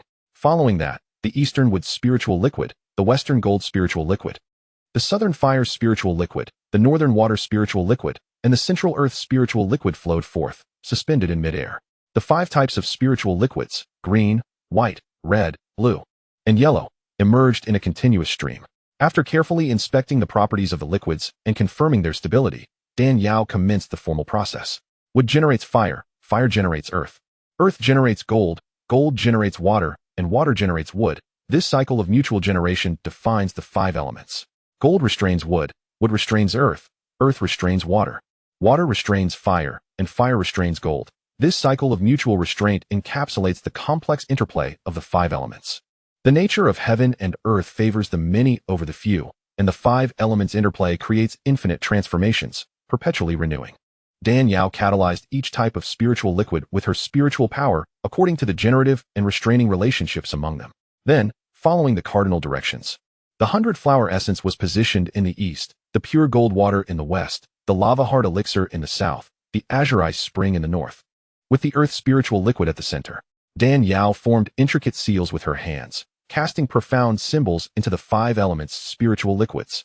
With 2 resonant hums, the 5 spiritual liquids began to attract and draw near to one another, ultimately merging into a singular entity. In an instant, a ring of colorful light radiated outward. The 5 spiritual liquids reacted violently, emitting sizzling sounds as they transformed into a dazzling and vibrant aura. Gazing at the emerging 5 elements halo, Dan Yao dared not be negligent. She hastily lifted it with her spiritual power and gently placed it into the Kuan-Ding. With deft precision, Dan Yao simultaneously regulated the temperature of the Kuan-Ding while guiding the 5 elements halo to hover right above the hilt of the Shuepa sword. As the halo made contact with the sword's grip, a brilliant display of multicolored light burst forth, enveloping the Shuepa sword in an instant. Waves of radiant light encircled the sword, transforming its originally pure ice blue blade into a dazzling azure glow, accompanied by the melodious call of the Qinghuan bird. Observing this, Dan Yao's face lit up with delight, yet she remained acutely aware of the task at hand. She understood that the Shuepa sword was a divine weapon birthed from the very essence of heaven and earth, its blade having lain dormant for over 1,000,000 years. Awakening its spirit was no simple feat. A moment's carelessness could not only thwart her efforts, but also result in injury from the sword's aura. Additionally, she would need to gather the 5 elements spiritual liquid anew to attempt the awakening again. The previous endeavor to collect these liquids had cost her an immense amount of effort, and the thought of repeating it was exhausting. Moreover, with Uncle Yang having fallen into the clutches of the Xiang clan, time was a luxury she could ill afford. The kaleidoscopic halo and the blue sword light intertwined within the cauldron, bestowing an otherworldly aura upon the grand and imposing Kuan-Ding. The act of awakening the Shui Pei sword was akin to the art of artifact forging. Unlike alchemy, forging was a laborious and time-consuming process, often requiring several days and nights to achieve success. As Dan Yao immersed herself in the task, Qi Ming and Shui Ling stood vigil 100 feet away, refraining from uttering a sound lest they disrupt the brilliance of the Shui Pei sword. In the central domain, within the Xiang clan, as one of the few superpowers on the Tianxian continent, the Xiang clan had stood resolute for millions of years. In contrast, those forces that had been established alongside, or even before it, had largely faded into the annals of history.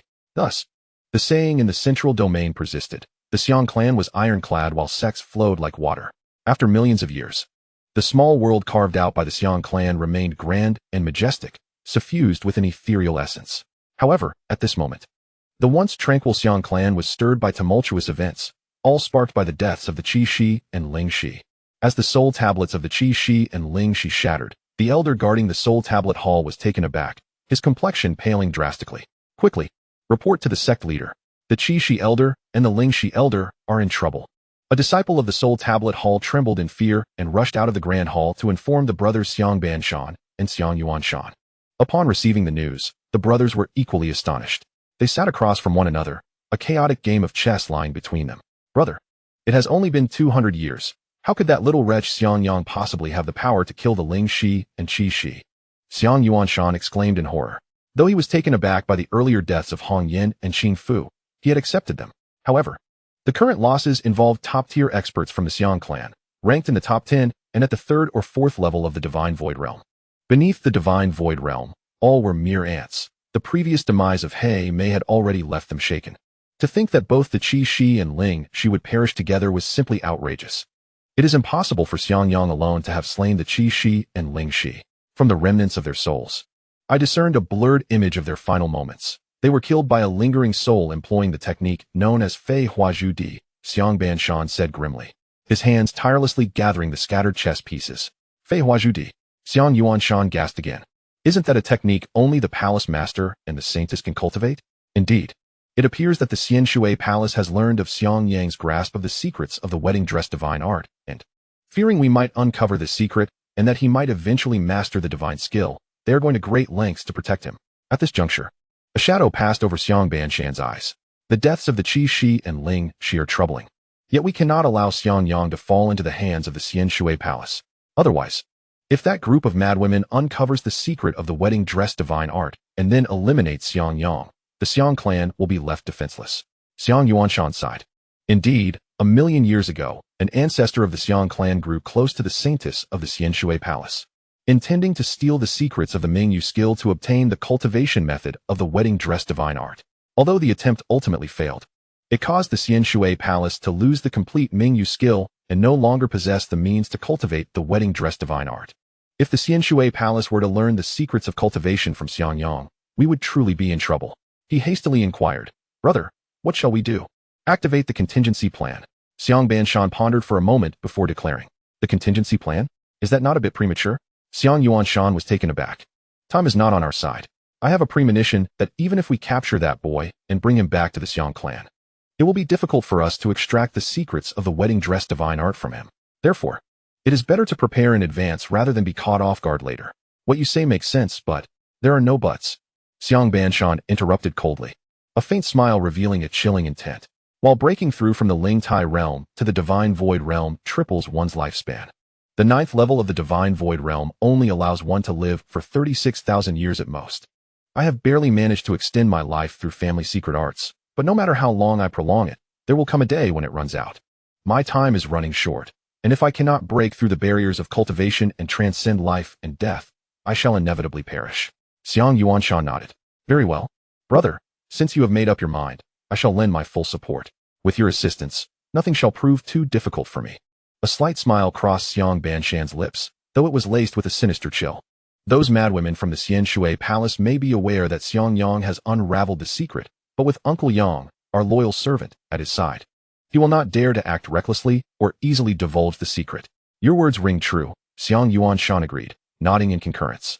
In this realm of myriad clans and fierce competition, After millions of years of relentless conflict, it is time for this chaos to end. The Xiang clan shall be the one to bring it all to a close. A cold, sinister laughter echoed from Xiang Ban Shan, reverberating throughout the grand hall, instilling a sense of dread. As time slipped by, 3 days and 2 nights passed in the blink of an eye. After this duration of fusion, the blue light of the Shui sword was entirely enveloped by the 5 elements halo, emanating not a sliver of sword aura. Dan Yao sat before the Kuan-Ding, her gaze unwavering as she focused intently on the transformations within. Qi Ming and Shui Ling, meanwhile, remained vigilant, observing their surroundings from a distance. 3 days have passed. Why has it not yet succeeded? Qi Ming looked at the Shui sword, covered in the 5 elements spiritual liquid, his concern evident. The Shui sword is an ancient divine weapon. Awakening it naturally requires time. Patience is essential. One cannot rush to consume hot tofu. Shui Ling gently reassured him. Now that the 5 elements spiritual liquid has enveloped the Shui sword, I believe the moment of the divine sword's emergence from the cauldron is drawing near. During the 3 days Dan Yao spent refining the Shui sword, Shui Ling had also kept herself occupied, refining the exquisite Jin Yuling Long Ding gifted to her by Yunmei. In that moment, fortune smiled upon her, and as she spoke, the moment she mentioned the sword's emergence, the Shui sword within the Kuan-Ding began to stir. From within echoed a cry that resembled neither phoenix nor Luan, and the Kuan-Ding shook violently. A breathtaking sword aura surged forth towards the heavens, accompanied by a dazzling display of 5-colored light, soaring into the skies. The resplendent hues transformed this realm into a fantastical spectacle. Chapter 1469, The Snow Spirit Divine Sword. Following this, a cerulean phoenix soared from the Kuan-Ding, morphing into a sword that traversed the heavens. The blade shimmered with a deep azure akin to jade, enveloped in swirling radiance, exuding auspicious energy that billowed like clouds and mist, illuminating the firmament. As divine light flickered, an immense sword aura cascaded down, chilling to the bone, as if intending to encase this world in ice before shattering it with a single stroke. The emergence of a divine weapon heralded extraordinary phenomena, centered around the snow valley. Time itself seemed to freeze within a radius of 1,000 miles.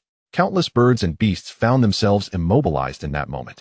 Numerous treasures and artifacts quivered with trepidation, emitting haunting metallic sounds.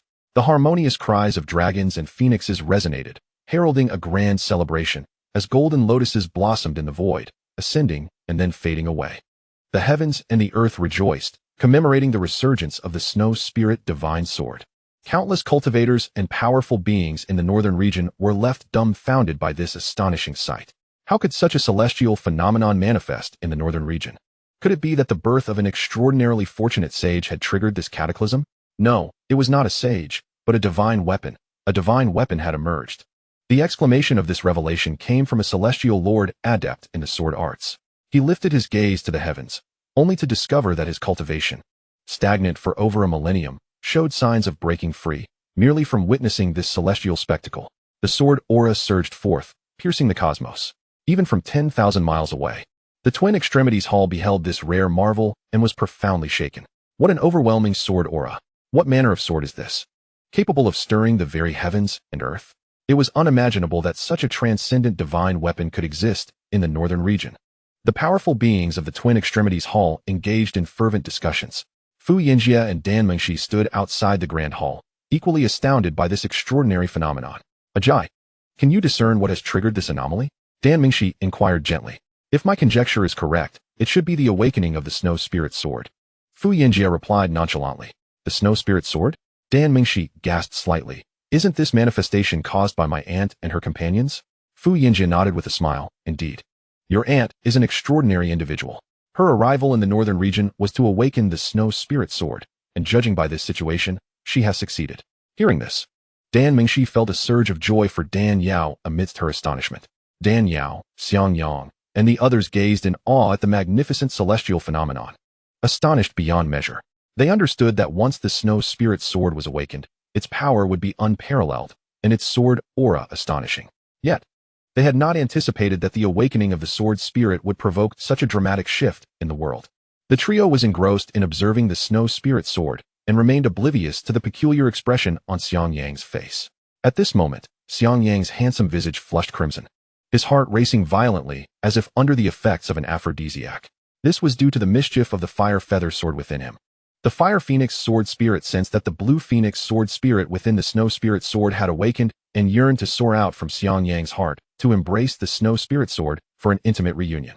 Unfortunately, the Snow Spirit Sword had already awakened, regaining its former might, while the Fire Feather Sword was still merely a blade tip. Its power diminished to less than 1/10 of its peak. Should it approach directly, instead of a tender reunion, it would likely face a fierce onslaught from the Snow Spirit Sword, leaving it no choice but to remain confined within its sheath.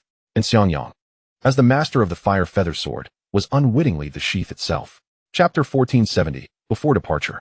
The commotion caused by the Fire Feather Sword left Xiangyang blushing and his heart racing.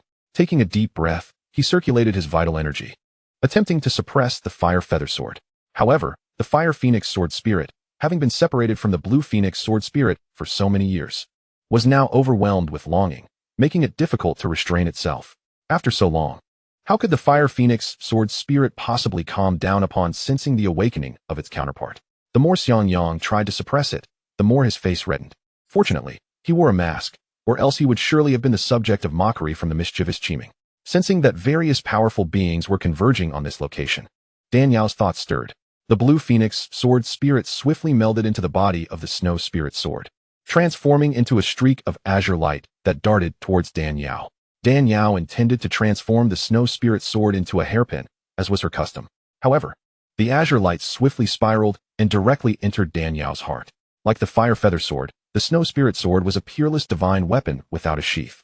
Once it recognized its master, the wielder's heart would automatically serve as its sheath, establishing an intimate bond that transcended the boundaries of self and sword, achieving a harmonious union. Prior to the awakening, Dan Yao could only transform the sword into a hairpin and adorn her hair, as the Blue Phoenix Sword Spirit had yet to awaken. Now that the awakening had succeeded, the Sword Spirit, sensing its master's intent to withdraw it, instinctively dove into Dan Yao's heart. In contrast, Xiangyang was able to store the Fire Feather Sword within his heart because it had already awakened.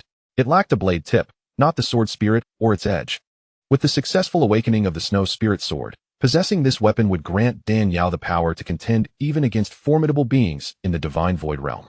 However, she could only engage with those who had recently entered the Divine Void Realm or those at the first or second levels. Beyond the third level of the Divine Void Realm, each increment in cultivation represented a cataclysmic transformation, which would be beyond Dan Yao's capacity to withstand.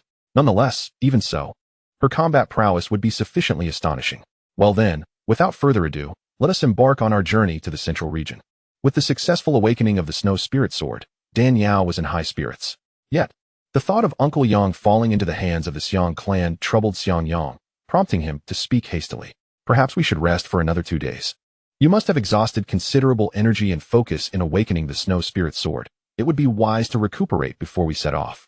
Dan Yao shook her head. No, we must go now. The sooner we reach the Central Region, the sooner we can break through, and the greater our chances of rescuing Uncle Yang will be. Xiangyang was deeply moved by Dan Yao's consideration for him. Aunt, senior sister, I shall accompany you. Qiming and Shui Ling chimed in unison. No, it is too dangerous. You should remain here, Dan Yao insisted. However, Shui Ling countered, staying here is still perilous. The Xiang clan likely already knows of our connection. If they send others to capture me and Qiming, intending to use us as leverage against you during a confrontation, wouldn't that leave you even more vulnerable? Qiming concurred. Indeed, the Xiang clan is filled with treachery. The tragic fate that befell our master and the lifelong misfortune of Senior Yunmei serve as stark reminders. If we remain here, we will undoubtedly fall into their schemes. Can you truly trust us to stay here? Upon hearing this, Dan Yao's brow furrowed tightly, nearly pinching a fly to death.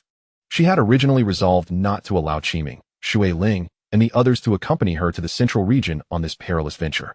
However, hearing their arguments, she could not help but grow increasingly concerned. Chapter 1471, A Perilous Ambush. 1. The Xiang clan was scheming to acquire the secrets of the cultivation wedding garment technique, making it undeniably dangerous to leave them in the northern region. After much contemplation, Dan Yao finally sighed. Very well, you may accompany us, but before we depart, you must insert the Crimson Blood Dragon Phoenix hairpin into your hair. This hairpin can conceal the heavenly rules of cultivators from the 4 great regions within your bodies. Only by securely fastening this hairpin can you avoid detection by the native cultivators of the Central Region and avert the calamity of being hunted. Upon hearing this, Shui Ling promptly retrieved the Scarlet Blood Dragon Phoenix hairpin, presenting the dragon pin to Qiming. Qiming's face broke into a joyful smile. With the dragon and phoenix symbolizing auspiciousness, you bestow upon me the dragon pin. Are you implying a desire to marry me sooner? Shui Ling rolled her eyes and retorted, stop being vain. If you keep bantering, I shall reclaim it. Qiming chuckled, accepting the dragon pin and deftly securing it in his hair. All right, let us be on our way. Xiangyang observed the two donning the hairpin, their innate aura of the world's rules concealed, and spoke up. Indeed, Dan Yao nodded in agreement. Subsequently, the four transformed into beams of spiritual light, making their way to the spatial teleportation station. The teleportation station connecting the northern and central regions bore an architectural design and structural form identical to the one Dan Yao and her companions had previously traversed from the western region to the northern region. However, the station that bridged the central region was significantly larger in scale than the one connecting the western region to the northern region. Over 200 years ago, Xiangyang had utilized this very teleportation station to escape from the central region to the northern region. He then transferred to another station leading from the northern region to the western region, ultimately fleeing to the eastern region, where he encountered Dan Yao. The panic and disarray of that time remained vividly etched in his memory. Having previously traveled this route and endowed with an exceptional memory, Xiangyang felt quite familiar with the teleportation station as they journeyed to the central region. The four stood upon the lotus seat at the center of the station. The station's guardian, having received the passage fee, infused a strand of true energy into the teleportation portal, causing the lotus seat to rotate slowly. Almost immediately, a vortex akin to a black hole materialized, swiftly engulfing the four of them. Upon being drawn into the vortex, Dan Yao and her companions found themselves enveloped in darkness, their minds swirling as though riding a roller coaster. Suddenly, a circle of yellow light illuminated their surroundings, revealing an interminable corridor with no visible end. Alongside the corridor, a peculiar spatial force lingered. This force was a remnant of numerous esteemed predecessors from the divine void realm, who had forged the spatial passage, leaving behind a stabilizing power to maintain equilibrium. Although the corridor radiated a warm hue, it exuded a chilling stillness, resembling a vacuum devoid of sound or breath. More unsettling than a graveyard. Qiming turned to look back and asked, Master, is this corridor stable? Could it collapse? Xiangyang shook his head, that is highly unlikely. The predecessors who opened this path are all formidable beings of the 6th or 7th tier of the divine void realm. A dozen of them collaborated to construct it. Unless a 9th tier divine void expert intervenes, no one can destroy it through brute force. However, there are no absolutes. The differences in the laws of nature between the northern and central regions prevent complete unification of the two ends of the passage. Noticing Qiming's worried expression, Xiangyang added with a smile, this passage has existed for many years, and there have been no reports of incidents. We need not borrow trouble. Hearing this, Dan Yao, Qiming, and Shui Ling felt a measure of reassurance. Xiangyang continued, however, cultivators from the four regions may experience discomfort upon arriving in the central region, leading to unsteady true energy. As we approach the latter half of this passage, which lies within the central region, you should prepare yourselves mentally to avoid mishaps. Understood. We shall be cautious, Dan Yao replied. The speed of the teleportation station far exceeded that of any divine void expert, moving at least several dozen times faster. The four sat still upon the lotus seat, yet they zipped through the expanse like lightning, vanishing in an instant. The distance between the northern and central regions spanned over 1,000,000 li. Even with the teleportation station's remarkable speed, it would take approximately half a month to reach the central region. As they traveled, the four engaged in light conversation before succumbing to an interminable monotony. Seizing the opportunity, Dan Yao decided to impart the ice extreme fire transformation technique to Shui Ling and Qiming. Qiming's practice of the mystic Fire 9 transformations was a cherished secret of the Xiang clan, reserved solely for its members. Xiangyang, harboring deep resentment toward the Xiang clan for the death of his parents, had broken clan rules to pass this technique to Qiming. Now, as they ventured into the uncertain future of the central region, should Qiming engage in combat and inadvertently reveal his mastery of the mystic Fire 9 transformations to the Xiang clan, he would undoubtedly attract relentless pursuit. Previously, at the Cloud Summit Heavenly Palace, Qiming had nearly fallen victim to a deadly misunderstanding with Yunmei due to the very same technique. If Qiming could master the ice extreme fire transformation technique, he could convert pure yang energy into yin during his true energy circulation, thus avoiding detection. Having spent so many years by Dan Yao's side, Xiangyang had long since mastered the operational methods of the ice extreme fire transformation technique. His ability to freely shift his energy allowed him to evade notice when Yunmei declared that all Xiang clan members deserved to die as she struck against the scarlet and spirit serpents. Otherwise, had she discovered Xiangyang's practice of the superior bridal garment divine art, a technique surpassing the mystic Fire 9 transformations. Recalling how Xiang Zishuan had approached her under the pretense of seeking its secrets, Xiangyang would not have survived her wrath, even with 10 lives. Teaching 1 or 2 was the same. Dan Yao decided to impart the Ice Extreme Fire transformation technique to both Qi Ming and Shui Ling, the young couple. Once they grasped the intricacies of this technique, they would be able to manipulate both yin and yang at will. Qi Ming and Shui Ling, aware of the rarity of such a skill, embraced the opportunity with utmost seriousness. Both were exceptionally gifted, learning with remarkable speed. Within just 3 days, they had roughly mastered the operational principles of the Ice Extreme Fire transformation technique. However, to achieve true proficiency and fluidity, they would require time for practice and integration. Having completed the teachings of the Ice Extreme Fire transformation technique, Dan Yao observed that they had traversed only a small fraction of the journey and did not wish to squander any time. She, along with Shui Ling and Qi Ming, settled down to cultivate. Xiangyang also entered a meditative state. However, in this precarious environment of the teleportation station, the 4 could not afford to fully immerse themselves in cultivation. They took turns, with 3 cultivating while 1 remained vigilant to the surroundings. Time flowed like water, gradually slipping away. One day, after completing 12 full cycles of the Ming Jade technique, Dan Yao gently exhaled a breath of stale air.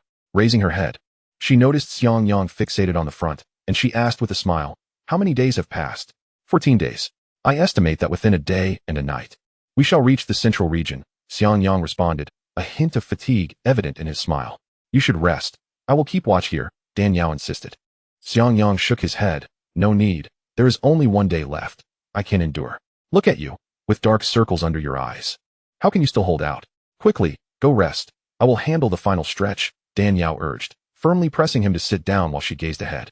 Seeing this, Xiangyang offered a faint smile, then closed his eyes to regulate his internal energy and rejuvenate his spirit. Dan Yao remained vigilant, her senses attuned to the surrounding movements. Not long after, Dan Yao's pupils narrowed. She observed the nearby space suddenly warp, revealing folds of spiritual energy. Who goes there? Dan Yao immediately heightened her alertness. Her voice sharp and commanding. Xiangyang, Qi Ming, and Shui Ling were startled awake by the sound of Dan Yao's voice, roused from their states of rest and cultivation. Ha ha, truly a disciple of the immortal water palace, possessing such keen spiritual awareness. I have awaited your arrival for quite some time. A chilling, sinister laughter suddenly echoed from the desolate spatial passage. Following this, to the astonishment of the 4, an ancient figure slowly emerged from the warped space. At the moment of his appearance, the yellow halo within the passage dimmed significantly. An overwhelmingly potent aura emanated from his being, sending waves of trepidation through the 4. He is. Dan Yao sensed a terrifying surge of power from this individual, one that surpassed that of He Mei, Qi Shi, and Ling Shi combined by several folds. This person was undoubtedly a formidable being of at least the 5th level of the Divine Void realm. Qi Ming and Shui Ling also felt an extreme sense of danger radiating from this aged figure. Be cautious, Yao, he is Xianggongzhan, Xiangyang exclaimed, his tone laden with an unprecedented gravity and difficulty. What? He is Xianggongzhan? A look of shock and disarray washed over Dan Yao's enchanting visage. Previously, Xiangyang had informed her about the members of the Xiang clan. Aside from the clan leader, there were also Yi Yuan, the 3 saints, and the 6 serpents, 10 superlative powerhouses in total. Xianggongzhan was one of the 3 saints, specifically the ghost saint. In terms of cultivation prowess, the 3 saints of the Xiang clan surpassed the 6 serpents, being formidable entities of at least the 5th level of the Divine Void realm. To reach the Divine Void realm is to ascend to the ranks of the most elite powerhouses of the Tianxian continent. Achieving the 5th level of the Divine Void realm represents a transformative leap in strength. Such superlative beings typically remain in seclusion for the majority of their time, seldom making appearances. Many cultivators in the central domain have only heard of their names, never having laid eyes on them, rendering them almost divine in nature. Faced with such a formidable opponent, even Dan Yao and Xiangyang, who had reached the 7th level of the spirit platform, felt an immense pressure. In addition to the formidable reputation of the 3 saints, another aspect of Xianggongzhan's identity instilled further unease in Dan Yao and Xiangyang. For he was not only one of the 3 saints, the ghost saint, but also the grand elder of the Xiang clan, the paternal grandfather of Xiang Ran. Xiang Ran was the individual who, a century ago, had drained Dan Lingling's yin essence and was subsequently tortured to death by Dan Yao and Dan Xingli. Chapter 1474, Perilous Ambush, 4. It was evident that Xianggongzhan's appearance was not merely to retrieve Xiangyang. He sought vengeance for his grandson, Xiang Ran. Contemplating this, Dan Yao felt overwhelmed. Xiang Gongzhan had already been a 5th-level cultivator of the Divine Void Realm before Xiang Yang escaped the Xiang clan, and after years of cultivation, he had undoubtedly grown even more powerful, even if, hypothetically, he had not made any advancements since Xiang Yang's departure. His formidable strength at the 5th level of the Divine Void Realm was beyond what they could contend with. Dressed in coarse robes, with hair intermingled in shades of black and white, Xiang Gongzhan's appearance was rather ordinary, the kind that would vanish in a crowd. However, his eyes shimmered with a dark brilliance, exuding an aura of the eerie and malevolent. The clan leader, with his astute foresight, anticipated that upon receiving the fire paper crane, you would hasten back to the Xiang clan to secretly attempt a rescue. I have been stationed here for quite some time, waiting to see where you would flee today, Xiang Gongzhan remarked, his gaze fixated on Xiang Yang, a hint of pride in his voice. Thus, the news of Uncle Yang's capture was merely a bait to lure me back to the central domain? Xiang Yang realized, his heart racing in disarray, finally grasping that he had fallen into a trap. Hearing this, Dan Yao felt a chill run down her spine. Indeed, the clan leader knew of your deep bond with Uncle Yang. If you were to learn of his capture, you would undoubtedly seek a way to rescue him. The clan leader also understood that with your current strength, you could not hope to confront him. If you remained in the other major domains outside the central domain, it would be anyone's guess when you might break through to the Divine Void Realm. Therefore, you would have to return early to the central domain. Only by absorbing the spiritual energy of the central domain would you have a chance to achieve a breakthrough before his 90th birthday. As expected, you have indeed fallen for it. Xiang Gongzhan chuckled sinisterly, his expression full of smug satisfaction. Despicable. Xiang Yang spat. Haha. Xiang Gongzhan scoffed dismissively. His gaze then shifted to Dan Yao, his eyes gleaming with blood-red malice. You are the one who repeatedly thwarts the clan leader's plans. The disciple of the immortal water palace, and one of the culprits responsible for my grandson's death. How dare you try to extinguish my lineage? I do not initiate conflict, but if provoked, I shall repay it double. He was the one who caused my cousin Dan Lingling's tragic end. He deserves his fate. Dan Yao responded coldly, aware that Xiang Gongzhan would not let her off easily. Oof, what is your cousin worth? How dare you compare her insignificant life to that of my grandson? When I received the news of my grandson's demise, it was only because you were in the Western domain, protected by the laws of heaven and earth, that I had to endure the pain of my loss. Xiang Gongzhan's voice turned icy, his eyes ablaze with murderous intent. Now that you are in the central domain, free from the cursed laws of heaven and earth, I shall demand your life as retribution for my grandson. Upon hearing this, Dan Yao's expression remained unflinching, though her heart trembled with a chilling dread. A surge of extreme coldness swept forth from within her, enveloping her being. How dare a mere spirit platform cultivator presume to challenge me? How utterly laughable. Not just you, even all 4 of you combined would not be my match. If you are wise, kneel and apologize. Perhaps I might extend my mercy and grant you a quick end. Otherwise, Dan Yao's heart sank as she inquired. Otherwise what? Otherwise, you shall find yourself in a situation where you cannot live, nor can you die. Xiang Gongzhan's voice was devoid of warmth, chilling to the bone. Chapter 1475, Perilous Ambush, 5. You want me to kneel and apologize to you? Who do you think you are? Huh. Dan Yao spat defiantly. You little wretch. Sharp-tongued and insolent. Very well, I shall take all 4 of you back today, to be dealt with by the clan leader. We shall see how sharp your tongue remains then. With that, Xiang Gongzhan pointed a finger, unleashing a torrent of true energy that surged forward like the crashing waves of the ocean, forcefully bearing down upon Dan Yao. Dan Yao swiftly executed her snow-tracking steps, evading the attack, and flicked her fingers to launch a 9 heavens mysterious maiden needle. Humph, overestimating yourself. Xiang Gongzhan waved his sleeve, and before the 9 heavens mysterious maiden needle could reach him, it was shattered into fragments, vanishing without a trace. He then conjured a blend of ghostly and pure yang energies, which coalesced into an enormous hand, both demonic and divine, that came crashing down upon Dan Yao. Boom. Flames of crimson and violet unfurled like a billowing curtain, transforming into a fiery blade that cleaved the giant hand in twain. You old specter, taking advantage of your strength to bully a girl, do you have no shame? If you wish to touch her, you must first contend with me. Xiang Yang erupted in flames, resembling a deity of fire, his eyes blazing a fierce red as he glared at Xiang Gongzhan.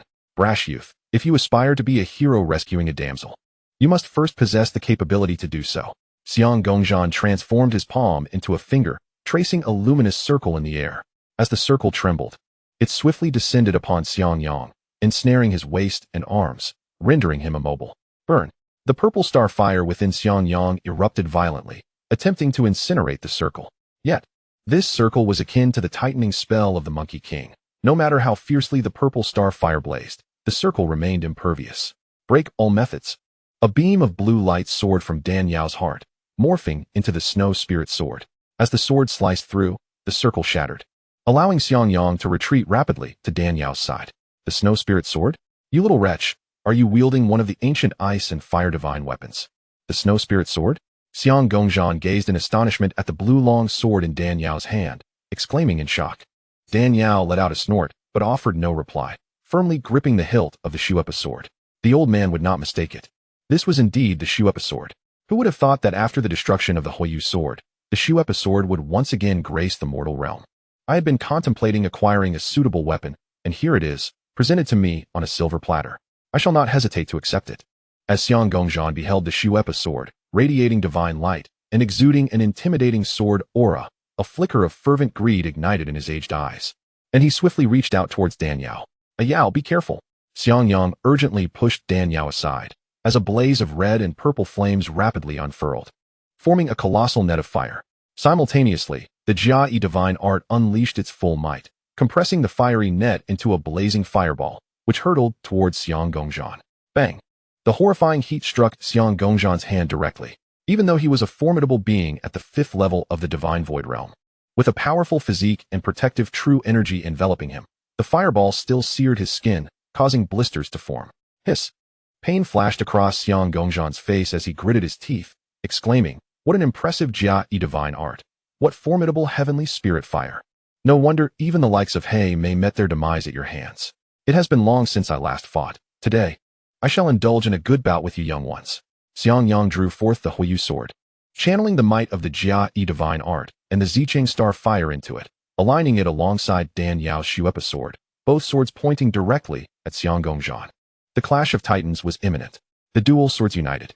Dan Yao and Xiangyang simultaneously unleashed their blades, ice and fire intertwined, conjuring a tempest of sword energy that surged towards Xiang Gongzhan. Chapter 1476, A Desperate Retreat, 1. Years prior, Dan Yao and Xiangyang had combined their swords to obliterate the undying blood cauldron, which ranked second on the fire cauldron list. Now, with the Shuepa sword fully unsheathed and its divine might unleashed, the power of their union had grown even more formidable. With a tearing sound, as the storm passed, fissures resembling spider webs marred the fabric of spatial barriers. The terrifying sword aura sent chills down the spines of Qi Ming and Shui Ling, who had not anticipated such overwhelming power from the dual swords. Mere trifles. However, in the face of this sword energy storm that struck fear into countless powerful beings, Xiang Gongzhan merely scoffed. He had to admit, the might of the dual swords was indeed outrageous. If a newly ascended divine void realm cultivator or one at the 2nd or 3rd level were to encounter such a lethal strike, they would emerge severely wounded, if not dead. Yet, to think he could be defeated was nothing short of folly. Xiang Gongzhan shook his head, spreading his arms wide, his flowing sleeves resembling the wings of a bird in flight. In a flash, countless strands of heavenly spirit energy converged around him, coalescing into a massive black halo before him. This black halo radiated an overwhelming power, transcending all living beings, and even the residual waves it emitted could obliterate dozens of celestial sovereigns. 6th level of the divine void realm? You old wretch, you have actually broken through. Xiangyang gazed at this scene, his eyes filled with profound shock and gravity. Upon entering the divine void realm, one's power surged rapidly, far surpassing those beneath the spirit platform realm. At the 1st level of the divine void realm, one could even carve out a small world for their family or sect to inhabit and cultivate. Upon reaching the 5th level, their strength would further amplify, eclipsing that of the 1st to 4th levels. And upon stepping into the 6th level, one could harness the forces of heaven and earth to annihilate their foes. If this old man had only the 5th level of the divine void realm, with Dan Yao's accumulated strength as a transmigrator, they might have had a fighting chance. But now, with his breakthrough into the 6th level, harnessing the powers of the cosmos, their situation had become dire. Boom! Xiang Gongzhan flung his hand, sending the enormous black halo directly over the sword energy storm. Under the shadow of this halo, the sword energy tempest rapidly crumbled, exploding into countless shards of sword light, vanishing from sight. Had you unleashed this dual sword technique before betraying the Xiang clan, I might have had to expend considerable effort to counter it. But now, Xiang Gongzhan laughed heartily, disdainfully regarding Dan Yao and Xiangyang, his 6th level aura locking onto them tightly. Humph, you have merely just entered the 6th level. Given me a little more time, would you dare to be so audacious? Xiangyang feigned strength with a cold snort, his heart heavy as lead. This old man was truly formidable. Unless either he or Dan Yao could break through to the divine void realm, they stood no chance against him. Ahua! Let us execute the dual swords once more. I refuse to believe he is so powerful. Dan Yao, with her right hand on the sword and left hand resting on Xiang Yang's shoulder, reversed her Mingyu technique, transforming it into pure yang energy, channeling it into his body to replenish the consumption of the jia divine art. Very well, today we shall fight him to the bitter end. Xiang Yang was ignited with fervor by Dan Yao's words, his blood surging with zeal. The Shuepa and Huoyu swords lunged forth. Ice and fire. Two streams of sword energy twisted together, and the tempest of sword energy re-emerged, roaring towards Xiang Gongzhan. Qi Ming and Shui Ling watched anxiously from the sidelines. Chapter 1477, A Desperate Retreat, 2. The two wished to join the fray, assisting Dan Yao and Xiang Yang in sharing the burden. However, their strength fell 2 entire realms beneath their opponent. The difference of a single realm was already crushing. To be 2 realms apart was akin to squashing an ant. Should they rashly charge in, they would not only fail to aid Dan Yang and Dan Yao, but could also distract them, leading to their own demise at the hands of their adversary. Devilish Circle. Xiang Gongzhan continued to draw in the air, the vast energies of heaven and earth converging, merging with the ghostly energy within him, transforming once more into a massive black halo that met the sword energy storm head-on. A sizzling sound erupted as the sword energy storm was obliterated by the circle. The black halo, undiminished in force, split in 2 mid-air, swiftly encircling Dan Yao and Xiang Yang. The encirclement came too swiftly. The two were unable to evade and found themselves ensnared. Boom. The two thrust their long swords, dense waves of sword energy striking against the halo. The clanging noise rang out incessantly, sparks flying as the halo remained steadfast and unyielding. Futile. The devilish circle is forged from my primordial spiritual energy, even with your ancient divine weapons, lacking the cultivation of the divine void realm. It is utterly impossible to break free. Xiang Gongzhan shook his head with a smile, his gaze shifting to Qi Ming and Shui Ling. In the remote corners beyond the central domain, such youthful talents are indeed rare. It is a pity you have aligned with the wrong side and fallen into my hands. Consider yourselves unfortunate. A murderous glint flickered in Xiang Gongzhan's eyes as he softened his tone. Talented individuals are hard to come by. I am one who cherishes talent. If you two are willing to join the Xiang clan and bow before me as your master, I shall spare your lives. Think carefully. No need to think. To kneel before you, old dog, is not worth living for. Shui Ling resolutely rejected. Qi Ming, with equal venom, added, indeed, you should take a good look at yourself. 3 parts human, 7 parts ghost, walking the underworld. Even the spirits flee from you. Each word cut deep into Xiang Gongzhan's heart.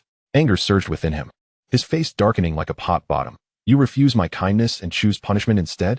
Very well. I shall capture all 4 of you and bring you back for the clan leader to deal with, ensuring you suffer a fate worse than death. He extended his hands, reaching out towards the two. Let us fight. As Qi Ming and Shui Ling's expressions shifted, they swiftly launched their lethal strikes, sending waves of true energy crashing towards Xiang Gongzhan. A mere ant shaking a tree, utterly oblivious to its own insignificance. In the face of their onslaught, Xiang Gongzhan did not even flinch. With a gentle sweep of his sleeve, true energy rippled forth, enveloping Qi Ming and Shui Ling like a silken veil. Both were struck as if by a colossal hammer to the chest, simultaneously spitting blood and sent sprawling. Scoundrel! Witnessing Qi Ming and Shui Ling's grievous state, Dan Yao's eyes turned bloodshot, filled with rage so intense she nearly ground her teeth to dust. Suddenly, an extraordinary energy surged from the Shuepa sword, reversing into Dan Yao's body. I shattered jade bones. With a sharp cry, Dan Yao unleashed a powerful strike. Crack! A crisp sound echoed as the barrier surrounding her erupted violently. Xiang Gongzhan's countenance changed dramatically, as if he had seen a ghost, disbelief etched across his face. It must be noted that he was a formidable figure at the 6th level of the Divine Void, standing atop the pinnacle of the Tianxian continent. This little wretch, merely at the 7th level of the spiritual stage, had yet to break through to the Divine Void realm. How could she possibly shatter his demonic barrier with a single strike?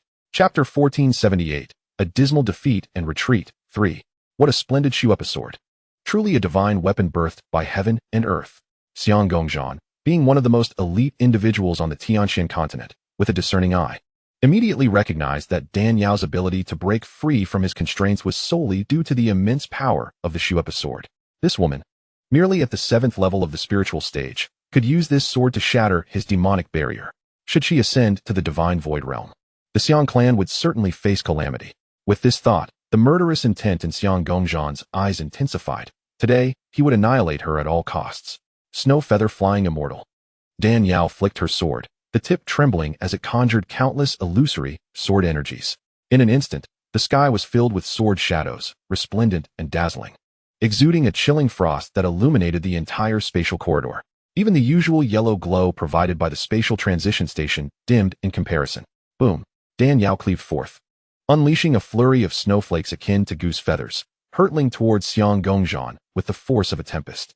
Shuepa sword technique? Xiang Gongzhan's expression shifted once more, his vigilance heightening. The world only knew of the ancient divine weapons, the fire feather and Shuepa twin swords, whose combined might was unparalleled. Yet, few understood that both swords had corresponding techniques. Without mastering the sword techniques, wielding the sword was merely possessing a sharp weapon. Only by grasping the essence of the sword technique could one unleash the true power of the divine weapon. It was said that if the sword bearers were a pair of lovers with a deep connection, mastering the sword techniques together and reaching the pinnacle of their art, their combined swords could possess the power to obliterate the heavens. Even an immortal, having transcended to divinity, would be shattered in body and spirit, losing millennia of cultivation in an instant.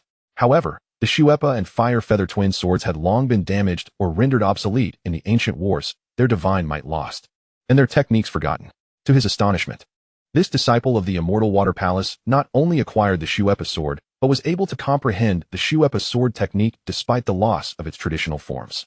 How could this not astound him? At such a tender age, possessing such enlightenment was indeed rare. Yet, regrettably, the vast chasm in their realms could not be bridged by a mere sword or a single technique. Xiang Gongzhan discerned that Dan Yao had grasped the Shuepa sword technique only in a moment of life and death, a mere fragment of the complete set of techniques. If she had mastered the entire sequence, he might have felt a modicum of trepidation. To think that she believed she could defeat him with but one move was sheer folly. Xiang Gongzhan swiftly extended his finger, tracing a circle in the air, and the demonic barrier reappeared, ensnaring the oncoming Shuepa sword energy. Shatter! Xiang Gongzhan spat blood lightly, the demonic barrier resembling a blood moon, unleashing an immense wave of demonic energy, once more shattering the sword energy emanating from the Shuepa sword. Bang! As her strike was thwarted, Dan Yao felt as though struck by lightning, her body hurtling backward, transforming into a blood arrow midair, crashing heavily against the spatial barrier along the corridor. You old dog! I will fight you to the death. Seeing Dan Yao grievously injured, Xiangyang felt as if he had been sliced 1,000 times, his eyes burning crimson, the purple star fire within him igniting in a frenzy. Boom! The demonic barrier that had ensnared Xiangyang was utterly incinerated, and he unleashed a fist towards Xiang Gongzhan. Such fierce flames! Witnessing the barrier's destruction, Xiang Gongzhan was taken aback, then scoffed. With such paltry skills, you think to challenge me? Truly unaware of your own mortality. He flipped his palm, pressing down lightly on Xiangyang, effectively stifling his punch, preventing it from advancing even an inch. Chapter 1479, A Pale Escape, 4. One finger shattering the heavens. Xiangyang transformed his fist into a finger, the fiery giant finger shooting forth from all directions, charging towards Xiang Gongzhan. The fire feather giant finger? I never expected that you would learn the ultimate technique that once brought the fire feather evil god fame. Xiang Gongzhan chuckled derisively, his tone laced with mockery and disdain. Indeed, the fire feather giant finger was an unparalleled skill, yet the disparity in their realms could not be compensated by any technique. The gap between the spiritual stage and the divine void was akin to that between a cat and a tiger. They were simply incomparable. No matter how robust or ferocious a cat might be, it could never defeat a frail, aging tiger. 8 Desolate Fire Dragon, arise! Xiangyang roared, his blood surging through his veins, catalyzing the purple star fire into a magnificent fire dragon. This fire dragon, born of blood and true energy, unleashed an unrivaled ferocity. Roar! Accompanied by the dragon's roar, Xiangyang's aura surged to unimaginable heights. What? The 8 Desolate Profound Fire Technique. Xiang Gongzhan, who had initially believed victory was assured, now paled. The 8 Desolate Profound Fire Technique was a last resort ultimate power, usable only once in a lifetime. It was created by an ancestral figure of the Xiang clan, who, due to an unforeseen accident, had his cultivation sealed by enemies, rendering him powerless overnight. As his wife and children fell victim to vengeance, he was helpless, forced to watch his loved ones perish one by one. After much hardship, this ancestor eventually regained his strength and annihilated his family's enemies, leaving not a single one alive. Yet, the loved ones lost could never return. In his later years, whenever he reminisced about this tragedy, He was consumed by sorrow. To prevent such a tragedy from recurring, he poured his soul into creating the 8 desolate profound fire technique. In dire situations, this technique could unleash all latent potential, allowing one who had lost their cultivation to instantly return to their peak, while those who had not lost their powers could experience a swift surge in strength, delivering a lethal blow to their foes. However, utilizing this technique would inevitably lead to the user's meridians being shattered and their primordial spirit bursting, resulting in death, a last resort born of desperation, seeking mutual destruction with the enemy. Xiang Gongzhan never anticipated that Xiang Yang would resort to this technique against him. Damned old dog, you dare harm her? Today, I shall risk my life to ensure you pay a bloody price. Xiang Yang's roar reverberated throughout the entire spatial corridor. Madman! You lunatic! Xiang Gongzhan could not help but curse. Before he departed from the Xiang clan, the patriarch repeatedly admonished him that this time, without fail, he must bring Xiang Yang back alive. Remember, it must be alive. How could Xiang Gongzhan not understand that the patriarch's intention was to extract the secrets of the wedding gown divine skill from Xiang Yang? If Xiang Yang were to unleash the 8 Desolations profound fire technique, not only would he suffer a devastating blow, but he would also find it impossible to account for his failure to the patriarch. The mere thought of the harsh methods employed by Xiang Banshan against those who faltered sent a shiver down Xiang Gongzhan's spine, his aged visage awash with panic. No. He must not allow Xiang Yang to wield the 8 Desolations profound fire technique. Hastily, Xiang Gongzhan extended his finger, tracing circles in the air. Chapter 1480, A Bitter Defeat and Flight, 5. Perfect circles, reverse circles, oblique circles, straight circles, large circles, small circles. Various forms of circles transformed into a multitude of malevolent magic formations, surging forth to ensnare Xiang Yang, seeking to confine his surging true energy and prevent the formation of the 8 Desolations fire dragon. The mention of the 8 Desolations profound fire technique rendered Dan Yao pale with fright. Although Xiang Yang had not previously mentioned it to her, the reaction of Xiang Gongzhan, coupled with Xiang Yang's declaration that he would risk his life to exact a bloody price, allowed her to surmise that this technique was undoubtedly akin to the demonic disintegration technique, a method of explosive power that would lead to mutual annihilation with the enemy. Ahua! Do not! Dan Yao's spirit soared in terror as her long sleeves fluttered out, seeking to intervene. At that moment, she heard Xiang Yang's soul voice resonate in her mind. Ah Yao! Quickly, use your snow spirit sword to carve a rift in space. Remember, employ the sword intent. Do not release the sword energy, lest that old dog detects us. At that point, none of us will escape. Upon hearing his spiritual transmission, Dan Yao instantly grasped the underlying strategy. It turned out that after their dual swords failed, Xiang Yang had realized the vast disparity in strength between them and Xiang Gongzhan. A direct confrontation or a surprise attack would undoubtedly end in defeat. Continuing to fight would either lead to their slaughter or capture by the Xiang clan, subjecting them to endless torment. Should they choose to flee, they found themselves ensnared in this space transit station with no escape route in sight. In this dire moment of life and death, Xiang Yang suddenly recognized that Xiang Gongzhan's attack was primarily aimed at capturing him for the Xiang clan, to interrogate him for the secrets of the wedding gown divine skill, rather than simply taking revenge for Xiang Ran. Thus, Xiang Yang resolved to turn the tide, employing the fire goddess formless technique from the fire feather evil god inheritance, which could mimic any technique in existence. Feigning the use of the 8 Desolations profound fire technique to divert Xiang Gongzhan's attention. Simultaneously, he urged Dan Yao to unleash the power of the snow spirit sword to slice through the spatial rift, seizing the opportunity to escape. Although utilizing such a method risked being swept away in a spatial storm, leading to instant demise, it was a gamble worth taking. Otherwise, once captured by the Xiang clan, they would be trapped in a fate worse than death. Of course, Dan Yao harbored no fears that Xiang Yang was deceiving her. Techniques like the 8 Desolations profound fire and demonic disintegration were inherently perilous. Their execution would cause the user's blood energy to surge violently, risking internal injury and overwhelming excitement of the soul. Under such circumstances, one could not multitask, for a single thought transmitted through the soul would lead to a catastrophic failure, igniting one's own demise before even reaching the enemy. Hence, the so-called 8 Desolations profound fire technique must be a ruse, with the intention to obscure his true motives. Xiang Yang aimed to confuse his opponent with overt actions, creating the illusion of a dangerous threat while concealing his real objective, thus achieving an unexpected victory. Catching the adversary off guard, grasping Xiang Yang's intent, Dan Yao allowed the sword intent of her snow spirit sword to flow freely, silently cutting through the spatial passage like a serene autumn stream. Old dog, My father once used the 8 Desolations profound fire technique to severely injure that old thief Xiang and cover my mother and me's escape. Today, I shall make you taste its power, Xiangyang shouted, drawing Xiang Gongzhan's attention entirely to himself. Chapter 1481, A Pale Flight, 6. You wretched boy, do you think death comes so easily? Once I capture you and bring you back to the Xiang clan, you will plead for your life in vain. Xiang Gongzhan bellowed in anger, his fingers rapidly punctuating the air, unleashing a torrent of magic formations that encircled Xiangyang. The technique he employed was a secret method devised by the Xiang clan to restrain descendants who misused the 8 Desolations profound fire technique and met their demise. Little did he know, the so-called 8 Desolations fire dragon was merely an illusion, conjured by Xiangyang using the fire god's formless technique. How could such a trick confine his true energy?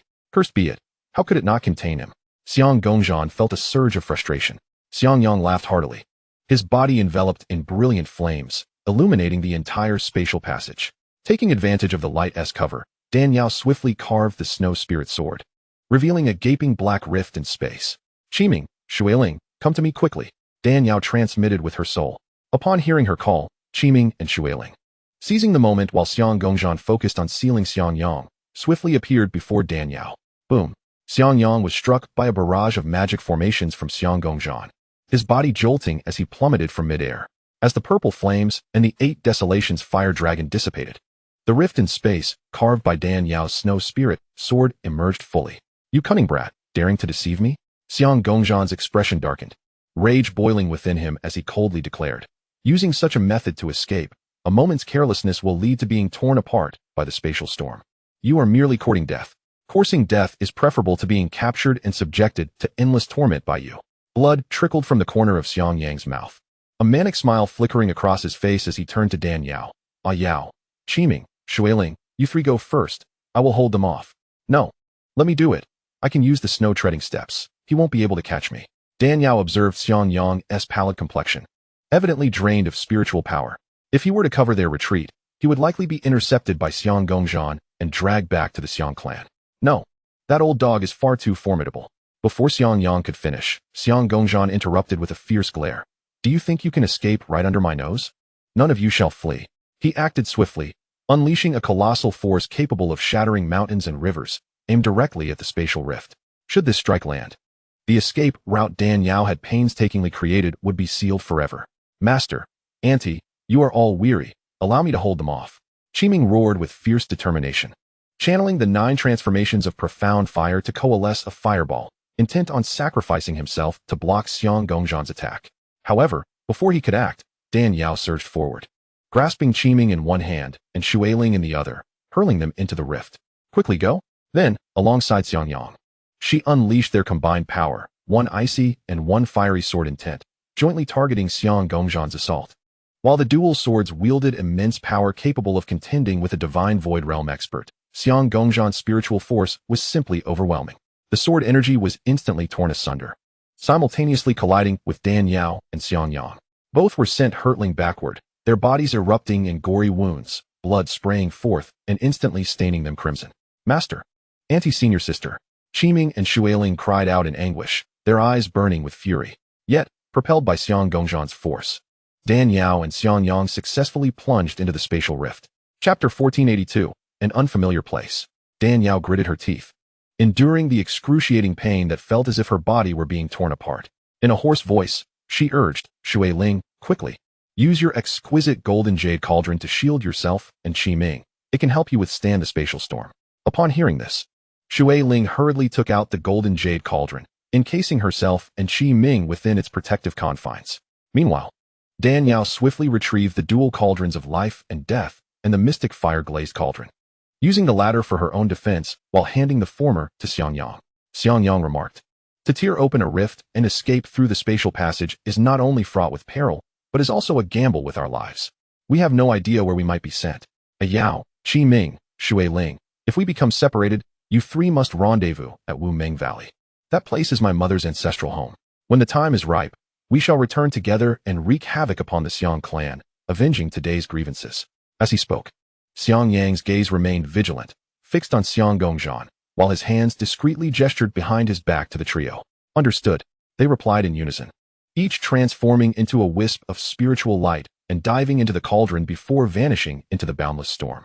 Xiangyang, channeling his spiritual power into the life and death cauldron, glared at Xiang Gongzhan with bloodshot eyes. Old dog, I shall remember this grievance. When I return, you shall be the first to perish. With that fierce declaration, he too plunged into the spatial rift, disappearing in an instant. Damn it! Xiang Gongzhan seethed, his fury erupting as he realized Dan Yao and Xiangyang had successfully escaped. After all the trouble he had gone through, he never expected to let them slip away. Wuming Valley, is it? Very well, I shall lead my men there to lie in wait. When I capture you, I will ensure that your suffering surpasses death.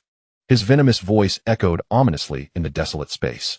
Dan Yao had initially believed that with the mystic fire-glazed cauldron protecting her, she would surely escape unscathed. However, she had underestimated the ferocity of the spatial storm. Twisted and tossed by the tempest, she quickly succumbed to darkness. When she regained consciousness, she found herself surrounded by an eerie silence, permeated by a stench that made her question her very existence. As she slowly opened her eyes, she was confronted by an expanse of fetid marshland.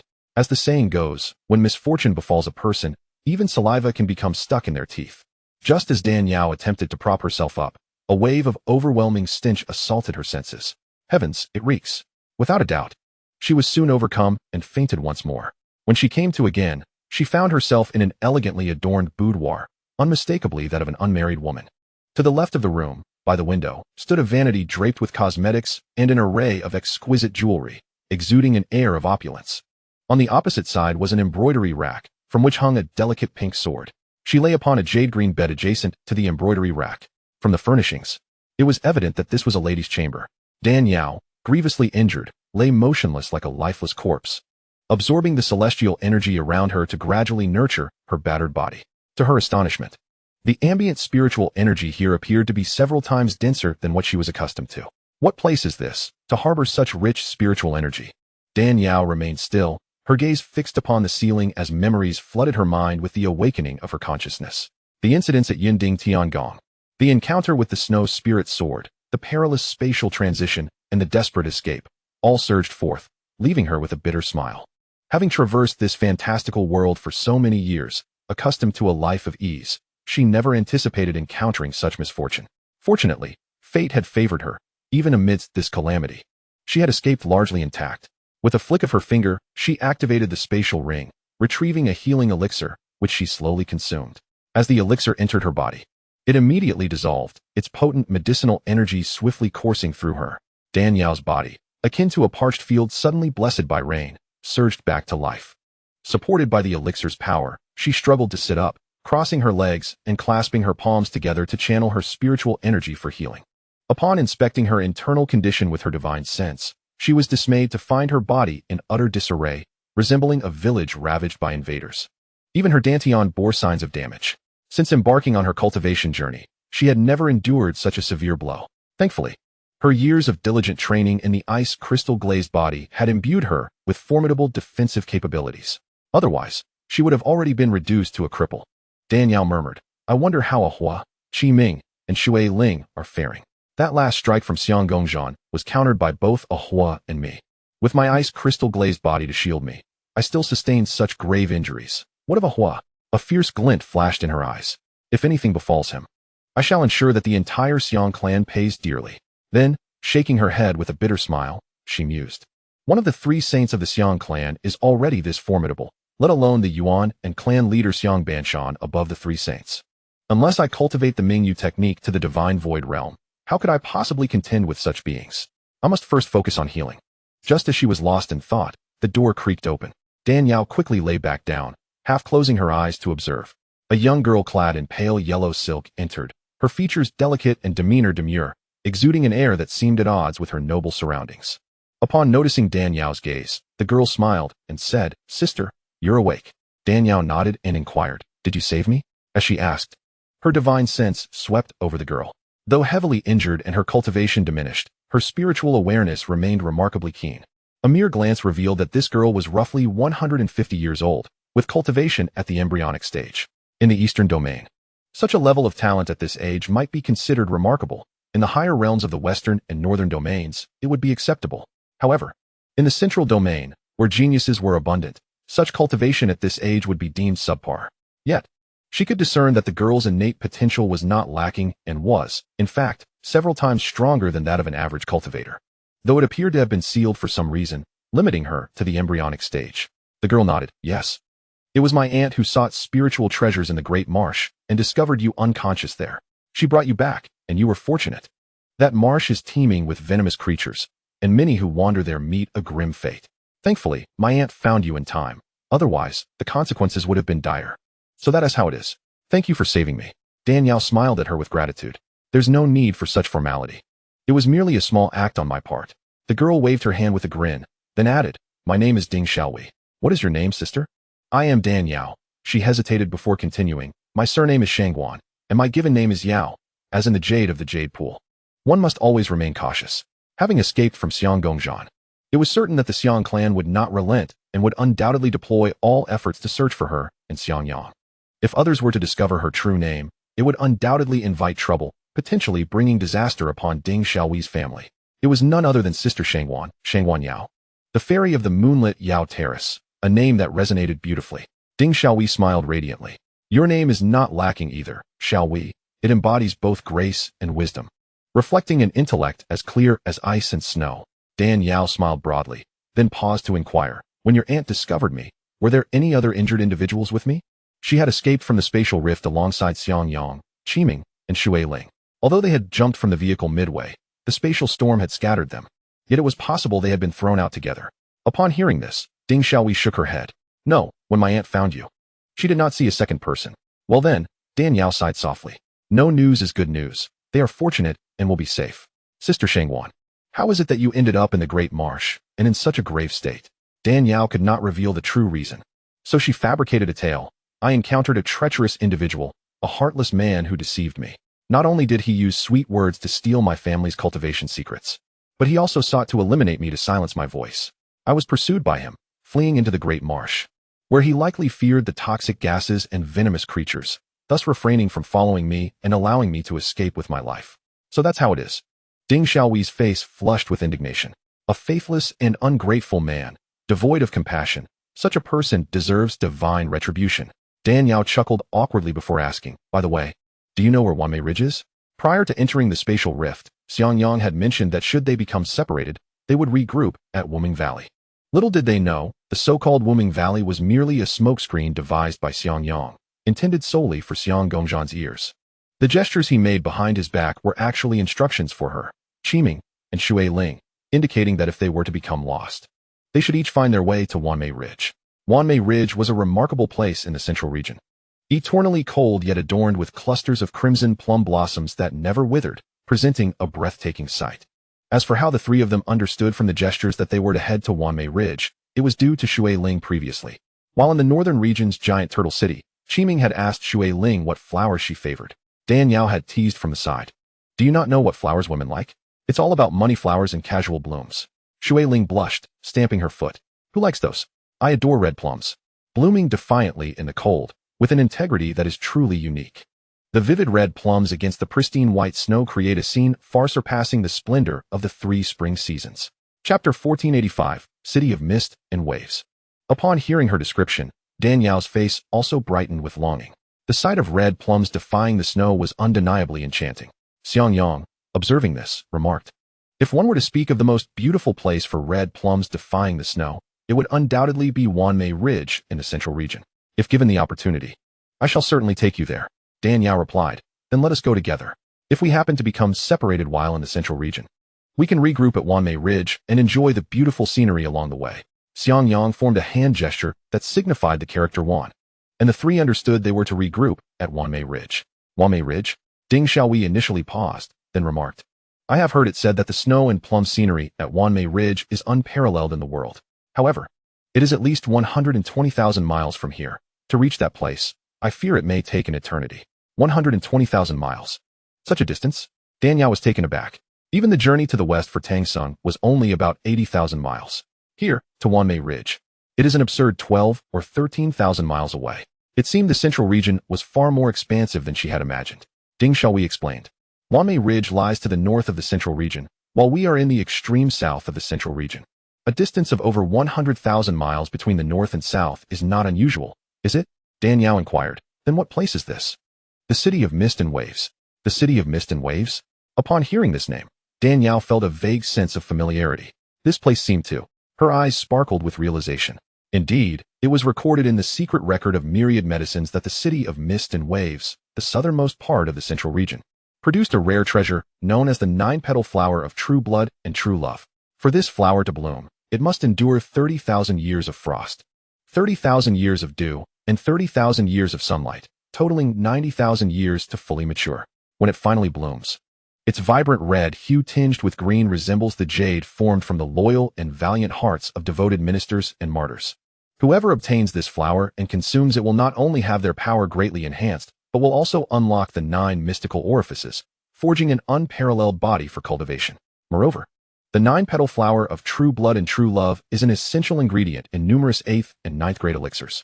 The Poxidan, which allows one to break through to the divine void realm, is one such example.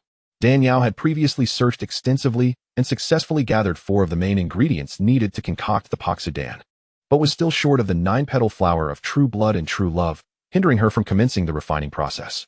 Unfortunately, after scouring the 4 great regions to no avail, she had planned to have Uncle Yang, who was in the central region, assist her in the search after concluding matters with Yun Ding Tiangong. However, before she could send the message, Uncle Yang had already been captured by members of the Xiang clan. Little did she expect that this perilous escape would inadvertently lead her to the very origin of the 9-petal flower of true blood and true love. Was this fate's design? With this thought, Dan Yao's eyes shimmered with excitement and joy. With most of the materials for refining the Poxudan already collected, only the 9-petal flower of true blood and true love remained. If she could acquire this flower here, she could proceed to refine the Poxudan ahead of time. Then, once her cultivation reached the pinnacle of the spiritual stage, nearing the threshold of the divine void realm, she could immediately consume it to break through. As long as either she or Xiangyang could succeed in breaking through. With the unmatched characteristics of the bridal garment divine skill and the Mingyu skill at the same level, it would be effortless to vanquish the Xiang clan. Oh, fortune often lies in misfortune, and misfortune conceals fortune. This time, being swept away by the spatial storm had indeed worked in her favor. Chapter 1486. Am I really that ugly? Sister Shengwan, what is the matter? When Dan Yao suddenly burst into laughter, appearing somewhat unhinged, Ding Xiaowei, fearing that her injury had affected her mind, quickly expressed her concern. I am quite well. Dan Yao shook her head. You have just awakened. Your spirit has yet to recuperate. You must rest more. I have matters to attend to, so if you require anything, do not hesitate to call for me. Understood. Ding Xiaowei smiled at Dan Yao before turning to leave the room. Once again, silence enveloped the chamber. Dan Yao leaned back against the pillow, silently contemplating. With that old dog Xiang Gongzhan causing such chaos, she, along with Xiang Yang and the others, had been scattered, leaving her uncertain of when they would reunite. Fortunately, there were still 120 years until Xiang Banshan's grand birthday celebration, allowing some matters to be addressed gradually. At present, the most pressing concern was to heal her injuries and restore her strength as soon as possible. In the Tianxian continent, strength was revered, with power. One could traverse the world, but without it, one could barely move an inch. Especially in the central region, where powerful individuals were abundant and prodigies were plentiful. Strength was of utmost importance. Once her strength was restored, she could seek opportunities to acquire the 9-petal flower of true blood and true love. If she could obtain it, she would be able to refine the Poxudan in advance for future use. Afterward, she would regroup at Wanmei Ridge. With this thought, Dan Yao closed her eyes once more, preparing to tend to her wounds. At that moment, a somewhat acerbic female voice floated over from a distance. Ding Xiaowei. It's one thing for you to rescue a few cats and dogs, but to bring back an ugly, useless creature like this? Are you trying to make our home even more chaotic? Ding Xiaowei bit her lip and retorted, Sister, this person isn't someone I brought back. It was Auntie who retrieved her from the Great Marsh. Even if I had rescued her myself, saving a life is worth more than building a 7-story pagoda. That poor woman has suffered too much at the hands of a heartless man. How could we turn a blind eye to her plight? The girl huffed, mockingly adding, Oh, how noble of you. With a heart like a bodhisattva, alleviating suffering and showing great compassion, it makes me, as your sister, appear so cold-hearted and unfeeling. Sister, that is not what I meant. Forget it, we'll take her in. Although our family isn't particularly affluent, we can afford to feed a useless person for a while. Once she recovers, we'll have her clean the inner courtyard. Remember, keep her from going out. We wouldn't want her to frighten anyone. All right, sister, I'll make the arrangements. Upon hearing this, Dan Yao couldn't help but frown. It was somewhat understandable for Ding Xiaoyi's sister to label her as useless. Dan Yao practiced the Mingyu technique, which diverged significantly from any conventional martial arts. During its operation, the true energy would not be released outward. Rather, it would gradually converge inward, creating a vortex of spiritual power that endlessly circulated. Thus, when engaging in combat, her spiritual energy would not deplete.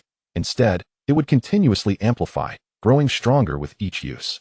However, if she were to sustain injuries, this inward converging nature of her spiritual energy would cause all her essence to retreat into her dantian, creating the illusion that she had suffered severe injuries and lost all her cultivation, rendering her as a waste. But what was this about being an ugly creature? Why would Ding Xiaoyi's sister send her to the inner courtyard to wash clothes after she recovered, fearing that she might frighten others? Was she truly that unattractive? Regarding her appearance, Dan Yao was quite confident. While she wouldn't dare boast that she was the most beautiful woman on the continent, she certainly considered herself a beauty. How had she become labeled as an ugly creature? How could she be deemed so hideous that she couldn't be seen? Chapter 1487. A single stain ruins everything. Women, after all, have a penchant for beauty. The first taboo is to be told that they are aging, and the second is to be called ugly. Dan Yao was no exception. She spotted a great mirror adorned with auspicious beasts on the dressing table and quickly picked it up to take a look. Oh my goodness! Have I been mining coal in Africa? When Dan Yao beheld her reflection, she was nearly struck unconscious from shock. Her once radiant face, as delicate as a rose and as white as mutton-fat jade, was now as dark as the soot at the bottom of a pot. Where had the previous beauty, enchanting and captivating, gone? Truly, the saying held weight. One shade of darkness could ruin all beauty. Dan Yao widened her eyes, murmuring, "How could this happen? How could I have changed so drastically?" Then it struck her, it was the Xuanhua Liuli-Ding. After years of using the Xuanhua Liuli-Ding for alchemy, numerous impurities and ashes had accumulated within it, left uncleaned. When she escaped from the spatial rift, the spatial storm had swept through, causing the accumulated black ash within the ding to be expelled.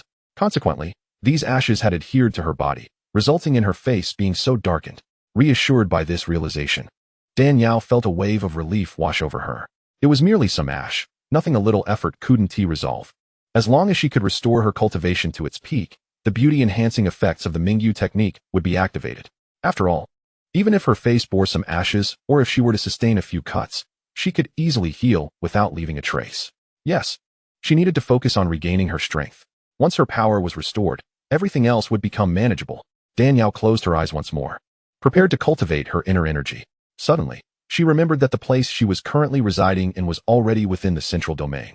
The central domain is the foremost of the 5 great regions, renowned for its highest levels of cultivation, richest spiritual energy, and the greatest number of formidable warriors.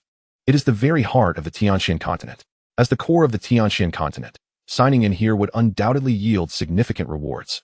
With 120 years until the grand birthday celebration of Xiang Banshan, if she could gather more valuable items before then, it would undoubtedly enhance her chances in the forthcoming battle.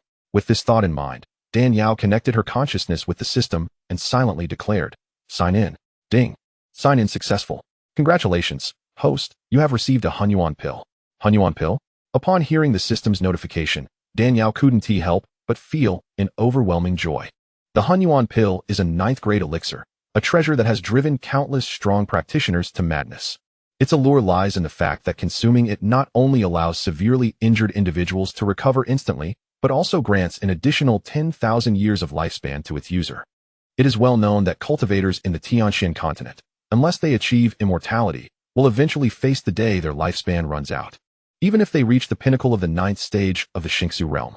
The arduous cultivation in the Lingtai realm typically affords a lifespan of no more than 12,000 years. However, this pill could extend the lifespan of any cultivator by a staggering 10,000 years. How could that not drive people to madness? The efficacy of this elixir is indeed more astonishing than the Paksu pill. Of course, while the Hunyuan pill's effects are miraculous, it possesses a high level of resistance. Regardless of one's constitution or cultivation level, a person can only consume one throughout their lifetime. Should they attempt to take a second after having already ingested one, not only would they not gain the promised 10,000 years of life, but they would also suffer adverse effects, hastening their aging.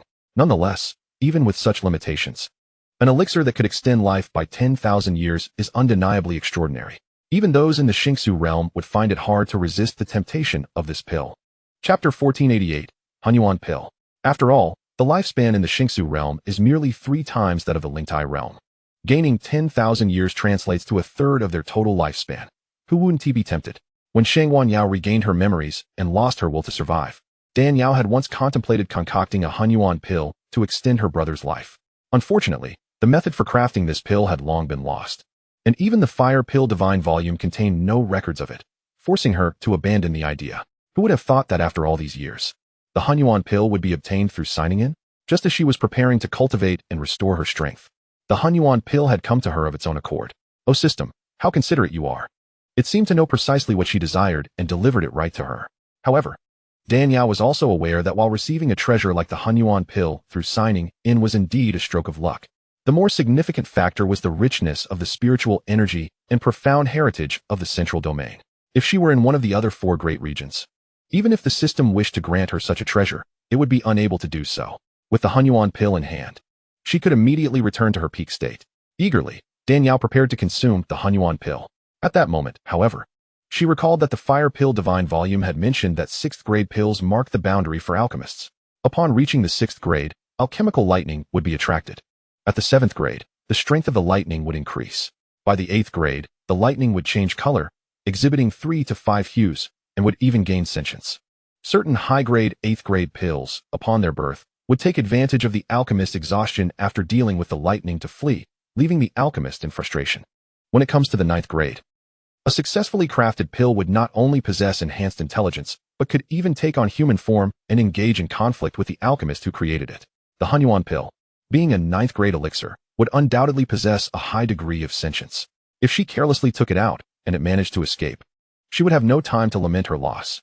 As she contemplated this, Dan Yao's thoughts stirred, and a long golden chain materialized before her.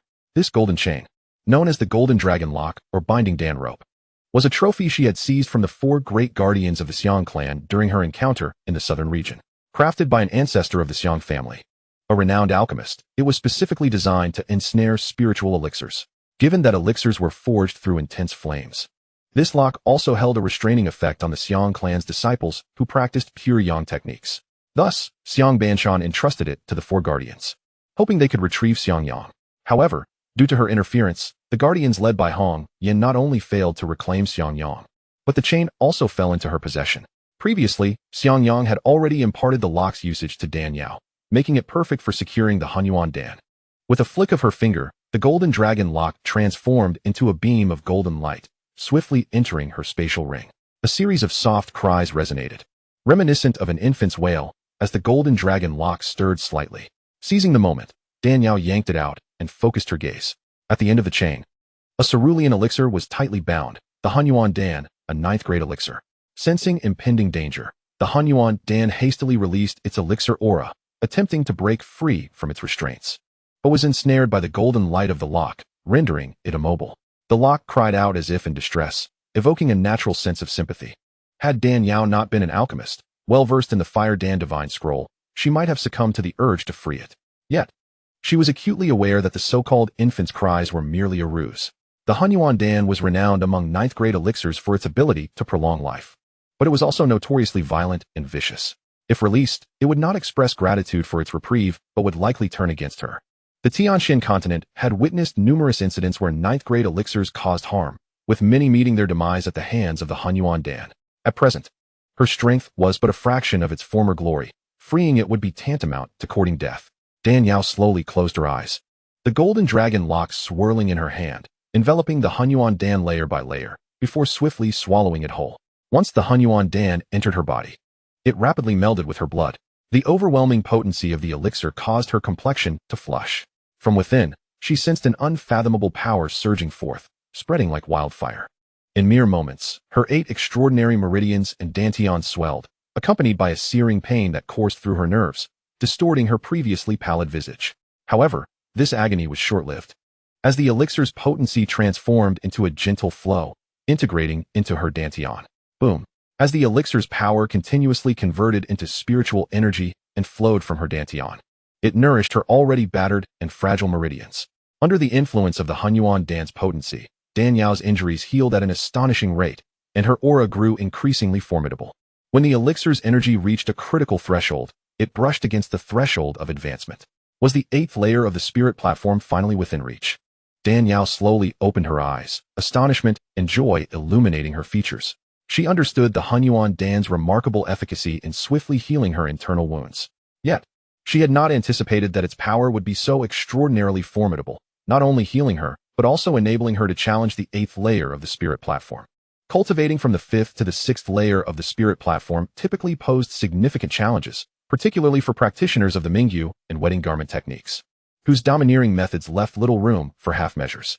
She and Xiangyang had ventured into the central region at great risk, aiming to advance to the divine void realm before Xiangbanshan's birthday. Now, leveraging the Hunyuan Dan's potency for a rapid breakthrough, she harbored hope of achieving success within the next 120 years. The 8th layer of the spirit platform represented a formidable hurdle for many powerful cultivators. Yet Dan Yao felt little trepidation, acutely aware of the immense energy coursing through her body, making the challenge of reaching the 8th layer seem surmountable. Beyond the 8th layer lay the 9th, where a mere brush with the mysteries of the divine void realm would suffice for a direct breakthrough using the breaking void Dan. Very well, let me test the strength of the 8th layer. Dan Yao concentrated her thoughts, her spirit sharpening as the swirling true energy within her body rapidly activated, voraciously absorbing the residual potency of the Hunyuan Dan. At a certain moment, her body trembled violently. The spiritual energy within her dantian erupted like a mountain torrent, instantly surging through her meridians, amplifying her aura. Fortunately, the technique she practiced diverged from others, causing her spiritual energy to retract inward. Otherwise, the breakthrough to the 8th layer would have unleashed a tempest of energy, drawing the attention of powerful cultivators within a 1,000-mile radius. The 8th layer of the spirit platform. Dan Yao's eyes sparkled with brilliance, glowing with excitement that was difficult to conceal. Achieving the 7th layer had taken her merely 3 to 4 years. Under normal circumstances, even with the extraordinary Mingyu technique and numerous treasures to accelerate her progress, it would still require 70 to 80 years. Yet now, after only a few days in the central region, she had swiftly ascended to the 8th layer with lightning speed. The central region, indeed, was the heart of the Tianxian continent, boasting an extraordinary foundation. Dan Yao marveled at her fortune. Little did she know that her remarkable success was not only due to the central region's profound heritage, but also because she had not signed in for an extended period while in the northern region. Since the system's upgrade, the longer the interval between sign-ins, the more exceptional the rewards. Had Dan Yao chosen to sign in at the Yunding Tiangong, she would not have received the Hunyuan Dan. Of course, the Yunding Tiangong, as the resting place of a 9th layer divine void realm powerhouse, held its own terrifying legacy. Had she signed in there, the rewards would have been nearly as valuable as the Hunyuan Dan. Yet if given a choice, Dan Yao would undoubtedly select the Hunyuan Dan, for it was precisely what she needed at this moment. Having successfully restored her cultivation and smoothly advanced to the 8th layer of the spirit platform, Dan Yao eagerly picked up the exquisite grape mirror from her vanity. With bright eyes and pearly teeth, her delicate brows resembling a crescent moon, she exuded an otherworldly beauty that rendered one speechless. Gazing at her reflection, her stunning visage left her at a loss for words, and she breathed a sigh of relief. At last, she had returned to her former self. What a relief! How could I bear to live my life with a face as grimy as a pot's bottom? I might as well have perished. Sister Shengguan, you, Ding Xiaowei entered through the curtain, and, upon seeing Dan Yao's breathtaking beauty, was momentarily stunned. Who are you? And how did you get here? Dan Yao had no time to retrieve her mask to conceal her identity, and simply replied, What's wrong? Can't you recognize me? Sister Shengguan? Ding Xiaowei spoke hesitantly, struggling to believe her ears. Indeed, it is I. You. Ding Xiaowei's eyes nearly bulged from their sockets in shock. How can this be? You are not. Dan Yao smiled and said, This is my true appearance. I experienced an unfortunate incident that darkened my face, but now, thanks to a family secret technique, I have returned to my former glory. Ah, I see. Ding Xiaowei suddenly came to a realization, gazing at Dan Yao with an expression of disbelief. Beauty, you are truly breathtaking. How could that heartless wretch bear to pursue you? Dan Yao shrugged and sighed. I am uncertain. Perhaps this is what people mean by the inscrutability of human nature. When faced with personal gain, who cares about anything else? Indeed. Ding Xiaowei abruptly recalled something and exclaimed, You must ensure that my sister does not catch sight of your face. Why? Dan Yao inquired, perplexed. Ding Xiaowei glanced around and lowered her voice, saying, She is someone who prides herself on her beauty and is exceedingly vain. If she were to see you looking this stunning, she might very well scald your face with a hot teapot.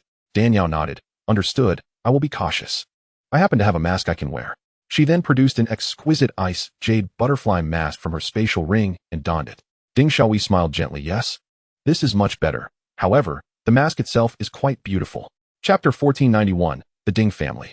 During their leisurely conversation, Dan Yao gleaned a general understanding of the situation in Yanbo City. Situated in the central region, Yanbo City is merely an unremarkable medium-sized city.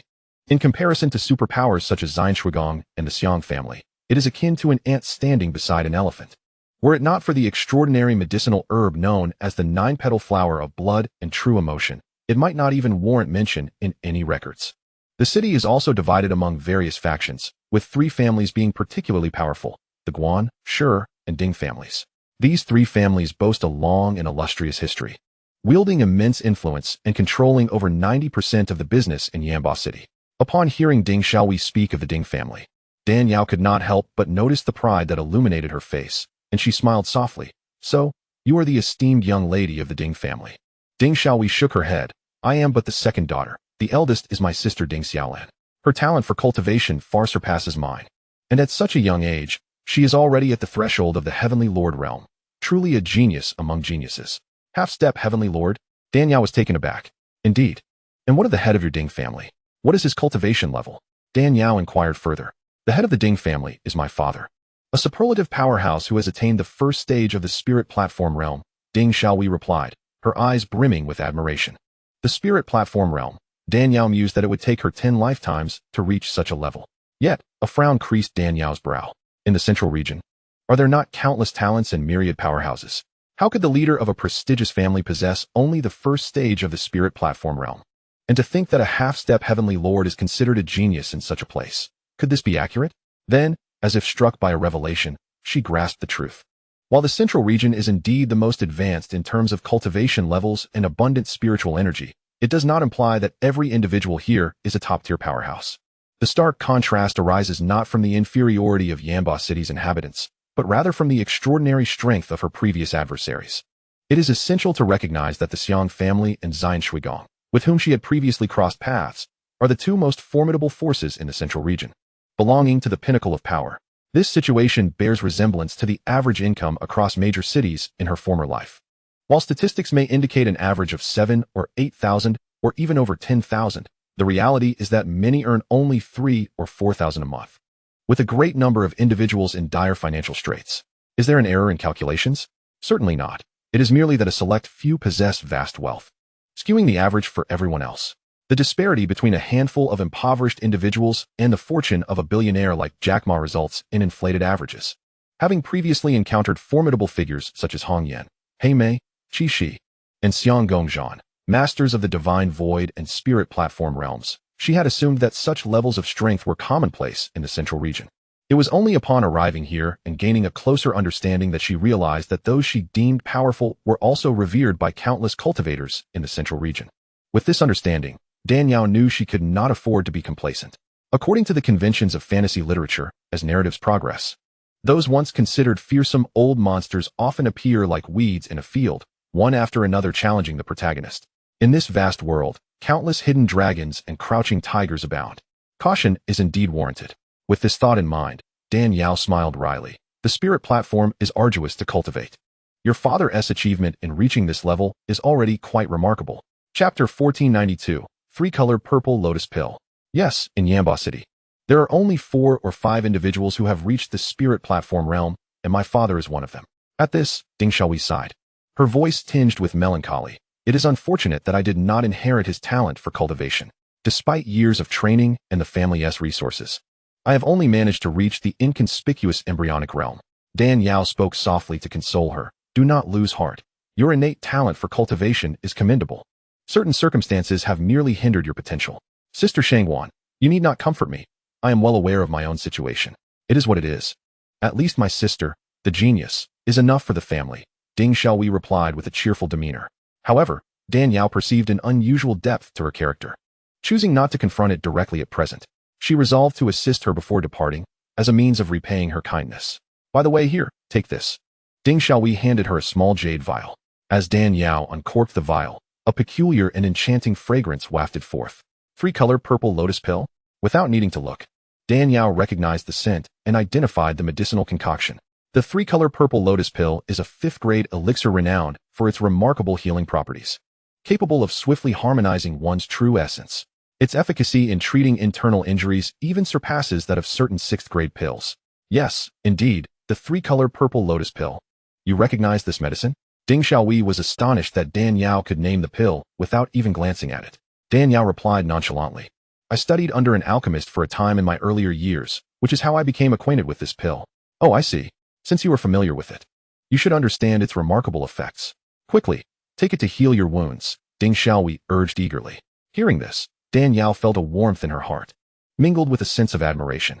A 5th-grade pill is worth a fortune, while it may be trivial for the esteemed young lady of the Ding family. It is a treasure beyond reach for most practitioners. Throughout her years in this new world, she had encountered many scheming individuals. But Ding Xiaowei's pure and kind-hearted nature was a refreshing rarity. Yet, in a land where strength reigns supreme, and where treachery abounds, such unblemished kindness can be perilous. Thank you, but I no longer require it. You should keep it. It may prove useful to you in the future. Her injuries had already been healed by the Han Yuan pill, and there was no need to squander a 5th-grade pill. Ding Xiaowei insisted, you are gravely injured. How can you say you don't need it? Please accept it. Really, there is no need. Take it. If you consider me a friend, you must accept it. Unable to resist her heartfelt insistence, Dan Yao reluctantly accepted the pill, thinking to herself, I will repay you with an even better gift in the future.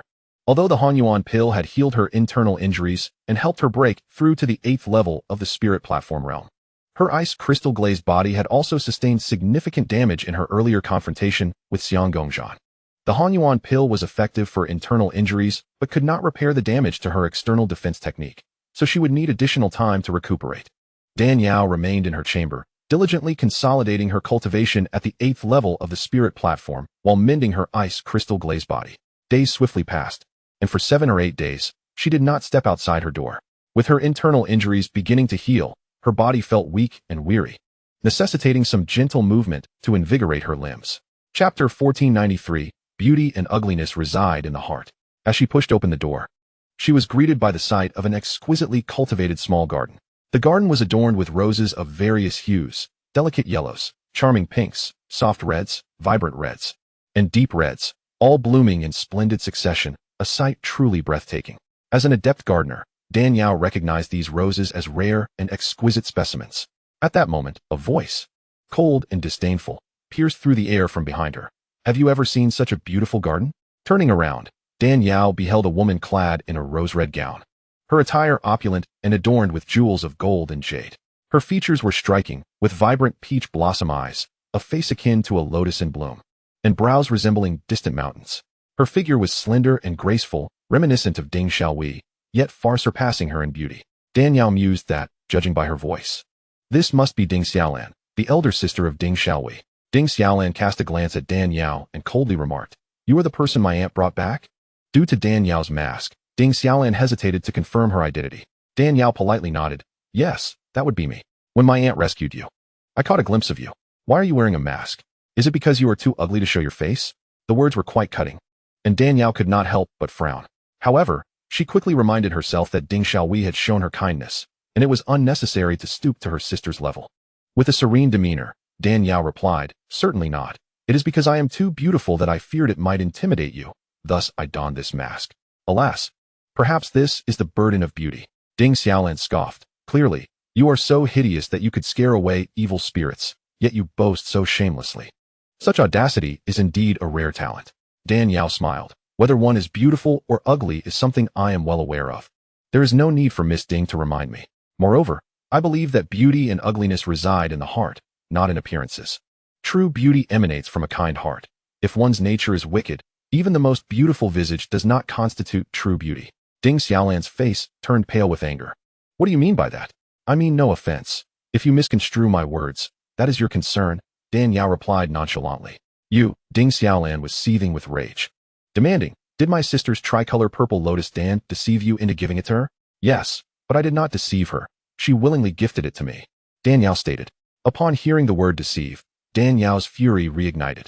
Humph, the tricolor purple lotus Dan is immensely precious. If it were not for your manipulation of my innocent sister, how could she have possibly given it to you? Ding Xiaolan sneered.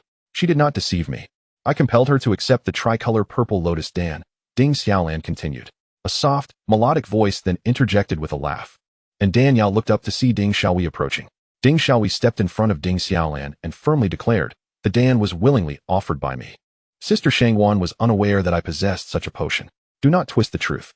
"Twist the truth?" Ding Xiaolan erupted in anger. "You dare to blame your sister for the sake of an outsider? Do you even understand propriety?" Her ire escalating. She could not restrain herself and aimed a slap at Ding Xiaohui. However, before the strike could land, a powerful aura erupted from Ding Xiaohui, sending Ding Xiaolan flying backward. "You dare to harm me, Ding Xiaohui?" Ding Xiaolan exclaimed, her face turning a shade of purple with rage. "Sister, it wasn't me. I don't know how this happened," Ding Xiaohui protested. Chapter 1494, A Slap in the Face. "Every time, you play the victim, winning the favor of father and brother. I must have been born under a bad star to have you as my sister," Ding Xiaolan raged. Ding Xiaohui wore a look of grievance. "Sister, I did not." "Keep pretending," Ding Xiaolan retorted, her fury intensifying as she prepared to strike again. "Xiaolan, what are you doing?" A deep, authoritative voice suddenly thundered. Dan Yao turned to see a young man in a royal blue robe, handsome in appearance and tall in stature, approaching. Upon hearing the reprimand, Ding Xiaolan immediately retracted her hand.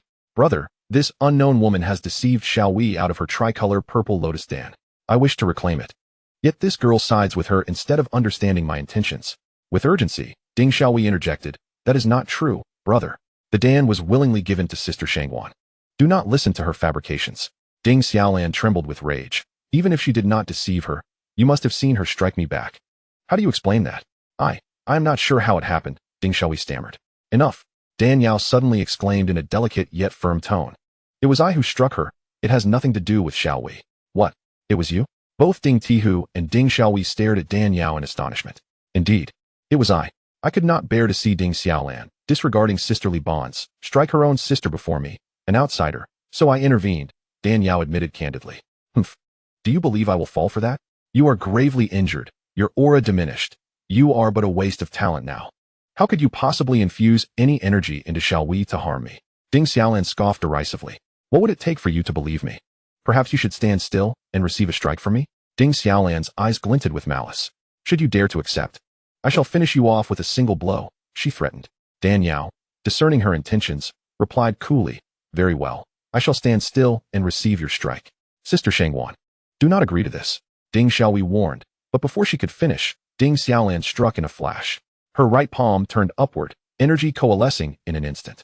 The palm's surface was as frigid as ice, and the wind cut like a blade as she aimed her strike at Dan Yao. Bang! The strike landed solidly on Dan Yao. In the next moment, Ding Xiaolan let out a piercing scream as her body was sent flying. "Now that you have completed your strike, it is my turn." Dan Yao darted forward like lightning, her fingers curling into claws as she lunged towards Ding Xiaolan. "Do not harm my sister," Ding Tihu exclaimed in shock, rushing forward to intercept Dan Yao. However, Dan Yao's cultivation far surpassed his own, and her movements were swift and decisive, making it impossible for him to intervene. With a flick of her sleeve, Dan Yao sent Ding Tihu stumbling backward. Then with a swift motion, she grasped Ding Xiaolan by the throat. With the slightest movement of her fingers, she could easily snap Ding Xiaolan's neck, sending her to the underworld. "Sister Shangwan," Ding Xiaohui cried out in panic, her face pale, "My sister is just a bit willful. She means no harm. For the sake of my aunt who rescued you, please spare her." Chapter 1495, The Backlash. Dan Yao's gaze was icy as she looked upon the pallid Ding Xiaolan, her intent to kill barely concealed. Ding Xiaolan had long exploited her status as a lady of the Ding family, exerting her power over Ding Xiaohui. Though Dan Yao had confined herself to her chamber these past days, she had heard of Ding Xiaolan's mistreatment of her sister. She had longed to defend Ding Xiaohui and restore her dignity. Ding Xiaolan trembled in fear, never having anticipated that the so-called ugly woman her aunt rescued would possess such formidable strength. "Miss Shangwan, let us discuss this calmly. Please do not act in haste." Ding Xiaohui was taken aback by Dan Yao's decisive and ruthless demeanor. On the very day Dan Yao was rescued, he was preoccupied with matters outside and had only heard that a dark and unattractive woman had been brought back home, which he paid little mind to. Now witnessing Dan Yao strike at Ding Xiaolan, while simultaneously using her sleeve to repel him, he was thoroughly astonished. Although he harbored no fondness for Ding Xiaolan's character, she was still his own sister. How could he stand idly by as she faced death right before his eyes? "Humph, for the sake of Xiaohui, I'll spare you this time, my dear." Dan Yao huffed disdainfully, and, as if discarding garbage, she flung Ding Xiaolan away. Ding Xiaohui quickly reached out to catch her, preventing her from crashing to the ground. Ding Xiaolan, still in shock, stared at Dan Yao and shot a venomous glare at Ding Xiaohui. Noticing this, Dan Yao coldly remarked, I shall not trouble you out of consideration for Xiao Hui, but the calamity you have brought upon yourself must be borne by you alone. Calamity? Bear? Ding Xiaolan was utterly bewildered. The palm strike you delivered was imbued with the sinister and venomous energy of the Yin Sha Mian palm. I have returned that energy back to your body. What happens next will depend on your own fate. What? Upon hearing this, Ding Xiaolan's face drained of color, terror gripping her heart. She was all too aware of the malevolent nature of the Yin Sha Mian palm. Those afflicted by it would suffer from an incessant chill creeping into their bodies, leading to unbearable torment, ultimately resulting in a frozen death. In her rage, she had unleashed the full force of her power with that strike. Now that the energy had returned to her, did it not mean? The more she pondered, the more fear engulfed her, her body feeling as if it had been stripped of its bones, collapsing weakly. Help me. I don't want to die. I don't want to die. Ding Xiaolan's fury dissipated, replaced by a pleading gaze directed at Dan Yao. Had you not resorted to such a malevolent technique against me, would you be facing this dire consequence? You have brought this upon yourself, and cannot blame anyone else. I. Ding Xiaolan stammered, at a loss for words. Your repeated offenses against me, and yet I do not slay you. That alone is a great mercy. To think you would dare to ask for my help is truly laughable. Realizing the coldness in Dan Yao's tone, Ding Xiaolan understood the futility of her pleas and quickly turned to Ding Xiaohui, unable to articulate her thoughts, tears brimming in her eyes. Ding Xiaohui, feeling compassion, spoke up. Sister Shangguan, my sister has acted with such cruelty against you. I have no face to plead for her, but she is nonetheless my own blood sister. If you could, please grant her a chance at life. Ding Xiaohu also bowed respectfully to Dan Yao. If you could show mercy, I would be eternally grateful. Dan Yao regarded Ding Xiaohui and then Ding Xiaohu, a sudden spark of mischief igniting in her mind. To resolve the effects of the Yin Sha Mian palm is not overly complex. Simply gather 100 pounds of flamingo droppings. Simmer them over a gentle fire for 3 parts, and a vigorous fire for 7 parts, reducing 100 pounds to 1 pound. And then further reduce 1 pound to 3 qian. Consume a little each day in water for 81 days, and you shall eliminate the Yin cold energy within you. Chapter 1496, Ding Tianxing. What? Drink bird droppings? Ding Xiaolan's brows shot up in disbelief, her voice rising in a shriek. Dan Yao wore a wicked grin. Indeed. You are afflicted by an exceedingly venomous palm strike. Only a method that harnesses the power of the sun can dispel it. The flamingo is a creature of the sun, and its droppings are the nemesis of all sinister palm energies. In truth, aside from using flamingo droppings, there exists another remedy to counter the Yin Sha Mian palm, the Yang Yuan pill.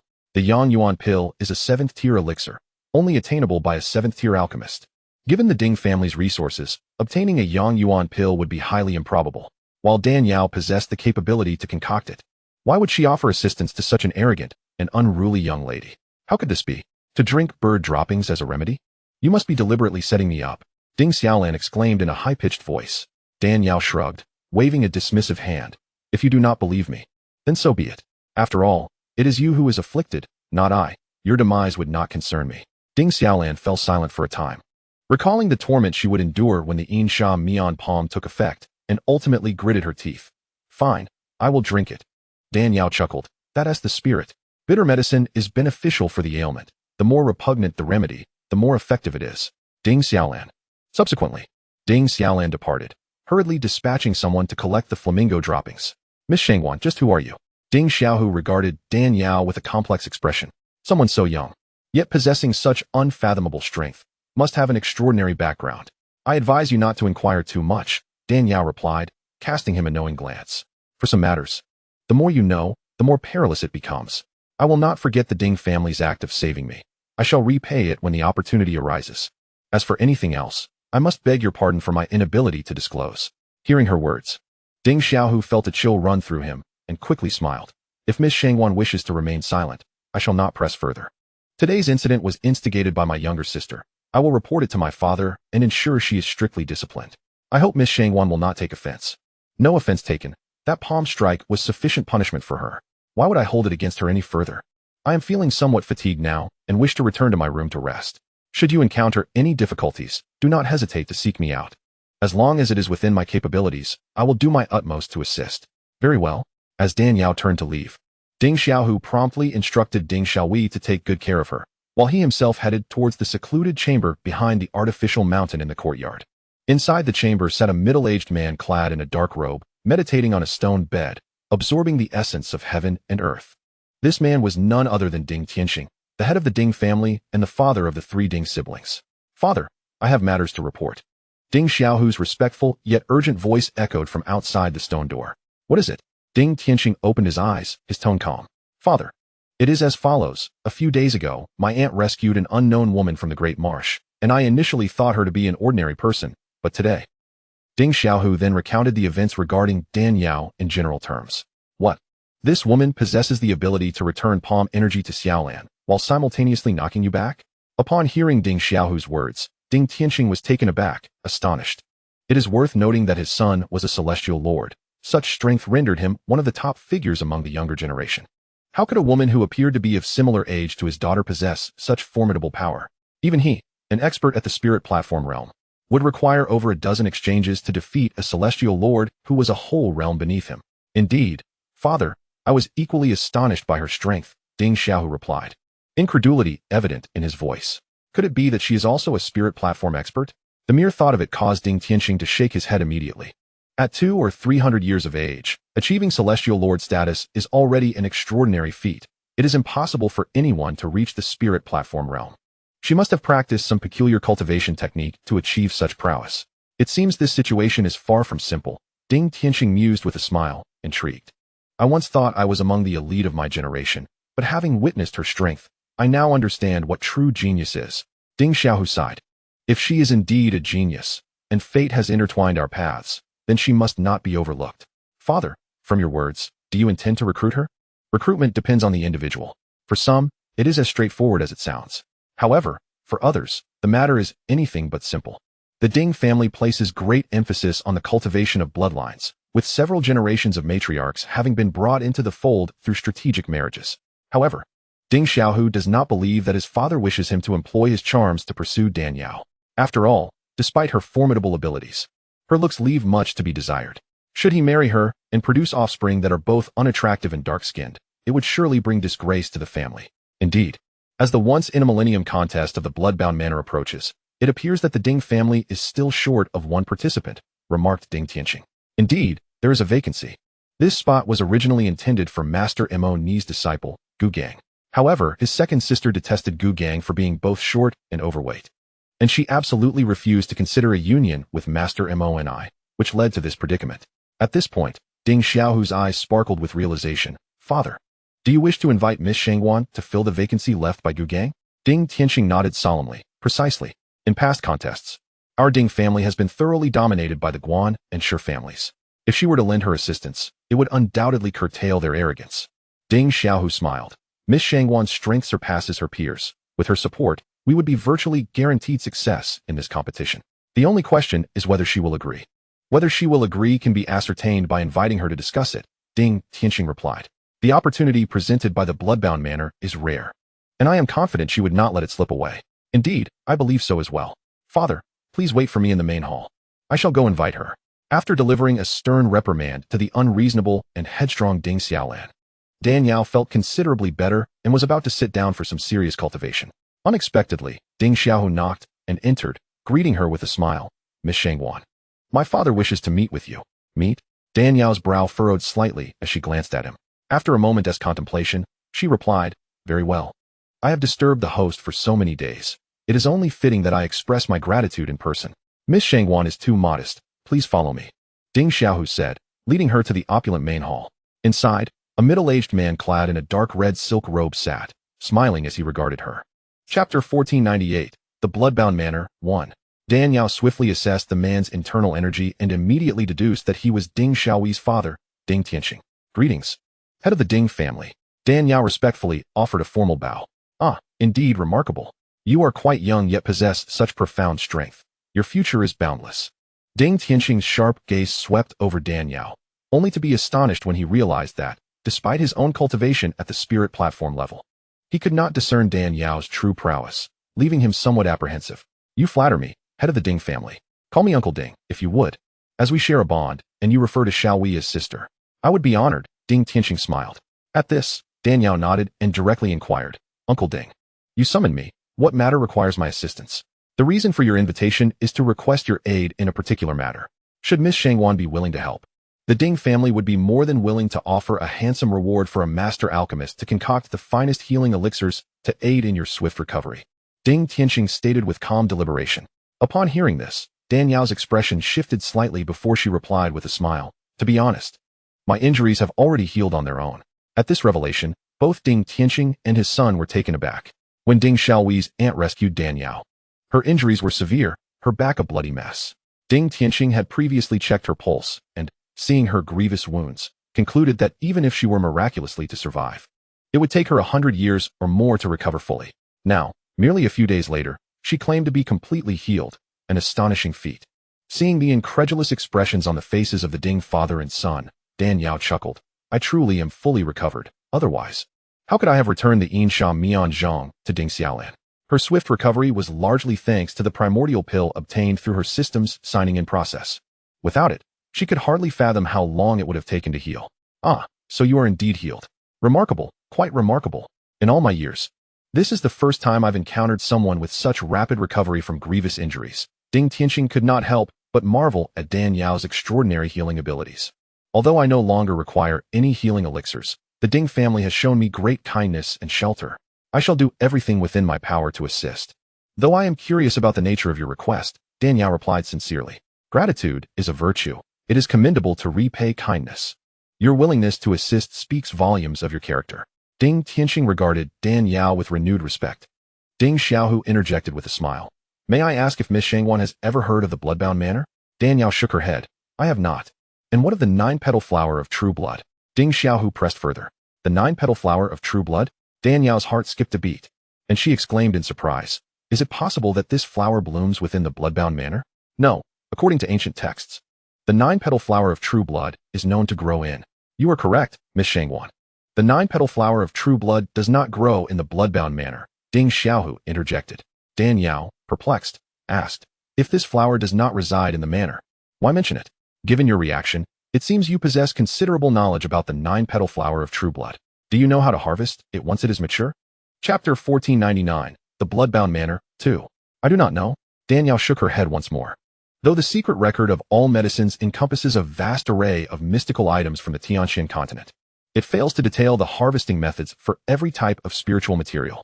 While many rare herbs share similar harvesting techniques, being picked once they are fully mature, there are a few obscure herbs that must be harvested before they are completely ripe and then subjected to specific secret methods to hasten their maturity for medicinal use. Could the harvesting method of the 9-petal flower of true blood differ from that of other herbs? Ding Xiaohu responded. The harvesting method is quite similar. One must wait until it is fully mature to pick it. However, once it reaches maturity, whether it can be harvested depends on fortune.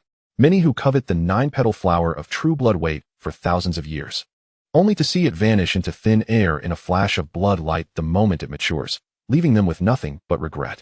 Upon hearing this, Dan Yao sighed. I had no idea the 9-petal flower of true blood possessed such abilities. This flower, a divine entity that absorbs the spiritual essence of heaven and earth for millennia, is surely not easily obtained. Many who wait in vain find themselves helpless as the opportunity slips away, filled with frustration. Ding Xiaohu paused, then remarked with a smile. However, in the grand scheme of nature, all things exist in a cycle of mutual generation and restraint. The 9-petal flower of true blood, while cunning, is not without its weaknesses. And the key lies within the very essence of its name. Essence of blood? Dan Yao was taken aback. What is the essence of blood? In the annals of history, during the Zhou dynasty, Lu Wengong's minister, Chang Hong, epitomized unwavering loyalty to the court, embodying a dignified composure and a spirit of righteousness. His integrity, however, earned him the ire of the powerful within the court, ultimately leading to his wrongful execution. Legend has it that in the moments preceding his death, an admirer collected his blood, which, after 3 years, transformed into jade. Thus, the term blood jade does not refer to blood of a verdant hue, but rather signifies the blood of a loyal minister, the blood of justice. The world often employs the phrase blood jade and fervent heart to describe those who fearlessly confront tyranny, remain loyal to their sovereign, and willingly sacrifice for the righteous path. Approximately tens of thousands of years ago, an unnamed hero emerged from the central domain, unable to tolerate the oppression of the weak by the grand sects and powerful factions. He repeatedly intervened to rescue the downtrodden and generously imparted his knowledge to those of modest talent but noble hearts. Yet, his noble deeds incurred the wrath of the superpowers, leading to his untimely demise and the desecration of his remains. which were ground into paste and cast into molten lava to ensure he would not rest in peace. Ding Xiaohu sighed softly. However, none could have foreseen that the dismembered remnants cast into the lava would not be consumed, but instead, through millennia of fiery metamorphosis, would coalesce into a piece of blood jade. Upon its formation, a sanctuary named the Blood Jade Palace was established deep within the molten depths. Over 10,000 years ago, the Blood Jade Palace witnessed the bloom of the 9-petal flower of true blood and loyalty. After several attempts to escape, many believed this would be a fruitless endeavor. Yet, unexpectedly, the flower sought out the hand of a child.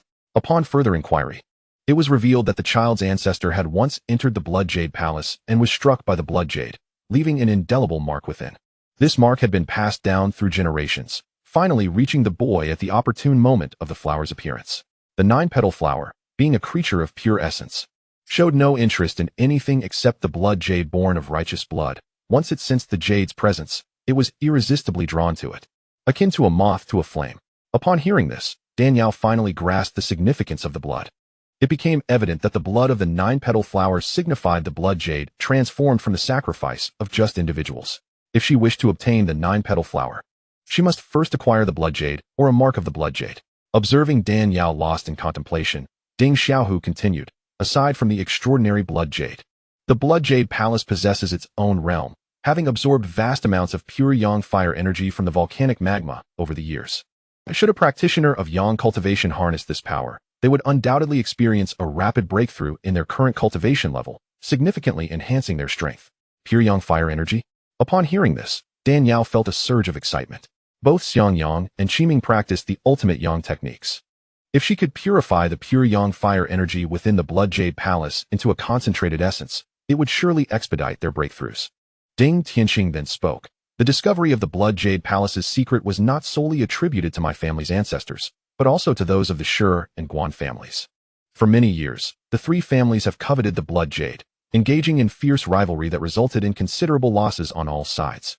Eventually, they convened to negotiate and established an agreement. Every 500 years, a contest would be held, with each family sending 3 young champions to compete.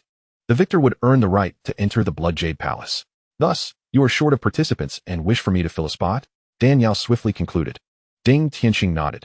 Indeed, with the dwindling lineage of my family, I stand as the sole male descendant, with only 1 son and 2 daughters. Unfortunately, while Xiao Hui possesses a pure heart, her talent for cultivation is lacking, and there are no other relatives to assist. Fortunately, the agreement made no stipulation against seeking external aid, provided the participants are under 500 years of age. If it's merely participating in the contest, that poses no issue. I shall lend my assistance, Danielle replied with a bright smile.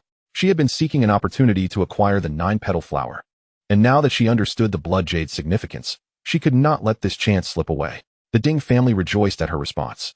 Wonderful, with your help. Victory in this contest is assured, Ding Xiaohu exclaimed with delight. When does the contest commence? Danielle inquired. In half a month's time. The 3 families will each send 3 representatives for one-on-one duels. The winners will progress, ultimately determining 3 individuals permitted to enter the Blood Jade Palace. Very well. Leave this matter to me. With the younger generation's exceptional talent peaking at merely the celestial monarch realm, her prowess at the spirit platform level would provide an overwhelming advantage. Should she fail to secure a spot, she would rather hang herself with a noodle. The 3 then meticulously deliberated their strategy, setting their sights on the goal before Danielle returned to her preparations. Upon her return to her room, Danielle once again immersed herself in cultivation. Time swiftly passed, and 14 days flew by. Awakening from her meditative state, she felt rejuvenated. The injuries inflicted by Xiang Gongzhan had nearly healed. Slowly opening her eyes, a glimmer of brilliance shone forth. At last, I am restored, she exhaled, rising from her bed. Tomorrow marks the triannual contest of the 3 great families. While she remained uncertain about the capabilities of the younger generations from the Guan and Shui families, her own cultivation at the 8th level of the spirit platform made the prospect of securing a spot appear manageable. Entering the Blood Jade Palace to obtain the blood jade or a mark thereof would ensure she would not miss her chance to encounter the 9-petal flower. Having experienced the harrowing battle at the spatial transition station, Danielle deeply understood the significance of strength. Presently, the only means to facilitate her swift transformation lay within the elusive Pisu Dan. 4 of the 5 primary ingredients for the elixir had been gathered, leaving only the 9-petal flower of true blood and loyalty to complete her quest. Securing this flower would enable her to concoct the Pisu Dan. bringing her closer than ever to the realm of divine void. The Ding family was diligently preparing for the upcoming contest. In the courtyard, a young, rotund man clad in ornate garments persistently pursued Ding Xiaolan. Lan, have I not made myself clear? If you agree, I will represent your family in this contest. How many times must I repeat myself? My father has already selected a candidate. Your assistance is unnecessary. Are you not tired of pestering me? Ding Xiaolan, having endured a fortnight of distasteful bird droppings, was already in a foul mood, and the arrival of this bothersome figure only exacerbated her irritation. Lan, I understand you may harbor misunderstandings towards me, but the contest for the Blood Jade Palace is imminent. This is a matter of great significance for our families. Do not act rashly. Gu Gang, witnessing Ding Xiaolan's hostile demeanor, momentarily scowled, only to then wear a grin. His gaze lingered on her delicate visage, revealing a glint of lecherous intent. Women are always so dramatic. Once we are in bed, I will see how you behave. I have stated that your assistance is not required. Are you deaf? Ding Xiaolan shouted in anger. Repulsive. A greasy, rotund man such as yourself daring to covet me? You ought to take a good look in the mirror and reflect upon your worth. Ugh. Had it not been for the influence of Gu Gang's master, Mo and I, a 6th-tier alchemist, Ding Xiaolan would have long since slapped him across the face. Gu Gang's expression darkened considerably. My master is on the verge of breaking through to the 7th-tier Pill Emperor. For you to have caught my eye is your good fortune. Do not spurn my generosity. What? The 7th-tier Pill Emperor? Ding Xiaolan was taken aback, her sharp tone instantly softening. I did not deceive you. My father indeed selected another to replace you in this competition. She is currently in my home. If you doubt my words, feel free to confront her. Very well. Where is she? I am quite eager to see which audacious individual dares to intercept my path, Gu Gang retorted, his anger flaring at Ding Xiaolan's unwavering conviction. She resides in the West Wing. If you are unafraid, go seek her out, Ding Xiaolan replied with a calculating glint in her eyes. That ugly creature, with a face as dark as a pot's bottom, had forced her to drink that vile bird droppings for days, and she had been seeking an opportunity for revenge. Chapter 15:02 Gu Gang 2. Now was the perfect moment to utilize this foolish fat man, Gu Gang, to orchestrate her misfortune. Whether she taught Gu Gang a lesson or he eliminated her, it would ultimately serve her interests. Ding Xiaolan mused to herself. All right, I shall go find her, Gu Gang declared, rushing towards the West Wing. However, a cold voice interrupted from behind. There is no need. I am right here. Speak your mind. At the sound, Gu Gang turned around to find a woman clad in azure robes, her face obscured by an icy jade butterfly mask, rendering her features indistinguishable. Yet, her eyes sparkled with an extraordinary clarity, and her figure was exceptionally alluring, although her visage remained hidden. Such bright eyes and a captivatingly curvaceous form unmistakably marked her as a stunning beauty. Gu Gang found himself momentarily entranced, stammering, "Miss you." Witnessing his infatuation, Ding Xiaolan's disdain was palpable, and she hissed, "This woman is the one I mentioned as my replacement. Do not be deceived by her figure. Her face is darker than coal. I assure you, if you remove her mask, you will be terrified." What? Darker than coal? Surely not, Gu Gang exclaimed in disbelief. Having spent years amidst the blossoms, he prided himself on his experience with beauty, and he had encountered countless charming women. How could one with such a splendid figure lack an equally exquisite face? She was rescued by my aunt from the Great Marsh, and when she arrived at my home, her face was as black as the bottom of a pot. Not only I, but the other servants can attest to this. If you doubt me, feel free to inquire with any servant. She wears the mask to avoid frightening others, Ding Xiaolan retorted with a mocking expression. Gu Gang, swayed by her unwavering certainty, reluctantly accepted her words, though he lamented inwardly. It was a pity that such a remarkable figure was wasted on an ugly creature. Suppressing his lustful thoughts, Gu Gang squinted, his voice dripping with malice. Who are you to dare usurp my position? Do you wish to die? The position was arranged for me by Uncle Ding. I did not seize it from you. As for who I am, you are not worthy to inquire about my name, Danielle replied, plucking a vibrant rose and adorning her flowing hair with it, her tone laced with disdain. Her scornful words momentarily stunned Gu Gang, but soon his face darkened with rage as he bellowed, "Preposterous! How dare you be so arrogant before me? Do you even know who my master is?" Danielle shook her head. "I do not. From your earlier conversation with Ding Xiaolan, it seems your master is not as formidable as you believe. I have no time to concern myself with him. Your arrogance is astounding. My master is a 6th-tier high-level alchemist, merely a hair's breadth from the 7th tier. Once he breaks through to the spirit platform realm, he will inevitably become a 7th-tier alchemist emperor. Do you comprehend the power of a 7th-tier alchemist emperor? You dare to boast in my presence. You must be tired of living." Upon hearing Danielle's derision towards Master Mo and I, Gu Gang's fury intensified. With a swift motion, he struck towards Dan Yao with a powerful palm. Unaware of your own demise, Dan Yao casually raised her hand, her finger pointing forward. Her finger, as delicate and pale as a water lily, concealed an unfathomable chill. With a resounding thud, their energies clashed, and Gu Gang's force dissipated instantly, a terrifying coldness racing up his arm and swiftly invading his meridians. Poof! Gu Gang's complexion drained of color, and he spat a mouthful of blood. Before the crimson liquid could touch the ground, it froze into shards of bloody ice. Crashing to the floor, a powerful surge of spiritual energy sent Gu Gang hurtling backward, colliding painfully with a nearby pavilion where patrons were enjoying tea, eliciting a groan of anguish. What overwhelming cold! Ding Xiaolan's face contorted with terror as she witnessed Dan Yao injure Gu Gang with a single move, her power freezing his blood into ice chunks. She had painstakingly honed her xianxiaaudiobooks, believing it to be unmatched among her peers, certain it would shine in the competition among the three great families and bring glory to the Ding family. Now, seeing Dan Yao's display of strength, she realized how limited her perspective had been. Had Dan Yao chosen to confront her head-on with that chilling finger technique instead of reflecting her own power back at her, she likely would have perished. How about you? Do you wish to experience its might? Dan Yao inquired expressionlessly, casting a sidelong glance at Ding Xiaolan, her breath as gentle as orchids as she lightly blew on her fingertips. And no, of course not. Ding Xiaolan hastily shook her head, resembling a rattling drum. The icy power surged throughout Gu Gang's body, a layer of frost forming on his skin, his lips turning pale as he regarded Dan Yao in horror. It was important to note that both he and Ding Xiaohu were formidable beings at the Tianjun realm.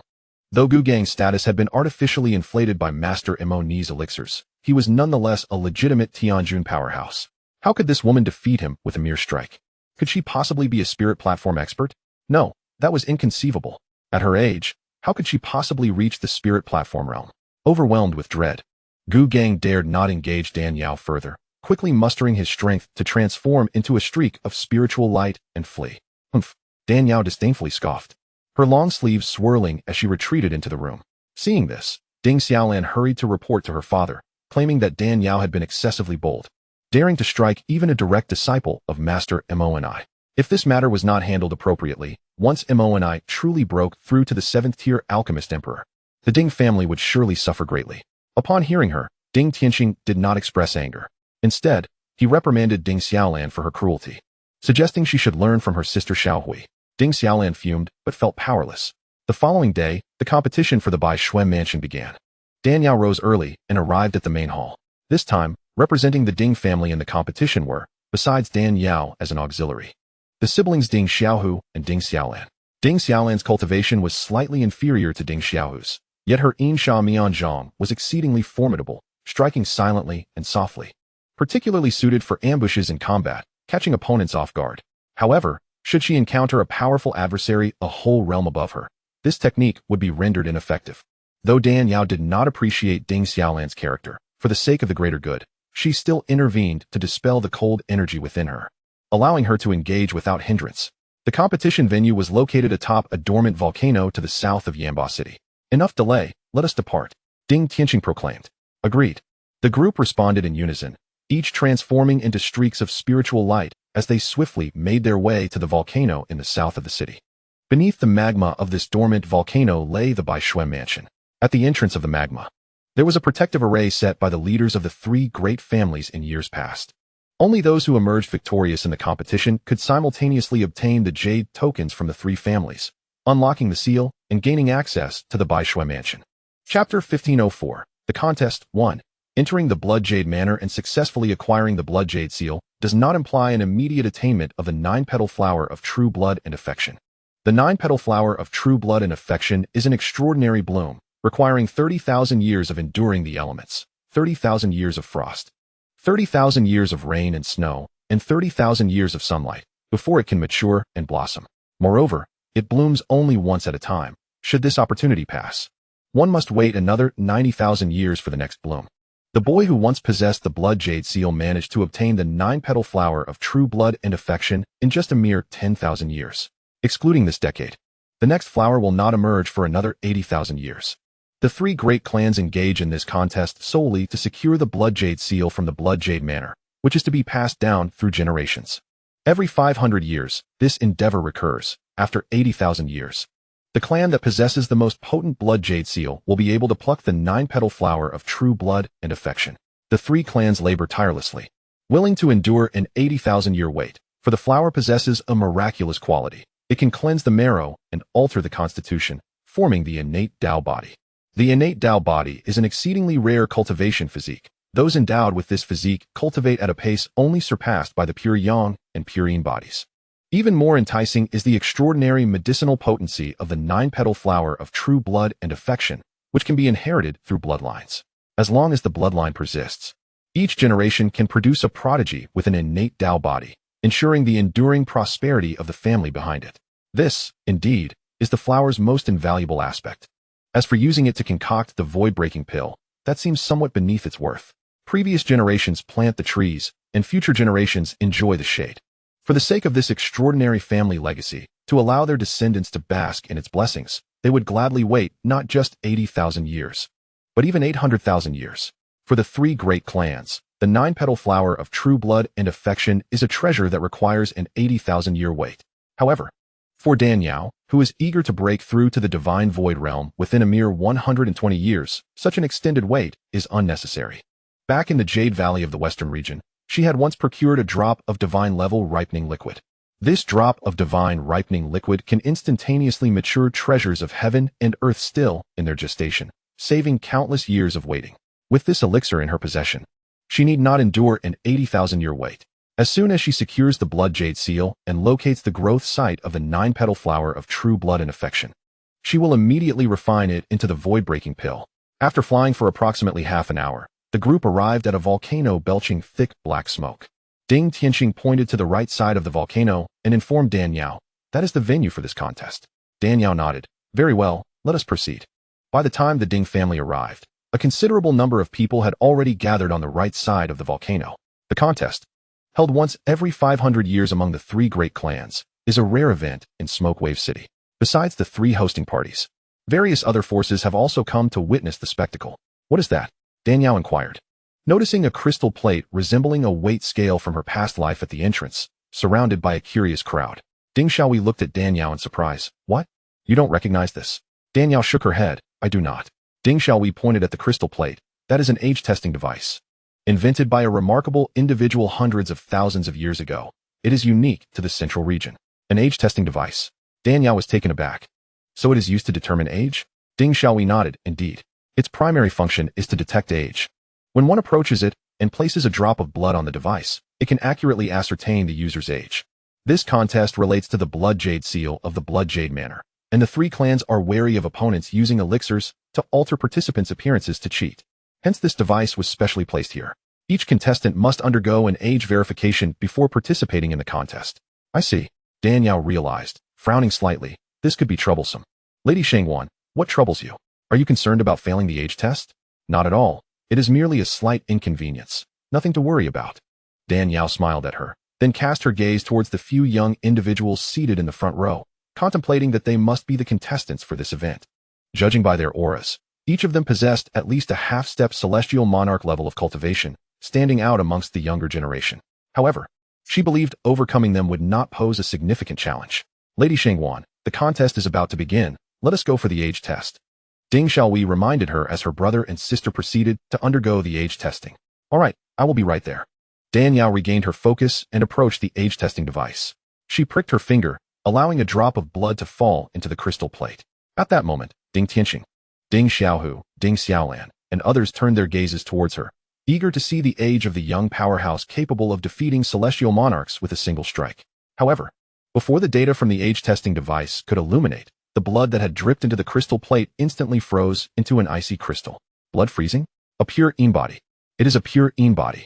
The elder responsible for recording the ages of the contestants widened his eyes in astonishment, exclaiming in disbelief. "What? A pure yin body? Heavens! This woman is actually a legendary pure yin body."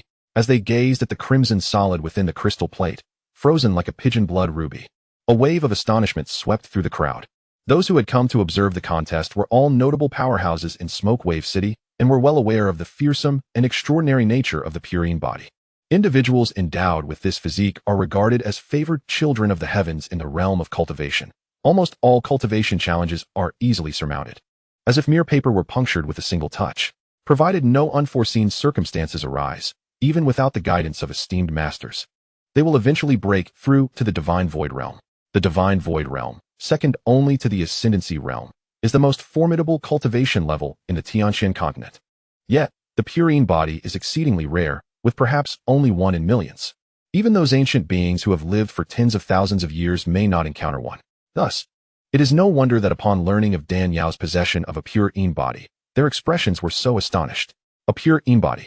She is indeed a pure Yin body, Ding Xiaohu murmured, his eyes sparkling as he gazed at Dan Yao. Never would I have imagined she possessed the legendary divine physique of cultivation. So it is a pure Yin body. No wonder she wields such formidable power at such a young age. Ding Tianxing's pupils contracted slightly, his expression easing. Ha, what an extraordinary girl. She possesses such a unique physique. Her future is indeed boundless. The elder responsible for recording ages gazed deeply at Dan Yao, stroking his beard with a smile. Sir, you flatter me, Dan Yao replied with a gentle smile. The elder summoned a surge of blazing spiritual energy in his palm, enveloping the crimson solid on the crystal plate, instantly dispelling the chill and transforming it back into flowing blood. Chapter 1506, The Contest, 3 Ding. A soft green light beam suddenly illuminated from the age-testing device. This device assesses age based on the intensity of the green hue. Ages below 200 appear as light green. Those between 200 and 350 years old manifest as tender green. Ages from 350 to 500 years are displayed as deep green. Ages surpassing 500 transition directly into dark green, with the color deepening as age increases, ultimately becoming so dark that no green is visible. Dan Yao's blood revealed a tender green hue, indicating her age was between 200 and 350 years, a vibrant green, symbolizing vitality and vigor. Such a tender shade of green, in the eyes of the ancient beings of the central domain, who are often thousands of years old, appears akin to a naive and youthful maiden. Miss Shangwan is indeed a prodigy, unexpectedly younger than my estimations. Truly remarkable. Gazing in astonishment at this vibrant hue, Ding Tianxing couldn't help but exclaim. Dan Yao smiled gently and remarked, "It is often said that the older the ginger, the spicier it is. Thus, youth does not necessarily denote superiority. Indeed, however, old ginger grows from young ginger, and if one does not excel or exert themselves in their youth, old age will merely bring the passage of time without merit." Ding Tianxing replied with a chuckle. Dan Yao nodded thoughtfully before taking her place at the Ding family's seating arrangement. Before seeing her, I had thought that a pure Yin body was merely a legend. I never imagined it to be true. Had I not witnessed it with my own eyes, I would scarcely have believed such a constitution existed. The pure Yin body exists alongside the pure Yang body as a cultivator's physique. Despite her tender years, her cultivation must be formidable. Indeed, for those possessing a pure Yin body, cultivation is as effortless as drinking water. If she had not achieved such mastery, how could the Ding family have invited her to participate in this contest? Throughout my life, I have yet to encounter a female cultivator with a pure Yin body, and I am curious to know the extent of her power. I suppose I shall find out soon enough. As Dan Yao settled in the front row, she overheard whispers from the back row, where several cultivators were engaged in hushed discussions. Simultaneously, several chilling and malevolent gazes fixated upon her from all directions, scrutinizing her intently. The pure Yin body is not only a practitioner's physique, but also a supreme delicacy for various malevolent cultivators seeking to absorb Yin energy. A mere whiff of innate pure Yin energy is worth far more than the essence gleaned from 100 or 1,000 ordinary female cultivators. Consequently, many female cultivators with a pure Yin body meet their demise before they can fully mature, falling prey to the desires of these wicked practitioners. Perceiving the greedy and lascivious stares surrounding her, Dan Yao maintained an expression of calm, her demeanor unperturbed, reclining languidly against her chair. Yet her eyes glimmered with a frigid intensity when she transformed her constitution into a pure Yin body by consuming the ancient ice-formed essence. Xiangyang had repeatedly warned her of the allure her pure Yin body would pose to malevolent cultivators, urging that until she was truly powerful, she must not allow others to discover her secret. Thus, upon hearing of the blood test to verify age, Dan Yao instinctively resisted. However, she soon reconsidered. Although she had yet to break through to the divine void realm, armed with the fully developed Shui Pojian, she was capable of confronting a divine void realm expert head-on. Unless she encountered someone of Xiang Gongzhan's caliber, a superlative powerhouse beyond the 5th level of the divine void, she had little to fear. Yet, those of Xiang Gongzhan's stature are exceedingly rare across the continent, primarily concentrated within the Xiang clan and a few colossal powers like the Xianxiaaudiobooks, making the likelihood of such an encounter akin to winning the lottery. Chapter 1507. The Contest 4. Moreover, at this level of cultivation, the yin energy of a pure yin body holds little significance for them, and they would have no reason to trouble her. Therefore, she had no cause for concern regarding the exposure of her pure yin body leading to calamity. Conversely, those who covet the pure yin body are typically unscrupulous malevolent cultivators, known for their heinous acts of murder and treasure theft, each boasting substantial wealth. Should they foolishly provoke her, she would seize the opportunity to turn the tables, plundering the treasures they have hoarded for years from their rings. Who dares to covet my pure yin body? Humph. The question of who is the hunter and who is the prey remains to be seen. Additionally, she contemplated utilizing her pure yin body to better conceal her identity. As Xiang Gongzhan's attempt to strike failed, the Xiang clan would undoubtedly dispatch numerous experts to conduct a widespread search for the four of them. The Xiang clan was only aware of her potential ties to the Xianxiaaudiobooks palace, but remained oblivious to her possession of a pure yin body.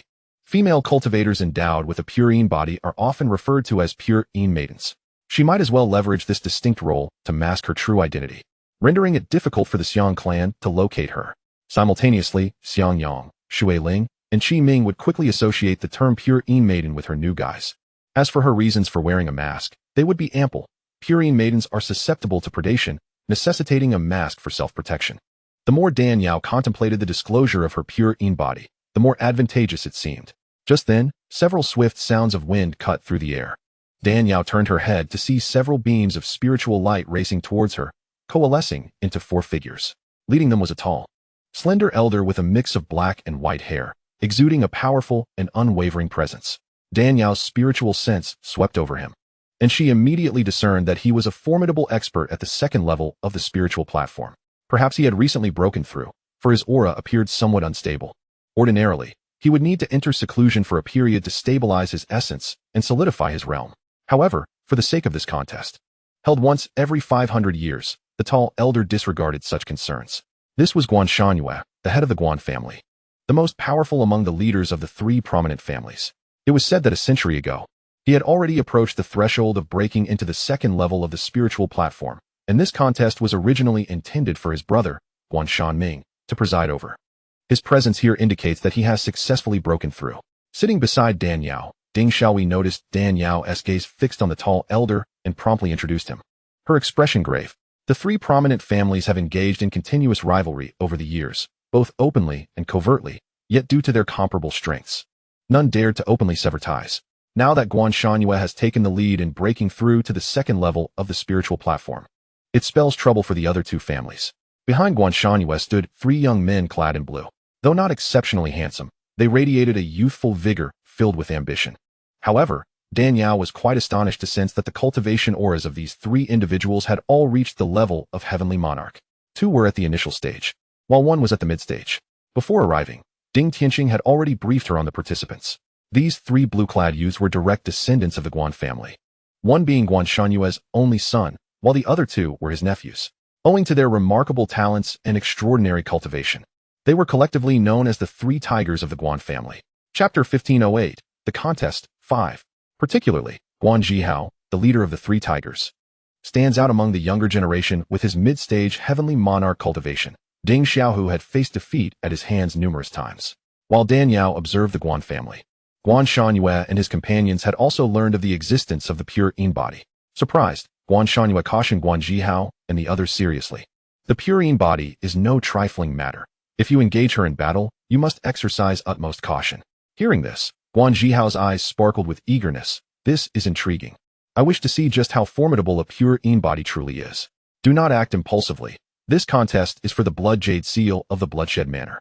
Set aside all other matters. Anyone who jeopardizes this will face my wrath, Guan Shangyue admonished sternly. Understood, father. Shortly thereafter, several more beams of spiritual light pierced the air. It was the last family, the Shi family, arriving with their younger generation. In contrast to the Ding family's configuration of one male and two females, the Shi family consisted of two males and one female. Among the three young individuals, one male and one female bore a striking resemblance, dressed in identical white attire. Perhaps due to their similar appearances, the female appeared graceful, while the male exuded a somewhat effeminate quality. The remaining male was clad in black, his demeanor rather ordinary, and his aura was notably somber. However, Dan Yao discerned that among the three young individuals, the one with the most formidable prowess had already attained the mid-stage of the heavenly monarch realm, comparable to Guanjiao, and exhibited an aura even more potent than the latter's. Ding Xiaohui remarked, the pair in white attire, a male and a female, are the offspring of the Shijia patriarch, Shi Tianfu. They are a pair of dragon and phoenix twins. The elder brother is named Shi Long, while the younger sister is called Shi Feng. Though they share the same birth date, the brother's cultivation talent far exceeds that of his sister. As for the other individual, he is Shi Biao, the posthumous son of Shi Tianfu's deceased brother. She paused momentarily and whispered, however, I have heard that Shi Biao is the illegitimate child born from an affair between Shi Tianfu and his late sister-in-law. Dan Yao nodded slightly. Among the younger generations of the three prominent families, excluding herself, Shi Biao of the Shi family was the strongest, albeit with a significant gap in abilities. The most potent, Shi Biao, was at the mid-stage of the Heavenly Monarch realm, while the weakest, Shi Feng, was merely at the half-step Heavenly Monarch level, a disparity of 3 minor realms. Although the Guan family might not be the most powerful, they boasted the most balanced configuration among the 3 factions, with each contender possessing Heavenly Monarch cultivation. Conversely, should Dan Yao not have joined, the Ding family would surely have been overwhelmed by the other 2 families. As Dan Yao pondered, she noticed the elegantly attired Shi Feng approaching her and the others. Shi Feng provocatively addressed Ding Xiaolan. Last time at the market, you ambushed me. This time, I shall reclaim my losses with interest. Ding Xiaolan retorted with a cold smile. Come then, you defeated foe. How brazen you are. Just wait and see how I deal with you. Enraged, Shi Feng stamped her foot and returned to her seat. With all 3 families now present, a resounding bell tolled, and a figure descended from the sky. This individual was an elderly man with hair and beard as white as snow, clad in a meticulously crafted alchemist's robe adorned with a blue insignia. A discerning eye would recognize this insignia as that of a 6th-grade alchemist, a figure of considerable renown in the 4 great domains. However, in the central region, teeming with prodigious talents, such a status appeared somewhat unimpressive. To the strong of the spirit platform realm, a 6th-grade alchemist was hardly noteworthy. The true respect was reserved for 7th-grade alchemists, who could concoct elixirs capable of enhancing the cultivation of spirit platform experts, naturally commanding a higher level of reverence. Similarly, only 8th-grade alchemists and those of higher rank could earn the esteem of formidable beings in the divine void realm. As for 9th-grade alchemists, they were entities that even 9th-tier divine void experts dared not offend lightly. Yet, in this era of severed celestial paths and drastic changes in the world's spiritual energy, the emergence of a 9th-grade alchemist had become exceedingly rare. It was rumored that the reclusive elder master of the Dan Tower, a figure whose presence was as elusive as a dragoness, was the sole 9th-grade alchemist in the Tianxian continent. Whether this claim bore truth, however, remained shrouded in mystery. If merely possessing the title of a 6th-grade alchemist were the sole merit of this elder, it would be insufficient to warrant his grand entrance. What was more significant was his own cultivation, which had reached the 5th stage of the spirit platform realm, far surpassing the heads of the 3 families. Prior to her arrival, Dan Yao had been informed by Ding Tianxing that this elder was named Bian Fu, known by the moniker Yao Lingzi. Though his alchemical skills did not match his cultivation talent, he held an immense passion for alchemy. Yao Lingzi regarded his own prowess as rather ordinary, considering himself merely an average cultivator. Despite not being exceptional in alchemical arts, he exhibited considerable arrogance, believing himself to be a prominent figure among alchemists. He feared that others might not recognize him as an alchemist, hence he donned his alchemist robe at every appearance, with the insignia on his chest polished to a brilliant shine. Compared to the name Bian Fu, he preferred to be addressed by his moniker. If anyone dared to claim that his alchemical abilities were mediocre, he would undoubtedly bristle with indignation, insisting that they respectfully refer to him as Master Yao Lingzi before he would relent. In summary, he was a peculiar character. Witnessing Yao Lingzi's fervor for alchemy, Dan Yao was reminded of another nephew, Sheng Wanzhe, who shared a similar obsession with alchemy, willing to forsake the throne for the sake of his craft. In his eyes, alchemy was his true queen, the ethereal light of his life. Esteemed Master Yao Lingzi. Upon his arrival, members of the 3 families promptly rose to offer their greetings. Haha, my dear friends, you are too kind. Please have a seat. Yao Lingzi smiled gently, waving to the assembled crowd, a wave of potent pure yang energy emanating from him, causing all present, save for Dan Yao, to feel a tremor in their spirits. Ding Tianxing, Guan Shanhua, and the others were momentarily taken aback. As those who had entered the spirit platform realm, they could certainly sense the magnitude of power within Yao Lingzi. The 5th stage marked the threshold between the spirit platform realm and the divine void realm. Yao Lingzi's attainment elevated his status above theirs. Fortunately, this eccentric elder was wholly devoted to alchemy, indifferent to the strife over interests. and unconcerned with the legendary blood jade seal that would bloom into the 9-petal flower of true affection in 80,000 years. Otherwise, the three families would not have dared to invite him as the adjudicator for this competition. For those who could step into the spirit platform realm, their cultivation journey was nearly at its conclusion. However, if they could preserve the blood jade seal and pass it down through generations, by the time the 9-petal flower of true affection blossomed after 80,000 years, their descendants would not need to fret about prosperity. At that time, it would not be particularly difficult to produce a powerful being of the divine void realm. Contemplating this, the heads of the three families felt a surge of fervor. Casting anticipatory glances at the three contestants behind them, Yao Lingzi surveyed the attendees and waved his hand. Now that everyone is present, let us not waste any more time. Let the competition begin. The sooner it concludes, the sooner this old man can return to concoct another batch of elixirs. Before Danyao arrived, she had already familiarized herself with the competition's rules. Each of the three prominent families would send forth 3 seed contestants to partake in the tournament, totaling 9 participants. The competition would unfold in 2 rounds. In the first round, the 9 would be divided into 4 groups to face off in pairs, with 1 individual receiving a bye. Once the victors of the 4 groups emerged, they would join the bye recipient in the second round. The second round would involve another draw, with 1 participant receiving a bye, and the remaining 4 would compete once more to determine the winners. Those who triumphed in both rounds, and the fortunate bye recipient would gain entry to the Blood Jade Manor. Contestants, please come forward to draw lots. Yao Lingzi gestured, and 9 deep red jade tokens materialized in the air. With a gentle flick, the tokens shot forth, soaring towards the 9 contestants. Observing this, Danyao reached out and deftly caught one of the tokens. Upon examining it, she found an inscription of the number 8. According to the competition's rules, only those who obtained the token marked with the number 5 would secure a direct bye into the second round. It appeared that she would have to compete in both rounds. After the drawing was complete, everyone selected their opponents based on the tokens. Were contestants 1 and 2. Yao Lingzi called out. No sooner had his words left his mouth than 2 slender figures appeared simultaneously on the high platform. What a coincidence. It's you. Ding Xiaolan laughed. Indeed, it is quite the coincidence. It seems we can settle our scores, Shi Feng sneered. Come then, I'm not afraid of you. I'm eager to see just how capable you truly are, Ding Xiaolan retorted defiantly. The 2 women, like sworn enemies, were filled with animosity and immediately engaged in battle. Ding Xiaolan wielded a long sword while Shi Feng brandished a silken ribbon, unleashing their true energy as they clashed. Both were at the half-step heavenly monarch level, evenly matched, and exchanged dozens of strikes in an instant.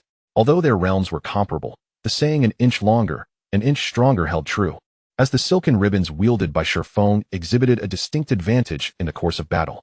After disassembling hundreds of moves, Ding Xiaolan's long sword was gradually restrained by Shi Feng's agile ribbons, akin to a nimble serpent. Just when Shi Feng believed victory was assured, brimming with self-satisfaction, Ding Xiaolan unleashed a sudden palm strike. The Yin Sha Mian Zhang, propelled purely by soft, feminine energy, was as gentle as cotton, silent and elusive, rendering it difficult to anticipate. Caught off guard, Shi Feng was struck on the left shoulder by Ding Xiaolan's palm, sending her hurtling backward off the platform. In this round, the Ding family triumphs, shouted Yao Lingzi. See, you now recognize my prowess? Ding Xiaolan taunted, casting a dismissive gesture at the fallen and disheveled Shi Feng, before descending gracefully like a proud peacock. Shi Feng, trembling with fury, rolled her eyes and fainted. Where are numbers 3 and 4? Yao Lingzi called out. Number 3 was drawn by Shi Feng's brother. Shi Long observing his daughter's defeat, Shi Tianfu immediately turned to Shi Long, saying, Longer, it is your turn. This time, victory is imperative. Yes, father, Shi Long replied in a deep voice. Number 4 was drawn by Guanshan eldest son, Guanzhiyong. Guanzhiyong unsheathed a pure steel soft sword from his waist, elegantly swung it, and leaped onto the high platform, declaring, Please, enlighten me. Shi Long produced a long spear, deftly twirling it to create a flurry of spear flowers, responding, Come forth. The 2 stood together, their figures shifting as they exchanged rapid blows, engaging in a fierce battle that culminated in Shi Long's superior technique. With a powerful thrust, he unleashed his true energy, shattering Guanzhiyong's pure steel soft sword. At last, the Shi family had managed to recover a measure of dignity. Ding Xiaohu, witnessing Shi Long's exquisite spear technique, felt a surge of pressure. He had not anticipated that this pair of dragon siblings from the Shi family possessed such formidable strength. Where are numbers 6 and 7? Yao Lingzi called out. Number 5. The central jade token among the 9 allowed its bearer to advance directly to the second round, with the outcomes of numbers 1 through 4 decided. The upcoming confrontations would be between numbers 6, 7, and 8, 9. Number 6 is here. A figure soared onto the high platform. It was Ding Xiaohu, the eldest son of the Ding family. I am number 7. Following closely was Guan Zhiyong, one of the 3 tigers of the Guan family. Without exchanging words, they immediately engaged in combat. Both Ding Xiaohu and Guan Zhiyong were unskilled with weapons, relying solely on their bare hands and sheer physical strength. Breaking Jade Fist. Guan Zhiyong launched a punch, the sound of air splitting relentless, creating several illusory fists that targeted Ding Xiaohu's vital points. White Snow Floating Cloud Palm. Faced with Guan Zhiyong's fierce and domineering punches, Ding Xiaohu opted for a softer approach, employing the most delicate palm technique of the Ding family's ancestral style to counter his strikes. Although the White Snow Floating Cloud Palm could counter brute force, Ding Xiaohu did not underestimate the immense power behind Guan Zhiyong's punches, capable of shattering stone and smashing tablets. In contrast to the prior encounters with weapons, this visceral clash of flesh and bone was undeniably more thrilling and captivating. Dan Yao's gaze was likewise fixed on the 2 combatants grappling atop the platform. She could not help but acknowledge that the younger generation of the central domain was indeed far superior to those of the 4 great domains. The mightiest celestial lords of the 4 great domains would merely reach the level attainable by the youth of the central domain. Bang! Ding Xiaohu deliberately feigned a weakness, enticing Guan Zhiyong to strike. However, before Guan Zhiyong's fist could land, Ding Xiaohu swiftly transformed his palm into a finger, deftly poking Guan Zhiyong's chest. This single poke pierced through Guan Zhiyong's true energy defense. Unable to withstand the impact, he spat out a mouthful of blood and fell from the platform. Witnessing this, the members of the Guan family felt a weight descend upon their hearts. With Ding Xiaolan's prior victory included, 2 members of the Ding family had now advanced to the 2nd round. If their external aid, possessing a pure yin physique, were to win, would not the 3 slots for the Baishui mansion be nearly monopolized? Sister Shangwan, it is your turn. Are you confident? Ding Xiaohui's youthful face was etched with anxiety. Though her siblings had each secured a victory, greatly increasing their chances of attaining a Baishui mansion slot, she still fervently wished for Dan Yao to succeed this time. Dan Yao replied with a melodic assurance, "Rest easy. Victory is assured this time." She cast her gaze at the yet-to-fight Shi Biao and the head of the Guan family's 3 tigers, Guan Zhizhao, exuding confidence. It was not arrogance or disdain for these 2. Rather, the disparity in realms was challenging to bridge through any other means. Otherwise, how could she and Xiang Yang's group have suffered such a crushing defeat at the hands of that old dog, Xiang Gongzhan? Yet, she remained uncertain about who would emerge from the 2nd round without contest. Where are numbers 8 and 9? Yao Lingzi called out. Dan Yao leapt forth, landing lightly on the high platform. I am number 8. No sooner had she spoken than a tall figure appeared before her, ominously declaring, I am number 9. Oh, it is you. Dan Yao was taken aback to find that the newcomer was none other than Shi Biao, the most formidable member of the Shi family. Indeed, it is I. I have heard of your purine physique. I presume your strength is quite remarkable. Today, I shall have the pleasure of witnessing it firsthand. Shi Biao said, fixing his gaze upon Dan Yao. I have heard that you are the most powerful among the younger generation of the Shi family. I am eager to learn from you. Dan Yao replied with a light laugh. Very well, he continued. I understand that a pure yin physique is formidable. If all goes well, with time, you could achieve remarkable heights. But alas, you lack the wisdom to conceal such a gift before it draws the attention of the greedy. In this contest, regardless of victory or defeat, you cannot escape the clutches of those who covet your power.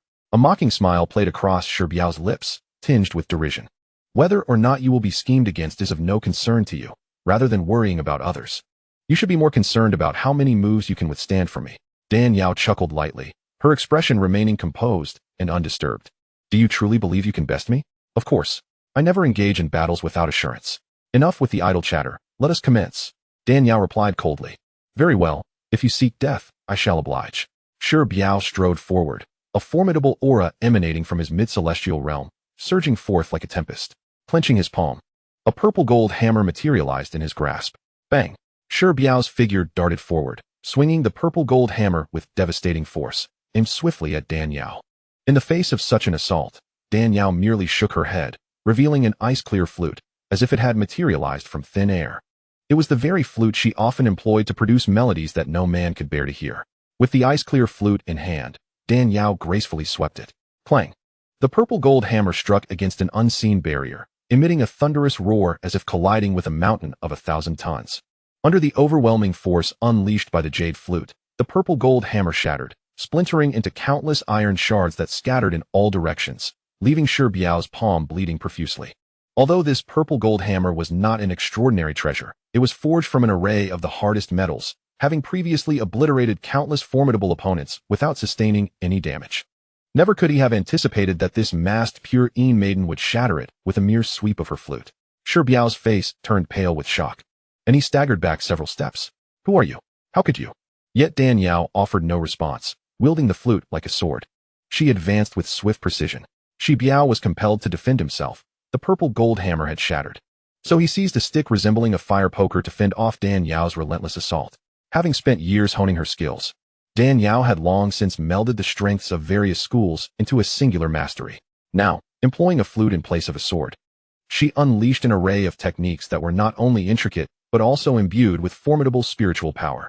Shi Biao found himself forced to merely parry a few strikes, left with no option to counterattack. The spectators below were taken aback at the sight. They understood that a pure Yin body was a rare cultivation physique. Every individual possessing such a trait was a person of extraordinary significance. Yet, given Dan Yao's youth, it seemed improbable that, even if she had been training since birth, her prowess could reach such astonishing heights. With Shi Biao's strength, he should at least have been able to hold his own for a while, but to their astonishment, after merely a dozen exchanges, he was already being overwhelmed. Father, my elder brother's cultivation is only slightly inferior to Shi Biao's. How could this woman have been able to repel him with a single blow that day? Yet now, despite employing so many techniques, has yet to subdue Shi Biao. Ding Xiaolin questioned, her confusion evident as she observed Dan Yao's method and the fluctuations of her spiritual power. Ding Tianqing chuckled knowingly. You cannot comprehend the intricacies at play here. Miss Shangguan is merely fishing. Fishing? Ding Xiaolin was momentarily stunned. Even if I explain it to you, you would not grasp it. Just watch closely. Ding Tianqing, feeling exasperated by his seemingly dim-witted daughter, could not help but shake his head. Indeed, Ding Tianqing was correct. Dan Yao was, in fact, fishing. With her capabilities, she could easily defeat Shi Biao with just a couple of strikes. The reason she refrained from unleashing her full power was to ensnare those nefarious individuals who coveted her pure Yin body. You desire my pure Yin physique, do you not? Come, revel in the challenge. Should you dare approach, I shall ensure you witness true power. Dan Yao deliberately concealed her strength, utilizing only a fraction of her spiritual energy. Yet even this mere fraction was beyond what Shi Biao could withstand. The icy melody of her jade flute conjured myriad ethereal notes, and after barely parrying a few strikes, Shi Biao was struck in the back by a single note and sent hurtling away. As he fell to the ground, bloodied and disheveled, the onlookers, aside from a few from the Ding family, were left astounded. They had never anticipated that the Ding family could summon such a formidable ally. The most powerful of the younger generation from the Guan family, Shi Biao, had been bested in less than 20 exchanges. Congratulations, Master Ding. Who would have thought your children and the woman you brought would be so remarkable? Others exclaimed. Indeed. It seems that the Ding family will dominate the treasure hunt at the Baishui mansion this time. Outside the high platform, various factions congratulated Ding Tianqing upon witnessing Dan Yao's victory. Ding Tianqing's joy knew no bounds. The outcome exceeded his expectations. Yet, his greatest surprise was not Dan Yao, but rather his seemingly dim-witted second daughter. Initially, he had assumed that the Ding family would advance two contestants, his prideful son and Dan Yao. Even if they were to enter the second round, and should Xiaohu lose to the contestants from the other two families, Dan Yao could still secure a position. However, unexpectedly, Ding Xiaolan had drawn good fortune, finding herself matched against Shifeng and successfully advancing by employing the Yin Sha Mian Palm technique. Suddenly, the Ding family had three contestants advancing. Even if they were to face defeat in the second round against the Black Swan, they had already secured a qualification to enter the Baishui mansion. In truth, the three great families could have divided the three spots for entering the mansion equally.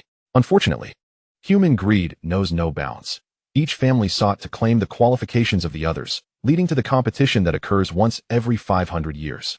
Yet this time, luck seemed to favor the Ding family. Before the second round even commenced, they had already locked in one position. While some rejoiced, others were dismayed. In stark contrast to Ding Tianqing's elation, the expressions of the Guan and Shi families were grim. Among the three families, it had initially been presumed that the Ding family was the weakest, and both families had intended to seize the qualifications for entering the Baishui mansion. Little did they know, their scheming had inadvertently benefited the Ding family. The first round concluded, followed by a half-hour intermission. The second round was now crucial. The 5 individuals advancing to the finals would determine their fates through a draw.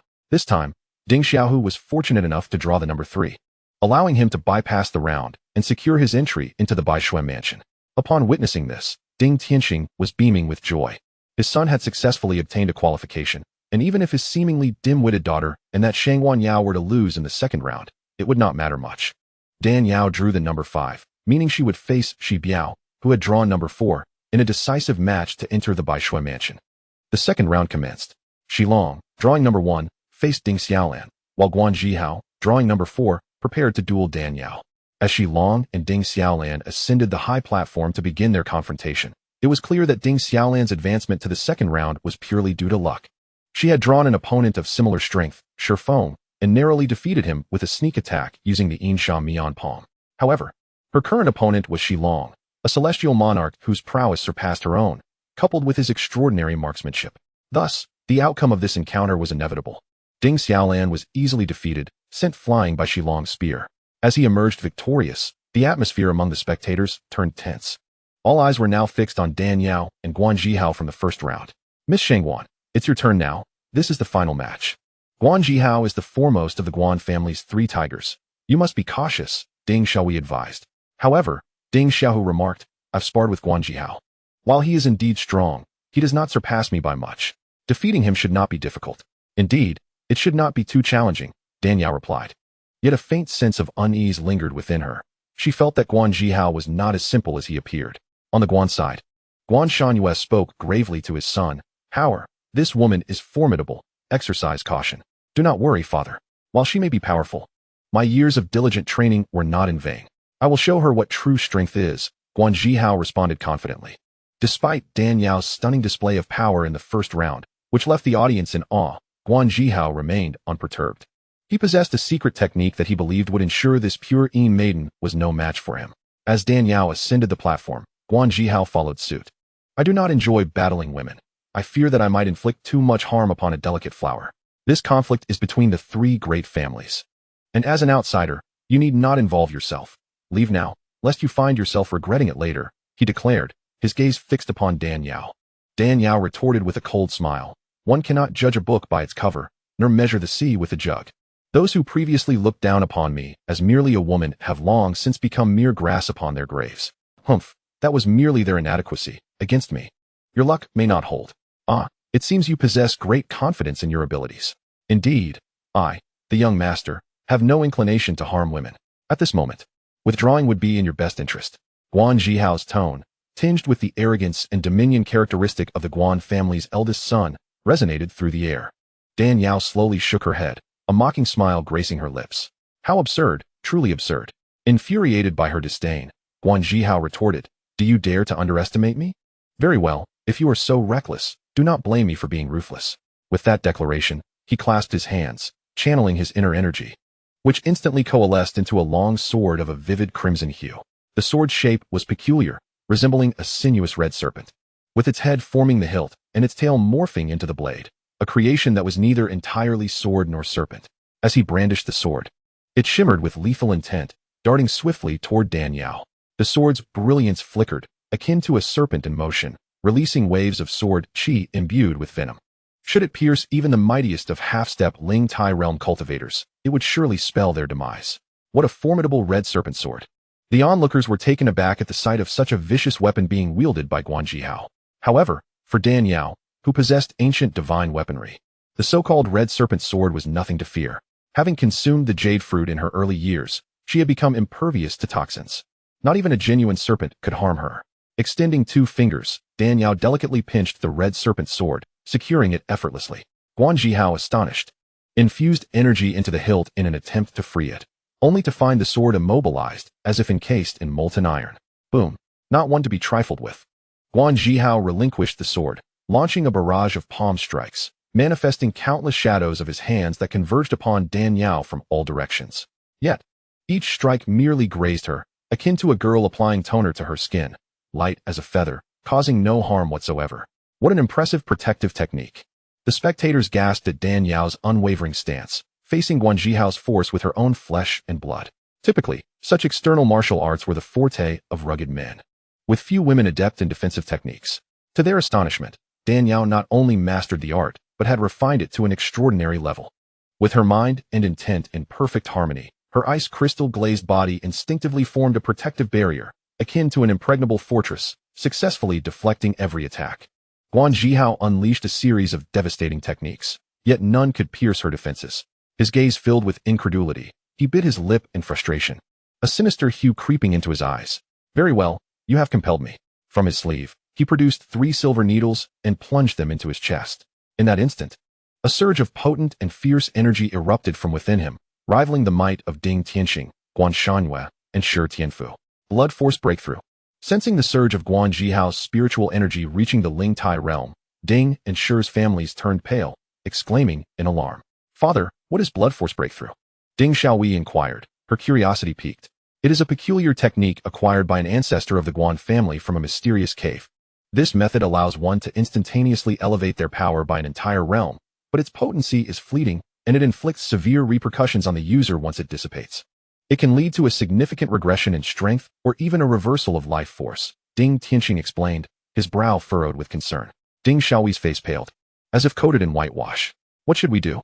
"Sister Shengwan won't," Ding Tianxing murmured. "She will be fine. Your sister's strength is not inferior to yours. And even if Guan Zhihao employs his secret technique, he will gain no advantage." Dan Yao's eyes narrowed slightly, unfazed by Guan Zhihao's surge in power, as she had long perceived that he was not as simple as he appeared. Chapter 15-16, The Duel, 13, as she had anticipated. He had indeed mastered a method to swiftly enhance his cultivation, which explained his audacious demeanor. However, such a shortcut was not without its drawbacks, for its effects would not last long, and he would soon find himself drained. Dan Yao felt no need to reveal her true strength. As long as she could evade Guan Zhihao's attacks until the effects of his secret technique waned, victory would be hers. Guan Zhihao, fully aware that his blood force breakthrough could only last a short while, unleashed his palms in a furious assault, aiming to send Dan Yao flying. With a graceful movement, she evaded as if carried by the wind, while Guan Zhihao roared, transforming his palm into a claw aimed at her shoulder. Dan Yao once again slipped away effortlessly. Frustrated by his failure, he launched a second strike with tremendous force, yet Dan Yao danced away like a wisp of smoke, evading his grasp. After a relentless series of strikes, Guan Zhihao found himself growing weary, beads of sweat forming on his brow. Dan Yao, sensing the waning potency of his blood force breakthrough, swiftly pointed at him. Guan Zhihao's heart leaped with joy as he cackled, "You've fallen for my trap." As she pointed toward him, his energy surged, and he lunged for her arm. Yet, Dan Yao feigned an attack. As her finger shot forward, she nimbly retreated, resembling a slippery eel. Guan Zhihao's grasp met only air, inciting his fury to the brink of unconsciousness. "Huh, you think you can trick me? Not a chance." Dan Yao laughed, her voice like the melodious chime of silver bells. Guan Zhihao, seething with rage, felt the blood rush to his face. Suddenly, he coughed violently, spewing a mouthful of blood into the air. As he staggered backward, his eyes rolled back, and he collapsed like a marionette with severed strings. Upon witnessing the turn of events, Yao Lingzi exclaimed loudly, "In this round, the Ding family triumphs." Chapter 15-17, The Defeated Exit the Arena. "Oh, we have won." At this sight, Ding Xiaohui was the first to express her joy aloud. The expressions of Ding Tianxing and Ding Xiaohu, father and son, were filled with elation, their delight palpable. Although Ding Xiaolan harbored grievances against Dan Yao, she too could not suppress her joy at this moment. After all, Dan Yao was representing the Ding family in this competition.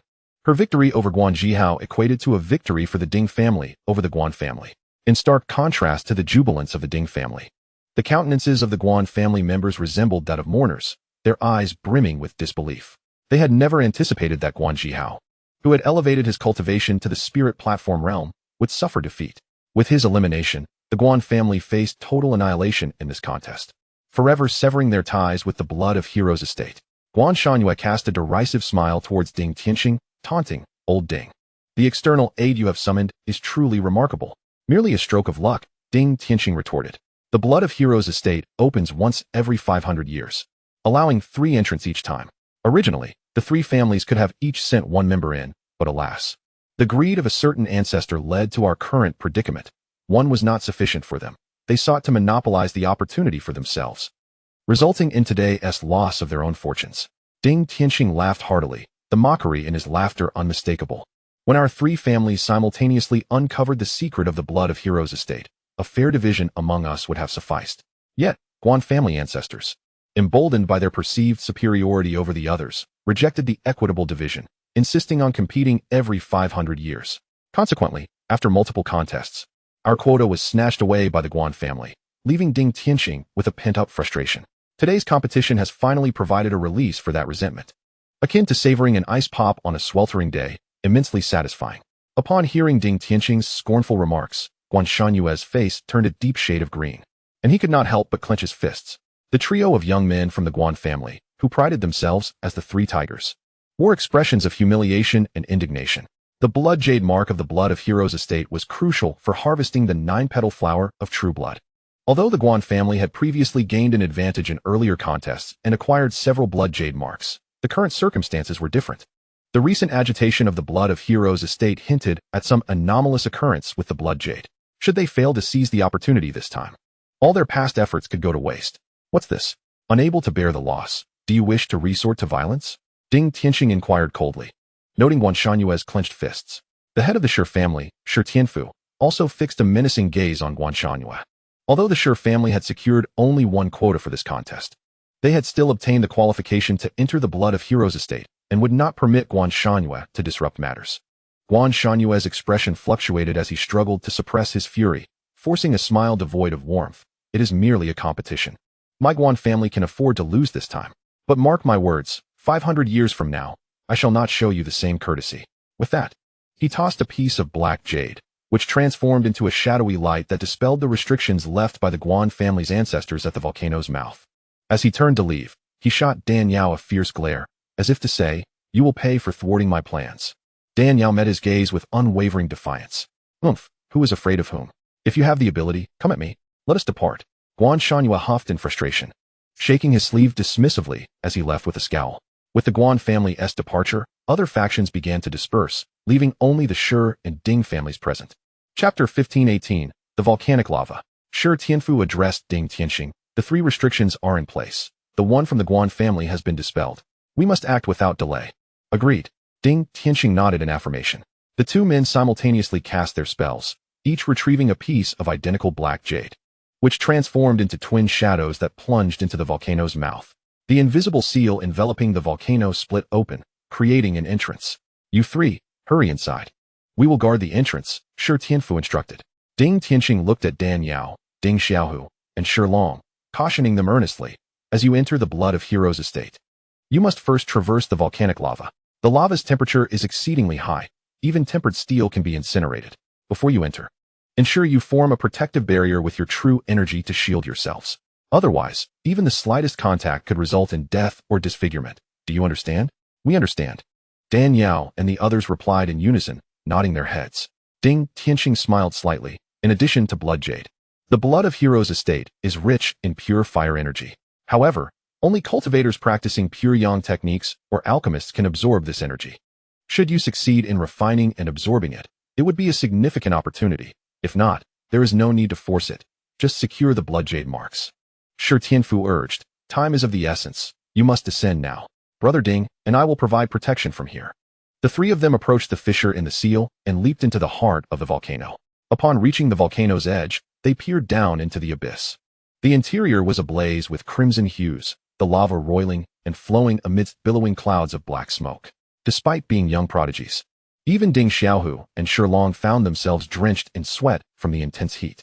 Shi Long tore off a piece of his clothing and tossed it into the lava, only to see it consumed by the black smoke before it could even touch the molten rock.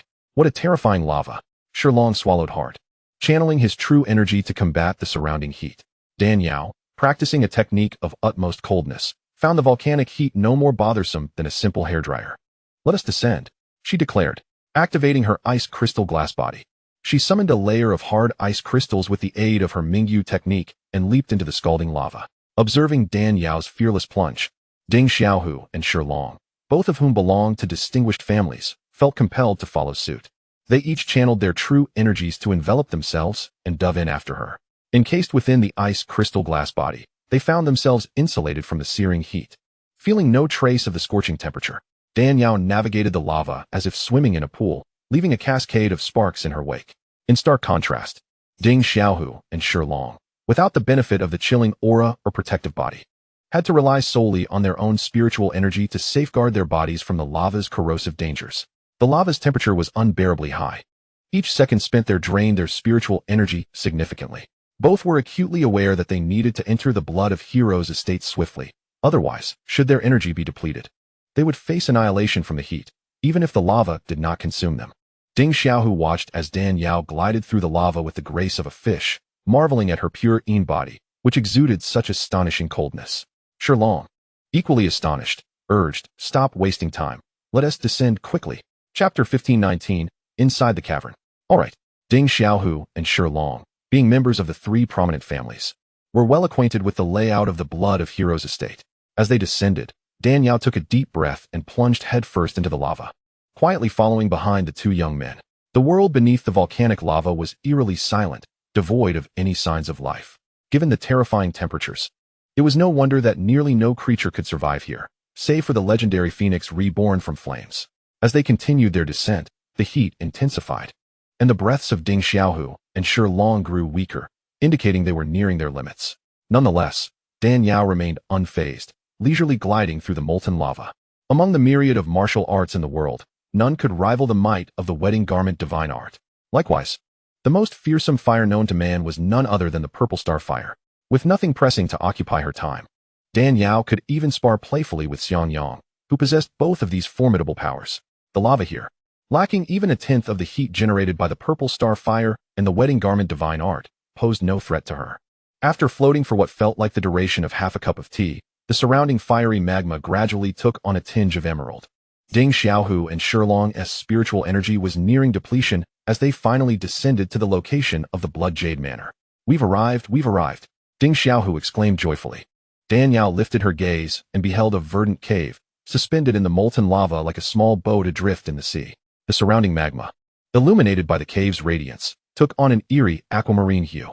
Is this the Blood Jade Manor? Dan Yao murmured, gazing at the emerald-hued cave. Indeed, the Blood Jade Cave is elusive, appearing only once every 500 years. We are fortunate. Ding Xiaohu, pale from the exhaustion of his spiritual energy, bore a hint of flushed excitement. Let us enter. Shui Ling took a deep breath, swimming forward to push open the stone door. As the door swung open, a tremendous suction force surged forth, instantly drawing Dan Yao, Ding Xiaohu, and Shui Ling inside. What an intense concentration of fire elements. Upon entering, Dan Yao immediately sensed the cave was saturated with volcanic elemental energy. The purity of this energy was exponentially greater than that of the external lava. Yet it lacked the lava's scorching ferocity, instead exuding a gentle warmth akin to water. Dan Yao contemplated that if she could gather this energy and condense it into a pure yang fire pill, it would undoubtedly aid Xianxiaaudiobooks in achieving his breakthrough sooner. With that thought, she hastily retrieved the xianxiaaudiobooks from her ring. The cauldron spun rapidly, and under Dan Yao's spiritual manipulation, it formed a vortex of immense suction. With a whoosh, the surrounding pure energy began to bubble and surge into the xianxiaaudiobooks, gradually refining into pills. Is this the xianxiaaudiobooks? Ding Xiaohu and Shui Ling, who were scanning their surroundings, suddenly sensed the tumult of energy and turned their attention to Dan Yao. Recognizing the crystalline, transparent cauldron absorbing energy as the 7th-ranked cauldron on the fire cauldron list, they were taken aback. Perplexed, they wondered how someone with such cold and shadowy spiritual energy could possess the xianxiaaudiobooks. Could it be that she was a pill master? It seemed implausible, as those with a pure yin constitution were destined to cultivate only extreme yin and cold powers. Chapter 15:20, Blood Jade. Pill masters, after all, had to engage with fire. How could someone with her spiritual attributes possibly become a pill master? Despite their many questions, the two had little time to ponder. Their foremost priority was to locate the Blood Jade. Even if they could not take the Blood Jade with them, obtaining an imprint of it would suffice. Regaining their focus, their gazes swept across the cave before finally settling at its deepest point. There, a white jade orb stood upright, atop which floated a dazzling aquamarine radiance.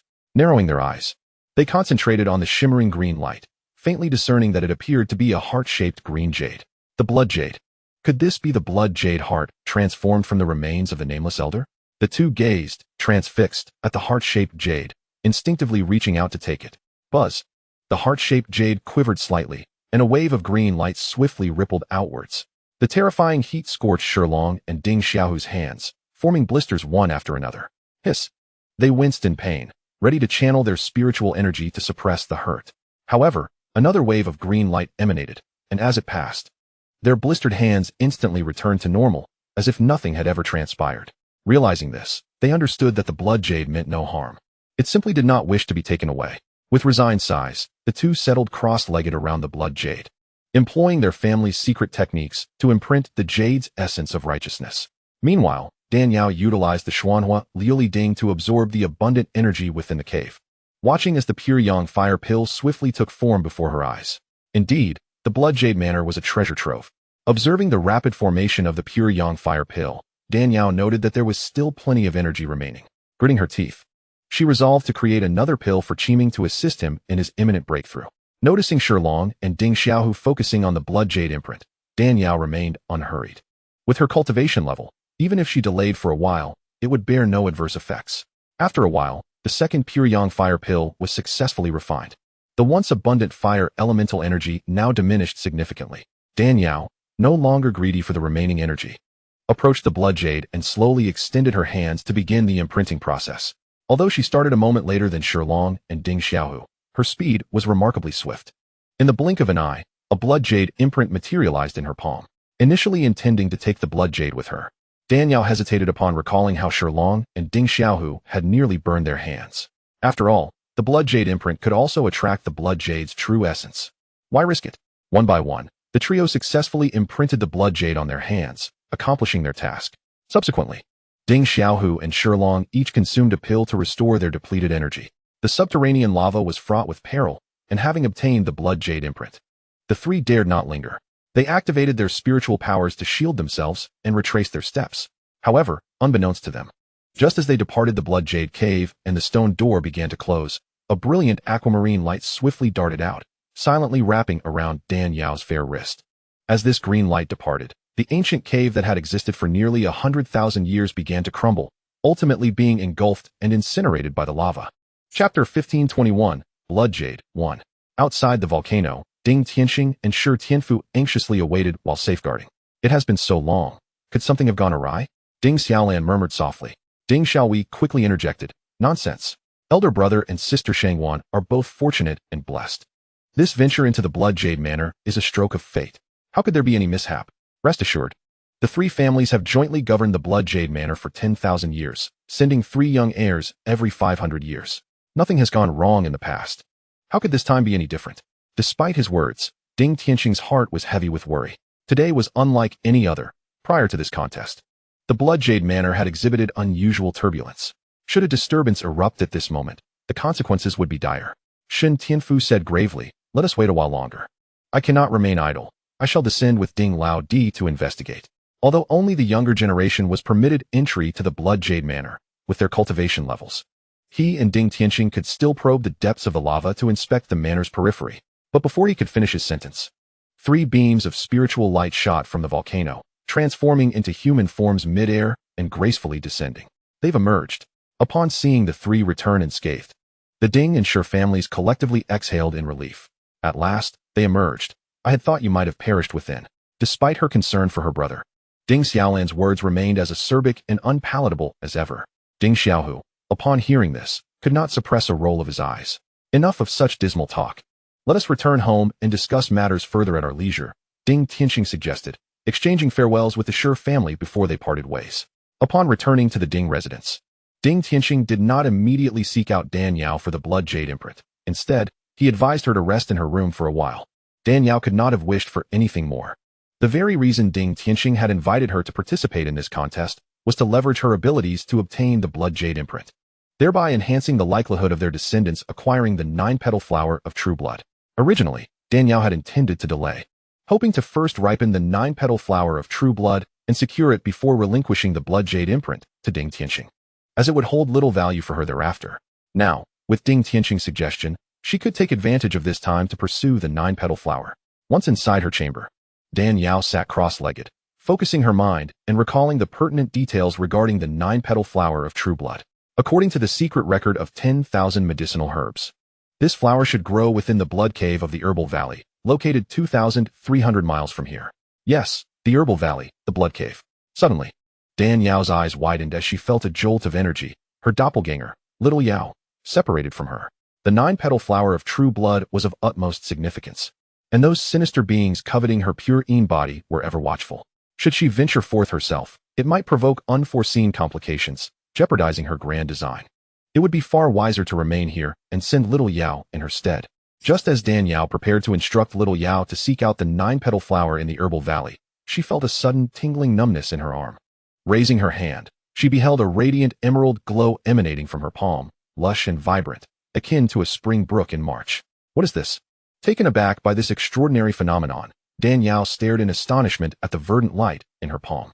Upon scanning her surroundings with her spiritual awareness, she was taken aback to discover that the aura of this verdant glow was identical to that of the heart-shaped jade from the blood house. How could this be? How did the essence of the blood jade manifest upon my hand? Could it be? Suddenly, an elderly yet benevolent voice resonated. That is because you possess an essence that the blood jade favors. Startled, Dan Yao turned to locate the source of the voice, only to realize it emanated from within the blood jade itself. As she stood there in disbelief, the blood jade pulsated vigorously, and a towering figure clad in a red robe materialized before her. Dan Yao sensed that the aura emitted by this figure was identical to that of the blood jade, and her thoughts quickly coalesced. She surmised that this individual was the unnamed elder whose body had transformed into blood jade after death, as recounted by the Ding family. Junior pays respect to the elder. Dan Yao suppressed her astonishment and performed a deep bow before the red-robed figure. Though this individual had perished many years ago, the fact that he had transformed into blood jade after death attested to the countless good deeds he had performed in life for the benefit of others. While Dan Yao was not inherently virtuous herself, she held a profound admiration for those true heroes who selflessly sacrificed for the people, for righteousness, and for justice. Unexpectedly, the blood jade that transformed upon my death has chosen you. The elder's red-robed figure smiled enigmatically. Transformed into blood jade after death? Dan Yao exclaimed, astonished. Did the elder foresee this transformation before passing? Indeed, the elder nodded. Had I not known that I would become blood jade after my demise? How could I have left a fragment of my essence within this jade? Since the blood jade has chosen you, it signifies our connection. I shall reveal to you that I not only foresaw my transformation into blood jade, but also recognized an impending calamity in my fate. Yet, rather than retreat, I chose to sacrifice myself to affirm my path. To affirm one's path through sacrifice? Dan Yao gasped. Why would one seek death when living is preferable? The elder sighed softly. On a certain night, just a year before my demise, I unknowingly fell into a deep slumber during my meditative practice. In my dreams, I witnessed my own fate as well as the future of the Tianxian continent. A great upheaval looms 100,000 years hence, where darkness shall reign, demons shall dance, and all order and justice will be trampled, bringing calamity upon the masses, resulting in mountains of corpses, a sight too gruesome to bear. But elder, Dan Yao interjected. That was merely a dream. Why take it so seriously? It was no mere dream. You see, I am a descendant of the six-fingered diviner, proficient in the art of fate and endowed with innate abilities. Every dream I have must become reality. The six-fingered diviner? Dan Yao pondered, bewildered. The first matriarch of my family, Ruan Xinga, encountered a six-fingered diviner approximately 70 to 80,000 years ago. How can you be a descendant of a figure from 100,000 years past? The elder chuckled. The six-fingered diviner is not a single individual, but rather a lineage focused on divination. Each descendant possesses this unique gift, hence the name. I have no wife or children, and if the six-fingered diviner whom your matriarch encountered was legitimate, then they must be a descendant of my brother. I see, Dan Yao realized. Now, returning to the matter at hand, upon awakening from my dream, I immediately perused the texts left by my ancestors, which revealed two crucial truths. First, a great calamity will befall the Tianxian continent in 100,000 years. Second, I am destined to be the one who must respond to this calamity and serve as the key to its resolution. However, 100,000 years is far too long. Unless I achieve immortality, I shall not survive to see that day. Thus, to affirm my path through sacrifice and transform into blood jade to assist future generations in overcoming this dilemma is my only recourse. And it is the mission bestowed upon me by the heavens, which I shall pursue without hesitation. Your compassion and selflessness for the sake of humanity are truly admirable, elder. Dan Yao expressed her profound respect for the unnamed elder, having previously heard of the blood jade's origin from the Ding family. Now, learning of his willingness to sacrifice himself for the greater good, transforming into blood jade and enduring the trials of volcanic magma for 100,000 years, filled her with an even greater sense of awe. After a brief pause, curiosity overcame her. I once heard an elder from the immortal water palace mention sensing a malevolent force quietly brewing across the continent, predicting a great calamity in the near future. This prompted her to pass on her lifelong teachings to me, urging me to protect the disciples of the immortal water palace. How intriguing. It seems that even those from the immortal water palace have discerned this. The elder chuckled. truly a remarkable legacy spanning millions of years. Upon hearing Dan Yao's words, the elder was equally astonished. The elder from the immortal water palace foresaw the great calamity 100,000 years hence. While I sense the malevolent force, it appears this calamity is indeed of grave significance. Indeed, it is of utmost importance. Were it not so, I would not have willingly chosen to sacrifice myself for the greater good. The elder in the crimson robe offered a faint smile, gazing at Dan Yao, and remarked, "The esteemed predecessors of the immortal water palace have cautioned you that a calamity will soon befall the continent, and the blood jade, which transformed after my demise, has also chosen you. Perhaps this is fate, destined for you to become the one who breaks the deadlock." Dan Yao, taken aback, pondered, "I am the one to break the deadlock? Such is the will of heaven. There is no retreat, no evasion." The elder observed the concern etched on Dan Yao's face and reassured her with a smile. "However, fret not. I can discern that your fate is that of a rare Tian noble. In this lifetime, you are destined to bear immeasurable blessings, to turn misfortune into fortune, and to face calamities with auspicious outcomes. Regardless of how terrifying the tribulations may be, you will ultimately pass through them unscathed." Hearing this, Dan Yao released a sigh of relief. That is good. All she desired was to live a leisurely life, unbothered by notions of saving the world or becoming a hero. Such empty titles held no allure for her, nor would she sacrifice her life for them. Yet, she understood that once the great calamity arrived, even if she could distance herself from it, those she cared for would find it difficult to escape the impending disaster. If that time truly came, despite her reluctance, she would have no choice but to face it head-on. The elder in the crimson robe furrowed his brow slightly, saying, "Within you, I sense an aura strikingly similar to the blood jade that emerged after my death, yet this aura is filled with resentment. If my conjecture is correct, you must have encountered some wicked artifact forged from the blood and heart of the loyal." Chapter 1524, The Will of Heaven Cannot Be Defied.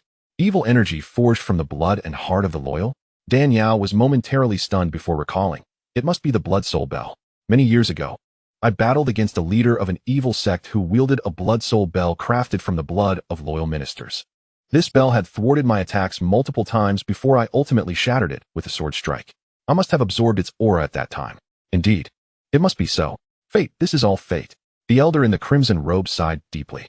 Dan Yao opened her mouth, wanting to speak, but swallowed her words. Although the blood soul bell was crafted from the blood of loyal ministers, that event had transpired over 100 years ago. Even if she had absorbed its aura at the time, it should not persist for a century. Yet, if it were not for the blood soul bell, why would the blood jade seek her out? Little did she know that the reason she bore the aura of the blood soul bell was due to the influence of the Mingyu technique. Though the Mingyu technique was cold and mean, it was not of a demonic nature. Rather, it was a grand and righteous art filled with the vast righteous energy of heaven and earth. While it gathered spiritual power, it also unconsciously absorbed the energy of light and righteousness. When Dan Yao dealt with the blood soul bell, the true energy in her palm formed a vortex, continuously condensing spiritual power, and in the process, she unknowingly absorbed a portion of the righteous energy hidden within the blood soul bell.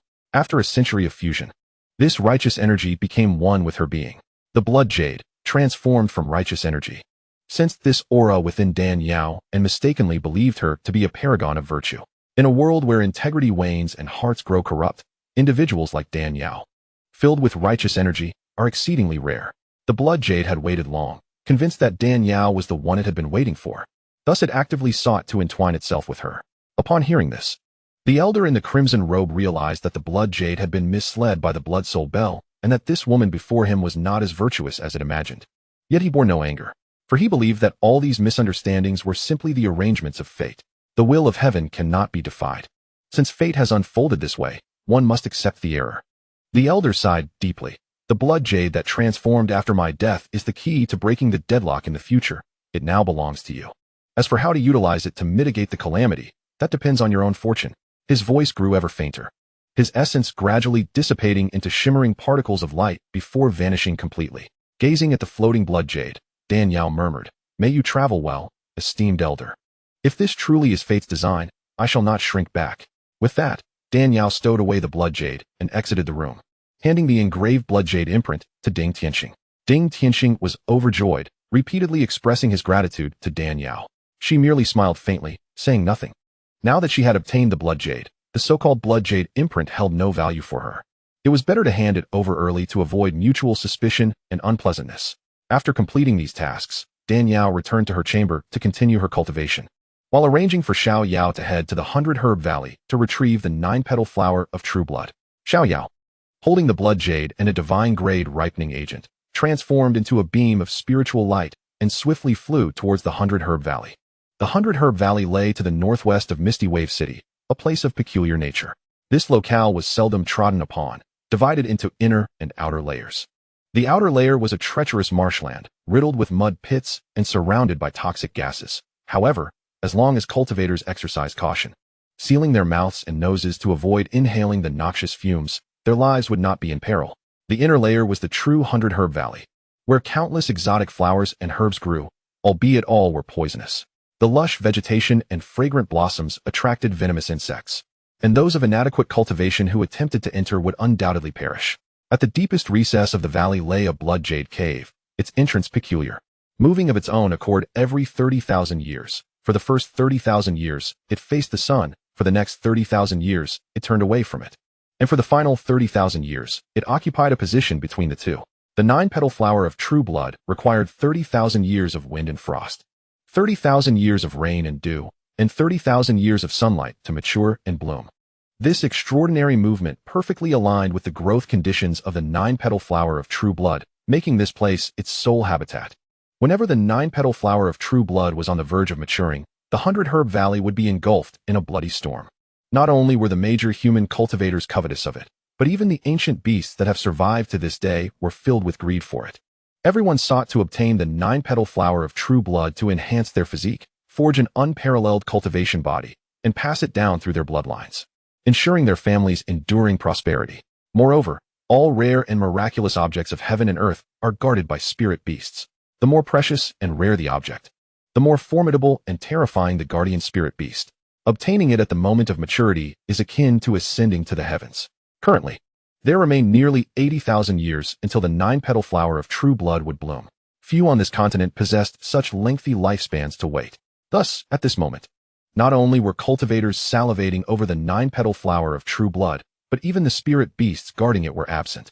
Through the secret records of 10,000 medicines, Xiaoyao learned that the spirit beast guarding the 9-petal flower of true blood was the ancient exotic species known as the Great Wilderness Black Serpent. An adult Great Wilderness Black Serpent possessed combat prowess comparable to a 9th-level spirit platform cultivator, and the venom released from its fangs could even slay those in the God Void realm. Xiaoyao had already braced herself for a fierce battle. However, upon entering the Blood Jade Cave, she found not a single Great Wilderness Black Serpent, nor even a mere caterpillar. Xiaoyao expanded her spiritual sense and began to investigate swiftly. Before long, her gaze was drawn to a small, withered seedling in the southeast corner. To an ordinary person, this seedling would appear to be worthless weeds. Yet, Xiaoyao, connected to Danielle's consciousness and having perused the secret records of 10,000 medicines, instantly recognized that this was a seedling of the 9-petal flower of true blood. No one would have expected that such a miraculous object of heaven and earth would appear so unremarkable in its juvenile state. Xiaoyao snapped her fingers, and her energy enveloped the entirety of the Blood Jade Cave in an instant. This action was to prevent the spiritual energy from leaking out when the 9-petal flower of true blood matured, attracting powerful beings. She then took out the blood jade and the rosy small jade bottle containing the divine grade ripening agent. Xiaoyao removed the stopper from the rosy-hued jade vial, allowing the potent essence of Imu to drip onto the tender sapling. In an instant, a brilliant emerald light erupted, dazzling Danielle to the point where she could scarcely keep her eyes open. Almost immediately, the ethereal energies of the world surged and liquefied, rushing fervently into the radiant glow. When Danielle finally reopened her eyes, she beheld a flower of resplendent crimson, as vivid as blood, standing gracefully without leaves. The initial impact was a sensory explosion of red, like fire, like blood, like a peony. Upon closer inspection, she found the flower's petals to be a tragically meager 9 in number. The 9-petal flower of true blood and sincere affection? Xiaoyao, with a beauty that seemed ethereal and unearthly, was momentarily engulfed in joy, her body trembling with excitement. After years of toil, she had finally gathered the necessary materials for concocting the void-breaking pill. Chapter 1526, The Hand of the Wishful Orchid. The 9-petal flower of true blood and sincere affection indeed bore 9 petals. Yet, for the concoction of the void-breaking pill, only 1 petal was required. This single flower was sufficient for her to brew 9 pills. Xiaoyao licked her lips, drew forth a small jade knife, and prepared to sever the bloom from its stem. However, before the knife could touch the stalk, the 9-petal flower of true blood and sincere affection detached itself, twirling gracefully before transforming into a streak of red light, attempting to escape. Wait, don't run. Xiaoyao hastily produced the blood jade and, with a flick of her finger, infused it with true energy. Instantly, the blood jade erupted in a dazzling emerald glow. Sensing the righteous energy emanating from the blood jade, the 9-petal flower rushed towards it as if reuniting with a long-lost kin. Xiaoyao, quick as lightning, summoned a spirit nurturing bottle, specially designed for housing ethereal flora, and captured the 9-petal flower inside. With the 9-petal flower of true blood and sincere affection secured, Xiaoyao felt an overwhelming sense of satisfaction and was about to depart. Suddenly, she realized that this location, capable of nurturing such a miraculous flower, was undoubtedly a treasure trove. If she were to sign in here, who knows what surprises might await? With a thought, she connected with her true self, Dan Yao. Their minds intertwined, and together they silently intoned. System, sign in. Ding. Sign in successful. Congratulations, host, for acquiring the hand of the wishful orchid. The hand of the wishful orchid, like the orchid itself, flows with grace and intention, characterized by its ability to bend and twist freely, delivering strikes from the most inconceivable angles, making it nearly impossible for opponents to perceive. A unique skill capable of controlling direction. Upon hearing the system's introduction of this technique, Xiao Yao and the still at the Ding family Dan Yao nearly exclaimed in unison. What? Their astonishment was entirely warranted. In the realm of cultivation, regardless of how formidable a technique may be, once unleashed, it is akin to an arrow released from a bow. Once aimed, it cannot be redirected. It is akin to dropping a rotten egg from an upper floor. Even if one realizes they aimed incorrectly, they cannot control where the egg lands.